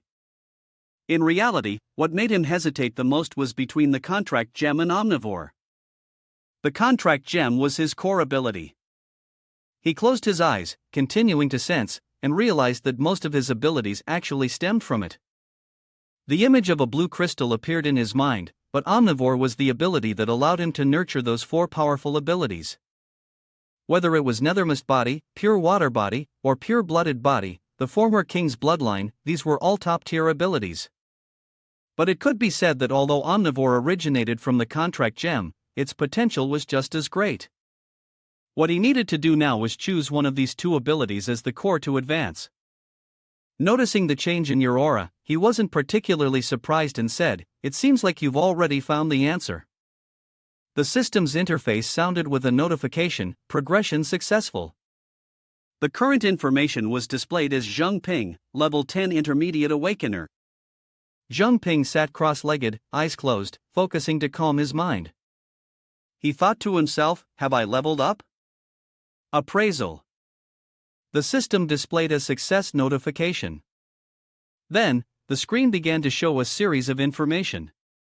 Attribute control panel, Jiang Ping, owner. Jiang Ping, race, human. Potential, 4 stars. Rank, intermediate level 10 awakener. Contract gem level 7, additional skill effect not yet activated, limited term contract. During the setup of the contract gem, one could modify the terms of the contract based on their will. Additionally, the contract gem would receive 3 unique transformations. The first type, the contract gem, martial contract, could transfer attack abilities into the gemstone. Destroying the gemstone would release a growth version of that ability once. The second type, the contract gem, protector's contract, could harmonize the contract gem with special equipment, enhancing the equipment's potential. Each piece of equipment could only be harmonized once. The third type, contract gem. The word KH, contract, and the contract gem can encase the contract beast, while also shrinking to the size of a grain of rice and begin accumulating. The maximum storage goal is 10M. Jiang Ping opened his eyes, his gaze filled with determination, and he silently concluded that, although he had only leveled up once, the difference between primary awakened and intermediate awakened was completely vast in terms of proficiency. He raised his hand, and the fire consuming his hand began to emerge. Looking at the flames, he couldn't help but marvel. Both his physical and mental strength had improved significantly, and he could now release the fire of a fire eater with precision. His control over the ability was also far more meticulous. Jiang Ping's entire body glowed, and the fire of a fire eater in the palm of his hand formed a small circle. Seeing this, Tubai spoke up to confirm, "You've leveled up successfully, huh?" Jiang Ping couldn't hide the smile on his face as he responded, "Yes." Looking at the blazing fire in the palm of his hand, he said to him, "No wonder CC only had combat power after reaching the intermediate level. It turns out that after reaching intermediate, the control power really upgrades noticeably." A gem appeared in Jiang Ping's hand. He froze for a moment, martial contract. After refining the gem, it emitted wisps of smoke that spread in the air. He then thought, with the addition of advanced skills, even a useless transparent gem could be put to good use. Immediately, he grabbed the gem in his hand and struck it down hard against the floor. Jiang Ping said to Tubai, "The hardness of this mid-tier gem is probably close to that of a blade crystal. This is an item I always carry with me, and it's not easily damaged." Tubai raised his hand to cover his mouth, chuckling aloud, "Just as I predicted, you didn't choose omnivore but instead opted for the contract gem as the core for your enhancement." Looking at the gem floating in his palm, Jiang Ping's eyes lit up. "Perhaps right now, you're feeling lucky for choosing the contract gem." Jiang Ping responded to Tubai, "I had considered choosing omnivore as well, but in the haze, I felt that it wasn't really suitable for me." He told him, "I'm glad I didn't choose omnivore. While omnivore grants abilities easily, the price to pay comes with many risks." Tubai stroked his chin, deep in thought. When omnivore awakens new abilities, cases of side effects and backlash, even death, are common everywhere. Standing opposite him, Jiang Ping explained to Tubai, "Moreover, although the awakening speed of the contract gem is a bit slow, every new talent it awakens is an indispensable need, like sending coal to a snowy day." Suddenly, Jiang Ping came up with a plan, using the patrol team's name, recruiting awakened individuals specially, gradually eliminating threats. At this thought, a murderous aura radiated from Jiang Ping. The corner of his mouth curled up slightly. Jiang Ping thought to himself that he would spend a year eliminating these hidden threats. Then, he exclaimed, "Moon Prince, Tubai led us to the room of the cleaning team members." He informed everyone, according to the news from Jiang Ping, Moon Prince is accelerating the elimination of masters in Pearl City, using the patrol team's name to recruit a large number of awakened. Upon hearing Tubai's announcement, Zhe Min was taken aback. He spoke up and asked, "Is he planning to target those who fought before?" Tubai closed his eyes, sighed lightly, and his attitude seemed serious. He replied, it's very likely. Jiang Ping made the suggestion, and I decided to return to Pearl City, find Master Phone, and explain the situation to see if there's any way to rescue them from the city.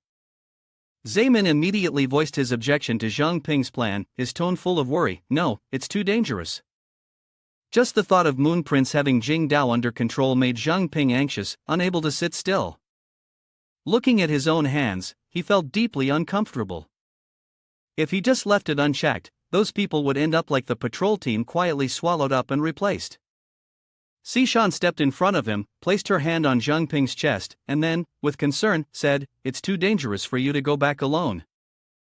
I'll go with you." Manny also turned to Jiang Ping and said, "We'll go too. We'll contact the familiar people one by one, it'll be faster that way." Tubai, seeing this, spoke to everyone. "We can't distinguish whether the awakened have been replaced by constantly telling the heavens yet, it's easy to expose ourselves." Jiang Ping confidently placed his hand on his chest, his eyes filled with passion and determination. He said, "I've leveled up to a mid-tier awakened. Even if I sneak in alone and get discovered, I'm confident I can leave safely."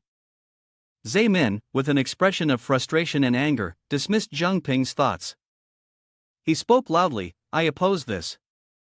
Right now, Pearl City is like a den of dragons and tigers. Do you have any idea how important you are right now?" Jiang Ping was not easily dissuaded. He furrowed his brow, his eyes showing clear resolve, and responded, "I know, but I can't just stand by while our comrades are devoured by constantly telling the heavens. Besides, I still haven't avenged Su Jingyao." Seeing Jiang Ping's mood starting to spiral, Sishan noticed that something was off with his emotions and called out to him. Quickly, Jiang Ping regained his composure. He reassured Sishan, "Don't worry, I've left myself a way out. Even if I run into the Moon Prince, it won't be a problem." But as soon as Jiang Ping finished speaking, Zayman unleashed his sword energy, his face extremely serious. He couldn't allow Jiang Ping's safety to be left to chance. Zayman shouted, "If you really want to leave, you'll have to defeat me first." Jiang Ping wasn't one to back down, replying firmly, "All right, let's see if you can." No sooner had he finished speaking than Jiang Ping's aura shot toward Zaymin, delivering a powerful strike. Zaymin was taken by surprise, unable to react in time, and was knocked backward. Grinding his teeth, Zaymin wondered, so fast. When did he attack? Didn't he raise his hand? Jiang Ping's entire body radiated with a vast and powerful energy, and then he said to Zaymin, "Looks like I've won." Zaymin furrowed his brows, astonished, "Is this the nethermost body?" He had to admit Jiang Ping's strength. "Indeed, you're much stronger than you were before you leveled up." Seeing that Jiang Ping had accessed this energy, Tubai spoke, his words filled with admiration and awe. "A person with limitless power is not a regular awakened. When I leveled up to mid-level, I gained the power to kill mutated beasts beyond my level, but Zhang Fan at the lower level was already able to kill mid-level awakened. He's even more outstanding than I am, and his potential is much higher." Tubai shared his opinion, "So, I don't oppose Jiang Ping returning to Pearl City, but before that, there's a treasure I want to give to you." Suddenly remembering something, Jiang Ping said to him, "Wait a moment, I have something I need to ask Zhang Shouzhong to help with." Shouzhong was puzzled, pointing at himself and exclaiming in surprise, "Me?" Shouzhong smiled, a system screen appeared in front of him, and he thought for a moment before speaking to Jiang Ping, "What can I help you with?" The system screen began displaying related information. Successful assessment: the science of fat can convert body fat into physical energy, then combine that physical energy to create various items within the user's knowledge range. The user can reclaim both the physical energy and the crafted items to their person. Jiang Ping quickly threw his arm around Shouzhong's shoulder and led him outside. As they walked, he said to Shouzhong, "You could really help with something big, but it's not convenient here. Just follow me." Everyone stood watching as the two of them left, and the sound of Shouzhong shouting outside made their expressions darken. "Ha! Jiang Fan, leave some for me. Don't be so stingy. Anyway, your flesh will grow back." Jiang Ping shouted back at him, "If it's not your flesh, of course I won't hold back." A moment later, Jiang Ping stepped outside. Manny, curious, asked, "What did you get Zhang Shouzhong to do?" Jiang Ping did not answer, quickly turning his head towards Shouzhong and sincerely said, "Thank you." At that moment, Shouzhong was trembling all over, his body had lost half of its original weight. Seeing Shouzhong's appearance, Manny screamed in horror, stuttering, "Zhang Shouzhong, what? What happened to you?" In the secret chamber of the elimination team, Jiang Ping and Tu Bai stood facing his scythe. He stood stunned, staring at the treasure that radiated with powerful spiritual energy.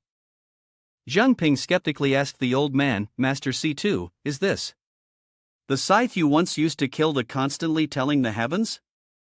He said to Jiang Ping, "This scythe is called the Scythe of Fear. It not only brings fear to living beings, but it can also evolve by absorbing blood. When I was younger, I used it to slaughter thousands of mutated beasts, absorbing the blood of countless creatures. Even now, in terms of both hardness and sharpness, this scythe is still considered a rare weapon in the world. Calling it a divine weapon wouldn't be too much. The Scythe of Fear is the weapon that suits you the most. Right now, in front of you, is a treasure with powerful and abundant spiritual energy. Bringing it back to Pearl City will increase your chances of victory when facing enemies." As soon as Tu Bai finished speaking, Jiang Ping reached out and tightly grasped the scythe. When you took it, a demonic spirit appeared, its eyes flashing red as it gazed at the divine weapon in your hand. Jiang Ping spoke, "Thank you, Captain." Suddenly, Tu Bai glanced outside, letting out an exclamation. Then he laughed heartily and said to you, this phrase confused Jiang Ping a bit. He made an excuse to go outside, "It seems someone still isn't at ease. Just as my energy is depleted, I'm going back into the embrace to recharge." The two spoke leisurely, and Jiang Ping finally turned his gaze toward the door. When did Sishan cross her arms and stand there? He looked at her, then exclaimed in surprise. Sishan spoke, "The wound on your face." She didn't care about what Jiang Ping had just mentioned. Her eyes held a deep meaning as they looked at him, and then she spoke, "We agreed before that we would speak properly as friends, not as teammates." On a quiet, bright night, in the vast meadow, Jiang Ping and Sishan sat and chatted. Sishan opened her heart, "I've stepped out of the psychological barrier, so I asked Wei Hua to treat the wound on my face. The previous incident made me realize how weak my abilities are, so I no longer blindly seek revenge. I will rely on everyone's strength to defeat Li Ao Shui together." She then turned to Jiang Ping and continued, "Is your insistence on going back to Pearl City alone also your stubborn way of avenging that friend of yours?" Upon hearing this, Jiang Ping fell silent, not responding. He closed his eyes and began speaking, "After advancing to the middle level of the awakened, I truly did have that thought. After all, I could clearly feel my strength surge drastically." He recalled the moment when Wang Zi came close and said, "You're no longer that weak person who had no choice but to pretend to sleep when Moon Prince came to raid the house." Suddenly, Sishan called out to him. Jiang Ping, still calm, looked up at the sky and said, "Don't worry, Cici, I know how to distinguish between what matters and what doesn't. This time, returning to Pearl City is mainly for the purpose of saving someone." Jiang Ping lowered his head and continued, "As for the grudge with Su Jingyao, if the opportunity isn't right, I won't act rashly." Sishan gently leaned back, looking at the sky as she said, "But you're going back alone, and I still can't help but worry." Jiang Ping's gaze held a hint of a smile. He spoke to Sishan to ease her mind, "I have a secret weapon from Zhang Shouzhong, nothing will happen." In Pearl City, many constantly telling the heavens are walking the streets. Jiang Ping wore a long coat, with a mask covering almost his entire face, and he strolled leisurely down the street. Looking at the situation before him, Jiang Ping could quickly assess the general circumstances. Clearly, the constantly telling the heavens faction in the city had increased their patrols. He ducked into a corner, peeking outside. Two of the constantly telling the heavens were loudly speaking, temporarily sealing off Mingzhou Square. Unauthorized personnel were not allowed to enter. Tu Bai, standing beside him, said to him, "Don't worry about me, for a while, that old fox won't be able to do anything to me." He anxiously asked Jiang Ping, "On the other hand, have you figured out a way to handle this?" Jiang Ping's eyes gleamed with light as he replied to Tu Bai, "I've figured it out. In the study room at the club, the Beast King of prophesied life, which was neatly arranged, Lai Xian sat quietly. Suddenly, a wave of green spiritual energy passed through the door and began to spread through the room. Jiang Ping abruptly appeared before Lai Xian. He reached out and quickly pulled down his mask to reveal his face, immediately saying, "Master Feng, it's me, Jiang Ping. The divine water body has been." Lai Xian jumped up, excited at this sudden appearance. He eagerly said to Jiang Ping, "It's you, my brother Jiang Ping. Where have you been these past few days? Ever since that day, I've been wanting to thank you in person, but I haven't been able to find you." Jiang Ping smiled casually and replied to him, "This is a long story, to be honest." The two of them sat down and started discussing the main topic. Jiang Ping spoke first. "The situation is roughly like this. I wonder if Master Feng would be willing to help me." Lai Xian crossed his arms in front of his chest, unable to believe what Jiang Ping had just said. Lai Xian responded, "According to you, the city lord has long abandoned Pearl City. The one who actually holds control now is constantly telling the heavens. What you're saying is really hard to imagine." I was startled when a voice from outside interrupted their conversation. The voice rang out, "Captain Lin of the patrol team requests to see Lai Xian to give instructions to his subordinates. Take him to the guest room, I'll come later." The person received the order and then faded away into the air. "Ah!" Jiang Ping said loudly to him, "The patrol team has been replaced by constantly telling the heavens. Master Feng just needs one look to confirm whether I'm telling the truth or not." In the guest room, there was a group of people over there. Lai Xian opened the door and stepped out, his face smiling as he raised his hand to greet those in front of him. My apologies. I didn't expect Captain Lin to have time to visit." Kudi crossed his arms, then he smiled and said, "I'm here to congratulate Master Feng." Lai Xian looked at him with a deep gaze, then asked in doubt, "I wonder where this good news of mine comes from." He suddenly noticed several constantly telling the heavens behind Kudi and said to Lai Xian, "The city lord has decided to appoint Master Feng as the vice mayor of Pearl City. The official announcement will be made to the whole city in a few days." Lai Xian stood frozen, his mind stirred by the images before him. This was the true form of the constantly telling the heavens. Lai Xian then smiled gently and spoke, "I sincerely thank the city lord for his favor." Kudi glanced at his blood-red eyes, turned his head to look at Lai Xian, and left a remark, "The message has been delivered, I'll return to fulfill my orders now." Lai Xian silently watched him flaunt his power, but didn't forget to say, "Sorry to trouble Captain Lin, please extend my thanks to the city lord on my behalf." But inside, Lai Xian was cursing, "How dare these beasts do this?" One by one, the constantly telling the heavens left the room. Jiang Ping, using his pure-blooded body, with his visual resonance activated, called out to Master Feng. Lai Xian responded, "Don't worry, I won't take action when the power disparity between us and the enemy is too vast." He reached out to close the door and then turned back to ask Jiang Ping, "You must have a plan if you came to see me." Jiang Ping gently nodded.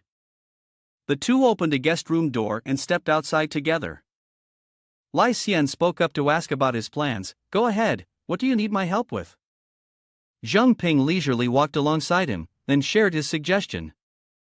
"I hope Master Feng can take advantage of the opportunity to get promoted to deputy mayor and host a banquet for the awakened who participated in defending Pearl City that day." As they walked down the corridor, Jiang Ping continued, "We will inform those who haven't been replaced by constantly telling the heavens about the situation." Lai Xian stood with his hands clasped behind his back, looking down at the training ground. Jiang Ping spoke to him, "Those willing to leave with me will exit the city through the transport gate. Those who prefer to stay will at least be aware of constantly telling the heavens plan, so they can prepare and avoid being easily controlled." His face darkened upon hearing what Jiang Ping had just said. Indeed, some people were tied down by family matters and might not choose to leave. Jiang Ping responded to him, "Given the current situation, this is really all we can do." Looking down at Lai Xian's club, Jiang Ping couldn't help but feel worried. You stand from Jiang Ping's perspective, and even his boxing club has had its share of members replaced. Lai Xian hadn't expected that in front of him were so many constantly telling the heavens, and never imagined that his small boxing club would harbor so many vile creatures in hiding. He turned back to look at Jiang Ping, his tone serious. What you've done is more than enough. In situations where it's hard to distinguish between friend and foe, no one can guarantee the safety of everyone. Lai Xian stepped closer to Jiang Ping and placed a hand on his shoulder. Do it your way. I'll do my best to cooperate. Jiang Ping bowed his head, clasping his hands in gratitude. Thank you, Master Feng. Lai Xian gently closed his eyes and then spoke. We should be thanking you instead. At the very least, you've shown us hope in eradicating those vile creatures. But suddenly, Jiang Ping spotted a figure walking below the dojo. He exclaimed in surprise, seeing it constantly telling the heavens with a braid on her head, similar to Jing Yao's. Jiang Ping gritted his teeth, a surge of anger rising in his chest. It's the vile creature who killed Su Jing Yao. Sure, you stood in the main hall, looking up at the sky. She then turned to Kudi and Jing Yao, asking, Has anything unusual happened in Pearl City recently? Kudi bowed respectfully and responded, Your Highness, everything is normal, it's just that recently Feng Lai Xian was preparing to host a banquet. Sure, you raised her hand to cover her face, smiling before letting out a sneer of disdain. Just became vice mayor and already eager to show off? This Feng Lai Xian is nothing special. Jing Yao stepped forward and asked Shiryu, Your Highness, do you need someone to follow him? She gestured for Jing Yao to wait for the right moment. No need, he's just taking the opportunity to grab some meaningless wealth. A person like him poses no threat to me. With that, Shiryu raised a finger, her face revealing a sinister expression. She gave orders to the two of them, we should still seriously investigate the actions of those rats in the cleanup team. As Shiryu turned around, the prince's form appeared behind her.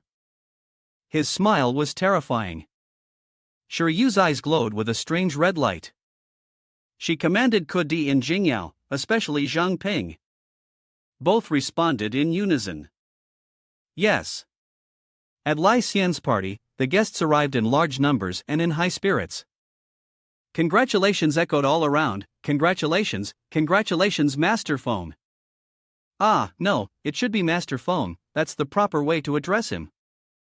I hope Master Feng will look out for us in the future. Exactly, we hope Master Feng will guide us a bit. Lai Xian raised his hand, looked toward the guests, and said cheerfully, You're all too kind. As he was speaking, one of his subordinates rushed over with something urgent to say. The person leaned close to Lai Xian and whispered in his ear. Lai Xian's expression shifted slightly. Quickly, he raised his hand to excuse himself. Ladies and gentlemen, I have something urgent to attend to. Please forgive me, I must take my leave. One person stepped forward and said to him, Master Feng, if you have something to do, please go ahead. Lai Xian turned and smiled at the person, saying, My apologies for not being able to entertain you properly, I hope you understand. Seeing that Lai Xian had something to attend to, Kudi spoke up to Jing Yao, Let's go. This Feng Lai Xian is exactly as His Highness predicted, he's just using this opportunity to collect wealth. Jing Yao looked in the direction of Lai Xian, his eyes full of suspicion. The murmurs arose as Chen Wei Hua appeared. Jing Yao couldn't help but praise, the appearance of the girl was truly exquisite. Kudi asked, Why do you like her? While Jing Yao was lost in admiration of the girl's beauty, Kudi turned and left, not forgetting to remind Jing Yao, Well then, you stay and enjoy yourself. Remember, with so many people around here, don't talk bad about anyone. It's best to wait until after work to take action. Jing Yao's eyes flashed with a red light, her expression and smile sending a chill down people's spines. She smiled and replied, Yes. Inside Lai Xian's room, Teacher De spoke up, Master Feng, we were called here, may I ask if there is something you need to tell us? Lai Xian glanced over everyone, with Jiang Ping's real form standing behind him. Lai Xian addressed everyone, I called you here because there is indeed something urgent to discuss. As for the specifics, it's better if he tells you. The energy around Jiang Ping dissipated, and he stood in the center of the room, raising his hand to greet everyone, Hello, teacher, bye. At that moment, the pure-blooded body's effect wore off. Teacher D and another person screamed in shock. Jiang Ping, Wei Hua, and the man behind them were all equally stunned to see his appearance there. After a while, everyone stood up to discuss the matter, and one person rose to question Jiang Ping. How could this be? The man with blue hair couldn't help but feel doubtful.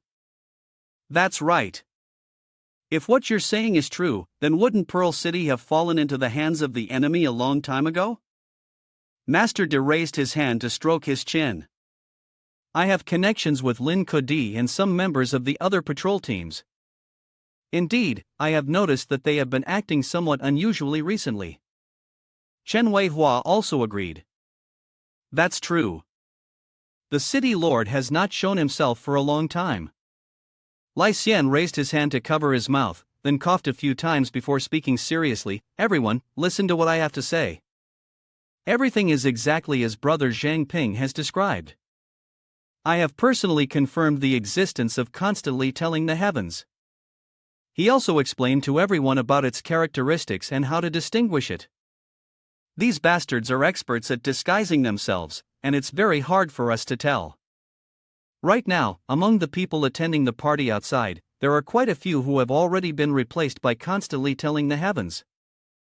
Lai Xian spoke with conviction, his eyes shining with intense determination. He looked seriously at everyone and asked, all of you here have been my friends for many years. If you trust me, then I ask for your help. Wei Hua spoke up, is there anything we can do? Master Feng repeatedly emphasized that we should just follow his instructions. Teacher De did not hesitate and said to him, that's right. Jiang Ping is my student, and furthermore, we have fought side by side before. I trust both of you. Jiang Ping was happy to see the support from everyone. However, at this moment, in order to deal with constantly telling the heavens, we need to temporarily compromise for the common good and preserve our strength. He handed everyone a list. Jiang Ping instructed, the people on this list have not yet been replaced by constantly telling the heavens. We can divide up and inform them of the current situation. Jiang Ping then looked towards Teacher D and said, soon, that team will activate the teleportation formation here. You guide everyone on how to use the teleportation formation I set up to leave this place. If they are willing to leave with us, please have them return here after exiting through the main gate and then depart. Turning towards the teleportation formation, he asked Jiang Ping, although he really wants to help, he cannot risk putting his family in such imminent danger. Oh? Then what about my family? Lai Xian placed his hand on his shoulder, then reassured him, this is just an unavoidable action. Right now, the only one who can distinguish the fox spirits in disguise is Jiang Ping. In this list, we cannot quickly determine if any of their family members have constantly telling the heavens. His words made everyone feel uneasy. If the information were leaked, it was likely that constantly telling the heavens would accelerate their massacre of the awakened. Therefore, if we decide to stay, we must stay vigilant of any unusual personnel around us, or lead the family members temporarily out of the patrol's control zone. Teacher De stood with his arms crossed, gently shaking his head. Indeed, with so many personnel, it will be quite difficult to ensure no information is leaked. Jiang Ping raised his hand, a blazing flame burning in his palm. Jiang Ping will take care of this, he said. I will observe in silence. If there is any anomaly with constantly telling the heavens during the event, I will signal everyone with the flame. Lai Xian looked at everyone with gratitude, then spoke, next, I'll have to trouble everyone. Master De and Lai Xian stood to see everyone off. The two of them bowed, and the other man waved his hand in farewell. Yes, bye De, I'll take my leave now. When we're free next time, let's have a few drinks together, Lai Xian said. I sincerely thank you, and the day after tomorrow, I'll certainly host a banquet to treat Mr. Li. We'll have a good chat, the man continued. Lord Chang, I also bid you farewell. Please forgive me, Lai Xian, if I haven't been a good host. I hope everyone will understand, Lai Xian added. Jiang Ping stood by the corner of the wall, observing everyone's every move. In his mind, he silently thought that he had notified most of the people at the banquet already. It seemed that, for now, constantly telling the heavens hadn't noticed anything unusual. Suddenly, Jing Yao's soul warned him. Jiang Ping was cautious, a spark of vigilance rising in his heart. Su Jing Yao, what is she trying to remind me of? Ping suddenly realized something suspicious. Jing Yao was watching Wei Hua, and the prince's true form had appeared. Ping became aware so that vile creature had arrived, and it seemed it had its sights set on Chen Wei Hua. Jiang Ping pressed himself against the wall, his hand clenched tightly. He told himself, I need to think of a way to lure it away, otherwise, if it discovers any clue, the entire plan will be ruined. A voice suddenly rang out, causing Wei Hua to jump. Sister Wei Hua, are you heading home? Wei Hua turned around, and the one who spoke was Jing Yao. Upon recognizing her, Wei Hua asked. So it's you, Su. What's the matter? Jing Yao deliberately found an excuse to approach Wei Hua. I was just passing by and saw you walking alone, so I thought I'd keep you company. Is that okay?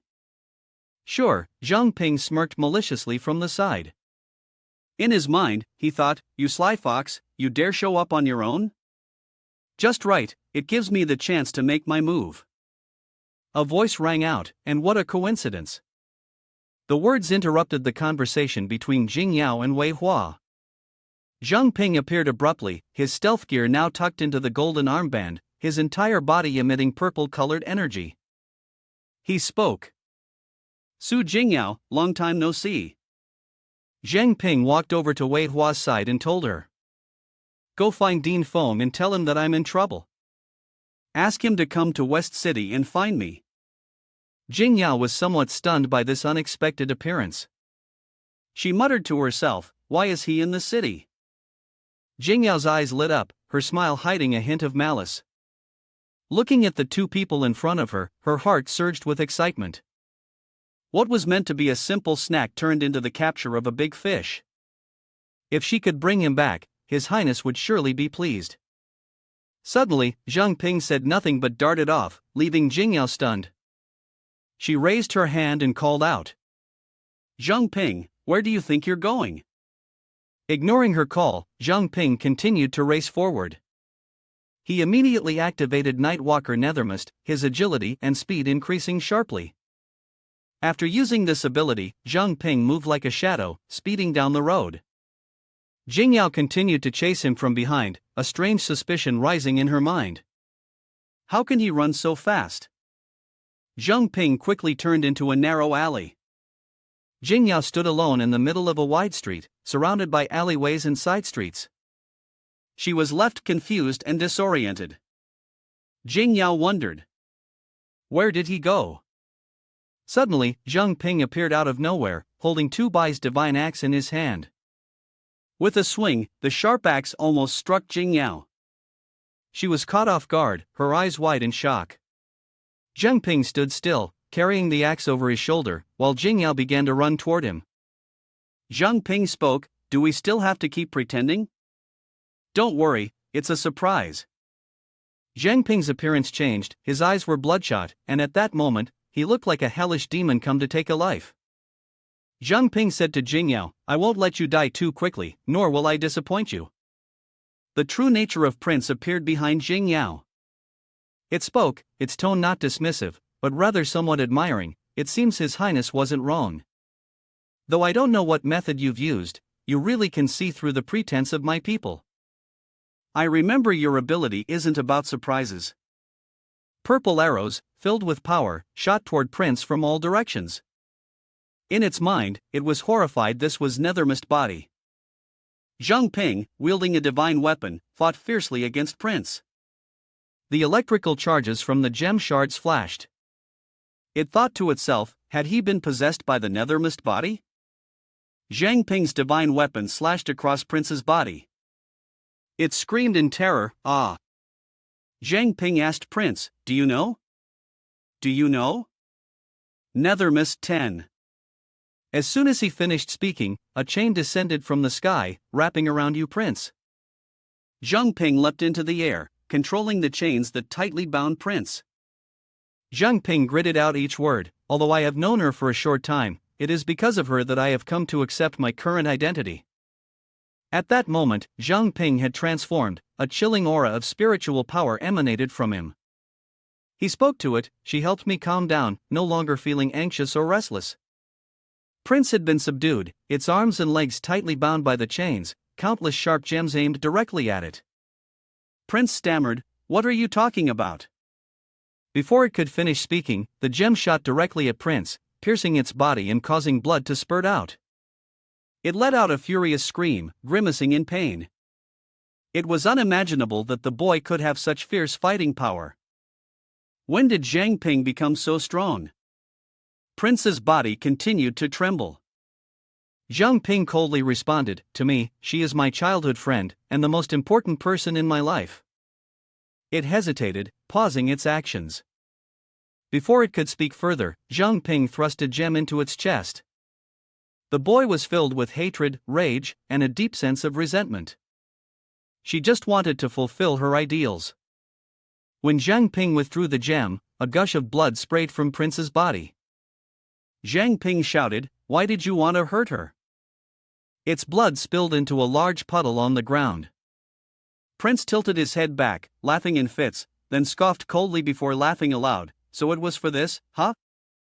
Too bad you'll never know," he shouted, addressing Jiang Ping, the expression on her face when she dies in despair. How desperate it was. Jiang Ping controlled the divine weapon, and a series of slashes struck Prince's body. Blood gushed from his mouth, and his body was covered in numerous wounds. He let out a scream of pain. Finally, Prince hesitated and weakly begged, "Kill. Kill me." Jing Yao's body lay nearby, her eyes filled with tears as she gazed at him, calling Jiang Ping's name.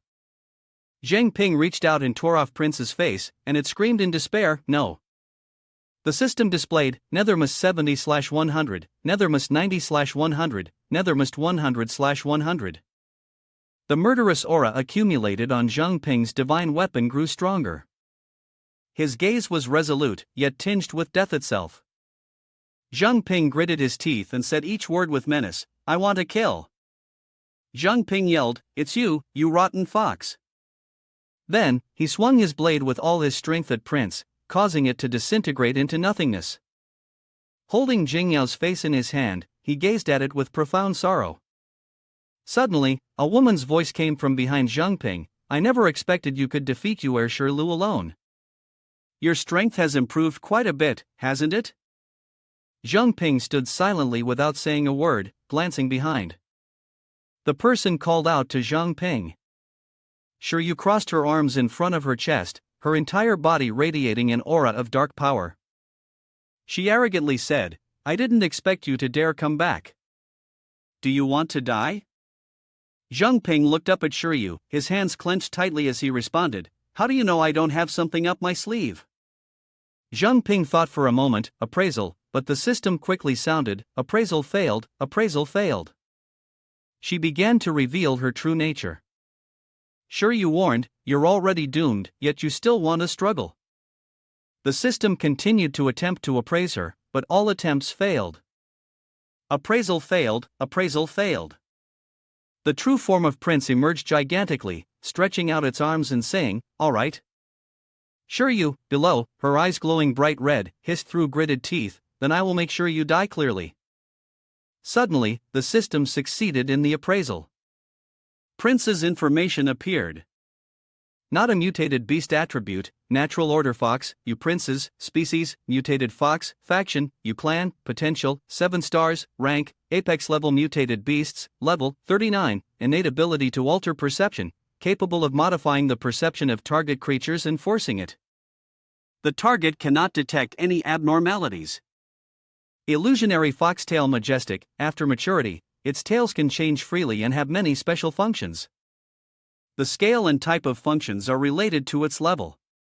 Shiryu soared into the air, swinging her tail to strike, but Jiang Ping quickly used Nethermust body to form a shield that blocked her attack. The force of Shiryu's strike was so strong that it shattered the shield. In fact, Nethermust had reduced his strength by 20%, but Jiang Ping immediately summoned his weapon to counterattack, releasing it. He used his weapon to block the attacking tail, while shouting the weapon's name loudly, Dreadreaper Scythe. The force of the clash between the two powers was so intense that it sent Jiang Ping flying backward. At this moment, Jiang Ping felt a sense of fear his nethermost couldn't even withstand a single blow. Looking at the numerous giant tails of Shiryu wriggling around, he thought to himself that he had just assessed her primary mode of attack to be her tail. He quickly transformed into water to pass through the tails, calculating his next move. His pure water body could avoid physical damage, so her attacks were ineffective against him. Shiryu retracted her water-drenched tail and looked down from above, full of disdain. "It seems your abilities are not limited to just one," she sneered, immediately using another move to counter him. Her tail rushed toward Jiang Ping, turning blue. He shouted, "This is bad." She taunted him, "Don't think that just because you can do this, you can escape. No matter how many abilities you have, you can never fill the gap in our strength." Looking at Shiryu's tail piercing into his hand, Jiang Ping quickly turned into water once again. He was thoroughly confused. She had lowered her tail to an extremely low temperature to freeze his pure water body. Then Shiryu suddenly spoke, "But there's something I'm very curious about." Her face darkened as she stepped forward with killing intent. Even C2 Shiryu couldn't see through the illusion of the king. "So, what method did you actually use?" Jiang Ping was still lost in his own thoughts. Although he couldn't use two types of innate abilities simultaneously, Shiryu gradually stopped her footsteps and calmly asked with her arms crossed, "A red gem?" As soon as she asked, Jiang Ping immediately activated his spell. Martial Pact can compensate for this.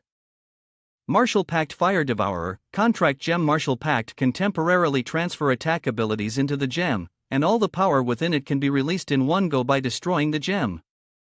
Dust and smoke engulfed the figure behind Shiryu. She spoke coldly, "Humph, a bit of a clever trick." Shiryu turned her head and said, "You really did help me escape, so why aren't you planning to continue?" Jiang Ping crossed his arms and said, "I fear that, relying solely on myself, I won't be able to break free from this encirclement." Then his eyes brightened, and his expression became dangerous. "That's why I chose to call for help, to rescue Jiang Ping." A loud shout echoed from somewhere. Jiang Ping and Shiryu stood there, confused and unsure. On the other side, Lai Xian and Bai De were running toward them. Lai Xian immediately said, "Dr. Chen Weihua said you're in trouble? What's going on?" Bai De also chimed in, "Everyone else has gotten out, and you're the only one left." Shiryu looked at the three of them, silently thinking, "Feng Lai Xian, could it be the explosion just now that brought them here?" Turns out, they're on the same side as Jiang Ping. She then bent down to look at her own tail, pondering, "If I'm not allowed to use it, then let it die."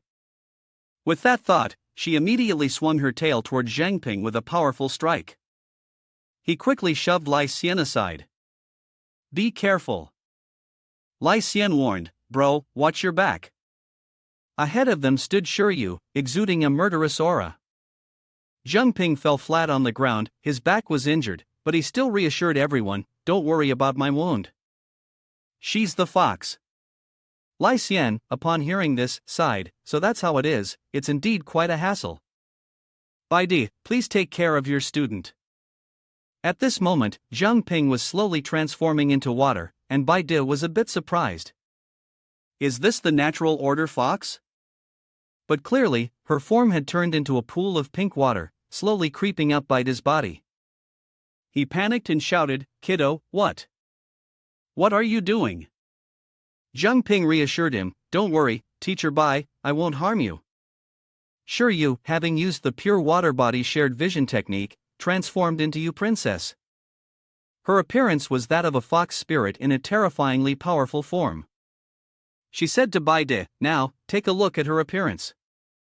Bai De stared at the monster before him and cried out, "Oh my goodness!" Lai Xian immediately rushed forward to shield Shiryu, preparing to fight her. A voice reminded him, "Grandmaster Feng, be careful of the stomach area." He jumped to dodge an attack from Shiryu and responded, "Got it." Each of her strikes caused rocks and debris to crack and fly towards Lai Xian. He said, "Her attack power is that strong?"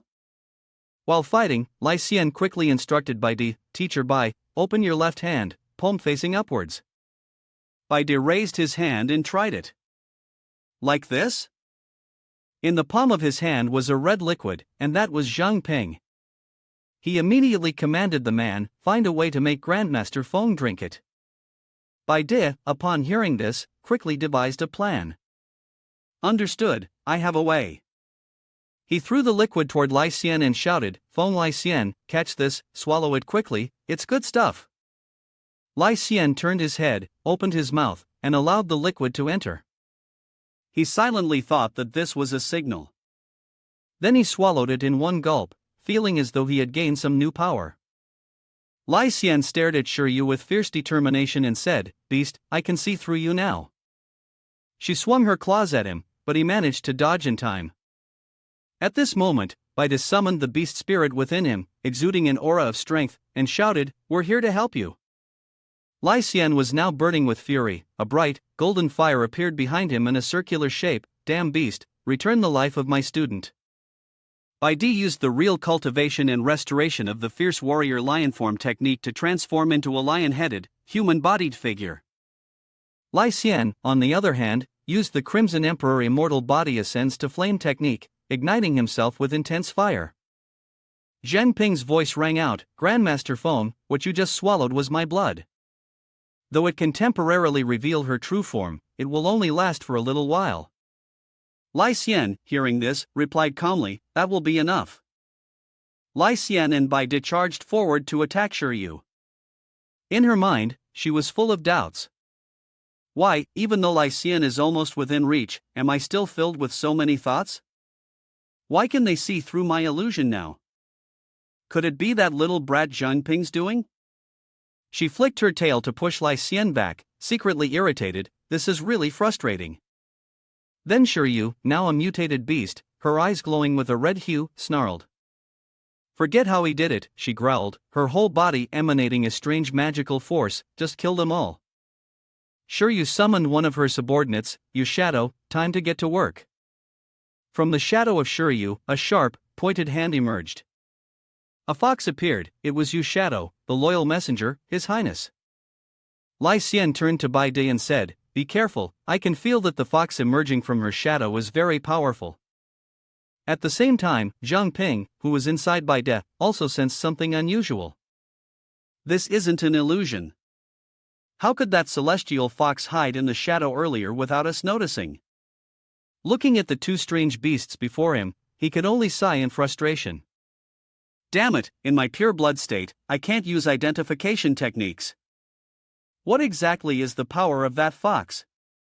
Jiang Ping freed us from Bai De and then spoke to Lai Xian, "Feng Grandmaster, this is the last of the snake scales on my body."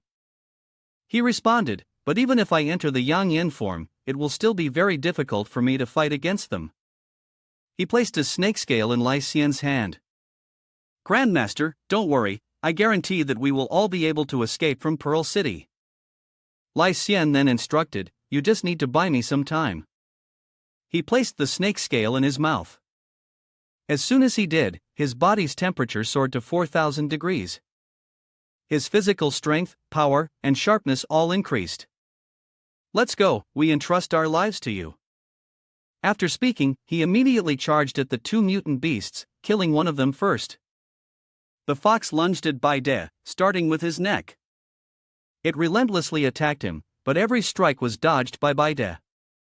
Eventually, the two clashed, gaining the upper hand. Bai De threw the fox away. But unfortunately, he had been scratched several times across his chest by the fox. The fox then assumed a defensive stance, preparing to strike again. Inside Bai De, Jiang Ping said, "Master, let me treat your wounds. It seems this fox is using your shadow to strike at you."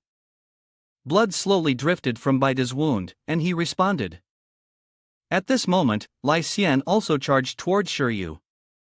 While attacking her, he was also thinking of other plans. Being beaten down like this was not a good strategy.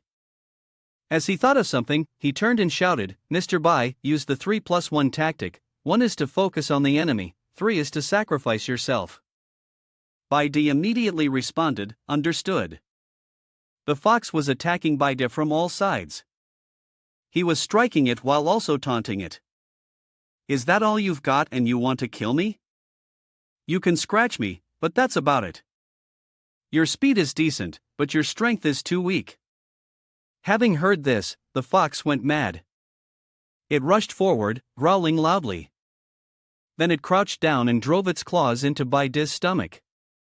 The attack was too sudden and at a vital spot, causing him to spit out blood. Suddenly, he grabbed the fox by the face. Got you now. Baide exerted all his strength, shouted, and threw the fox. He hurled it towards Lai Xian and Shiryu, who were still fighting. He called out loudly, Grandmaster. Baide's call made Lai Xian momentarily lose his guard, and Shiryu's tail pierced into his chest. Seeing his subordinate thrown towards him, Shiryu was also taken by surprise. Lai Xian immediately used the Beast King's secret technique, primordial chaos unification, on them. In an instant, a massive explosion occurred, and a cloud of dust and smoke blinded everyone. It was at this moment that Jiang Ping broke free from Baide's grasp. He then handed them the contract gem martial pack that had been infused with fat tech technology, instructing, "Take this, and make sure you hold on to it tightly." Jiang Ping held the green gem in his hand and said, "Shoujon, preparations are almost complete, we can retrieve it now." The two responded in unison, understood. He then shouted, "Take off." The three of them were immediately launched into the air. Up in the sky, Lai Xian and Baide were both a bit startled. Having been unexpectedly launched, Baide began to grumble at Jiang Ping. "Kid, if you're going to do this, you should have told us beforehand." "I wasn't ready." In contrast, Lai Xian was feeling quite excited. From above, Baide looked down and guessed that, with this method, they were definitely going to escape. Jiang Ping had freed himself from Baide, probably because the recent battle had drained him. He thought to himself, the pure blood healing drained too much energy, I'm barely holding on. He threw the gem towards the two of them and weakly said, "This gem will take you to the base." As soon as he finished speaking, he plummeted downwards. Baide suddenly exclaimed, "You little brat." Lai Xian also shouted, "Jiang Ping." The scene shifts to the outside of Pearl City, the Lost Woods. By now, it was completely dark, and this was where Jiang Ping had fallen. He lay unconscious on the ground, a leaf falling onto his face, causing him to groggily open his eyes. He looked up at the sky, the surroundings dark and silent. Jiang Ping struggled to sit up, wondering to himself if he was still alive. Suddenly, a voice echoed from somewhere. "Finally, you're awake." He was holding the leaf and turned around, confused. "Captain," the unfamiliar voice responded, "you were severely injured earlier, unconscious for a long time, and your face was covered in wounds." Jiang Ping gritted his teeth and muttered, "It hurts so much." The voice continued, "I did everything I could, but all I managed was to stop the bleeding temporarily. I'm reaching my limit now." Jiang Ping's injuries were soaked in blood, with his outer clothes stained and looking very serious. The voice continued, "I'm sorry, I need to rest for a bit." Jiang Ping forced himself to sit up and weakly said, "Captain, there's no need to apologize. Without you, I would have probably died by now. Please, rest easy, we need to contact headquarters as soon as possible." He picked up the green gem to make contact. "Headquarters, this is Jiang Ping. Please respond if you receive this." A silence echoed, no one responded to him, and the only sound was the distant rustling of the trees. Feeling that something was wrong, Jiang Ping reluctantly accepted his fate. It seemed he had no choice but to rely on himself. Inside a small cave, a faint light flickered in the otherwise dark forest. Jiang Ping had made a small fire to keep warm. He was bandaging his wound and said, "Although the pure blood body can target specific injuries for healing, it can't heal itself." Is this what they mean when they say a doctor can't treat themselves? He gritted his teeth, tightening the bandage carefully, silently thinking to himself. His reserves of attack power were depleted, and if he encountered mutated beasts right now, it would be a big problem. Fortunately, this cave seemed to be safe. For now, he would stay here and heal. A notification appeared, Fire Reserve, 2/300. Fog Reserve, less than 100. Lost in his thoughts, he accidentally dropped an item, like a stone falling to the ground. This forest was quite complicated, and even by tomorrow, with his current condition, it would be difficult to find his way out. He could only hope that his teammates would find him soon. Jiang Ping glanced at the object that had just fallen. It was Jing Yao's hairpin. Looking at the hairpin, he couldn't help but recall the moments of battle he had gone through, like stepping into the gates of death. Her name, Jing Yao, was always in his heart. He clenched the hairpin tightly, his body trembling uncontrollably, his lips pressed together as he said, "After going through so much, I've finally avenged you, but why don't I feel happy?" Anger surged within him as he repeatedly punched the ground, choking back tears.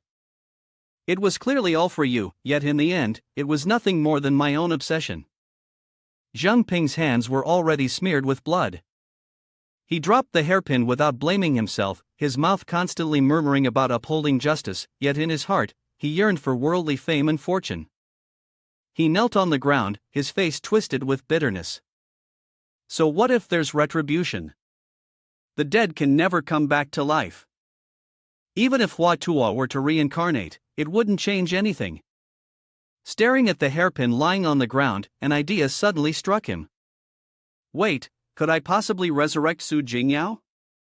He recalled the moment when Xiao Chang had joyfully hugged his neck. In the past, he had used pure blood body to heal Sister Tuan, helping her severed arm grow back. According to Senior Chen Ming, the condition of the new arm was excellent, with no rejection whatsoever. It even looked almost identical to the original arm. Recalling the moment when Jiang Ping entered Lai Xian's body, he silently thought to himself. Moreover, when he entered the body of Grandmaster Feng, he discovered that he could replace the trachea within the body to sustain his life. If my reasoning is correct, perhaps I can resurrect Jing Yao. With this thought, he gently touched the face of Jing Yao lying on the ground, then Jiang Ping channeled his internal energy into the tips of his fingers. The ability of the pure blood body was only limited by healing the designated target, but now, Jing Yao was reduced to only a layer of facial skin. He wasn't sure if it would work or not. A notification appeared, pure blood body activated. His fingers slowly dripped onto her skin, and gradually, a flood of red liquid poured over her lifeless face. Jiang Ping couldn't help but smile with satisfaction, although slightly exhausted, it was a success. He then gathered all his remaining strength, continuing his technique. Both of his arms transformed into blood. Next, he unleashed all his energy and maximum power to restore her. The blood flowed, connecting through golden veins, then formed a swirling vortex around Jing Yao's body. She was created from this. However, as her body was slowly beginning to take shape, it suddenly withered like fallen leaves. Jiang Ping, panicked, cried out. What's happening? He stood amidst the streams of blood, full of confusion. Could it be because I'm injured that I can't fully reconstruct her body? However, you still insisted on continuing. No, I absolutely will not give up. Looking at Jing Yao, who had only half of his body formed, your heart was filled with determination, or perhaps it could be said to be recklessness. Even if it meant exhausting all of your energy, you would never allow yourself to lose him again. Switching to the current situation of Lai Xian and Baide, both were still flying through the sky. It was already getting dark. Lai Xian noticed something unusual and said, "There's something off about this." Preparing to land, Baide replied, "Got it." Lai Xian then let himself fall down. Baide followed suit. Before long, both of them were nearing the ground, their feet touching the earth, signaling their safe landing. Baide brushed himself off, muttering in frustration, "Honestly, that kid is so unreliable." A group of people was already standing there, waiting. Chen Ming stepped forward to greet them. "You must be Feng Lai Xian Sr. and Baide Sr., right?" Upon seeing them, Shou Zhong immediately began retracting his excess fat. Chen Ming continued, "We've been waiting here for quite a while." Once Shou Zhong had retracted his fat, he returned to his usual chubby figure. He excitedly introduced himself. I must admit, I just received a message from Jiang Ping, so I immediately started retracting my fat. I didn't pay attention to your landing. He blushed and smiled awkwardly, sincerely apologizing for scaring the senior. Lai Xian threw his arm around him and laughed. This little obstacle is nothing to scare us, but if it were someone else, who knows? This kid still has a lot to improve. Shou Zhong stammered in response, definitely. Sishan, who had been silent all this time, finally spoke up. Where's Jiang Ping? Didn't he come back with you too? It was Baide who spoke up at this point. I was just about to tell everyone. Here's the situation. Baide explained the situation about Jiang Ping falling into the forest, then began to analyze the situation. Because the terrain here is so complicated, people who enter rarely return, which is why it's called the Lost Woods. The two of us lack proper skills in navigation, and if we had suddenly jumped into the forest to search for Jiang Ping, we might not have been able to save ourselves. Chen Ming pondered for a moment before speaking. The Qing Chu team's badge has a positioning function. Once we enter the forest, we can find our way back at any time. Sishan replied, I'll go. Lai Xian, seeing this, joined in, I'll go too. Forget about Jiang Ping's injury, it's my responsibility as well. Then he turned to Baide and said, Baide, you go treat your wounds first. Baide lowered his head hesitantly, but Lai Xian immediately reassured him, don't worry, my injuries are starting to heal, it's just a bit slower than during the day. The mutated beasts in this forest can't hurt me.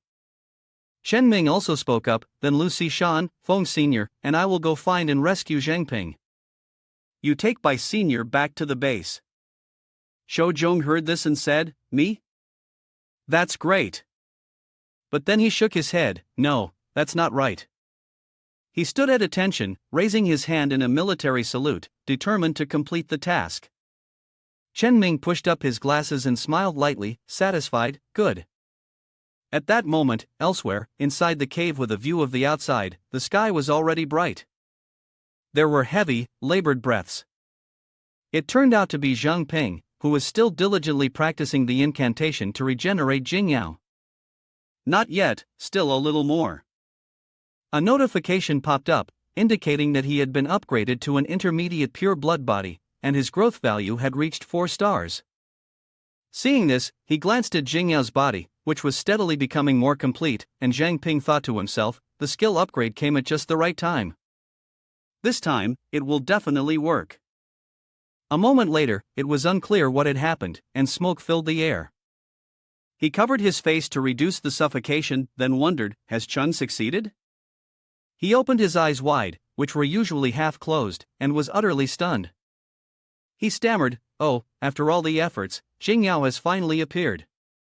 She's not wearing much, just a sweater over her clothes. She raised her hand to greet him, saying it's been a long time. Jiang Ping stood up, confused, and asked again to make sure. Su Jing Yao?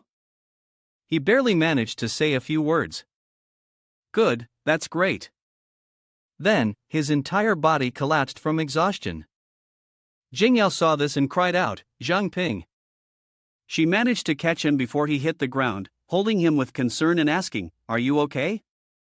He weakly replied, I'm fine, just a little tired. Afterward, Jing Yao placed Jiang Ping's head on her lap, though still scolding him gently.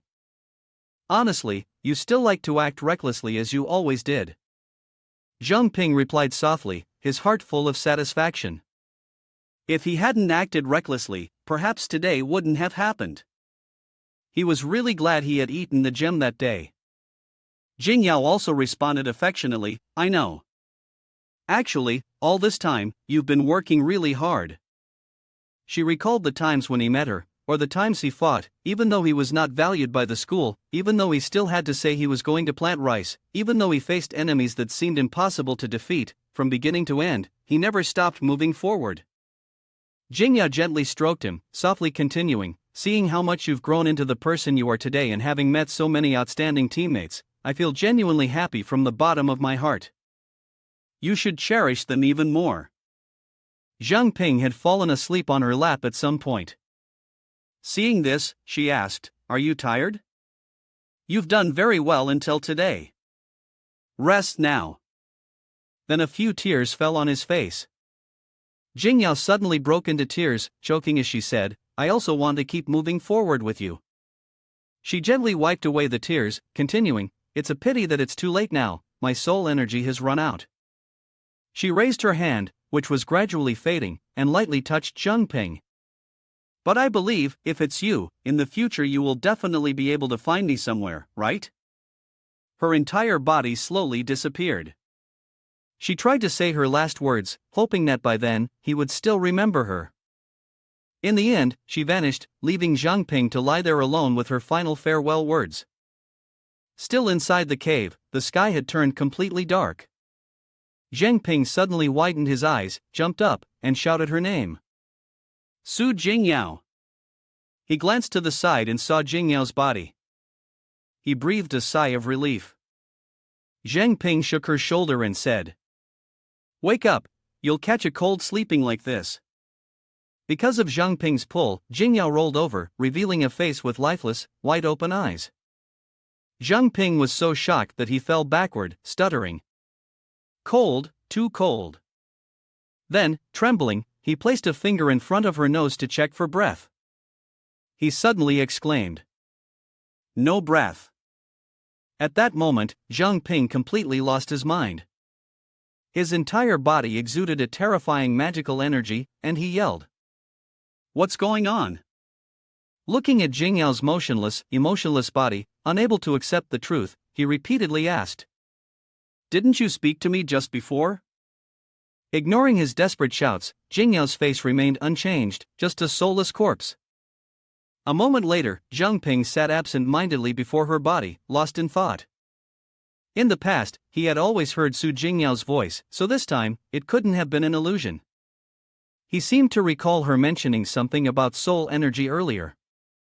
He wondered, could it be that the resurrection failed because there was no soul connection? Lost in thought, he didn't notice that something was approaching from behind. Countless thoughts raced through his mind at that moment. Alright, if resurrection can really be that simple, then it's too unusual. She was forced to be revived, would it really still be her? But according to her hint, as long as I can find the soul, there's still a chance. A strange creature slowly approached Jiang Ping. He glanced at it, wondering, mutated beasts?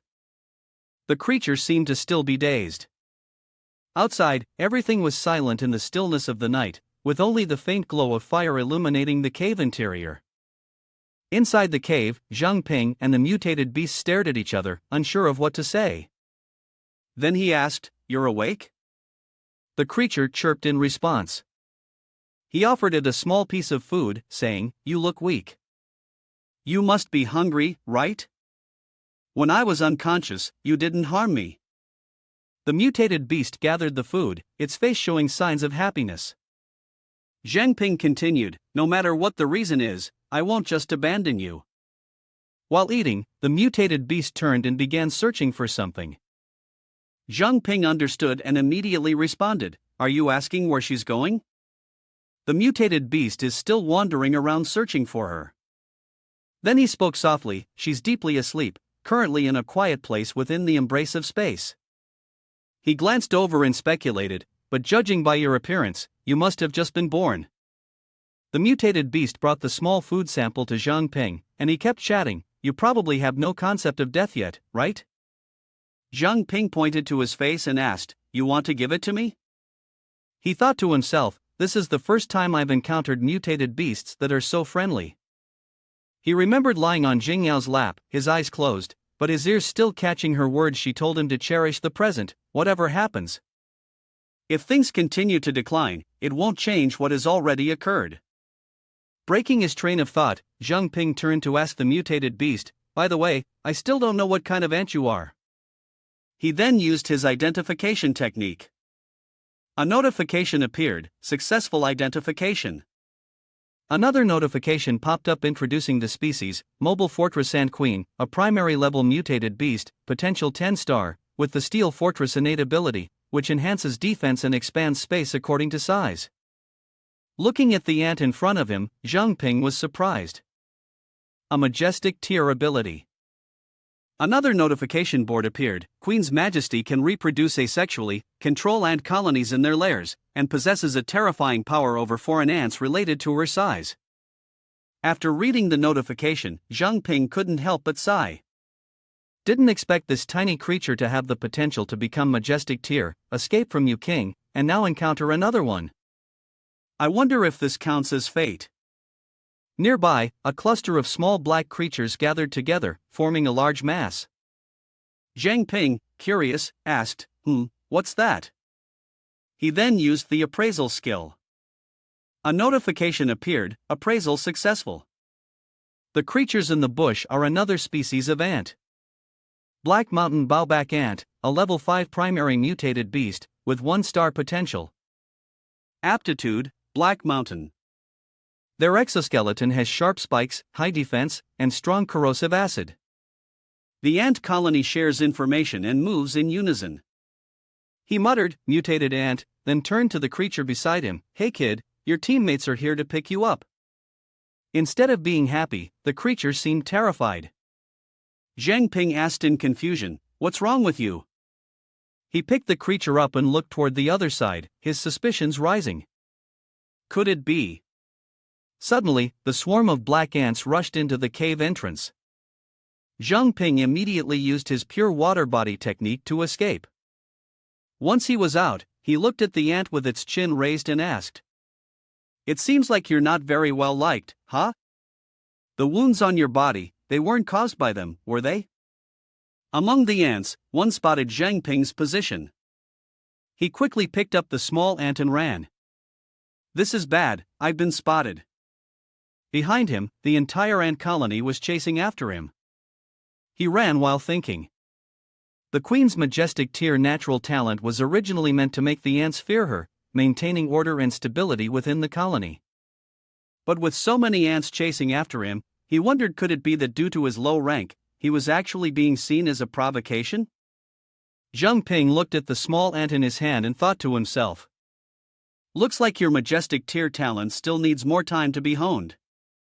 While running, he noticed a bear sleeping nearby. He thought to himself that he needed to find a way to hold them off. He quickly jumped and clung to the bear's back. I've got it. The bear was startled awake, its eyes turning red with anger, and it swiped its claws down to the ground. At this moment, the ants had gathered around the bear, who was in a fit of rage, allowing the two sides to fight each other while he left them behind. That should be safe now. Suddenly, Jiang Ping noticed something. The thick-skinned, fatty bear was reduced to nothing but a skeleton in an instant. He shouted, "Damn it, is this really ants?" The sound of wind howling through the branches in the night, the bright moon hanging high in the sky. Jiang Ping ran at the speed of light, thinking to himself, fortunately, these ants can't fly, so moving higher up would be an advantage. Looking at the destruction behind him, he shuddered, but chasing them like this. It's actually terrifying. They were knocking down every tree in their path. In a moment, with a single leap, he jumped to a branch. He sat still on it, wondering, was that another tremor? An earthquake? Suddenly, his face changed, and he exclaimed, damn it. In front of him, a towering tree with glowing red eyes appeared, and he was surprised to ask, what the hell is this? Chang Chun lifted his foot, the sound echoing through the forest. Where did these ants come from? With a stump, the earth trembled. Chang Chun angrily shouted, how dare you disturb my rest? From Chang Chun's feet, numerous creatures began to surround him relentlessly. Green light, like vines, appeared. It quickly wrapped tightly around the trunk of the ancient tree. Below, a vortex-like circle emerged. Jiang Ping remained silent, observing from the tree branch, calculating in his mind, so, it can speak human language. Does that mean plants can mutate like mutated beasts? But luckily, it has already driven away the Black Mountain Bowback ants, so this is a good opportunity to retreat quickly. He released his power, and the system interface appeared, notifying him that Night Walker had been activated. Just as he was preparing to leave, the white vines wrapped around him. A voice rang out, wait, human. Chang Chun lowered himself closer to him, his red eyes demanding, don't leave so quickly. He anxiously thought that his concealment had been discovered. He stood still, observing, constantly evaluating. Even Nightwalker Nethermist had been detected, which meant that this tree person must be of a very high level.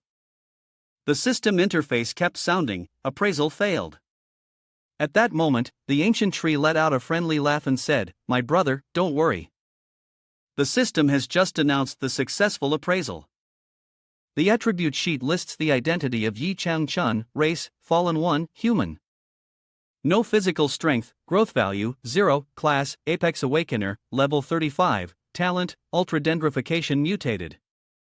The body can be transformed into a plant entity, possessing various plant abilities and will continue to evolve endlessly with age." Changchun continued explaining, "Just now, after being awakened by those swords, I finally saw you. It's been a long time since I met a living person, so I got a little excited." The young man silently observed and thought, "I've fallen one? The last time I met one, they were all perverted. Why does this one look so clueless? This tree person seems quite friendly, though." He hesitated before answering, so I'm like that?" Meanwhile, in his mind, he thought, "Well, I can't leave right now anyway, so talking to him can't hurt, right?" Changchun sat down, and the two, one large, one small, started talking. "My brother, where are you from?" Jiang Ping replied, "I'm from Pearl City." Hearing this, the tree man responded with interest. "Oh, what a coincidence, I also come from Pearl City." Then he became more serious and said, "However, other than this, I can't remember anything, or maybe I really am fake." The young man, curious, continuously asked, "Do you not remember Yi Senior?" The junior boldly asked him, "Do you know that you are fallen?" He rolled his eyes and replied, "So that's what it is." "Fallen? What is that thing?" Suddenly, he became surprised, pointed at the young man, and questioned, "Wait a minute, you know my name?" The young man did not hide anything and replied, "Truly, I dare not conceal anything." The junior knew a bit about the appraisal spell, and after appraising the senior, his name appeared as Yi Changchun. At that moment, the bracelet on his hand glowed and a voice sounded, "Yi Changchun, I am Uncle Yi." This surprised the young man, thinking, "Has the captain woken up?" Then, he also asked with concern, "Captain, have you woken up?" The bracelet rang again, "I woke up just now when you two were talking." Changchun looked surprised, then with interest said, "This brother of mine actually resides in this magical bracelet. From the tone of your voice, it seems like you know me, right? Can you tell me about my past?" The light from the bracelet continuously shifted, and the image of Tu Bai and Changchun fighting against each other appeared through the narration. "At the beginning, in order to overthrow the tyranny of the Zhu family, we established a resistance army together, and you were one of the members. You not only possessed great strength but also had an extraordinary skill in disguise. Because of this, you infiltrated the Zhu family and took on the role of a spy." The moment when Changchun was severely injured also appeared, continuing the story being told. "During one of the undercover missions, you were discovered by the Zhu family and unexpectedly ran into danger. It's truly unbelievable that you ended up here with me." Upon hearing this, the man delighted in his past and responded, "A resistance army sounds quite interesting. But as for what you mentioned, I don't remember any of it." The illusion of Tu Bai appeared and spoke to him, "Jiang Ping, I need to ask you for a favor." One person and one illusion stood watching Changchun as he played with the birds. The man said, "What is called fallen is actually a type of lost spiritual direction. Just like Mr. Yi here, he has lived in the form of a tree person for so many years. His consciousness gradually adapted to this normality and began to treat it as his everyday life. His human memories slowly faded away. This state even caused him to unknowingly forget his former self. Furthermore, those who are fallen are no longer ordinary people, and their spirits have transcended that of normal humans." A bird accidentally flew in front of Changchun's nose, but he just silently watched. At this moment, the explanation was still ongoing. Any conventional methods of mental control were ineffective against them, so there was no precedent for curing fallen individuals. However, Tubai spoke up, affirming to Jiang Ping, "You are different." He asked suspiciously, "Do you mean you want me to let you senior eat the contract gem?" Upon hearing this, Chang Chun spoke with a tone of joy, "You can free the fallen for me."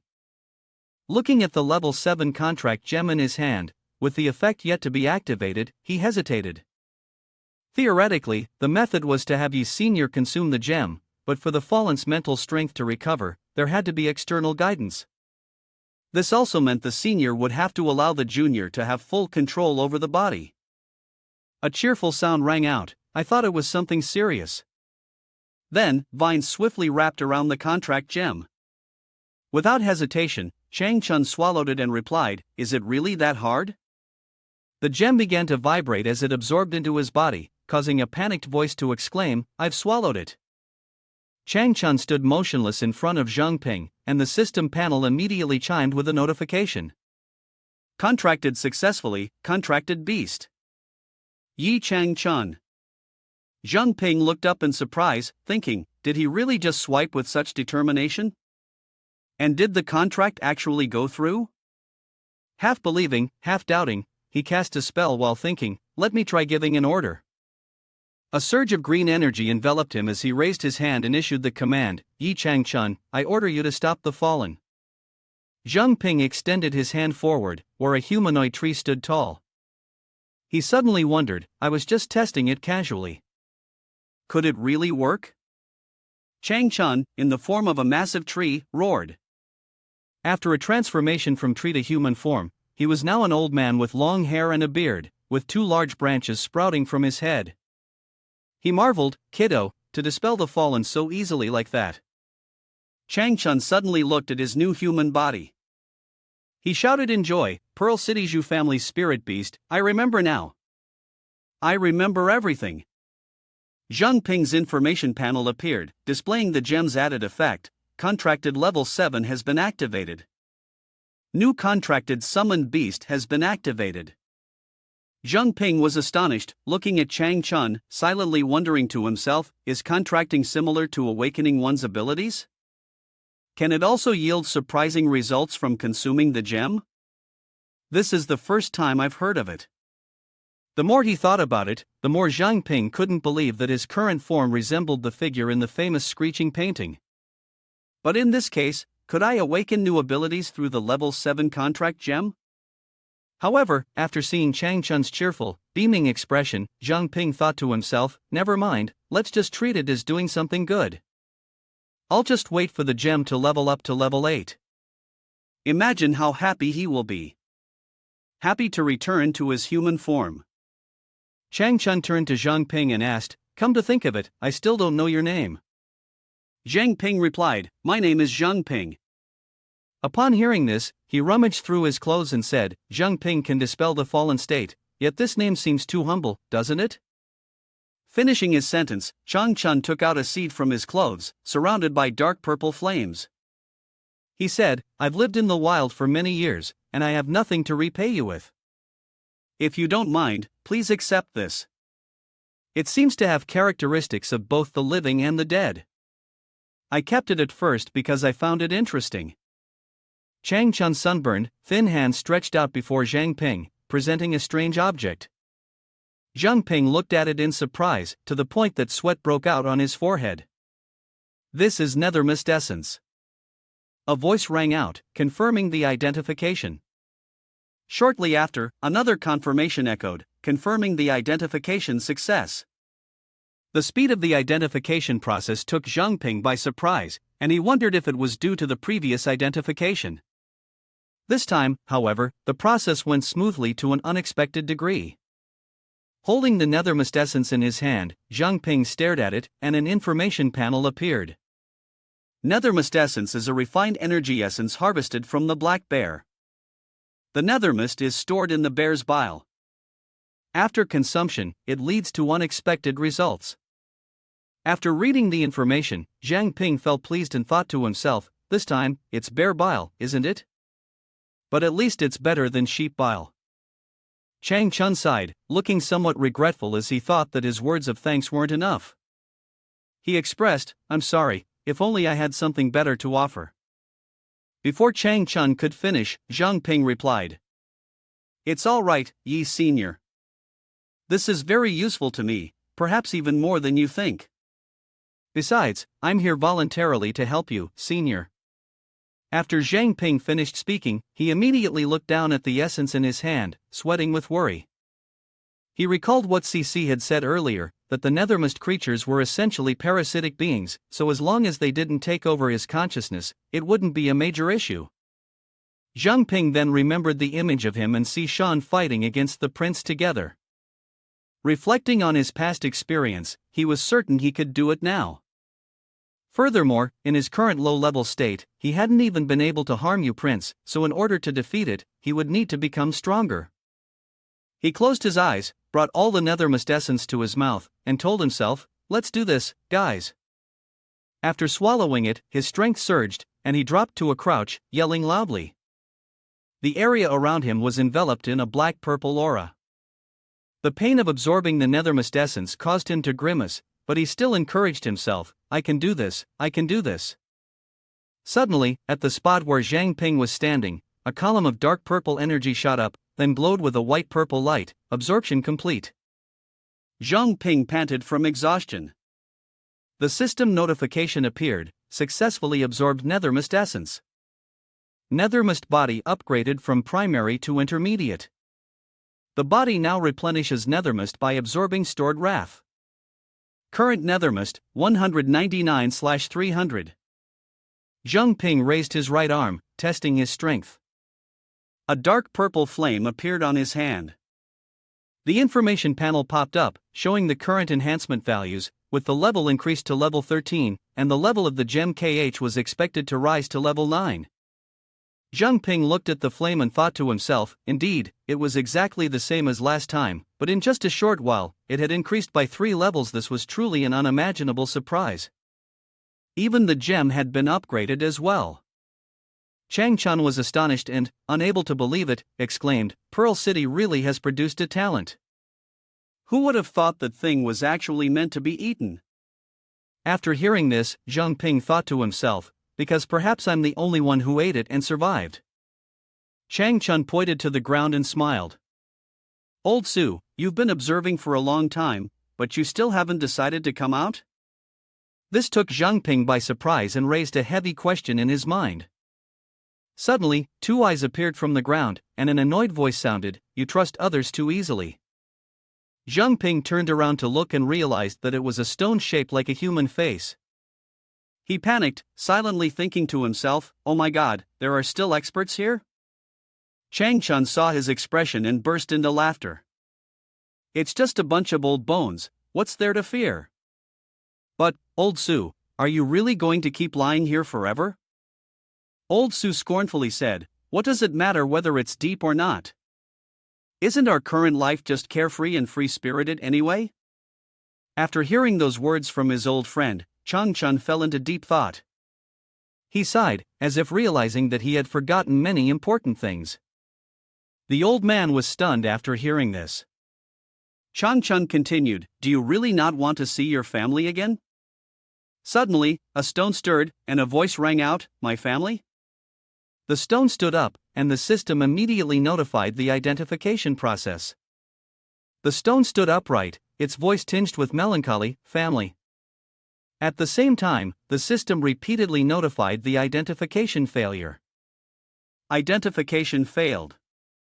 It wasn't until the third attempt that the system finally notified a successful identification. The attribute board appeared, name, Su Changbo, race, fallen human, physical strength, no value, growth, non-tiered, level, 35, talent, apex level awakener. The body can merge with inorganic substances found in nature and absorb these substances. Features include, cannot merge with objects smaller than itself. After reading the attribute board, Chang Chun immediately wondered, Su Changbo? Below, Chang Chun shouted loudly, pointing, Changbo, look at yourself. Look at what you've become now. He looked up and said, I feel like I've heard that name somewhere before. The image of an old man appeared, and the bracelet on Jiang Ping's wrist emitted a voice, it's not surprising that you've heard of him. He is one of the founders of the investigation team and a legend in Pearl City. But he has also been missing for many years. Who would have thought he'd be in this wilderness?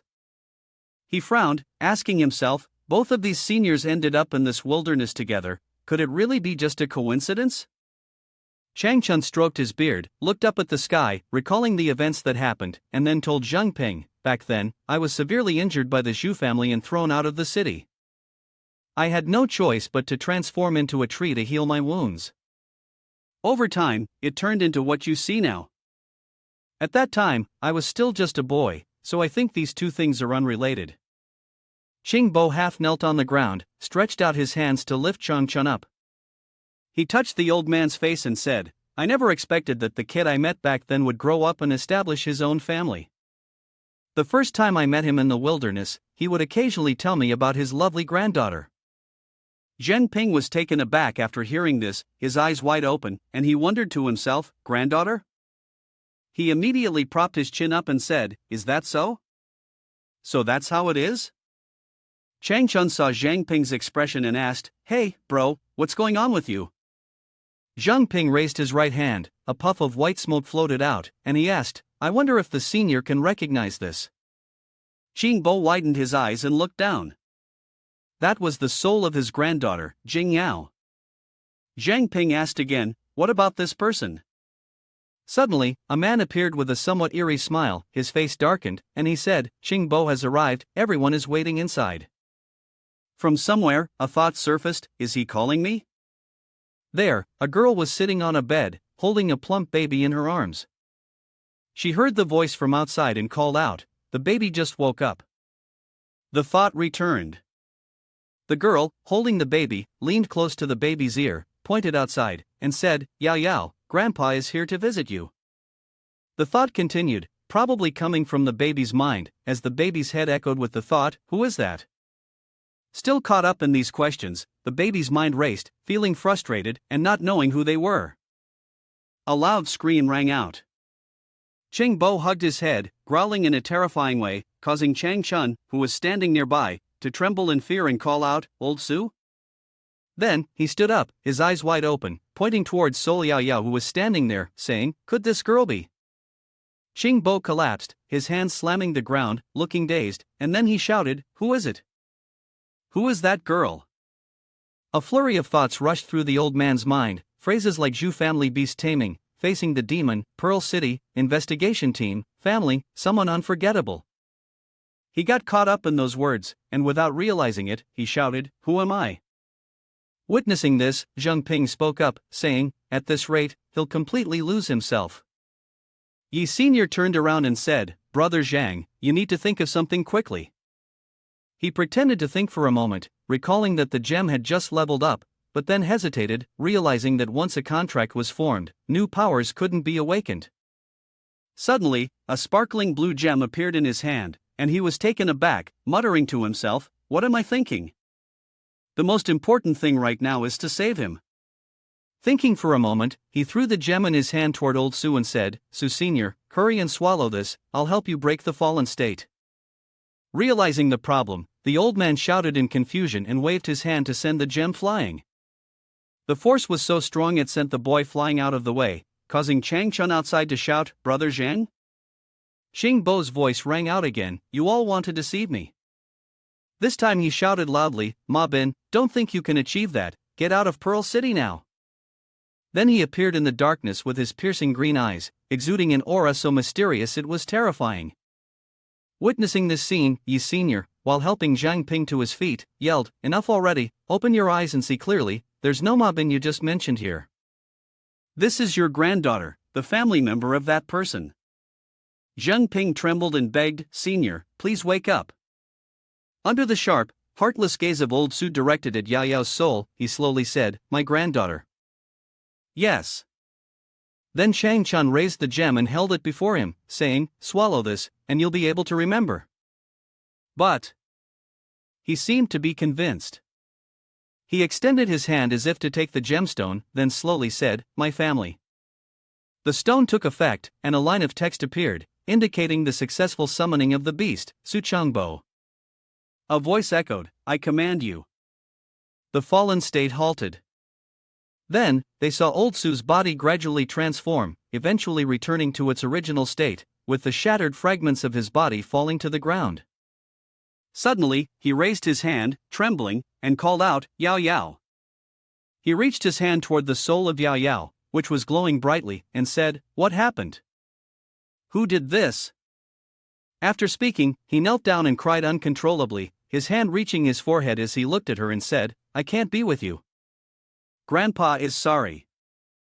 Through his tearful anguish, he wondered if it was Ma Bin who had harmed her. From afar, Jiang Ping's bracelet spoke. "After you went missing, Ma Bin became the team leader of the investigation unit. Do you have any enmity with him?" Hearing this, he shouted, "Enmity? It's not just enmity. He is from the Zhu family. How could they let him become the team leader?" He was furious, slamming his hand down on the floor with a loud thud before shouting, "Damn it, I let him get the upper hand.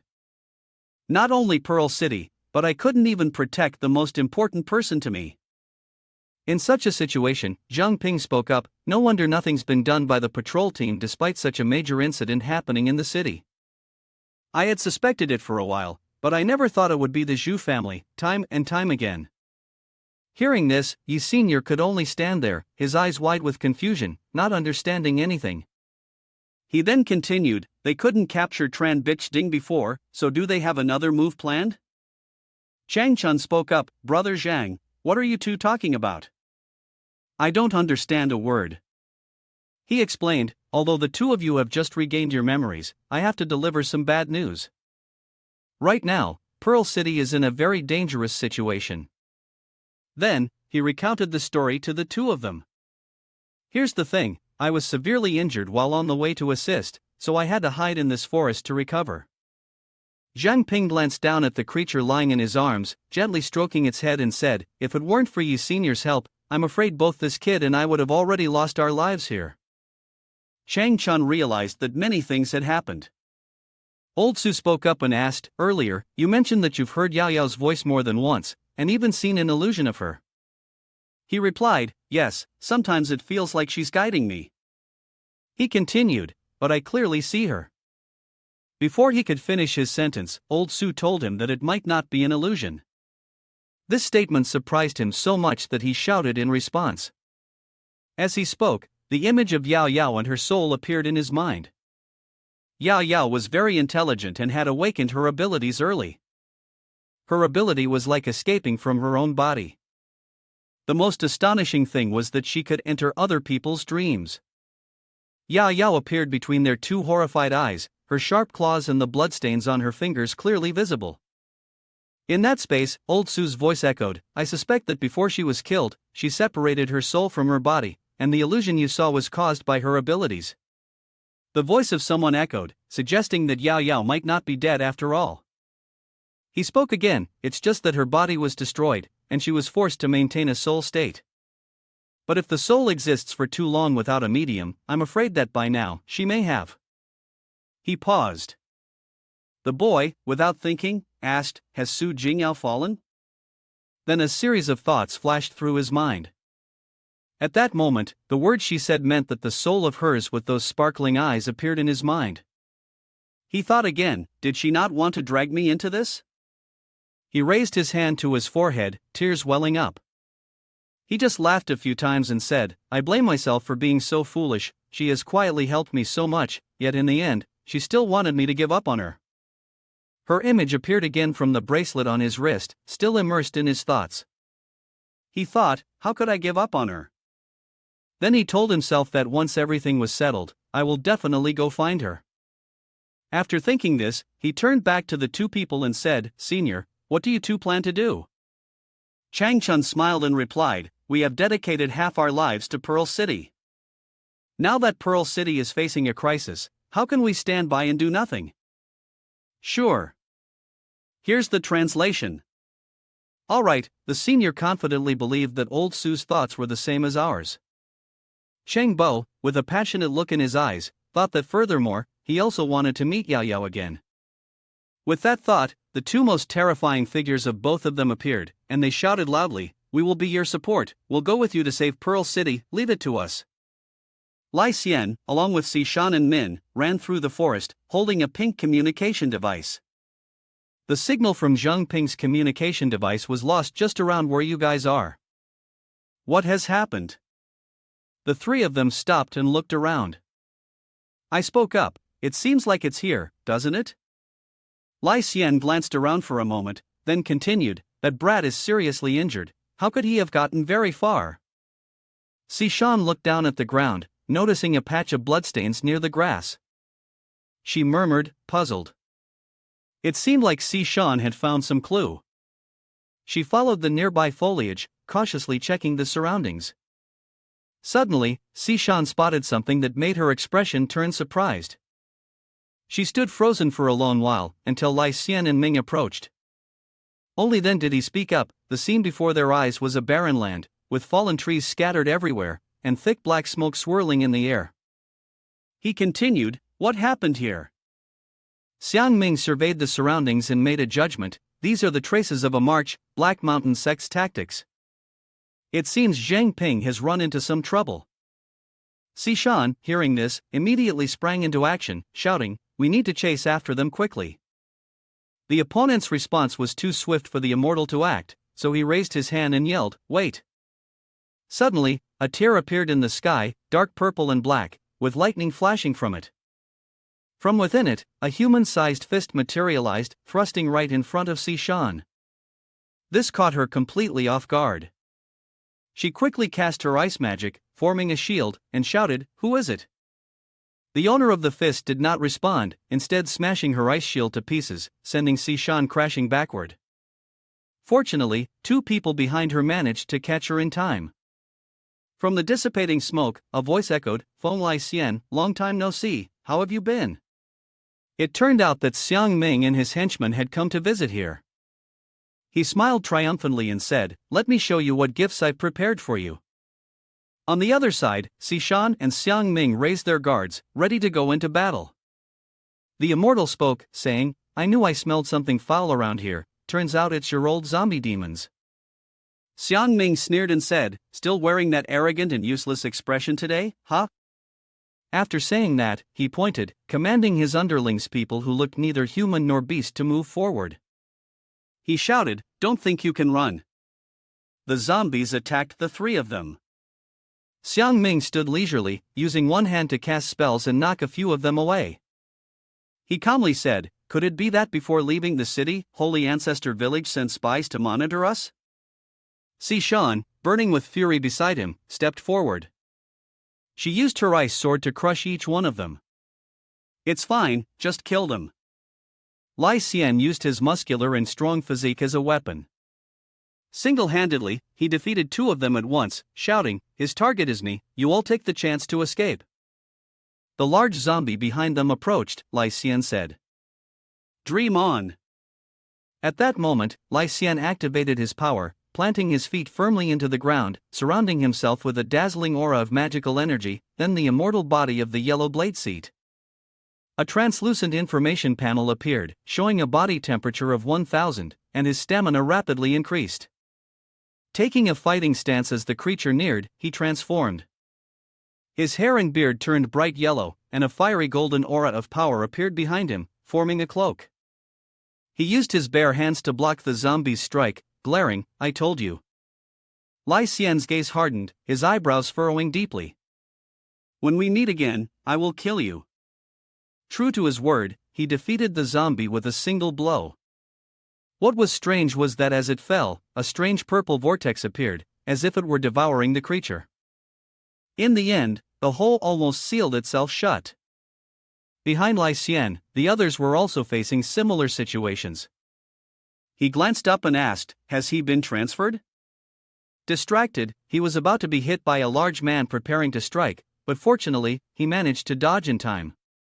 Suddenly, a whirlpool appeared behind him once again, and a fist emerged from it. The fist struck Lai Xian's back from behind, causing him to grimace in pain. Meanwhile, Sishan was fighting two creatures on her own.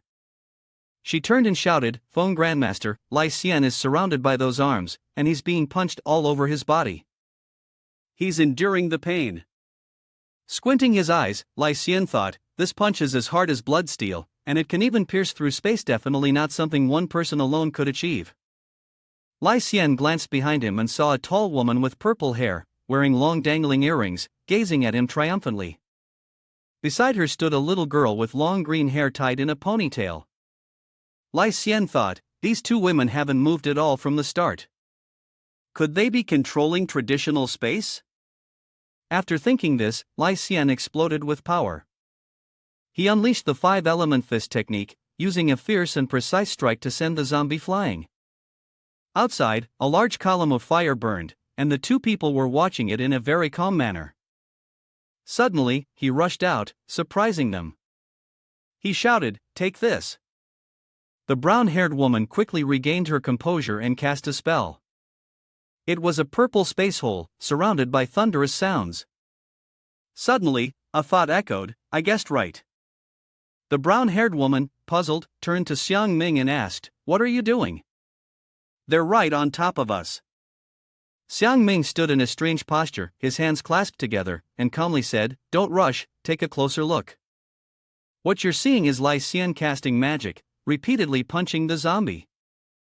Jiang Ping explained, "After the last battle, I tracked him from afar using a life-sensing spell. This time, I encountered a rather tough zombie. Even though it took many hits, it wasn't knocked down." Lai Xian continued, "As soon as there's no sunlight, his body temperature will only decrease gradually, and he'll never enter that white state." Indeed, when his status information appeared, his body temperature was at 600, stamina was decreasing, and strength was dropping. He triumphantly said, "This is also the reason why after he left the city, I deliberately waited until nightfall to take action." At this moment, although Lai Xian had grown weaker, he still exuded a powerful aura. Therefore, facing the enemy, he shouted loudly, "Surrender and be tied up." His strength erupted, soaring to such a height that even from a distance, Jiang Ping could still see it. He suddenly asked, "Is that Grandmaster Feng?" Sishan swung the ice sword in his hand, clearing out the monsters and announcing, "I'm almost done on my side." Chen Ming beside him also cast a spell, replying, "I'm finished here too." The bodies they had destroyed gradually began to rot. From their mouths and wounds, green smoke began to rise. She covered her nose with her hand, warning those behind her. "Zombie toxin again. Chen Ming, hold your breath." Not far away, Lai Xian was also fighting against a group of enemies constantly emerging from the purple whirlpools, surrounded by lightning. Suddenly, the figure of Jiang Ping appeared behind Lai Xian. A purple light surrounded him as he charged forward with claws outstretched. He said, "Become my puppets obediently." Lai Xian immediately reacted, launching a fiery strike that sent him flying far away, and responded, "Delusional thoughts." He clenched his fists in anger, his body radiating the intense heat of a blazing fire, and continued, "Using the same trick to try and hit us twice?" Jiang Ping was countered, retreating right in front. A group of puppets were staring at him with glowing red eyes. He sneered and replied, "I didn't expect you to fall for the trick so easily." He flashed a wicked smile, threatening him, but his companions might not be so fortunate. Right behind him, Sishan appeared with another strange circle. Sishan was busy dealing with the puppets and didn't notice. Lai Xian turned and shouted a warning to her, "Watch out behind you." One of the puppets leaped out of the teleportation circle. The sudden attack caught Sishan off guard, and she was hit, stumbling forward in pain, muttering, "Damn." Sishan managed to steady herself, but the puppet vanished back into the teleportation vortex. Chen Ming, seeing this, turned and asked, "Captain, are you okay?" She had been struck, and the corner of her mouth was wounded. She replied, "I'm fine, just keep an eye on your back." Chen Ming focused again, making sure to control two swords that intertwined and hovered before another teleportation gate as a defense, sword technique X stance. A figure appeared, breaking through the defense, causing both of his swords to shatter into pieces and sending him crashing backward. "Puppets," they cried out, "so intricate." Seeing his teammate in such a state, Lai Xian couldn't help but feel worried. He continued running to eliminate the puppets surrounding him, thinking to himself, I have to go help them break free. Xiang Ming stood to the side, pointing and commanding the puppets to attack Lai Xian, saying, "You still have the audacity to worry about others." With that, he charged forward, accompanied by the other puppets, as if they were about to tear Lai Xian apart. Furious, Lai Xian swung his arm, gathering all his strength to strike, shouting, "You bastard!" Xiang Ming raised his hand, the long claws gleaming, and a spark of greenish light appeared, crackling with lightning. He smugly said, "It's time to reel in the net." Suddenly, from somewhere, Chang Chun appeared, lifting one leg high above Xiang Ming's head. The man turned in surprise as the leg, like a tree trunk, slammed down beneath him with tremendous force, causing the ground to quake and crack open. Xiang Ming quickly dodged the strike, confused, and asked, "What was that?" Lai Xian hurried over, anxious, and asked the other members, "Are you all okay?" Shan replied, "We're fine." A voice echoed from somewhere, "Grandmaster phone, CC, we've finally found everyone." Lai Xian and Shan turned in unison, recognizing the familiar voice. She said, "This sound." The figure was standing on Chang Chun's shoulder just moments ago. He stood there smiling, and below, Shan called out to him. "Jiang Ping," she exclaimed, overjoyed, "this is wonderful. It's so good that you're safe." A figure with white hair suddenly shot towards the leader's back. He hadn't expected this and continued, "And there's even a helper?" Xiang Ming was suddenly impaled through the chest. Despite being stabbed, he remained calm and turned around to ask, "Since when did those giant puppets start attacking?" The person immediately turned and a warning voice shouted, "Be careful, he's an immortal." The puppet struck directly at the person, but the figure suddenly disappeared before him. The person's head floated back towards Lai Xian and said, "He's quite hard to deal with, huh?" Then, gradually, the figure returned to the form of the person standing next to Lai Xian, who reminded, "Be careful, the enemy is a fallen one."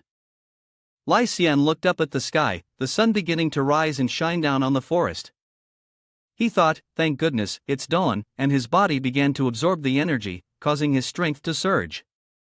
He also added, "The old man is shameless, what other tricks does he have?" The whole team is already assembled and ready to fight, each with a different level of strength. Lai Xian also clenched his fist and said resolutely, "Then hurry up and reveal the rest of the plan." On the other side, seeing the situation becoming unstable, the group hesitated and dared not act rashly. These helpers were not simple, and moreover, we had already lost the perfect opportunity to capture Feng Lai Xian. The girl immediately screamed, "This situation is not good, we need to retreat now." Xiang Ming, beside her, immediately contradicted her, saying, "No." Despite the deep wound on his chest, he put all his strength into his arms, creating two greenish flames and resolutely replied, "We're almost there, just a little more." The girl once again formed a large, time-warping circle to pull Xiang Ming in, saying, "Stop wasting words." The purple circle drew him in, making him scream in pain. She and the giant puppets slowly retreated into the circle. Turning back, she said, "Consider yourselves lucky this time." Seeing them attempting to flee, Lai Xian chased after them and shouted, "Don't think you can escape." Jiang Ping, from behind, called out, "Grandmaster Phone, please, don't be impulsive." The purple circle gradually shrank and disappeared. Upon hearing this, Lai Xian stopped. Jiang Ping continued to advise, "We still don't have enough intel on the enemy. If we chase blindly, we could fall into their trap. Let's return to base first and regroup with everyone. Also, the martial school members are waiting for you." Lai Xian heard this and immediately replied, "All right." The four of them ventured deeper into the forest and stopped in front of a large tree. Shan spoke up, "We're here." Jiang Ping asked curiously, "This place doesn't look like it did before, does it?" She began to form a pink vortex right in front of the tree trunk and answered, "Of course, because we've transformed it into a base of operations. Previously, this place had limited capacity, but now it can not only accommodate more people, but it's also very close to the training grounds, making departures much more convenient." The circle suddenly appeared beneath their feet and grew larger. They instantly found themselves in the secret base. Shan continued, "This is secret base number 8, located 1800 meters underground. The space can accommodate up to 2,000 people and has a total of 164 rooms. Feel free to explore around. Jiang Ping was stunned by the size of the base and exclaimed, "It's huge! And with the base and the safe house from before, how many such strongholds has the captain prepared over the past 200 years? At that moment, Captain C2 suddenly appeared behind them, his entire figure glowing gold. He smiled and replied, "Being well prepared is always the best approach." "Ha!" Sishan turned and said, "When I was still serving in the investigation team, I learned that they had established many strongholds outside the city, one of which was very close to the training grounds. But now, I'm not sure if that one is still in use." Jean Bo, standing beside, also responded, "I heard that the current captain of the investigation team is Ma Bin, right?" She replied, "And he's also the most trusted disciple of his lord." Tu Bai, frowning, added. Old Su had previously mentioned in a delirious state that Ma Bin seemed to be from the Zhu family. What was all this about, in the end? Jean Bo sighed, then he seriously recalled the events and said, "This story goes back to 10 years ago." The scene began to slowly take shape. He was standing with a group of people, listening to Zaymin, who was standing in front. He continued, "I remember that at that time, Vice Mayor Huang Zaymin suddenly called us to the city lord's residence. It was said that an informant had discovered the headquarters of the Zhu family, but as the captain of the investigation team, I knew nothing about this so-called informant. But suspicions gradually arose in my mind when I asked the informant about his identity." He again recreated the scene from 10 years ago and said, "The city lord simply mentioned that this man was a member of the cleanup team and didn't appear often. At that time, eager to deal with the remnants of the Zhu family, I didn't press the matter further." Jean Bo and the other members climbed up to an area where stones were stacked on top of each other. He continued, "After that, I led the team members to follow the clues and drove for a whole week before finally reaching the enemy's headquarters. Suddenly, a group of mysterious figures, their heads completely covered and armed with daggers and swords, appeared and launched a surprise attack on them. Just when we were discussing the plan to assault the enemy camp, the Zhu family suddenly attacked. At that moment, I was still wondering how my whereabouts had been exposed. Now, it's clear that it was a trap they had set up." In the midst of the panic, Ma Bin, holding a dagger, gradually approached him due to the surprise attack and the exhaustion from the long journey. This caused the members of the group to be physically drained, resulting in heavy casualties. Just when I felt something was wrong and planned to withdraw, Ma Bin lunged forward, using the dagger to strike him, leaving him no time to react. He recounted, "Ma Bin attacked me out of the blue, and I couldn't dodge in time. After being stabbed in the back, I lay motionless, in pain, with the dagger embedded in my back. It was an extremely sinister dagger. It pierced deep into my body, rendering all my abilities ineffective. I had to endure a lot of torture at the hands of those people. During that time, I also overheard them calling Ma Bin sir." He reminisced, luckily the continuous effect of the dagger was not permanent. After realizing this, I tricked them by feigning death and was then thrown into the river. I subsequently escaped thanks to my ability to conceal myself underwater, blending my body with the current and, by the way, fleeing at the same time. However, the wound was so severe that I quickly lost consciousness, and I had no idea how long I slept in the darkness. Those painful memories were gradually forgotten." Chang Chun, upon hearing the story, sympathized and responded, "No wonder when I first met you, you acted so cautious. It turns out there was such a secret hidden behind it. Every time I asked you, you always had no answer. Perhaps your spirit has slowly begun to fall into ruin."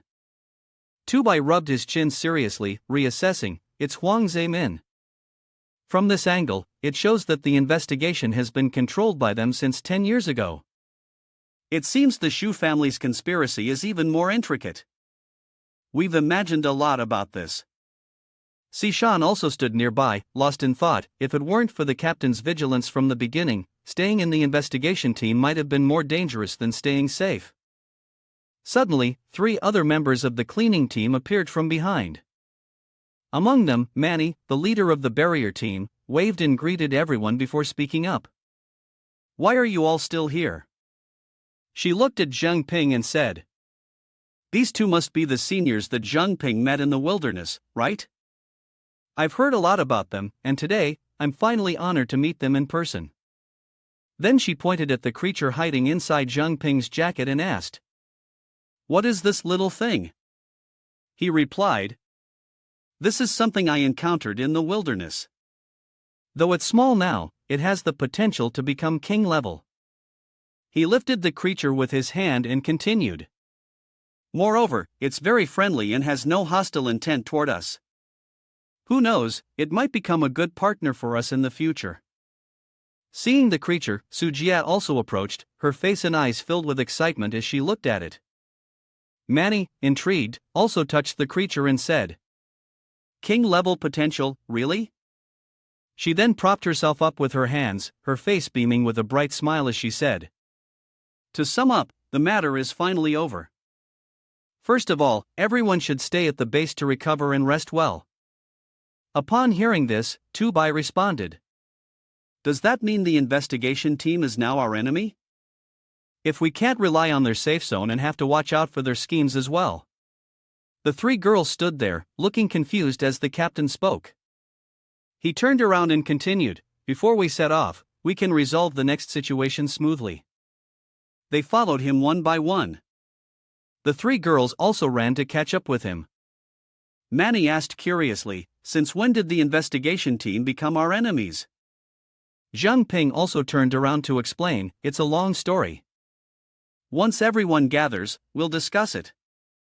Outside Holy Ancestor Village, soldiers with spears were standing guard on both the walls and inside, accompanied by ferocious, mutated beasts with red eyes.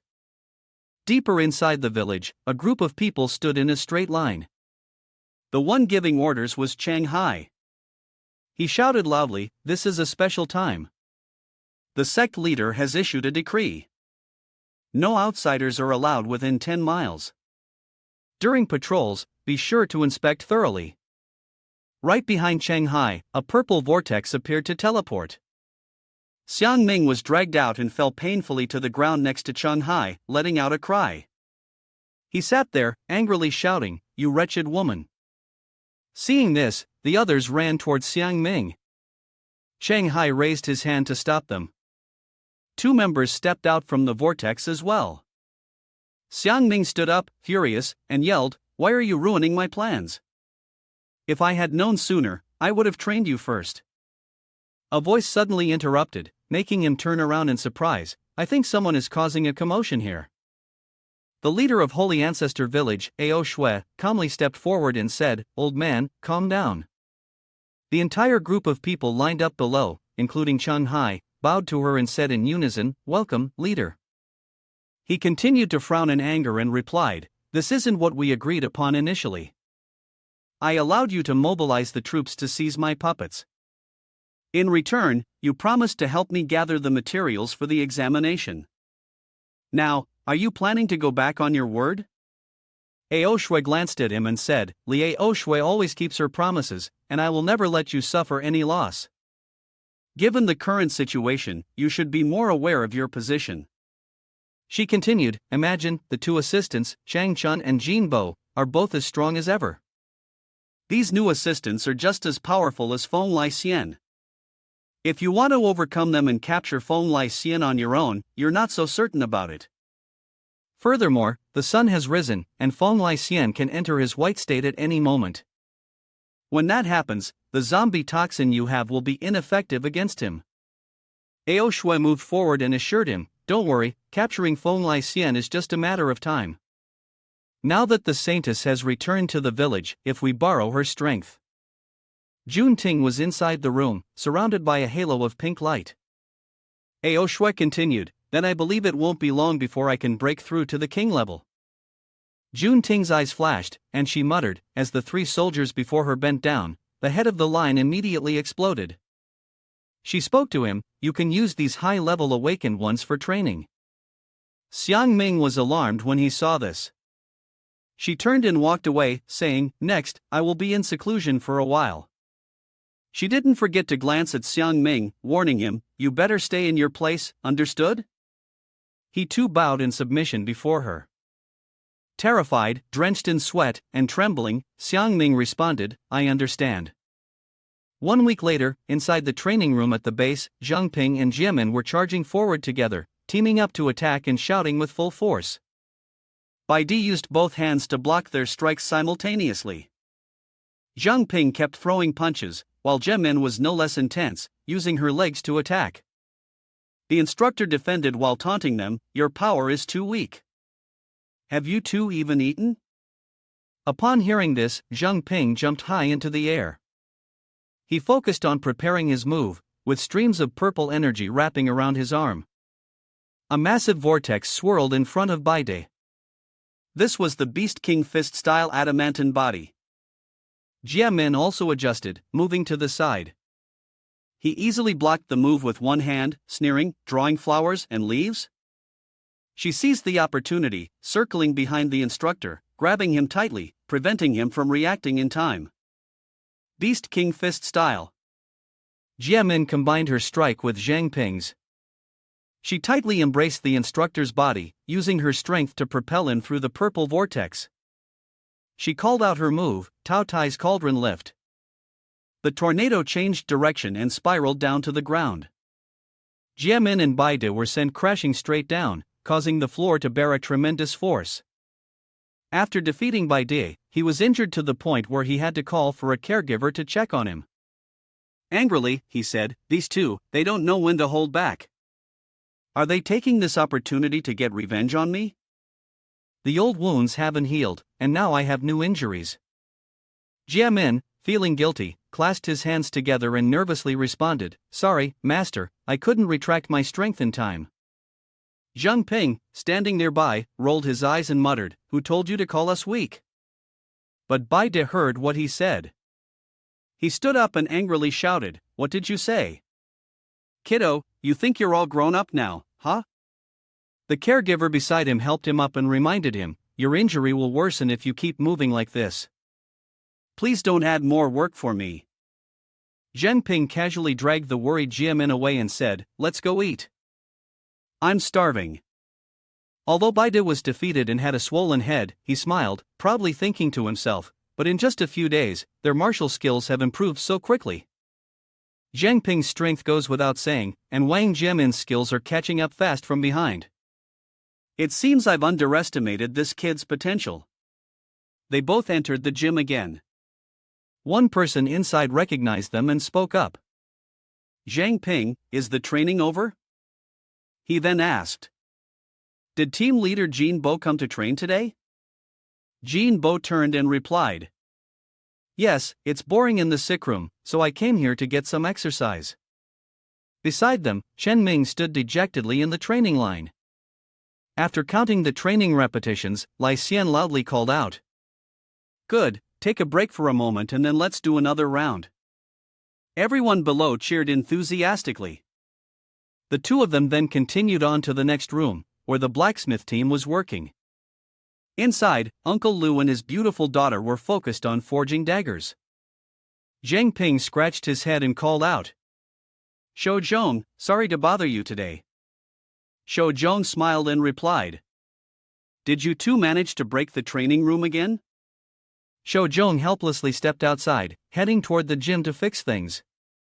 He said helplessly, "Honestly, there's no dealing with you two." Jiamin also smiled and responded, "Really sorry." The two walked past the room where the two assistants were playing chess. Jiamin then asked, "Where are you going? Aren't you going to eat?" Jiang Ping turned and replied, "You go ahead, I have a little something to take care of." She called out, and Jiang Ping went alone to the meeting room, where everyone was waiting for him. Team leader Bai saw him and spoke. "Jiang Ping, you're here? Just in time." He continued, "I was just about to tell you a few things to keep in mind when you arrive at the trial grounds." He smiled as he entered and replied, Inside the headquarters, Chu Zaimin, a loud scream rang out. A group of people dressed in mysterious, full-coverage cloaks sat around an incomplete round table. A prisoner who had been brought in was lying among them, being interrogated. One of them shouted loudly, "The saintus has already been taken away, yet you still have the courage to return here?" The second elder angrily spoke, "You." The grand elder interrupted, speaking up, "Enough, let it go." Shu Zemin had unintentionally awakened the saintus, which indirectly led to Yu King fighting with C2 Sure Bai. "I'll show some mercy because of that, so I'll spare you this time." Hearing this, Zemin bowed his head in fear and replied, "Thank you, Grand Elder." One of them spoke again, "If Jiang Ping truly is someone who can use limitless level powers, then he will definitely come to the trial." "Zhu Ping, do you have any news from over there?" Yan Ping, sitting with his legs crossed on the table, calmly smoking a cigarette, said, "Grand Elder, rest assured, our investigation team has never slacked off. Even if Jiang Ping has limitless potential, he's still at a low level and far weaker than us. If he dares to come to the trial grounds, I'll make sure he can never return." The Grand Elder, resting his chin on his hand, warned, "Anyway, you are still young. Underestimating the enemy is a forbidden condition. What is truly terrifying about those awakened at the infinite level is their potential to destroy an opponent at any stage. Back then, C2 Sure Bai made us suffer step by step. Don't ever underestimate such an opponent." The second elder beside him hastily added, "The most troublesome thing now is that Holy Ancestor Village has taken the saintus. Before, we had already lost a lot of manpower in Pearl City due to the saintus being taken. If Holy Ancestor Village can achieve the power of a king before us, Zemin will surely tremble in fear." Another person stood up and continued, "Elders, have you forgotten our trump card from the Zhu family?" Upon hearing this, Zhu Yuanlong was furious, and the second elder shouted loudly, "Don't mention that white-eyed wolf anymore. We put all our effort into cultivating him, yet he stubbornly clung to that ridiculous sense of righteousness." He stood up, continuing angrily, "If he had been willing to listen to the family's arrangements, why would we have been forced to lie in ambush in this cave?" The other person advised the second elder and said, "Second elder, there's no need to be angry. The reason I mentioned him is that I've come up with a rather clever plan, one that will not only allow him to serve the family but also greatly enhance the strength of the Zhu clan." She moved closer to Zhou Yang, who was reading a book, and she smiled deviously as she leaned against him, her chest pressing against his shoulder. He glanced at her with a slightly irritated expression, and she continued, "But we need our Xiao Jiuyang to cooperate." She let her pink hair and bright red lips show, saying, "The key to entering the land of fists." The second elder, surprised, asked, "Forbidden area? Do you mean?" The second elder smiled and quietly looked at the grand elder. As if understanding, the grand elder extended his hand, and a red feather appeared. He said, "Though I don't wish for it, this is the only way for now." He handed the feather to her and said, "Then let you go." She caught it with just 2 fingers. Her cloak began to burn away, leaving only the inner dress. She revealed herself to be a seductive young woman with flowing pink hair, her cloak burning away in pieces around her, creating an almost ethereal, enchanting atmosphere. She held the feather she had just received in her hand, smiling confidently and said, "I, Zhu Hongfang, will not dishonor my destiny." Outside of Pearl City, deep underground, Hongfang and Yuan Long entered the cellar. She held a torch in her hand and walked ahead. Yuan Long broke the silence, "You can't even take care of a child, so careless, and yet you talk about the revival of the Zhu clan?" Hongfang looked ahead, showing no reaction to Yuan Long's words. She replied, "You still don't understand Xiao Jiuyang's nature?" Yuan Long fell silent, his gaze fixed ahead. Hongfang continued, "Who, besides an uncle like you, could manage him?" Hongfang recalled the previous incident, when Xiao Jiuyang had sneaked into the equipment storage and, mischievously activating the puppets, had destroyed a pile of gear. If it hadn't been for his protection, the boy would have been expelled from the Zhu clan long ago. Perhaps that was why Xiao Jiuyang had grown even closer to him. After walking for a while, they arrived at a large door. This was the forbidden area of the Zhu clan. Hongfang raised the torch and spoke, "We're here." Yuan Long crossed his arms and looked up, assessing the huge gate. He asked Hongfang, "This is the forbidden area? It doesn't seem that special." She turned to respond, "This is your first time here, isn't it?" As far as I can remember, you've never been involved in the affairs of the clan. With that, Hong Fong tossed a feather into the air. The feather soared up, burning brightly in the sky. Hong Fong spoke to him, "Don't look at me. Zhu Yuanlong was the type of person like you all." The large door opened before the two of them. Yuanlong spoke, "You all treat the lives of common people like mere weeds. Do you really think that continuing like this will lead to a good outcome?" Yuanlong's face darkened, and he spoke bluntly to her, "It's because of Zhu clan that it must decline. I cannot defeat righteousness, that has always been an unchanging truth." As he stepped inside the door, Yuanlong was stunned by the sight before him. In front of him lay the massive white skeleton of a divine sunbird. Yuanlong exclaimed, his voice stuttering, "The divine sunbird of the patriarch's first generation." The two walked closer to the skeleton, and he was furious when he saw the sunbird here. Yuanlong criticized, "Those two old men dared to hide the sunbird's corpse here. What exactly are they trying to do?" Hong Fong looked up, then said, "For now, don't worry about anything else. We should focus on finding Xiao Jiuyang first." Hong Fong took a deep breath and shouted loudly, "Jiuyang, Zhu Jiuyang, stop hiding, come out here, your uncle Yuanlong has come to visit." Yuanlong took a few steps forward, and he noticed something on the ground. He bent down to pick it up and examine it. Hong Fong, standing beside him, also realized that it belonged to Zhu Jiuyang. Where had that kid run off to? Yuanlong's face darkened. Only now did he speak, exposing Hong Fong's words with a low tone. Yuanlong said to her, "Stop pretending. The moment I stepped in, I could tell. Zhu Jiuyang isn't here." Yuanlong asked Hong Fong directly, "Tell me, what exactly are you planning?" At this point, Hong Fong revealed her true face. She clapped her hands, and her gaze was different from before. She appreciated Yuanlong's sharpness. No wonder he was one of the most outstanding awakened members of the Zhu family. Hong Fong then got to the point, "Since that's the case, I won't beat around the bush." She stepped forward. Yuanlong followed her movements with his eyes. She spoke to him, "I want you." Hong Fong raised her hand above, her face clearly showing the scheming in her mind. She shouted loudly, "Become the sunbirds." A shadow of a bird appeared on the ground. Yuanlong was terrified, becoming the sunbirds. What nonsense was she talking? This was just a skeleton. Could it be that you intend to abandon the beast-taming belief and turn to controlling wild beasts instead? Hong Fong touched the skeleton of the sunbirds and then said to Yuanlong, "Although the Zhu family has different methods of beast taming, the fundamental principles have never changed." She looked at Yuanlong, raised her hand, and finally got to the point. "After years of dedicated research, I have finally found a method that can transfer the power of the sunbirds to another living body. Unfortunately, no one in the Zhu family is capable of receiving this divine power. Except for you, you already possess the ability to summon beast spirits, and moreover, you have strong strength. You are the best candidate to inherit this power." Upon hearing this, Yuanlong's arm started crackling with electric sparks. His hand clenched, releasing red lightning.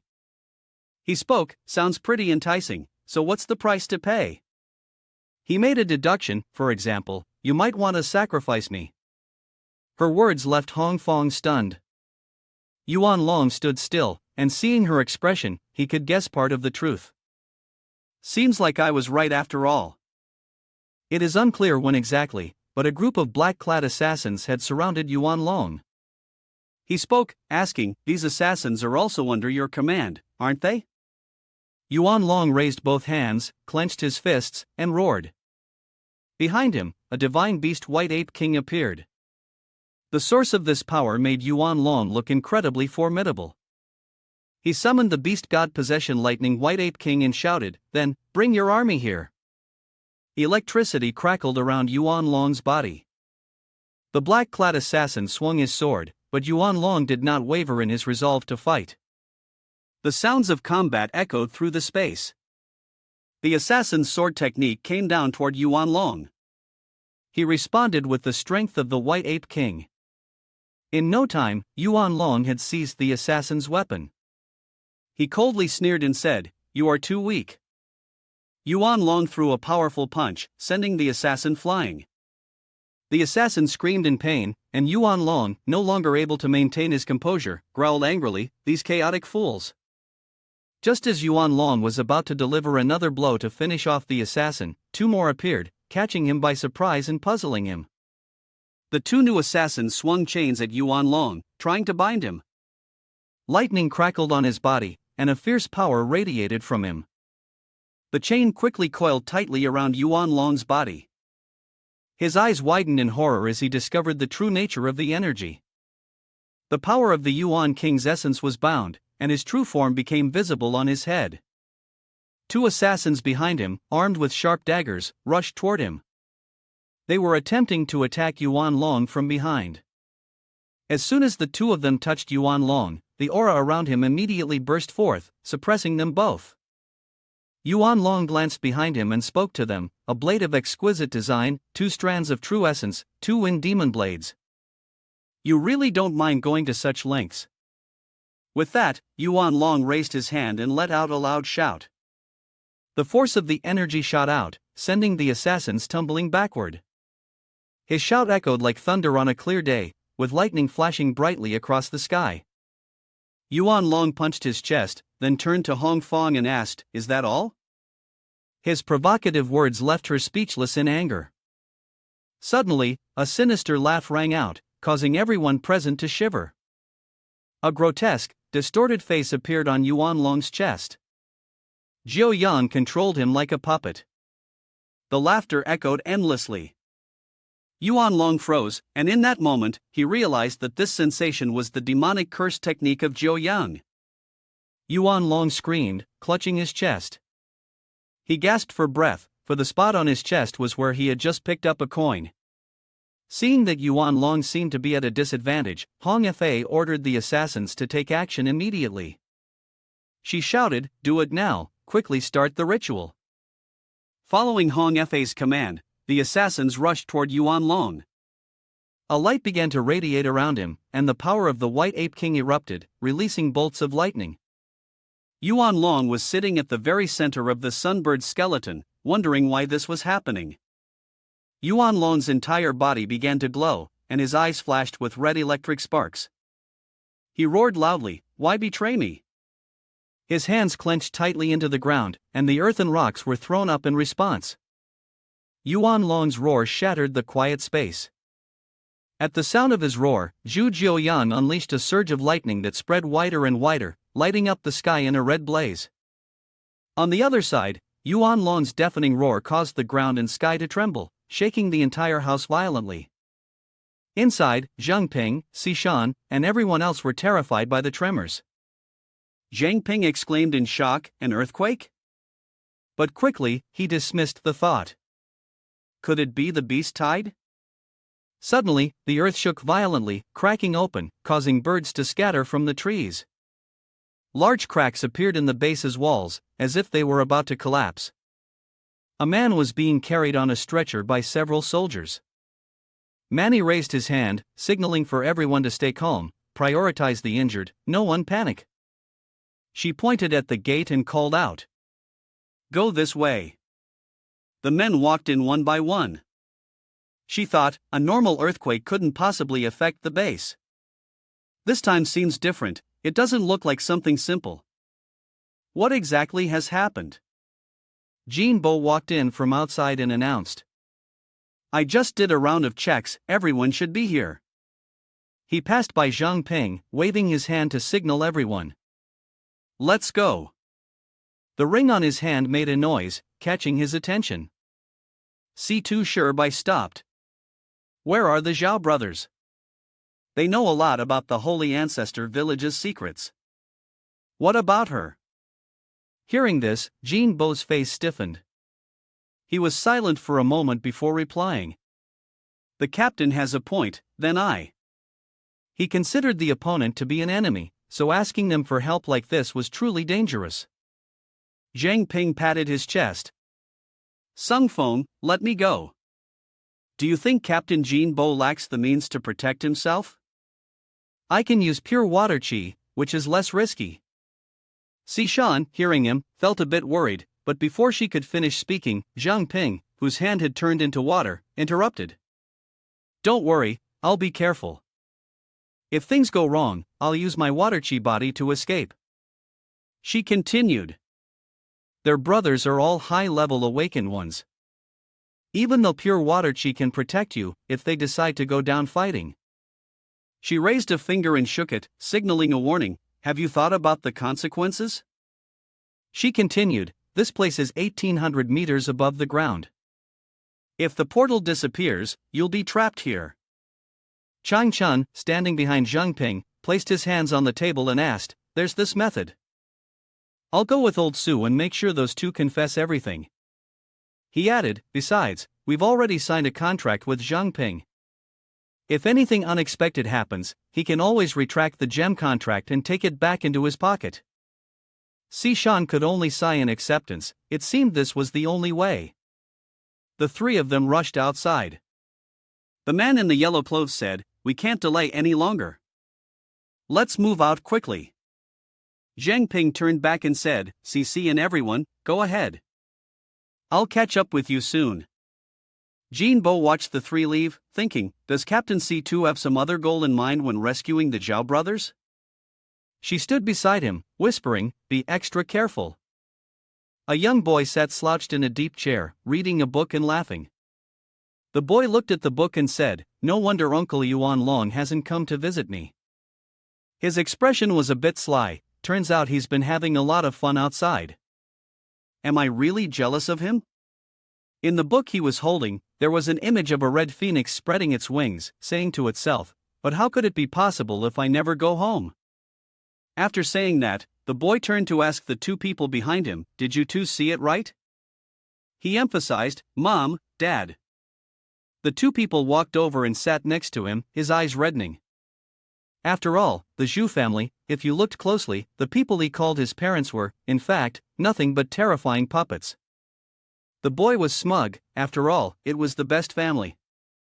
He laughed loudly when he saw that inside the book, the image had shifted to a man falling to the ground with his hand on the ground.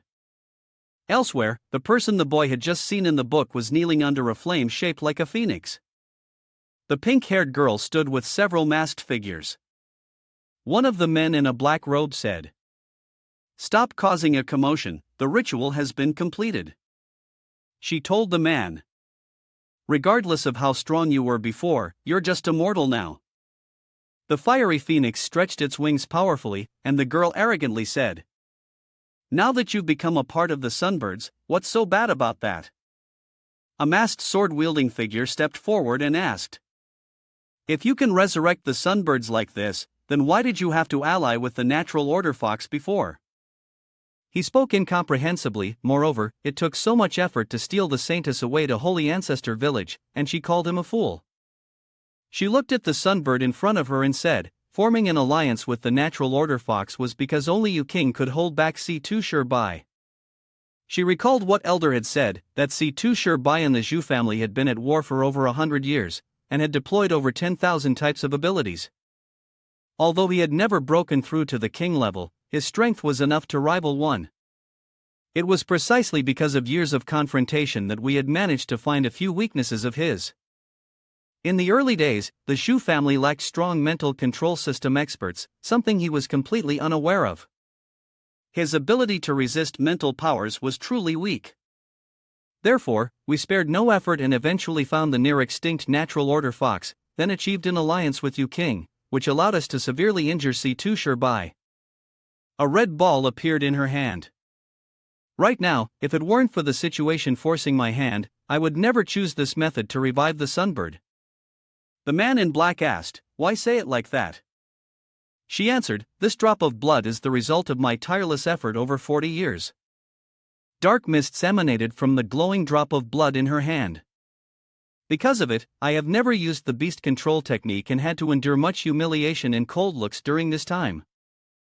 The drop of blood flew out of her hand, and despite the high price she had to pay, the control of this bloodline could not be compared to that of the saintesses.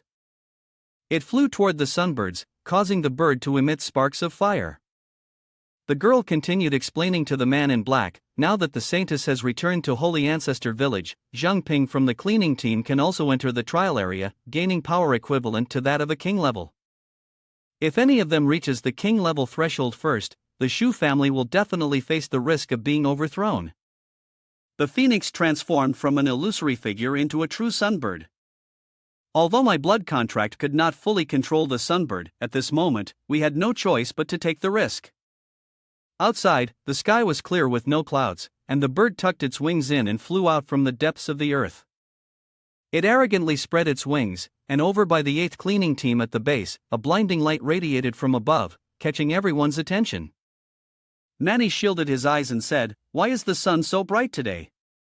Lai Xian frowned, covering his eyes to block some of the light, and noticed something. "This is wrong," he said, "that's the sunbird flying overhead." Lai Xian looked at it. It was a mutated beast. He was surprised. Could it be that the earthquake was caused by it? Min also found it hard to believe, unless it was exactly what Mani was referring to when he continued, the sunbird son of the Zhu family.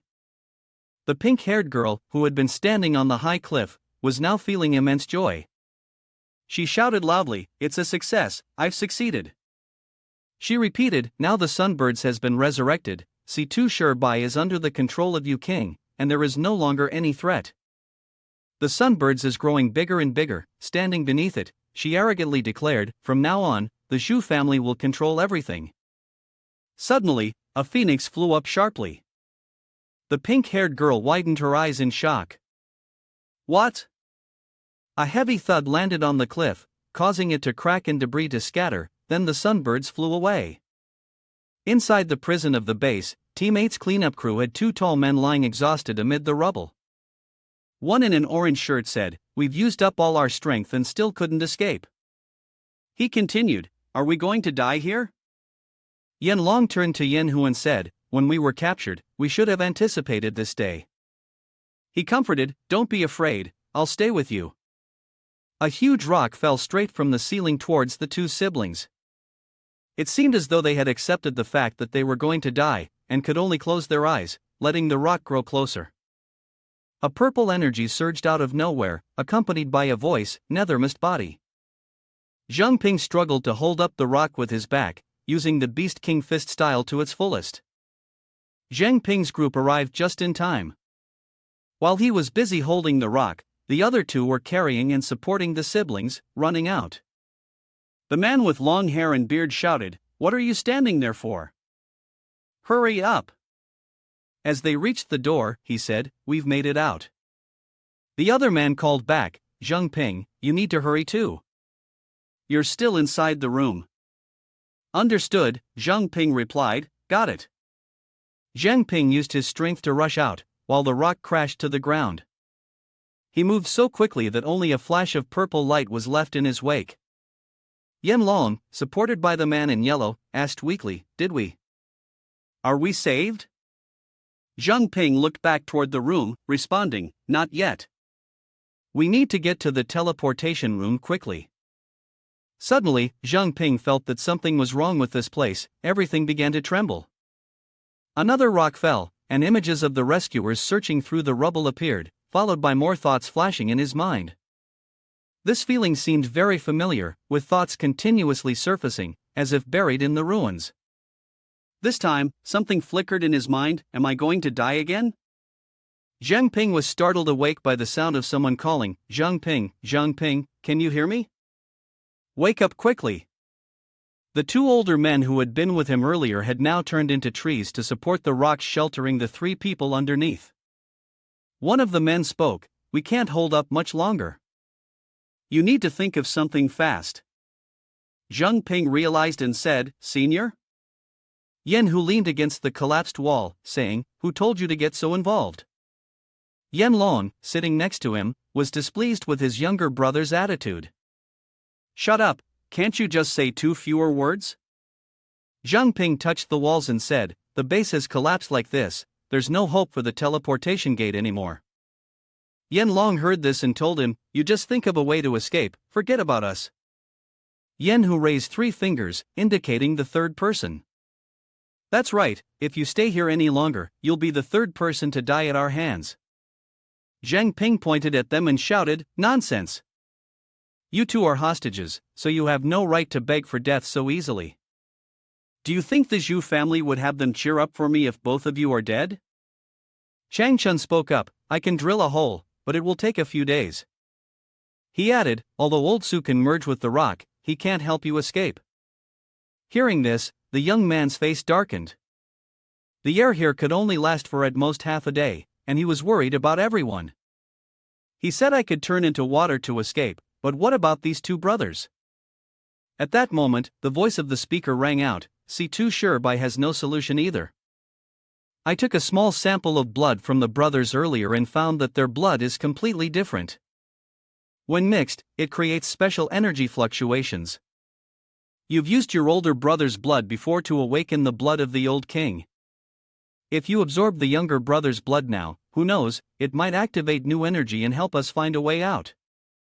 Jiang Ping replied to the person in the bracelet, "Captain C2, you told me to go save people, so you must have had a plan all along, right?" Yan Long asked Jiang Ping, "Aren't you afraid of being controlled?" Jiang Ping answered, "I'm not afraid, or else I wouldn't have come this far." He continued, "In short, do you two want to die here, or are you willing to make a deal with me?" Then Yan Long used a knife to cut his wrist, saying, "I understand now, the blood drips out drop by drop. Although our positions are different, the Zhao brothers are not ungrateful." Yan Hu held out his bleeding arm in front of Jiang Ping, offering as much blood as he needed. Feeling something strange, Jiang Ping spoke up, "This is odd, why is there no change at all?" After a moment of doubt, he said again, "Could it be that I didn't drink enough?" Suddenly, he coughed up a mass of black blood. Jiang Ping bent over on the ground, his whole body glowing with a strange red light. An older man who had been with him earlier shouted, "Jiang Ping, the other person is worried too. It's just a little blood, why is it turning out like this? What kind of effect does this blood have?"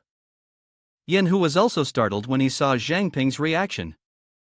Hey, are you okay?" Jiang Ping's eyes began to glow, and several strands of white smoke appeared around him. The system notification for Omnivore took effect, indicating the activation of his new innate talent, King's Gem. King's Gem was like a command at the king level. It could significantly improve the strength, skills, and basic attributes of a contracted beast. Within a short period, a blazing red phoenix appeared. Manny said, "As long as that troublesome bird is here, the fire will never go out." She turned to her friend and said, "Cici, we have to leave quickly."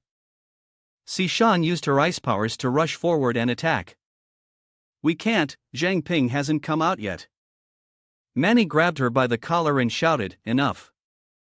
She angrily said, "The teleportation gate has been closed, and Jiang Ping has the power of water, plus the two seniors will have a way to escape this situation. They won't be easily trapped." She was always the most rational one in the group, but today, why was she being so impulsive? That bird just killed someone from the Zhu family, and its appearance was completely crazy. If we don't leave, all of us will be trapped and die in this sea of flames. After hearing Manny, Sishan finally agreed. "Then let's go." Suddenly, someone shouted, "Move back." A man with wings growing from his back, glowing brightly, came along with a large group of people, including the squad leader of the cleaning team. He told the two women, "We're here to stop it." The bird seemed to have gone mad, charging toward them. They wouldn't stand still either, rushing toward it. A burst of flame shot out from the bird. Its power knocked nearly everyone flying. Only the old man with white hair was still trying to hold on. He said to his teammates behind him, "I can't hold on any longer." A branch emerged from the ground, and it turned out that the two men who had been with Jiang Ping had helped them escape. As soon as they broke free, they saw the situation and one of them spoke up, "Brother, we're here to help you." The Zhao siblings were now locked in a cage. Jiang Ping was dragging the cage and panting. Huffing, he spoke to those standing at a distance, as though they had escaped. Sishan looked at him and asked, "What happened to everyone?" He wiped the sweat from his forehead and answered her, "It's a long story, but I've already consumed Zhao Yanhu's blood." Then he extended his hand for Sishan to see, and a stone appeared. As a result, the blood of the former king had evolved and bonded with the stone that was connected to the king's gem. The system displayed information: the king's gem, based on the initial form of the covenant stone, had taken a step further to enhance the contracted beats ability, lasting for 10 minutes. Each contracted beats could only be enhanced once per day. The bird had been tightly bound by several branches, unable to attack. Jiang Ping continued to explain about the stone. So, I used this talent to temporarily raise the attributes of the two former links to level 5, just enough to reach level 40 and break through to king level. Even though the enhancement only lasts for 10 minutes, it was enough for us to escape. Jiang Ping stared intently at the stone, recalling the images he had seen after drinking Zhao Yanhu's blood. A dark space, filled with glowing red orbs. Inside each orb was a man suspended in mid-air, his fate uncertain, alive or dead. He thought back and found it all very strange. What on earth were those things? Jiang Ping looked at the cage that held the two brothers and said, "It seems there are still many secrets in the sacred ancestor village that we don't know about, huh?" He looked up and saw Chang Chun being struck by the phoenix's power. He cried out. Yi Senior glanced to one side. The bird that had broken free was now attacking everyone. Chang Chun was knocked backward by the blow. "In pain," he said, "my bottom. It's cracked." The winged man also took a hit, but fortunately, he managed to plant one foot on the ground. He said, "This is bad. My power, though it is also of fire, contains the strength of the sun, surpassing ordinary flames. I can't hold out much longer." The other two men struggled to get back on their feet. He said, "An elder Ye's condition is even worse, it's being suppressed by it.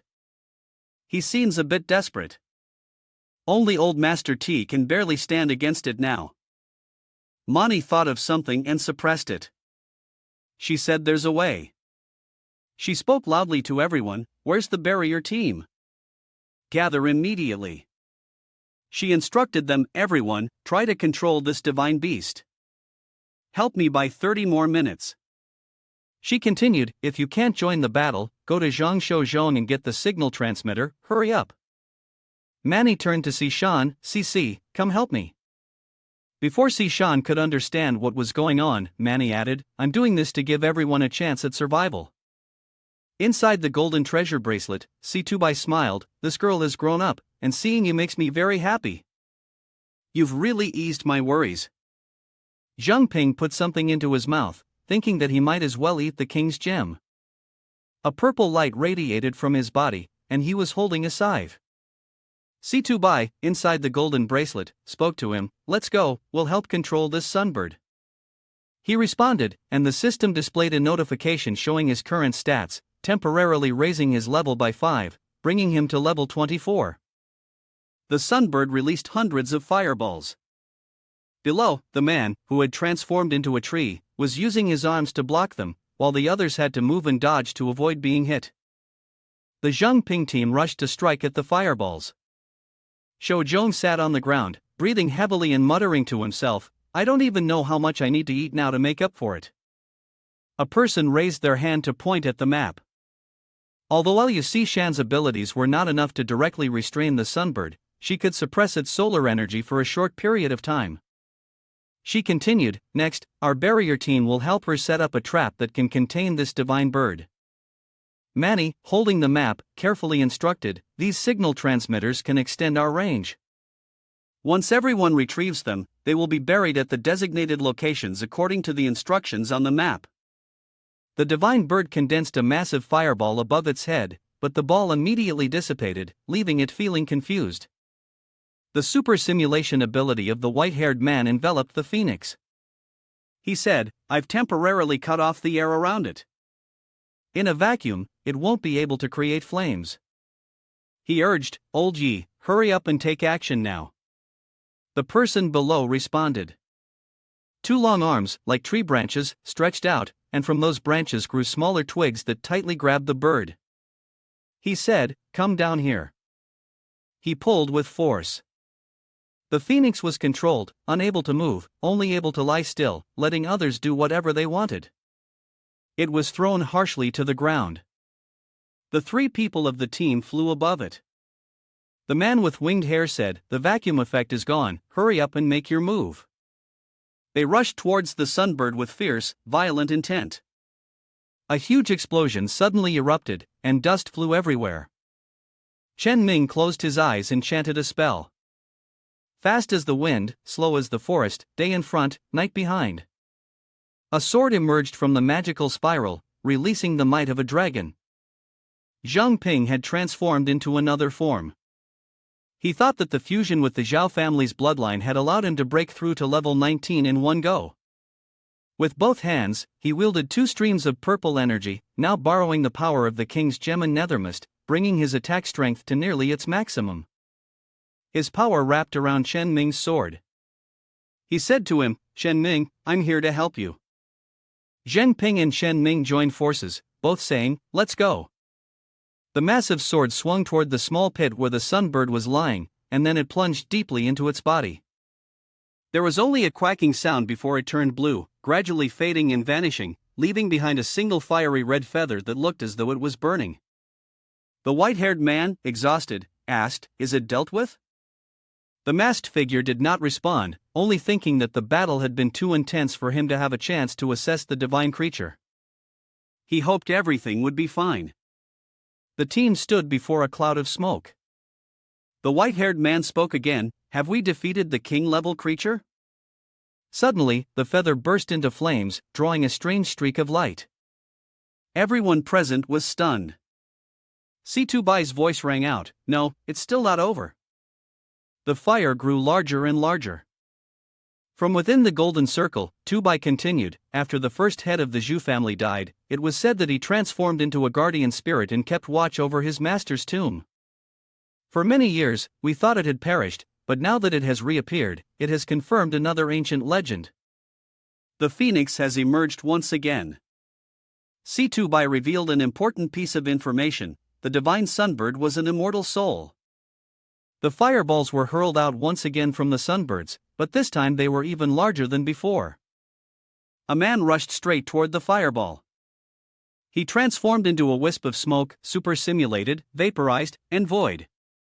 A branch-like arm of Chang Chun extended outward, but when it touched the bird, it instantly vanished.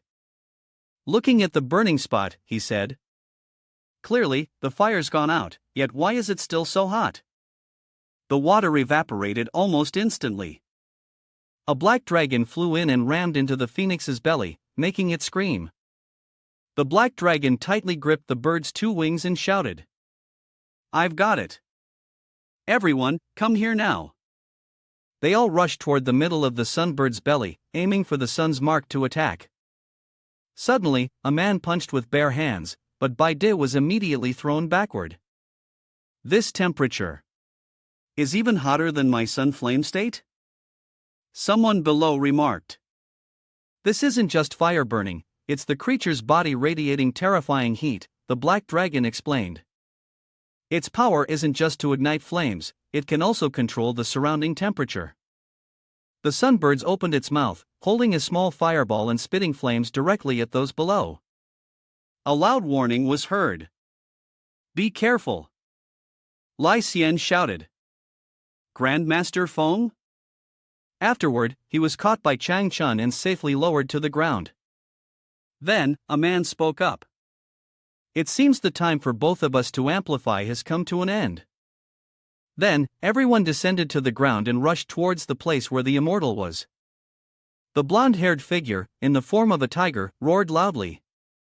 Tavern Master Lai Xian coughed up a mouthful of blood and, feeling fortunate, said, "I almost lost my life there." The black dragon could only helplessly speak, and even Grandmaster Feng was unable to help. The beastman kneeled down to support him. The system announced, "Level 9 bonus effect not activated," followed by, "Level 10 bonus effect not activated." Hearing the successive notifications, Jiang Ping thought that the gem from earlier had been upgraded by 2 levels. But why didn't he feel any effect after consuming it? Could it really be that he was just helpless like this? Suddenly, a voice called out, "Jiang Ping, can you hear me?" He was startled, it was CC. Sishan turned to the other girls and said, "The trap is set, hurry and lure the sunbird over here." The guards understood the instructions. Sparks kept attacking the ground, forcing the black dragon to constantly dodge. The dragon turned and said, "Ye Senior, hurry up." As the black dragon shouted, Ye Senior saw the sunbird fly directly through the tree spirit's body, heading towards the trap that had been set. This was the moment when the phoenix was caught by the freezing windstorm. The whirlwind inside began to rise, catching it by surprise. The storm slowly froze the bird's body, encasing it from the tips of its wings all the way to its head, until its entire body was completely frozen. Manny, Sishan, and the other girls rushed outside, urgently saying, "This trap won't hold for long, we should run while we can." Jiang Ping stood there, hesitating, and said, "But Ye Senior, he." Chang Chun was pulled away from the tree by a man, calming everyone down. "It's fine," he said, "fortunately, there's no injury." Jiang Ping turned to the two others and said, "We need to move quickly, perhaps the two seniors could rest in the gem for now?" The white-haired man spoke up, "Indeed, we are a bit tired, that would be a good idea." With that, the two transformed into a wisp of smoke and flew into the gem, the contract binding them. The contract pouch, the gem's contract can shrink the contract and encapsulate it to the size of a grain of rice for storage. The maximum storage space is 10 cubic meters. Shui Tai, standing behind Jiang Ping, said, "You say we should escape, but the base has been destroyed now. Where else can we go?" "Yeah." She continued, "Currently, the surrounding area has been completely destroyed, there's nowhere left to hide. The sunbirds will break free soon, so we have to hurry, or we'll be detected." Tu Bai, in the golden ring, spoke up, "The only solution now is to head towards the training area. Nearby, there's a backup base used for hiding non-combatants. Everyone, let's move out." The group immediately ran quickly. The ice encasing the sunbirds gradually cracked. Manny turned back, startled, and noticed Jiang Ping. Seeing her panic, he asked, "What's going on?" She hurriedly replied, "It's been just over half an hour, and the trap is almost beyond control." She turned to look at Si Tung, "We have to find somewhere to hide." Jiang Ping told Manny, "I have a solution." Before he could finish, the ring on his hand began to glow. The golden wristband activated, releasing the equipment. Jiang Ping held a lamp emitting a mystical purple light, the Nethermist lamp. He said, "This lamp can conceal our presence within a certain range." Jiang Ping addressed the team, "Everyone, follow me quickly, don't get separated." A cave appeared before them. They stepped forward, breathing a sigh of relief. Finally, they had escaped that damned bird. Chen Ming glanced around, then reassured everyone, "Let's rest here for a moment and conserve our strength." Jiang Ping hugged his knees, his whole body trembling. Sishan turned around, noticing his condition, and asked with concern, "Are you okay?" He wiped the sweat off his face, forced a faint smile, and replied to Sishan, "I'm fine. I just used up too much nethermist, so I'm a bit exhausted. A short rest, and I'll be fine." Chen Ming also approached, his face filled with worry. He asked, "Jiang Ping, do you think going deeper into the ruins will attract the sunbird?" Jiang Ping looked ahead, his expression serious. He responded to Chen Ming, "This is indeed a relic from the ancient civilization of mankind. We absolutely cannot let the sunbird destroy it." At that moment, Tu Bai appeared, smiling as he spoke to everyone, "Don't worry, the training ground has mystical properties that can completely shield us from any prying eyes." Jiang Ping was taken aback by his words. Tu Bai explained to him, "The summoned beast spirits won't be able to sense us." Tu Bai frowned, and from his gaze, one could see the gravity of the situation. His voice grew deeper as he continued, "That area is also the operational base of the investigation team. According to Su Jinbo, the investigation team had long been infiltrated by an unknown force." The image of A.O. Shui and the investigation team appeared in Tu Bai's mind. He reminded and warned everyone, highlighting the lurking threat of a mutated beast. In addition to being cautious of the investigation team's potential ambush, everyone also had to stay alert to the possible attack from the mountain ancestor, which could be launched at any moment. Lai Xian furrowed his brows in disbelief. His expression was one of shock as he asked Tu Bai, "Mountain ancestor? Isn't that the king-level mutated beast?" I've only heard the old men mention it. I never expected it to be here. Looking around, everyone seemed worried, their faces ashen. Tubai instructed everyone to bring along necessary gear, which was imperative. The presence of the mountain ancestor was indeed outside the training area. If they wished to enter, they would have to go around it from the back. For safety's sake, it would be best for everyone to carry morning glory flowers with them. The scent of morning glory was particularly unpleasant to the mountain ancestor. Jiang Ping glanced at him, a hint of doubt rising. King-level mutated beasts, and yet they hate morning glory? Could it be that this morning glory is different from what I know? Jiang Ping pointed to the immortal, then gave clear instructions for the task. Next, I'd like Grandmaster Feng to scout the surroundings, while I'll go look for some food and, conveniently, find some morning glory. Lai Xian hesitated slightly upon hearing this, pausing before speaking. Jiang Ping, you've just used up a lot of energy. How about you stay here and rest? Let me and Priestess Sure go instead. Baidi also agreed with Lai Xian's suggestion. Yes, it'd be better if we go instead. Jiang Ping confidently replied to both of them. There's no moon or sun at the moment, so everyone stop arguing with me. Besides, my skills are suited for nighttime activities. It's better that I go. Sishan stepped forward and stood next to him, firmly grabbing Jiang Ping's arm. She turned to him and said resolutely, I'm going with you. Looking at Sishan, Jiang Ping's eyes carried a hint of a smile, and he felt a little lighter in his heart. Taking CC along was a good idea, after all, she was more familiar with the wilderness than he was. Jiang Ping agreed, then turned to speak to her, all right, but let's take precautions, just in case. As Shou Zhong approached, Jiang Ping's eyes lit up. An idea came to him, and he immediately said to him, Shou Zhong, prepare some equipment for me, like bear traps or something similar.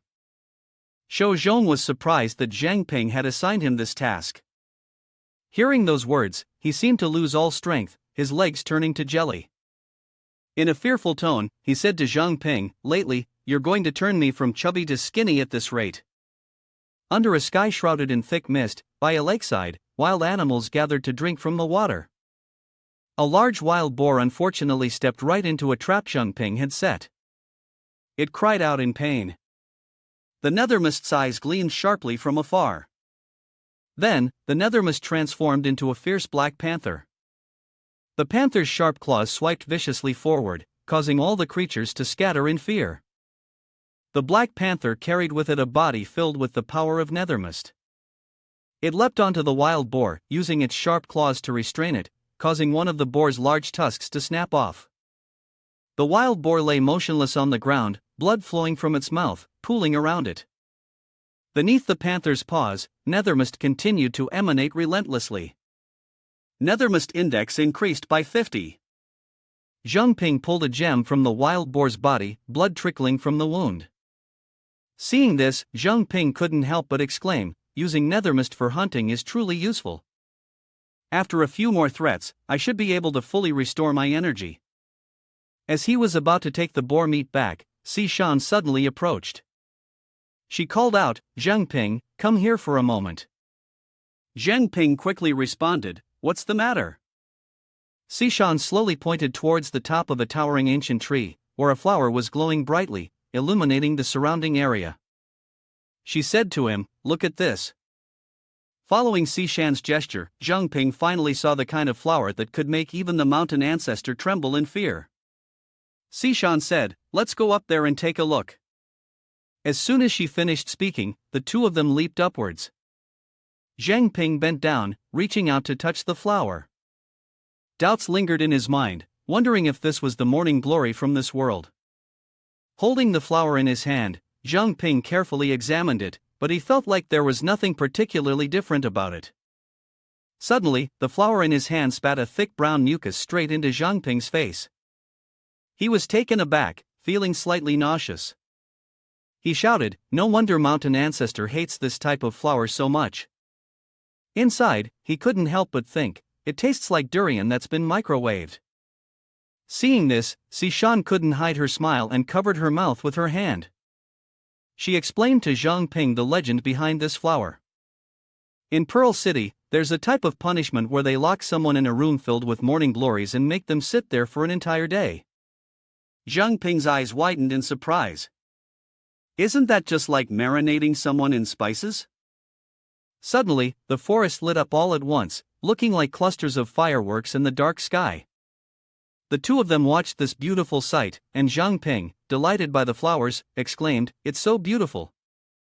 Jiang Ping raised both hands above his head, gazing at this scene that looked like something from a fairyland. Sishan used her knowledge to explain to him, "These are the seeds of the luminous firegrass. Every season, they fly with the wind and drift to new places to sprout and grow." While Jiang Ping was playfully fiddling around, Sishan raised her hand, and a luminous firegrass flower landed in her palm. Looking at the brightly glowing flower in her hand, Sishan spoke, "If only there were no such things as struggle and conflict, and we could live a peaceful life, how wonderful that would be." Unfortunately, the perfect ending is always out of reach. The morning glory emits its fragrance, but it only lasts for a moment before returning to quiet.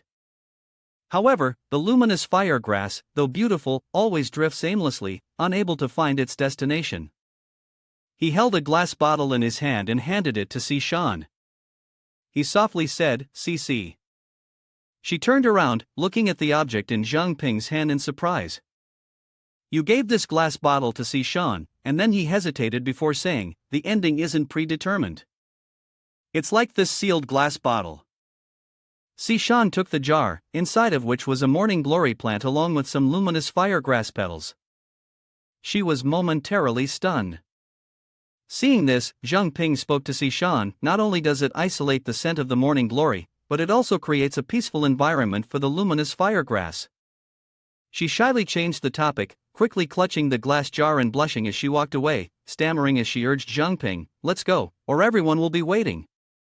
Unexpectedly, a phoenix appeared in the once tranquil sky, glowing brightly against the dark background.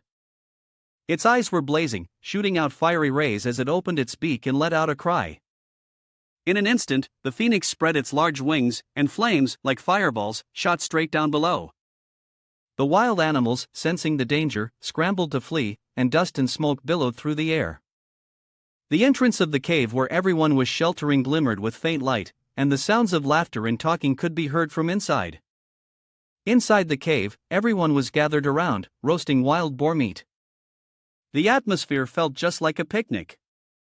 Shou Zhong cheerfully exclaimed, "Even in such a dire situation, we're still able to enjoy such delicious roasted meat? This is truly an unexpected indulgence." He held a piece of grilled pork in his hand, chewing as he spoke. Shou Zhong pointed at the pig roasting on the rack and excitedly said to Jiang Ping, "Jiang Ping, grill a few more pieces for me, or else if I don't get some more energy, I'll really become a skinny person." Bai Di, standing beside him, glanced at Shou Zhong.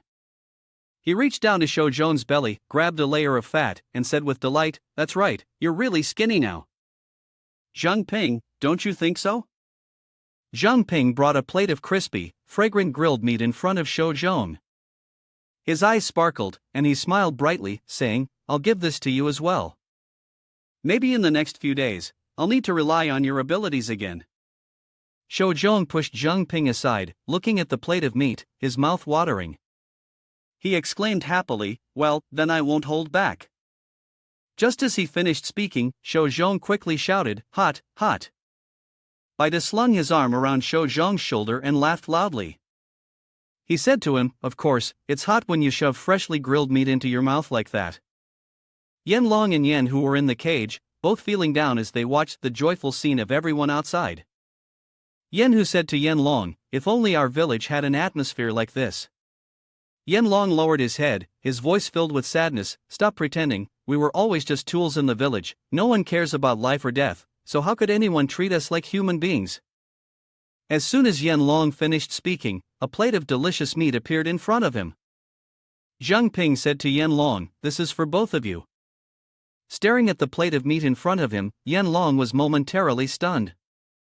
Jiang Ping picked up the plate and urged him, "Why are you still standing there? Eat up." Yan Long took the plate of wild boar meat from Jiang Ping's hands, his face lighting up alongside Yan Hu. He spoke, "Thank you." Suddenly, a noise from outside caught Jiang Ping's attention. He turned his gaze towards the cave entrance, then curiously exclaimed, "What's going on?" Jiang Ping quickly ran over. Sishan and Lai Xian had already arrived.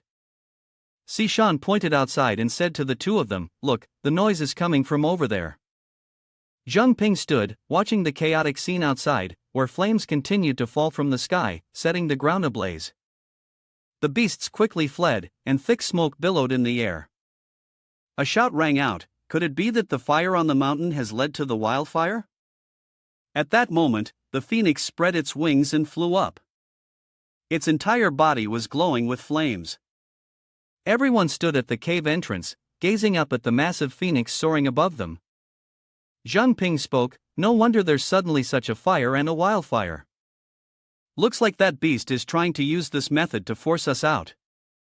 Then, everyone went back into the cave together. After observing, Jiang Ping also concluded that, based on the intensity of the fire and the wind direction, the wildfire would not spread here. "We'll stay here for now, wait for the fire to pass, and then we'll decide what to do next," Jiang Ping said.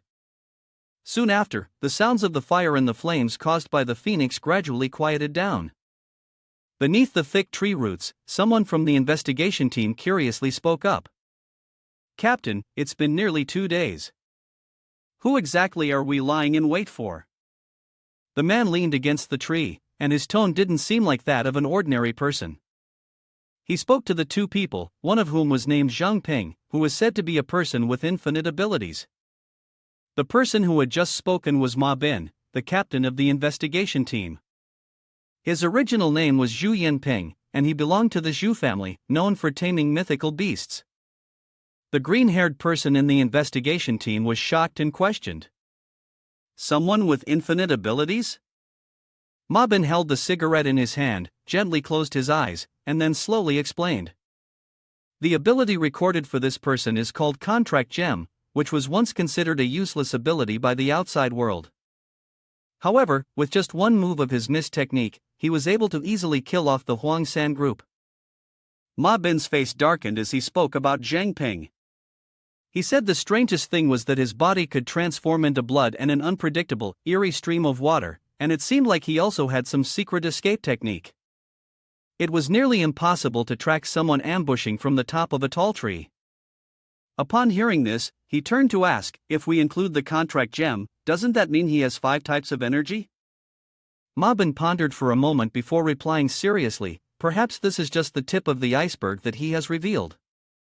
He instructed the members of his investigation team carefully, as someone awakened to the unlimited level, who knows what other hidden methods he might possess. Therefore, if he truly appears outside the trial grounds, you must not underestimate him. Be cautious and do not take the enemy lightly, or your lives will be at risk. After the system notification, Wind Whisperer's effect has ended.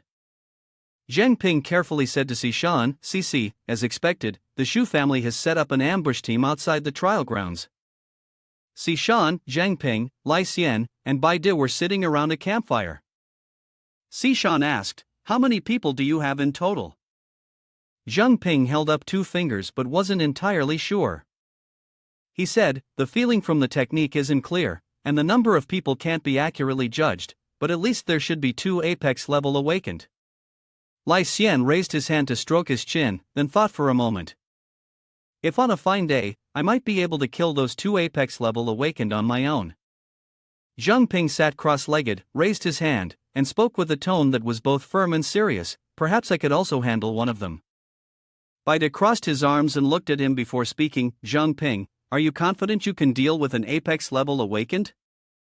Jiang Ping replied to him, "Although I am only at the mid-level awakened stage, my appraisal skills can help me understand the enemy's situation. Unless I encounter a strong man like Grandmaster Feng, there shouldn't be any major problems with others." Sitting around the warm fire, Jiang Ping said to Bai De, "Once the wildfire passes, I'll investigate how many apex level awakened there are on the other side. For now, we should take turns keeping watch at night, rest well, and conserve our energy." Everyone agreed. The next day, sunlight shone through the cave entrance, and Jiang Ping and Sishan were each asleep in their corners. Suddenly, Shou Zhong rushed in, his expression one of panic and anxiety, shouting, "The situation is not good, there might be trouble." Everyone woke up and rushed after him. When they arrived, they were all deeply shocked and stunned. Looking at the scorched landscape, the flames were still smoldering. Zhong was anxious. Last night, that firebird had destroyed the surrounding forest, and now, if we head to the trial grounds, we can only cross this burned land. Jiang Ping propped his chin in thought, then muttered, "This beast is surprisingly clever." Suddenly, Tu Bai's real form soared upwards, his brows furrowed, and his expression became incredibly serious. He said, "Ahead is the only path to the trial grounds. We can't avoid it." After speaking, he returned to stand beside Jiang Ping. After a moment of observing above, Tu Bai concluded, "Based on my estimation, it will take us half a day to get through." Jiang Ping turned to Tu Bai and replied, "Can the lantern still hold up?" "I'm not sure. The lantern's durability is nearly depleted, and I'm afraid it won't last much longer." Holding the weak nethermist lantern in his hand, Jiang Ping felt a bit helpless. He closed his eyes and sighed. Indeed, the greater the power, the greater the responsibility. In the end, they still had to rely on it. Baidi excitedly said from one side, "The greater the ability, the greater the responsibility." Well said. Lai Xian, on the other side, was also surprised by what he had just said. "I didn't expect you to say something so philosophical." "I'll remember that.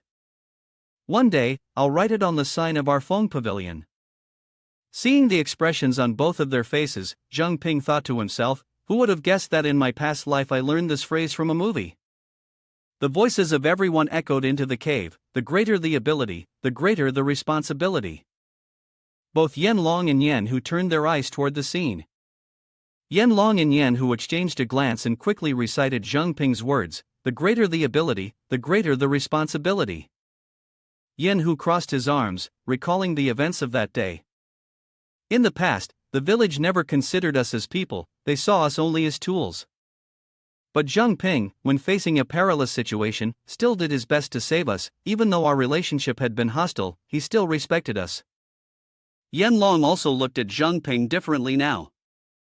At first, he thought he was strange, but now it seemed that he wasn't foolish, but... Both of their eyes suddenly lit up. Then, in unison, they said, "The greater the ability, the greater the responsibility." Lai Xian and Jiang Ping both looked at them, their eyes full of suspicion. "What are you two trying to do?" Yen Hu ran over and shouted, "I have a way, Boss Jiang Ping, I have a way to help you." Yen Long, disregarding the danger, rushed toward them and then bent down, his tone earnest and sincere. He said, "Please give us a chance. We are willing to follow you." Yen Long raised his head and earnestly said to Jiang Ping, "I, Jia Yen Long, swear to follow you, Master Jiang Ping, for the rest of my life. If I ever defy your will, may heaven punish me." Yen Hu, standing beside him, obediently agreed. He quickly added, "I am the same." The two brothers, Yen Long and Yen Hu, knelt before Jiang Ping and pleaded, "Jiang Ping, we are willing to swallow your jade as proof of our sincerity." The tiger added, "Jiang Ping, I, too, am willing to swallow your jade. From now on, I will only listen to you." The boy asked curiously, "I am very curious what made the two of you decide this?" Yen Hu explained, "Jiang Ping, our lives were saved by you at the cost of your own. If we cannot follow you, wouldn't that be betraying your kindness?" Yen Long pleaded further, "You deserve our trust, and even more, you deserve us following you." Jiang Ping looked at them coldly, listening to their plea. "That's right. If we return to Holy Ancestor Village, we will be regarded as tools for the rest of our lives. So, we are determined to follow you, no matter the cost, even if it means our lives. We will never regret it." You gently extended your hand and spoke to the two of them. "Don't rush to show loyalty like that. First, stand up. I need to understand one thing. In the past, how many people have you killed, and among them, were there any innocent people involved?" Yen Long, feeling moved, spoke up, "The people who lost their lives at our hands were all enemies of other villages who had offended Holy Ancestor Village. I cannot judge whether they were innocent or not, but they all died because of their own choices. Yanhu added, as for me, I've only killed 2 people, both from the Zhu family. They were guilty of countless crimes and were not worthy of sympathy. You asked, puzzled, aren't those from the other villages basically all savages? In the conflict between Holy Ancestor Village and them, it's really hard to distinguish who is more human or innocent. The grudges are like wind and bones, impossible to understand their essence, and we can't tell right from wrong. Jiang Ping took out 2 gems and held them in front of the 2 of them, saying, you must think carefully. The power of a contract gem is incredibly overwhelming. Once you enter, it's the beginning of destiny. Even if you regret it, there's no turning back. Have you 2 thought it through? The 2 of them took the gems and shouted, we've thought it through. Meanwhile, you silently told yourself, after all, I've already consumed 2 level 9/10 gems before, and they didn't do anything, so it's just as well to take them out and make the contract with them. Yanlong and Yanhu happily swallowed the gem. The system notification announced the creation of a contract with the summoned Zhao Yanlong and Zhao Yanhu. The 2 of them simultaneously shouted. From now on, we will jump into boiling oil and flames for the boss, swearing our eternal loyalty. Jiang Ping, surprised, reminded them. It doesn't have to be like this. You 2 just need to treat me as a friend. We're all on the same team, there's no need to go that far. He responded. We understand, boss. You asked us to look at ourselves, and before, you said you had a way to help us. What's that method? Yanlong and Yanhu bowed and said. Please wait a moment, everyone. We'll be back shortly. Sishan, behind them, didn't understand what they were going to do. They watched as the 2 brothers sped off ahead. Baide from the group remarked. Are they okay? They seem kind of dumb. Can they really be trusted? Lai Xian, watching the 2 brothers, commented. Some savages who worship mutated beasts do so because of faith, and their demeanor is exactly like these 2 brothers. Could they really be treating Jiang Ping like a god? Shuijia wondered aloud. But how did it end up like this? Shou Zhong said to Jiang Ping. Jiang Ping, did you use some kind of mental control ability? From the way they're acting, it looks like they're showing genuine reverence for you. Jiang Ping appeared surprised when he heard everyone talking about it. He strongly opposed, how could that be? If I really had this kind of mind control ability, I would rather choose CC or Shuijia than 2 men.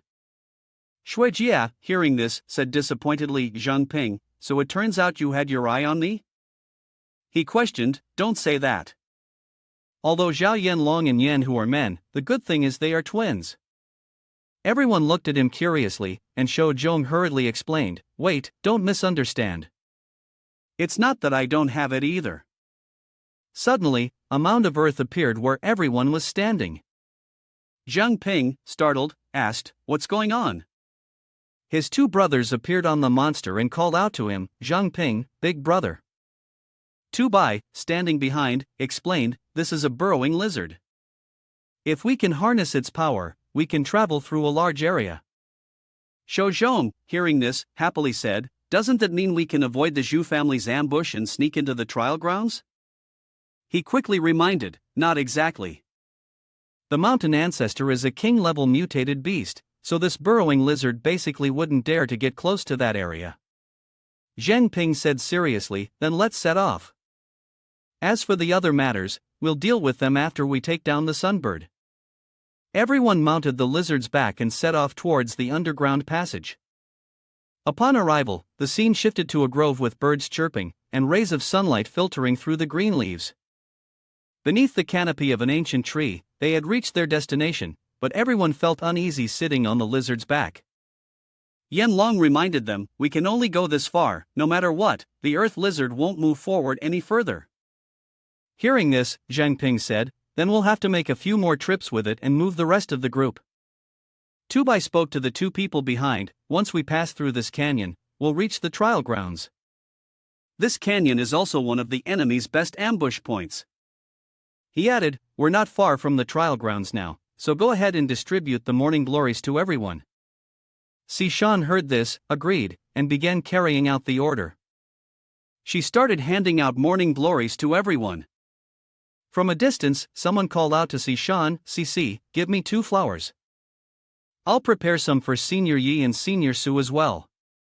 She turned back and, deep in thought, asked Jiang Ping, "Aren't you worried that the Shu family might have stronger experts setting up an ambush for us?" He anxiously added, "It's not just that, but I'm also worried that the sunbird might suddenly appear. If that's the case, I'm afraid we'll need the help of 2 seniors to deal with it." Ida commented, "Didn't we already throw the dead bird away?" He placed a hand on Shou Zhong's shoulder and offered words of encouragement. "Although the Zhu family can't fully control the sunbird right now, we can't ignore the potential threats. Who knows what hidden tactics they might still have up their sleeves? It's never too cautious to be careful." Lai Xian nodded in agreement. Jiang Ping's words make sense. Bai Di, however, expressed doubt, "But once the sunbird attacks, even if the 2 seniors are in their prime, it'll still be hard to resist. Moreover, they are still recovering from their injuries." Jiang Ping smiled confidently. "Don't worry, I have a solution. Just because we can't deal with it here doesn't mean we won't be able to handle it when we enter the trial grounds." From above, the bird eavesdropped on Jiang Ping's conversation. The journey ahead was full of uncertainty. "Sister Luo Wei, Sister Su Jia, please take the injured and those who aren't good at fighting to the nearby safe house." The bird's dangerous eyes glared at the group below with malice. In those eyes, there was a subordinate of the enemy faction reporting the situation to his captain. Captain Jiang Ping and his team were preparing ahead, not far from us. The sinister captain said, "Their luck isn't too bad, huh? They managed to escape the pursuit of that sunbird. But that kind of luck is about to be cut off." The enemy group followed the captain's orders obediently. "Everyone, be ready. The massacre is about to begin." The dangerous ravine, that sheer rock mountain, was the outer edge of the trial grounds. Jiang Ping's group marched forward in a line. He said to the others, "They are very likely to be lying in wait nearby, so everyone needs to stay alert." From the high branches, 2 bears pounced toward him and Baide. Jiang Ping shouted loudly, "Watch out!" He glanced back at them. Baide dodged and jumped high. The bear missed its strike, crashing into the ground and rocks, roaring angrily. He picked up a stone and struck the bear on the face, causing it intense pain and knocking it back in a miserable state. Boom! A loud explosion came from the bear, turning into a small mouse that scurried away in fear. Jiang Ping exclaimed in surprise, "What exactly is this, a mouse or a bear? This kind of power is so bizarre." Bai Di, with his knowledge, responded, "It's probably some kind of demonic hamster bear. Its strength is even greater than that of ordinary enhancement type awakened ones. If your physical qualities aren't up to par, it's best not to face it head on, or you'll definitely end up losing badly." Your group spread out in different directions to guard against the enemy, when suddenly a scream of panic was heard. A new monstrous creature appeared. Its huge, hideous form sparked chatter among the group. "Is that the mountain ancestor? Why does it look so bizarrely big?" "I thought the mountain ancestor was some kind of massive beast, but it turns out to be just a giant toad." Jiang Ping, sensing the movement behind him, fell silent and listened to his actions quietly. He whispered to Lai Xian, "Grandmaster Feng, you respond, I see it. Let's give him a little welcoming gift, shall we?" Jiang Ping immediately agreed upon hearing that. "That's exactly what I was thinking." One of Grandmaster Feng's subordinates, realizing he had been spotted, muttered to himself, "Damn it, I've been found out." Jiang Ping blocked his path ahead, raising his staff high and giving him a light tap. "Want to alert someone? But I'm afraid there won't be an opportunity for that today." The staff, glowing purple, slid smoothly across his back. Jiang Ping watched him, thinking, "Using the terror scythe to deal damage and still managing to replenish nether mist? Looks like I really need to study the true use of this weapon." System notification, total nethermist energy supplement, 10,000 points. Nethermist body, intermediate, upgraded to nethermist reaver, nethermist supplement efficiency doubled. System notification: Nethermist reserves have increased from 300 to 1000. The current Nethermist value is 300/1000. Where there are saints, there are heretics. Where there are high mountains, there are deep valleys. A heretic of Nethermist comes from the terrifying abyss. Jiang Ping assumed an attacking stance and said, 1000 Nethermist equals 10,000% power. The combat strength will be multiplied by tens of thousands. Whether it's offense, defense, or the ability to transform, this is truly a qualitative leap. It's incredible. A subordinate reported to Grandmaster Feng's team leader, Lu is dead. He looked into the distance and said, it seems they have become wary of an ambush. This is a challenge they're throwing at us. Shu Sanshi, no need to be polite, give them a taste of their own medicine. Shu Sanshi followed the leader's orders, furiously charging down and shouting, if you're so eager to die, then I'll help you fulfill your wish. He drew his sharp sword, radiating a golden aura, and attacked Jiang Ping's group. Shu Sanshi threw the sword towards the group below and yelled, take a hit from me. He casually glanced at the sword flying toward him and humorously said, still got some tricks up your sleeve? Jiang Ping used his magic, aiming at him, and attacked while saying, just in time to test this Nethermist piercing form. You use one hand to withstand the force from Shu Sanshi, receiving it lightly. He quickly sheathed his sword, while Jiang Ping provocatively taunted Shu Sanshi again. Is that all? Shu Sanshi gritted his teeth in anger, muttering to himself, just a mid-level awakened, and yet he can withstand my full force strike? It seems he does have some aspects of the path of martial arts after all. The group of his comrades stood courageously, watching as he evaluated Jiang Ping. So this is the one with limitless potential at the S rank? Truly a freak of nature. The captain issued orders to his subordinates. Therefore, we must eliminate him before he fully matures, while you, standing opposite, were contemplating the assessment. He is Zhu Yinping, level 36, you said, listening as Jiang Ping's group discussed their strategy. Ma Bin, the one holding the black knife is Ma Bin. Do you want me to make a move? Jiang Ping replied, Senior Su, please don't reveal yourself just yet. I have a plan. You turn to discuss with your team.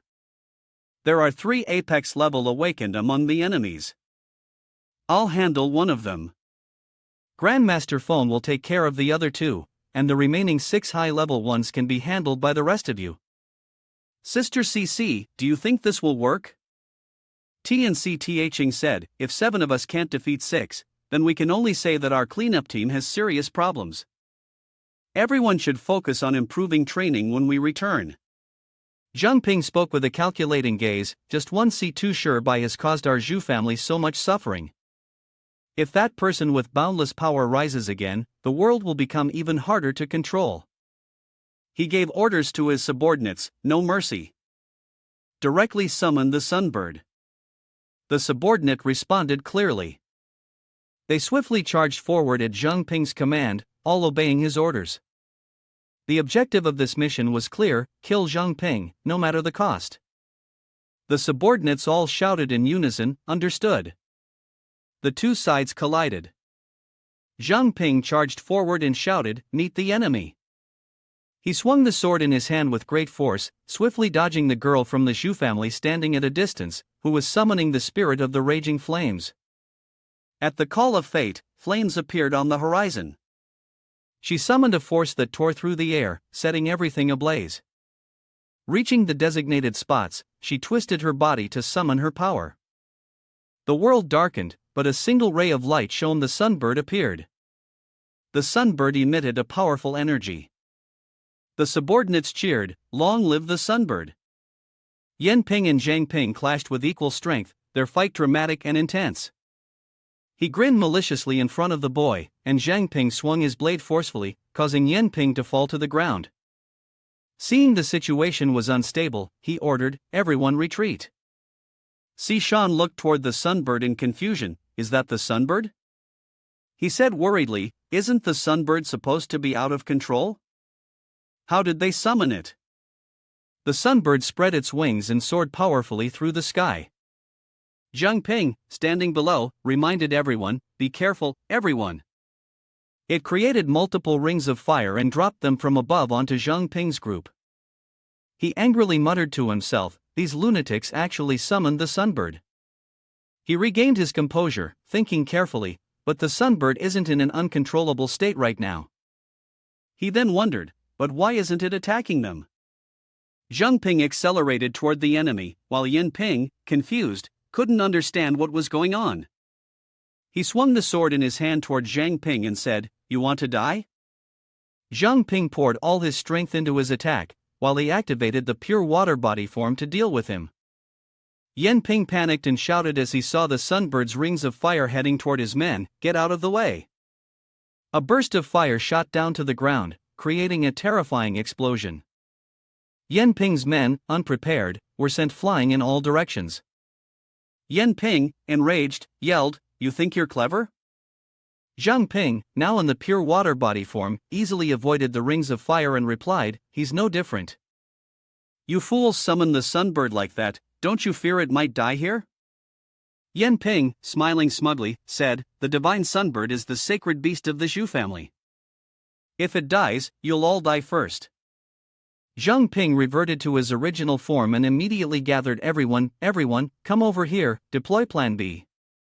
He held the king's gem in his hand and said, "Senior, proceed with the previous plan." The two seniors appeared behind him and shouted, "Understood." The king's gem activated, and within a short time, the contract beast's strength was enhanced. The two seniors moved closer to the sunbird, which immediately ran in the opposite direction. Chang Chun and Chang Bo chased after it, shouting, "You foul bird, we are your opponents." Yin Ping, surprised, shouted, Su Chang Bo, didn't you die?" The senior sneered and replied, "I'll settle the score with you later." Yin Ping's subordinates reminded him, "Captain, we can't find Jiang Ping's team anymore." The situation was unbalanced. The sunbird had knocked out the two seniors of Jiang Ping's team, and he, enraged, shouted, "What? They fell for that trick?" Yin Ping calmly instructed his subordinates, "Hurry up, they can't have gone far." His subordinates obeyed and shouted, "Understood." From the direction of the mountain came the sound of rustling and footsteps. Jiang Ping led the group, escaping ahead, "This way, it's about a little more than 10 kilometers from here." Sishan ran behind, hurriedly scolding, "Before, the combined forces of you guys couldn't even harm the sunbird. Do you think these two seniors can hold up?" He reassured Sishan, "Don't worry, I've already prepared for this." Jiang Ping explained, "The mountain ancestor is a mutated beast with an extremely strong sense of territory. As long as it senses a presence as powerful as that of the sunbird, it will definitely react." The two seniors had already brought the morning glory with them. He added, "Therefore, we just need to delay until the mountain ancestor appears, then the role of the morning glory will come into play. If we can successfully trigger a conflict between the mountain ancestor and the sunbird, we can escape safely." She worriedly asked, "What about the investigation team? If they intervene, will we still be able to carry out the plan smoothly?" Sishan responded, "I had specifically directed the sunbird towards the investigation team earlier. However, the sunbird kept attacking, and the members of the investigation team had to hurriedly dodge. This means they are incapable of controlling the sunbird." Jiang Ping, running while turning his head to speak, said, "So they must have found a way to block the sunbird's senses. Only then would the sunbird stop targeting them. The so-called indifference is because they know that if they intervene rashly, the outcome will only worsen." He led the group forward and said, "No matter what happens, they'll quickly catch up. We need to move faster." One of his subordinates reported to Yin Ping, "Captain, we can no longer sense their energy." Upon hearing this, he suddenly realized and said, "Only the Nightingale Lantern from the Zhu family can hide the energy of apex-level awakeners in such a short time. However, Huan Wu's group is just missing a lantern. How did Jiang Ping manage to conceal the energy of so many people?" He held the artifact in his hand and said, "Never mind, I have a solution." She asked Yin Ping, "Captain, that will cause a lot of side effects on your body. Are you sure you want to use it?" The man standing beside them added, "That's right, Captain. Right now, only Feng Lai Xian remains as an apex level awakened near Jiang Ping, so there's no need to go that far." Jiang Ping opened the box, looked at the object inside, and said, "Since when did I need you all to worry about me?" He said angrily, "If Jiang Ping succeeds in escaping into the trial grounds, can you all bear the consequences?" The terrified subordinate beside him said, "This." Jiang Ping quickly and decisively swallowed the treasure. The pain surged as it entered his body, the power it brought causing him excruciating agony, making him howl pitifully. Through gritted teeth, Jiang Ping endured the pain and said, releasing all the souls he had stored. The souls left his body, grotesque, sinister, 3,000 vengeful souls. He endured the torment. Jiang Ping, with a hint of triumph, spoke, "Even if they can hide their energy, they can never conceal the trace of the souls. Let's go, let's follow these vengeful souls." The subordinates responded promptly, "Understood." The vengeful souls chased after the group of Jiang Ping, who were attempting to escape. Upon seeing this, Jiang Ping asked everyone, "What is this? Why does it seem so similar to my nethermost?" The vengeful souls surrounded everyone's bodies. Jiang Ping recognized them as the vengeful souls. He turned to face the ones clinging to him and looked at them with a scrutinizing gaze. They attacked fiercely, but Jiang Ping quickly dodged one of their strikes. Lai Xian threw a rapid punch at the vengeful souls and said, "First zombies, now vengeful souls. Why are these creatures so filthy in their methods?" The Shu family arrived at the scene. The long-haired man spoke, "Let's see where you can run." They chased after them, attacking Jiang Ping's group with powerful force. Yu and Jiang Ping defended against their attacks, blocking the dangerous blows with great destructive force.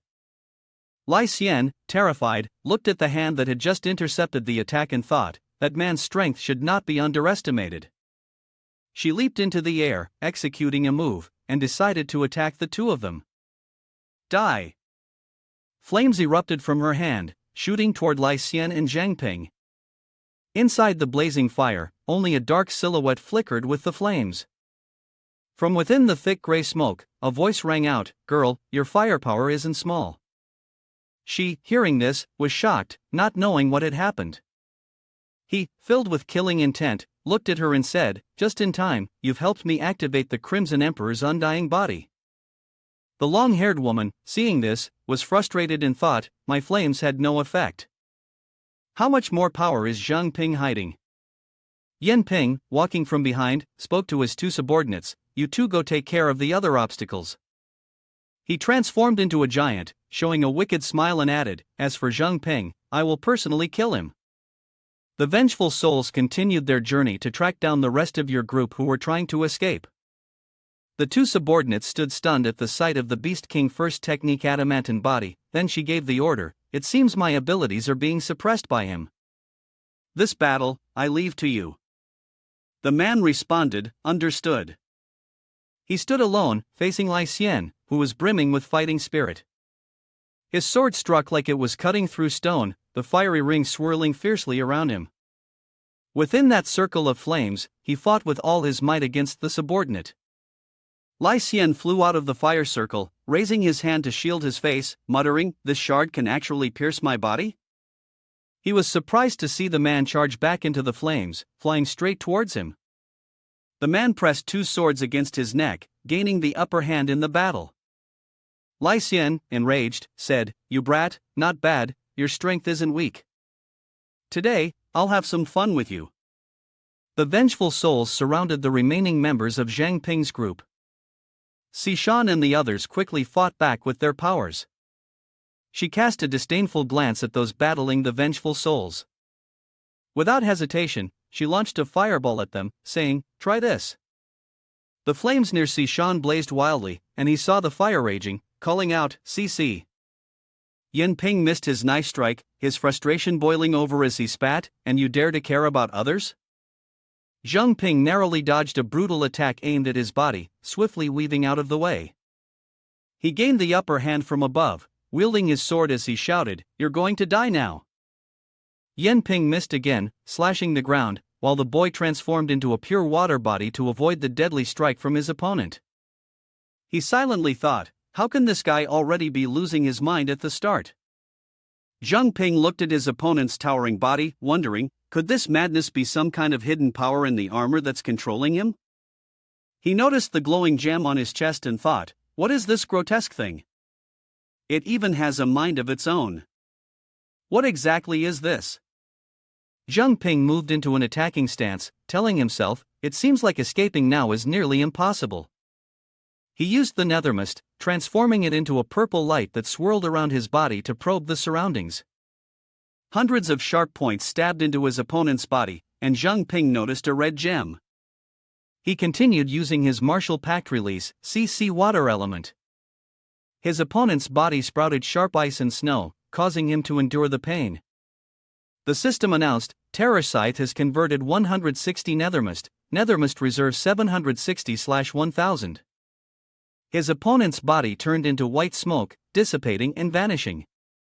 Jiang Ping thought to himself, why was it so easy? Ma Bin is in a pitiful state, his body ruined by the side effects of that eye that first swallowed him.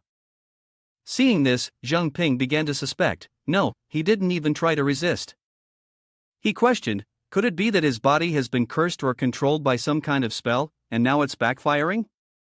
In the dark mass ahead of him, a loud scream suddenly reminded him, Jiang Ping, run. He hid behind a rock and, upon hearing the voice, immediately recognized it as Su Jing Yao's.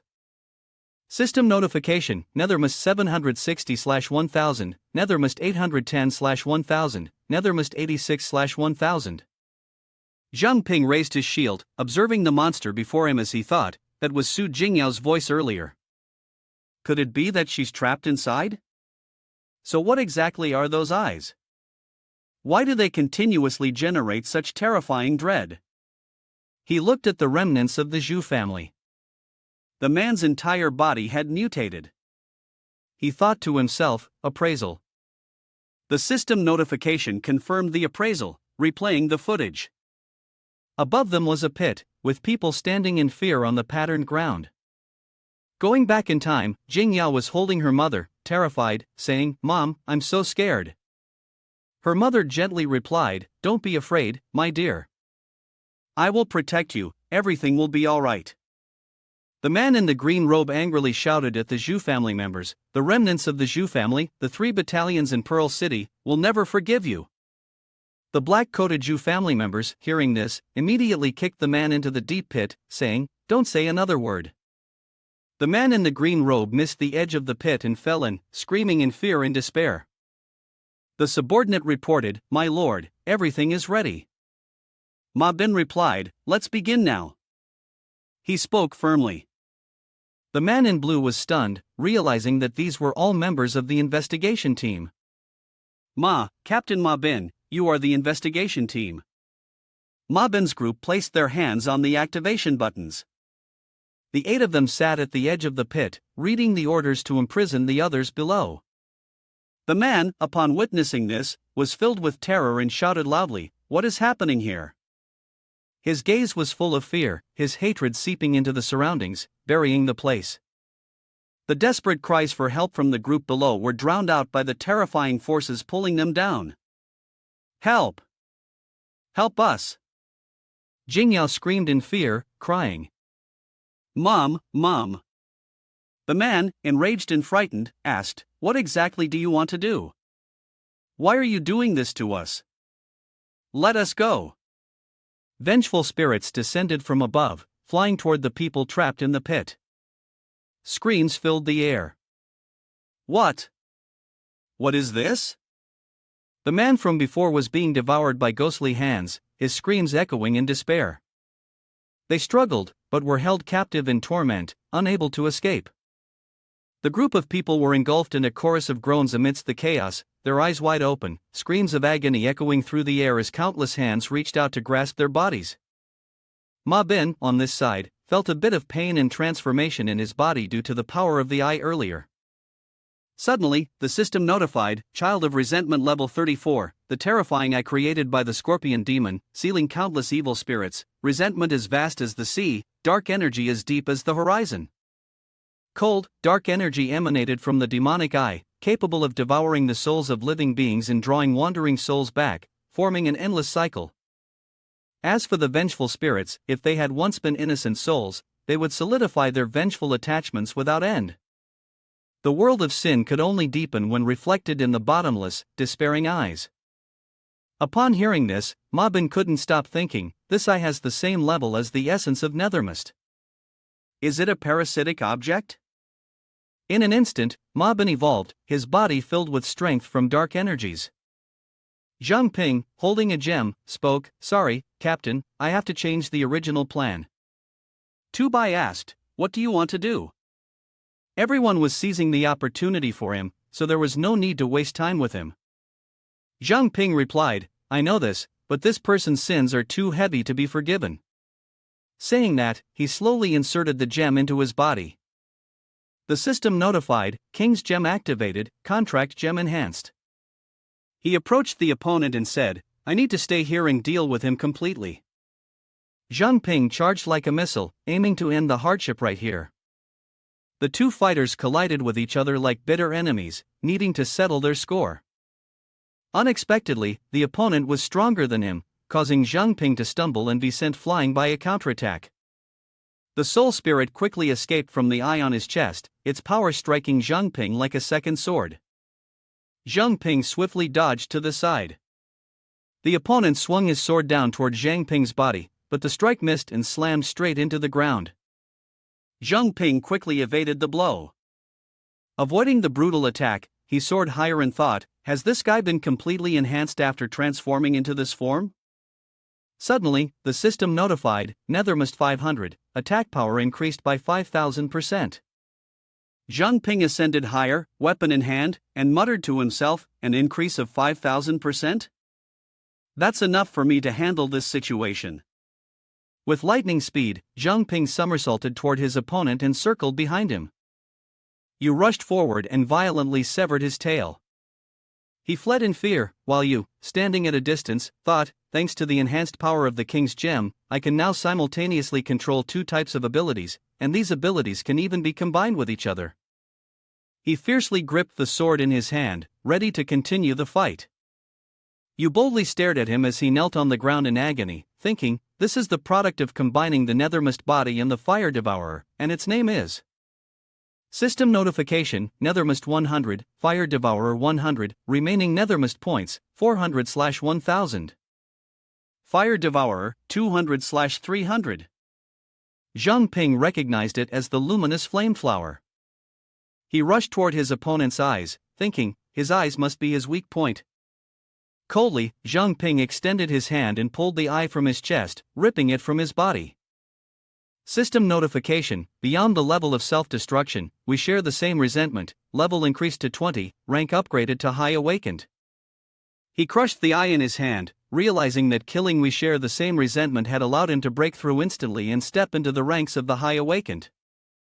Once again, the system's notification rang out, the King's gem has unlocked the limit for additional effects, but the user cannot acquire new abilities through the Royal Treasure Stone. Jiang Ping was stunned and thought for a long time. The ability upgrade this time was by default the gem, and it seemed that choosing a breakthrough ability at the intermediate level was very important. He looked at the other person and pondered. No wonder he hadn't been able to obtain any new abilities from the gem recently, perhaps this was the path leading to a higher level of evolution? However, to acquire new abilities, one could go through the omnivore path, which didn't affect him much. He collapsed wearily to the ground, kneeling. Ma Bin, exhausted, struggled to resist, standing up, gasping with effort, and said, I never expected this thing to evolve to such an extent. He continued wickedly, but don't think that this is over. To add on, if the curse of the evil eye has completely broken my control. With that, Ma Bin turned into a violent whirlwind. Below, Jiang Ping stood silently, contemplating. Where exactly was Su Jingyao's soul? All the vengeful souls rushed into the floating eye in the air that he had been idly watching, while Ma Bin's voice echoed in his ears, the consequences you can't even imagine are about to descend. Just get ready and wait for them. Finally, Su Jingyao's soul appeared before him, and Jiang Ping couldn't deny the result of his patience in searching. Meanwhile, in the forest, in an open field, a swarm of vengeful souls flew toward Jiang Ping's group. Shou Zhong shouted, "No way, we haven't even finished the last battle, and now there are this many of them?" Sishan stood behind, nervously saying, "The energy of these souls is off, it doesn't seem like before." Suddenly, a vengeful soul flew through Jiang Ping's body. He stood defensively, his gaze slightly confused, feeling nothing. Then, he looked in a direction and was astonished. Around him now was a dark purple-black aura. Jiang Ping anxiously asked, "Where is this place?" On the other side, the sky was dark and gloomy, as if something bad was about to happen. Suddenly, the soul of a strange man rushed towards him. "Help! Help!" Behind him, 2 or 3 wolves were relentlessly chasing after him. The man shouted loudly, "Is anyone there? Help me!" The soul passed through Jiang Ping, crying out in desperation, "Save me!" Then, the wolves chased after him with all their might, to Jiang Ping's shock. He realized these were souls. Unfortunately, the man tripped and shouted loudly. Taking the opportunity, the wolf attacked. Suddenly, a sharp pain pierced through Jiang Ping's chest. He fell to his knees, clutching his chest, thinking, "What is happening? Why do I feel connected with that soul?" The man fell to the ground, and the light began to spread. Jiang Ping also fell because of the pain, his hand gripping the ground tightly. Had he just been pulled into this place by the soul's power? Could this be the memory of these souls before their death, carrying with it the unfinished pain they endured? On the other side, Soul felt even more pain, while Jiang Ping clutched his body, feeling the agony and struggling to think. The gigantic eye, from which the vengeful souls emanated, was slowly enveloping the group. Chung cried out, "Grandmaster Feng, my body." Lai Xian, in confusion, pondered, "Is this the true power of the evil eye?" Jiang Ping lay on the ground, surrounded by pools of blood, breathing heavily, each exhale labored. "Fu fu fu." The souls lay on the ground, encircling him. Suddenly, a shadow of a soul approached. Jiang Ping raised his head and asked, "What is this?" His face turned pale with fear, and he shouted, "No, in front of you is the prince." He reached out and pleaded, "No, please." The prince extended a long finger toward Jing Yao's soul, and Jiang Ping's voice rang out, "Stop right now." The prince quickly embraced Jing Yao's soul. Jiang Ping screamed in agony, all his fury escaping through the shout. He bowed his head, his face covered in wounds, and said, "You bastard, you natural order fox." Jiang Ping struggled to move toward the other side, shouting loudly, "I can always do it." He reached out to touch the back leg of Prince's soul. Suddenly, he stopped, his eyes wide with astonishment as if he had discovered something. Jiang Ping knelt silently, his face darkening as he pondered. Is this for me to experience her pain firsthand? Is this my retribution? Suddenly, Jing Yao's soul appeared, and he stood frozen, staring at it. Jiang Ping slowly stood up and spoke. Su Senior was right. Before she died, she indeed used her powers to separate her soul from her body. He stepped closer to Jing Yao's soul and said, "You could only stand there helplessly, watching your own body being consumed. Truly a moment of powerlessness." Jiang Ping gently reached out to touch Jing Yao's soul and said, "Although I found your soul, I cannot save you. I'm sorry, I couldn't keep my promise." He cautiously touched her cheek, then suddenly noticed her eyes wide open. He reached for her shoulder and asked, Can I touch you?" His face was cold, full of confusion. "Your soul hasn't disappeared, but because you overused your energy, you became a fallen being. If this is the world of souls, then you should be a soul as well, alive, just like me." Then, Jiang Ping recalled the image of the eye he had obtained from Ma Bin. This formation seemed identical to the previous one. A large eye filled with resentment was staring at him. Jiang Ping thought deeply, could it be that Ma Bin wants to use these wandering souls together with the energy of the living like us? If this is the world of souls, then she must also be a soul, still alive like me. He then took a golden gem from his body. If he got sucked in, there might be no chance to retaliate. This time, she directed the golden light towards Jing Yao, and he had to go all out, risking everything. Failure was absolutely not an option. He had to sign a contract with Jing Yao to stop her endless suffering. Suddenly, a force pulled Jiang Ping, and many souls flew around him.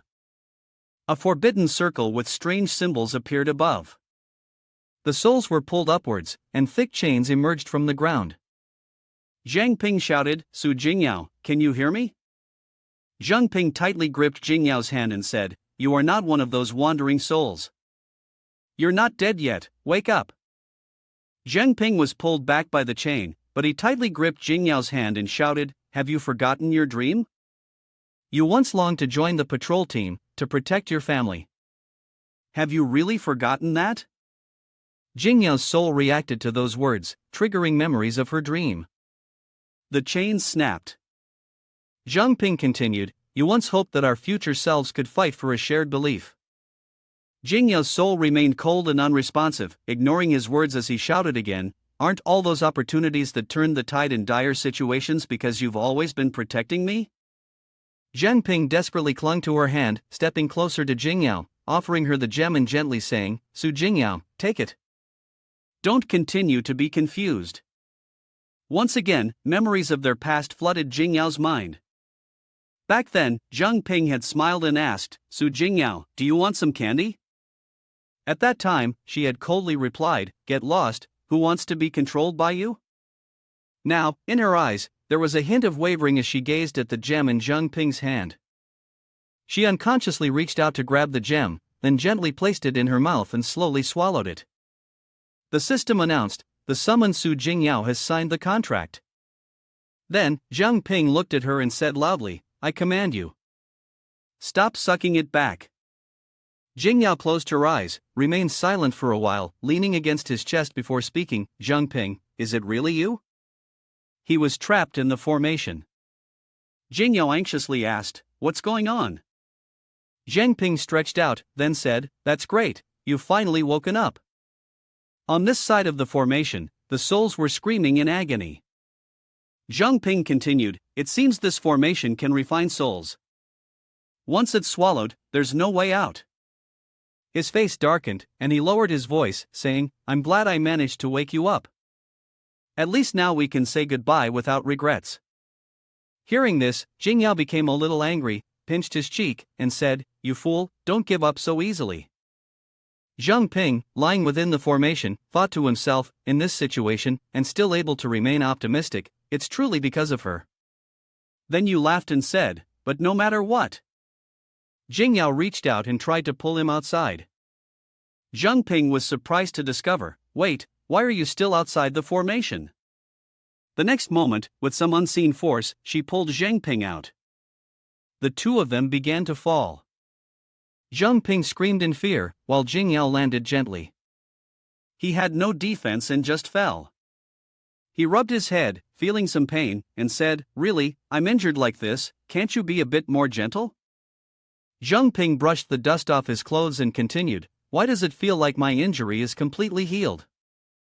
Meanwhile, Jing Yao crossed her arms and scoffed, saying, no matter how strong a person may be, if they don't have any abilities related to the soul. A strong man suddenly appeared from nowhere, and Jing Yao continued, the growth of one's soul and spirit will definitely be limited. But I'm different. I've been training my soul since I was young, and now I can even influence the soul of others. She continued, to put it another way, as long as your consciousness hasn't dissipated, no matter how shattered your soul is, I can still save you. Upon hearing this, Jiang Ping was astonished to learn the truth, a faint green energy was enveloping his entire body. Jiang Ping looked up at the formation, and Jing Yao continued. The influence of the formation on the soul is something an ordinary person likely cannot resist. As for me, it's not difficult at all. She then added. This formation imprisons many souls, while simultaneously absorbing their resentment to maintain its own operation. Over here, the souls are continuously being absorbed into the formation. Jing Yao said. As long as we rescue these souls, the formation might be broken. But if you want me to bring each of these souls out individually, I'm afraid it will take quite a lot of time. She then turned to face him. Just now, when I restored your soul, I tightly bound our souls together. Now you can borrow the strength of my soul. Try using the nethermist to affect the other souls and see if you can pull them out. Upon hearing this, Jiang Ping decided to use the power and said, "All right." Thousands of iron chains soared into the air with his power. Jiang Ping said, "This way, I can unlock the chains binding them." The iron chains, like snakes, lunged toward the formation.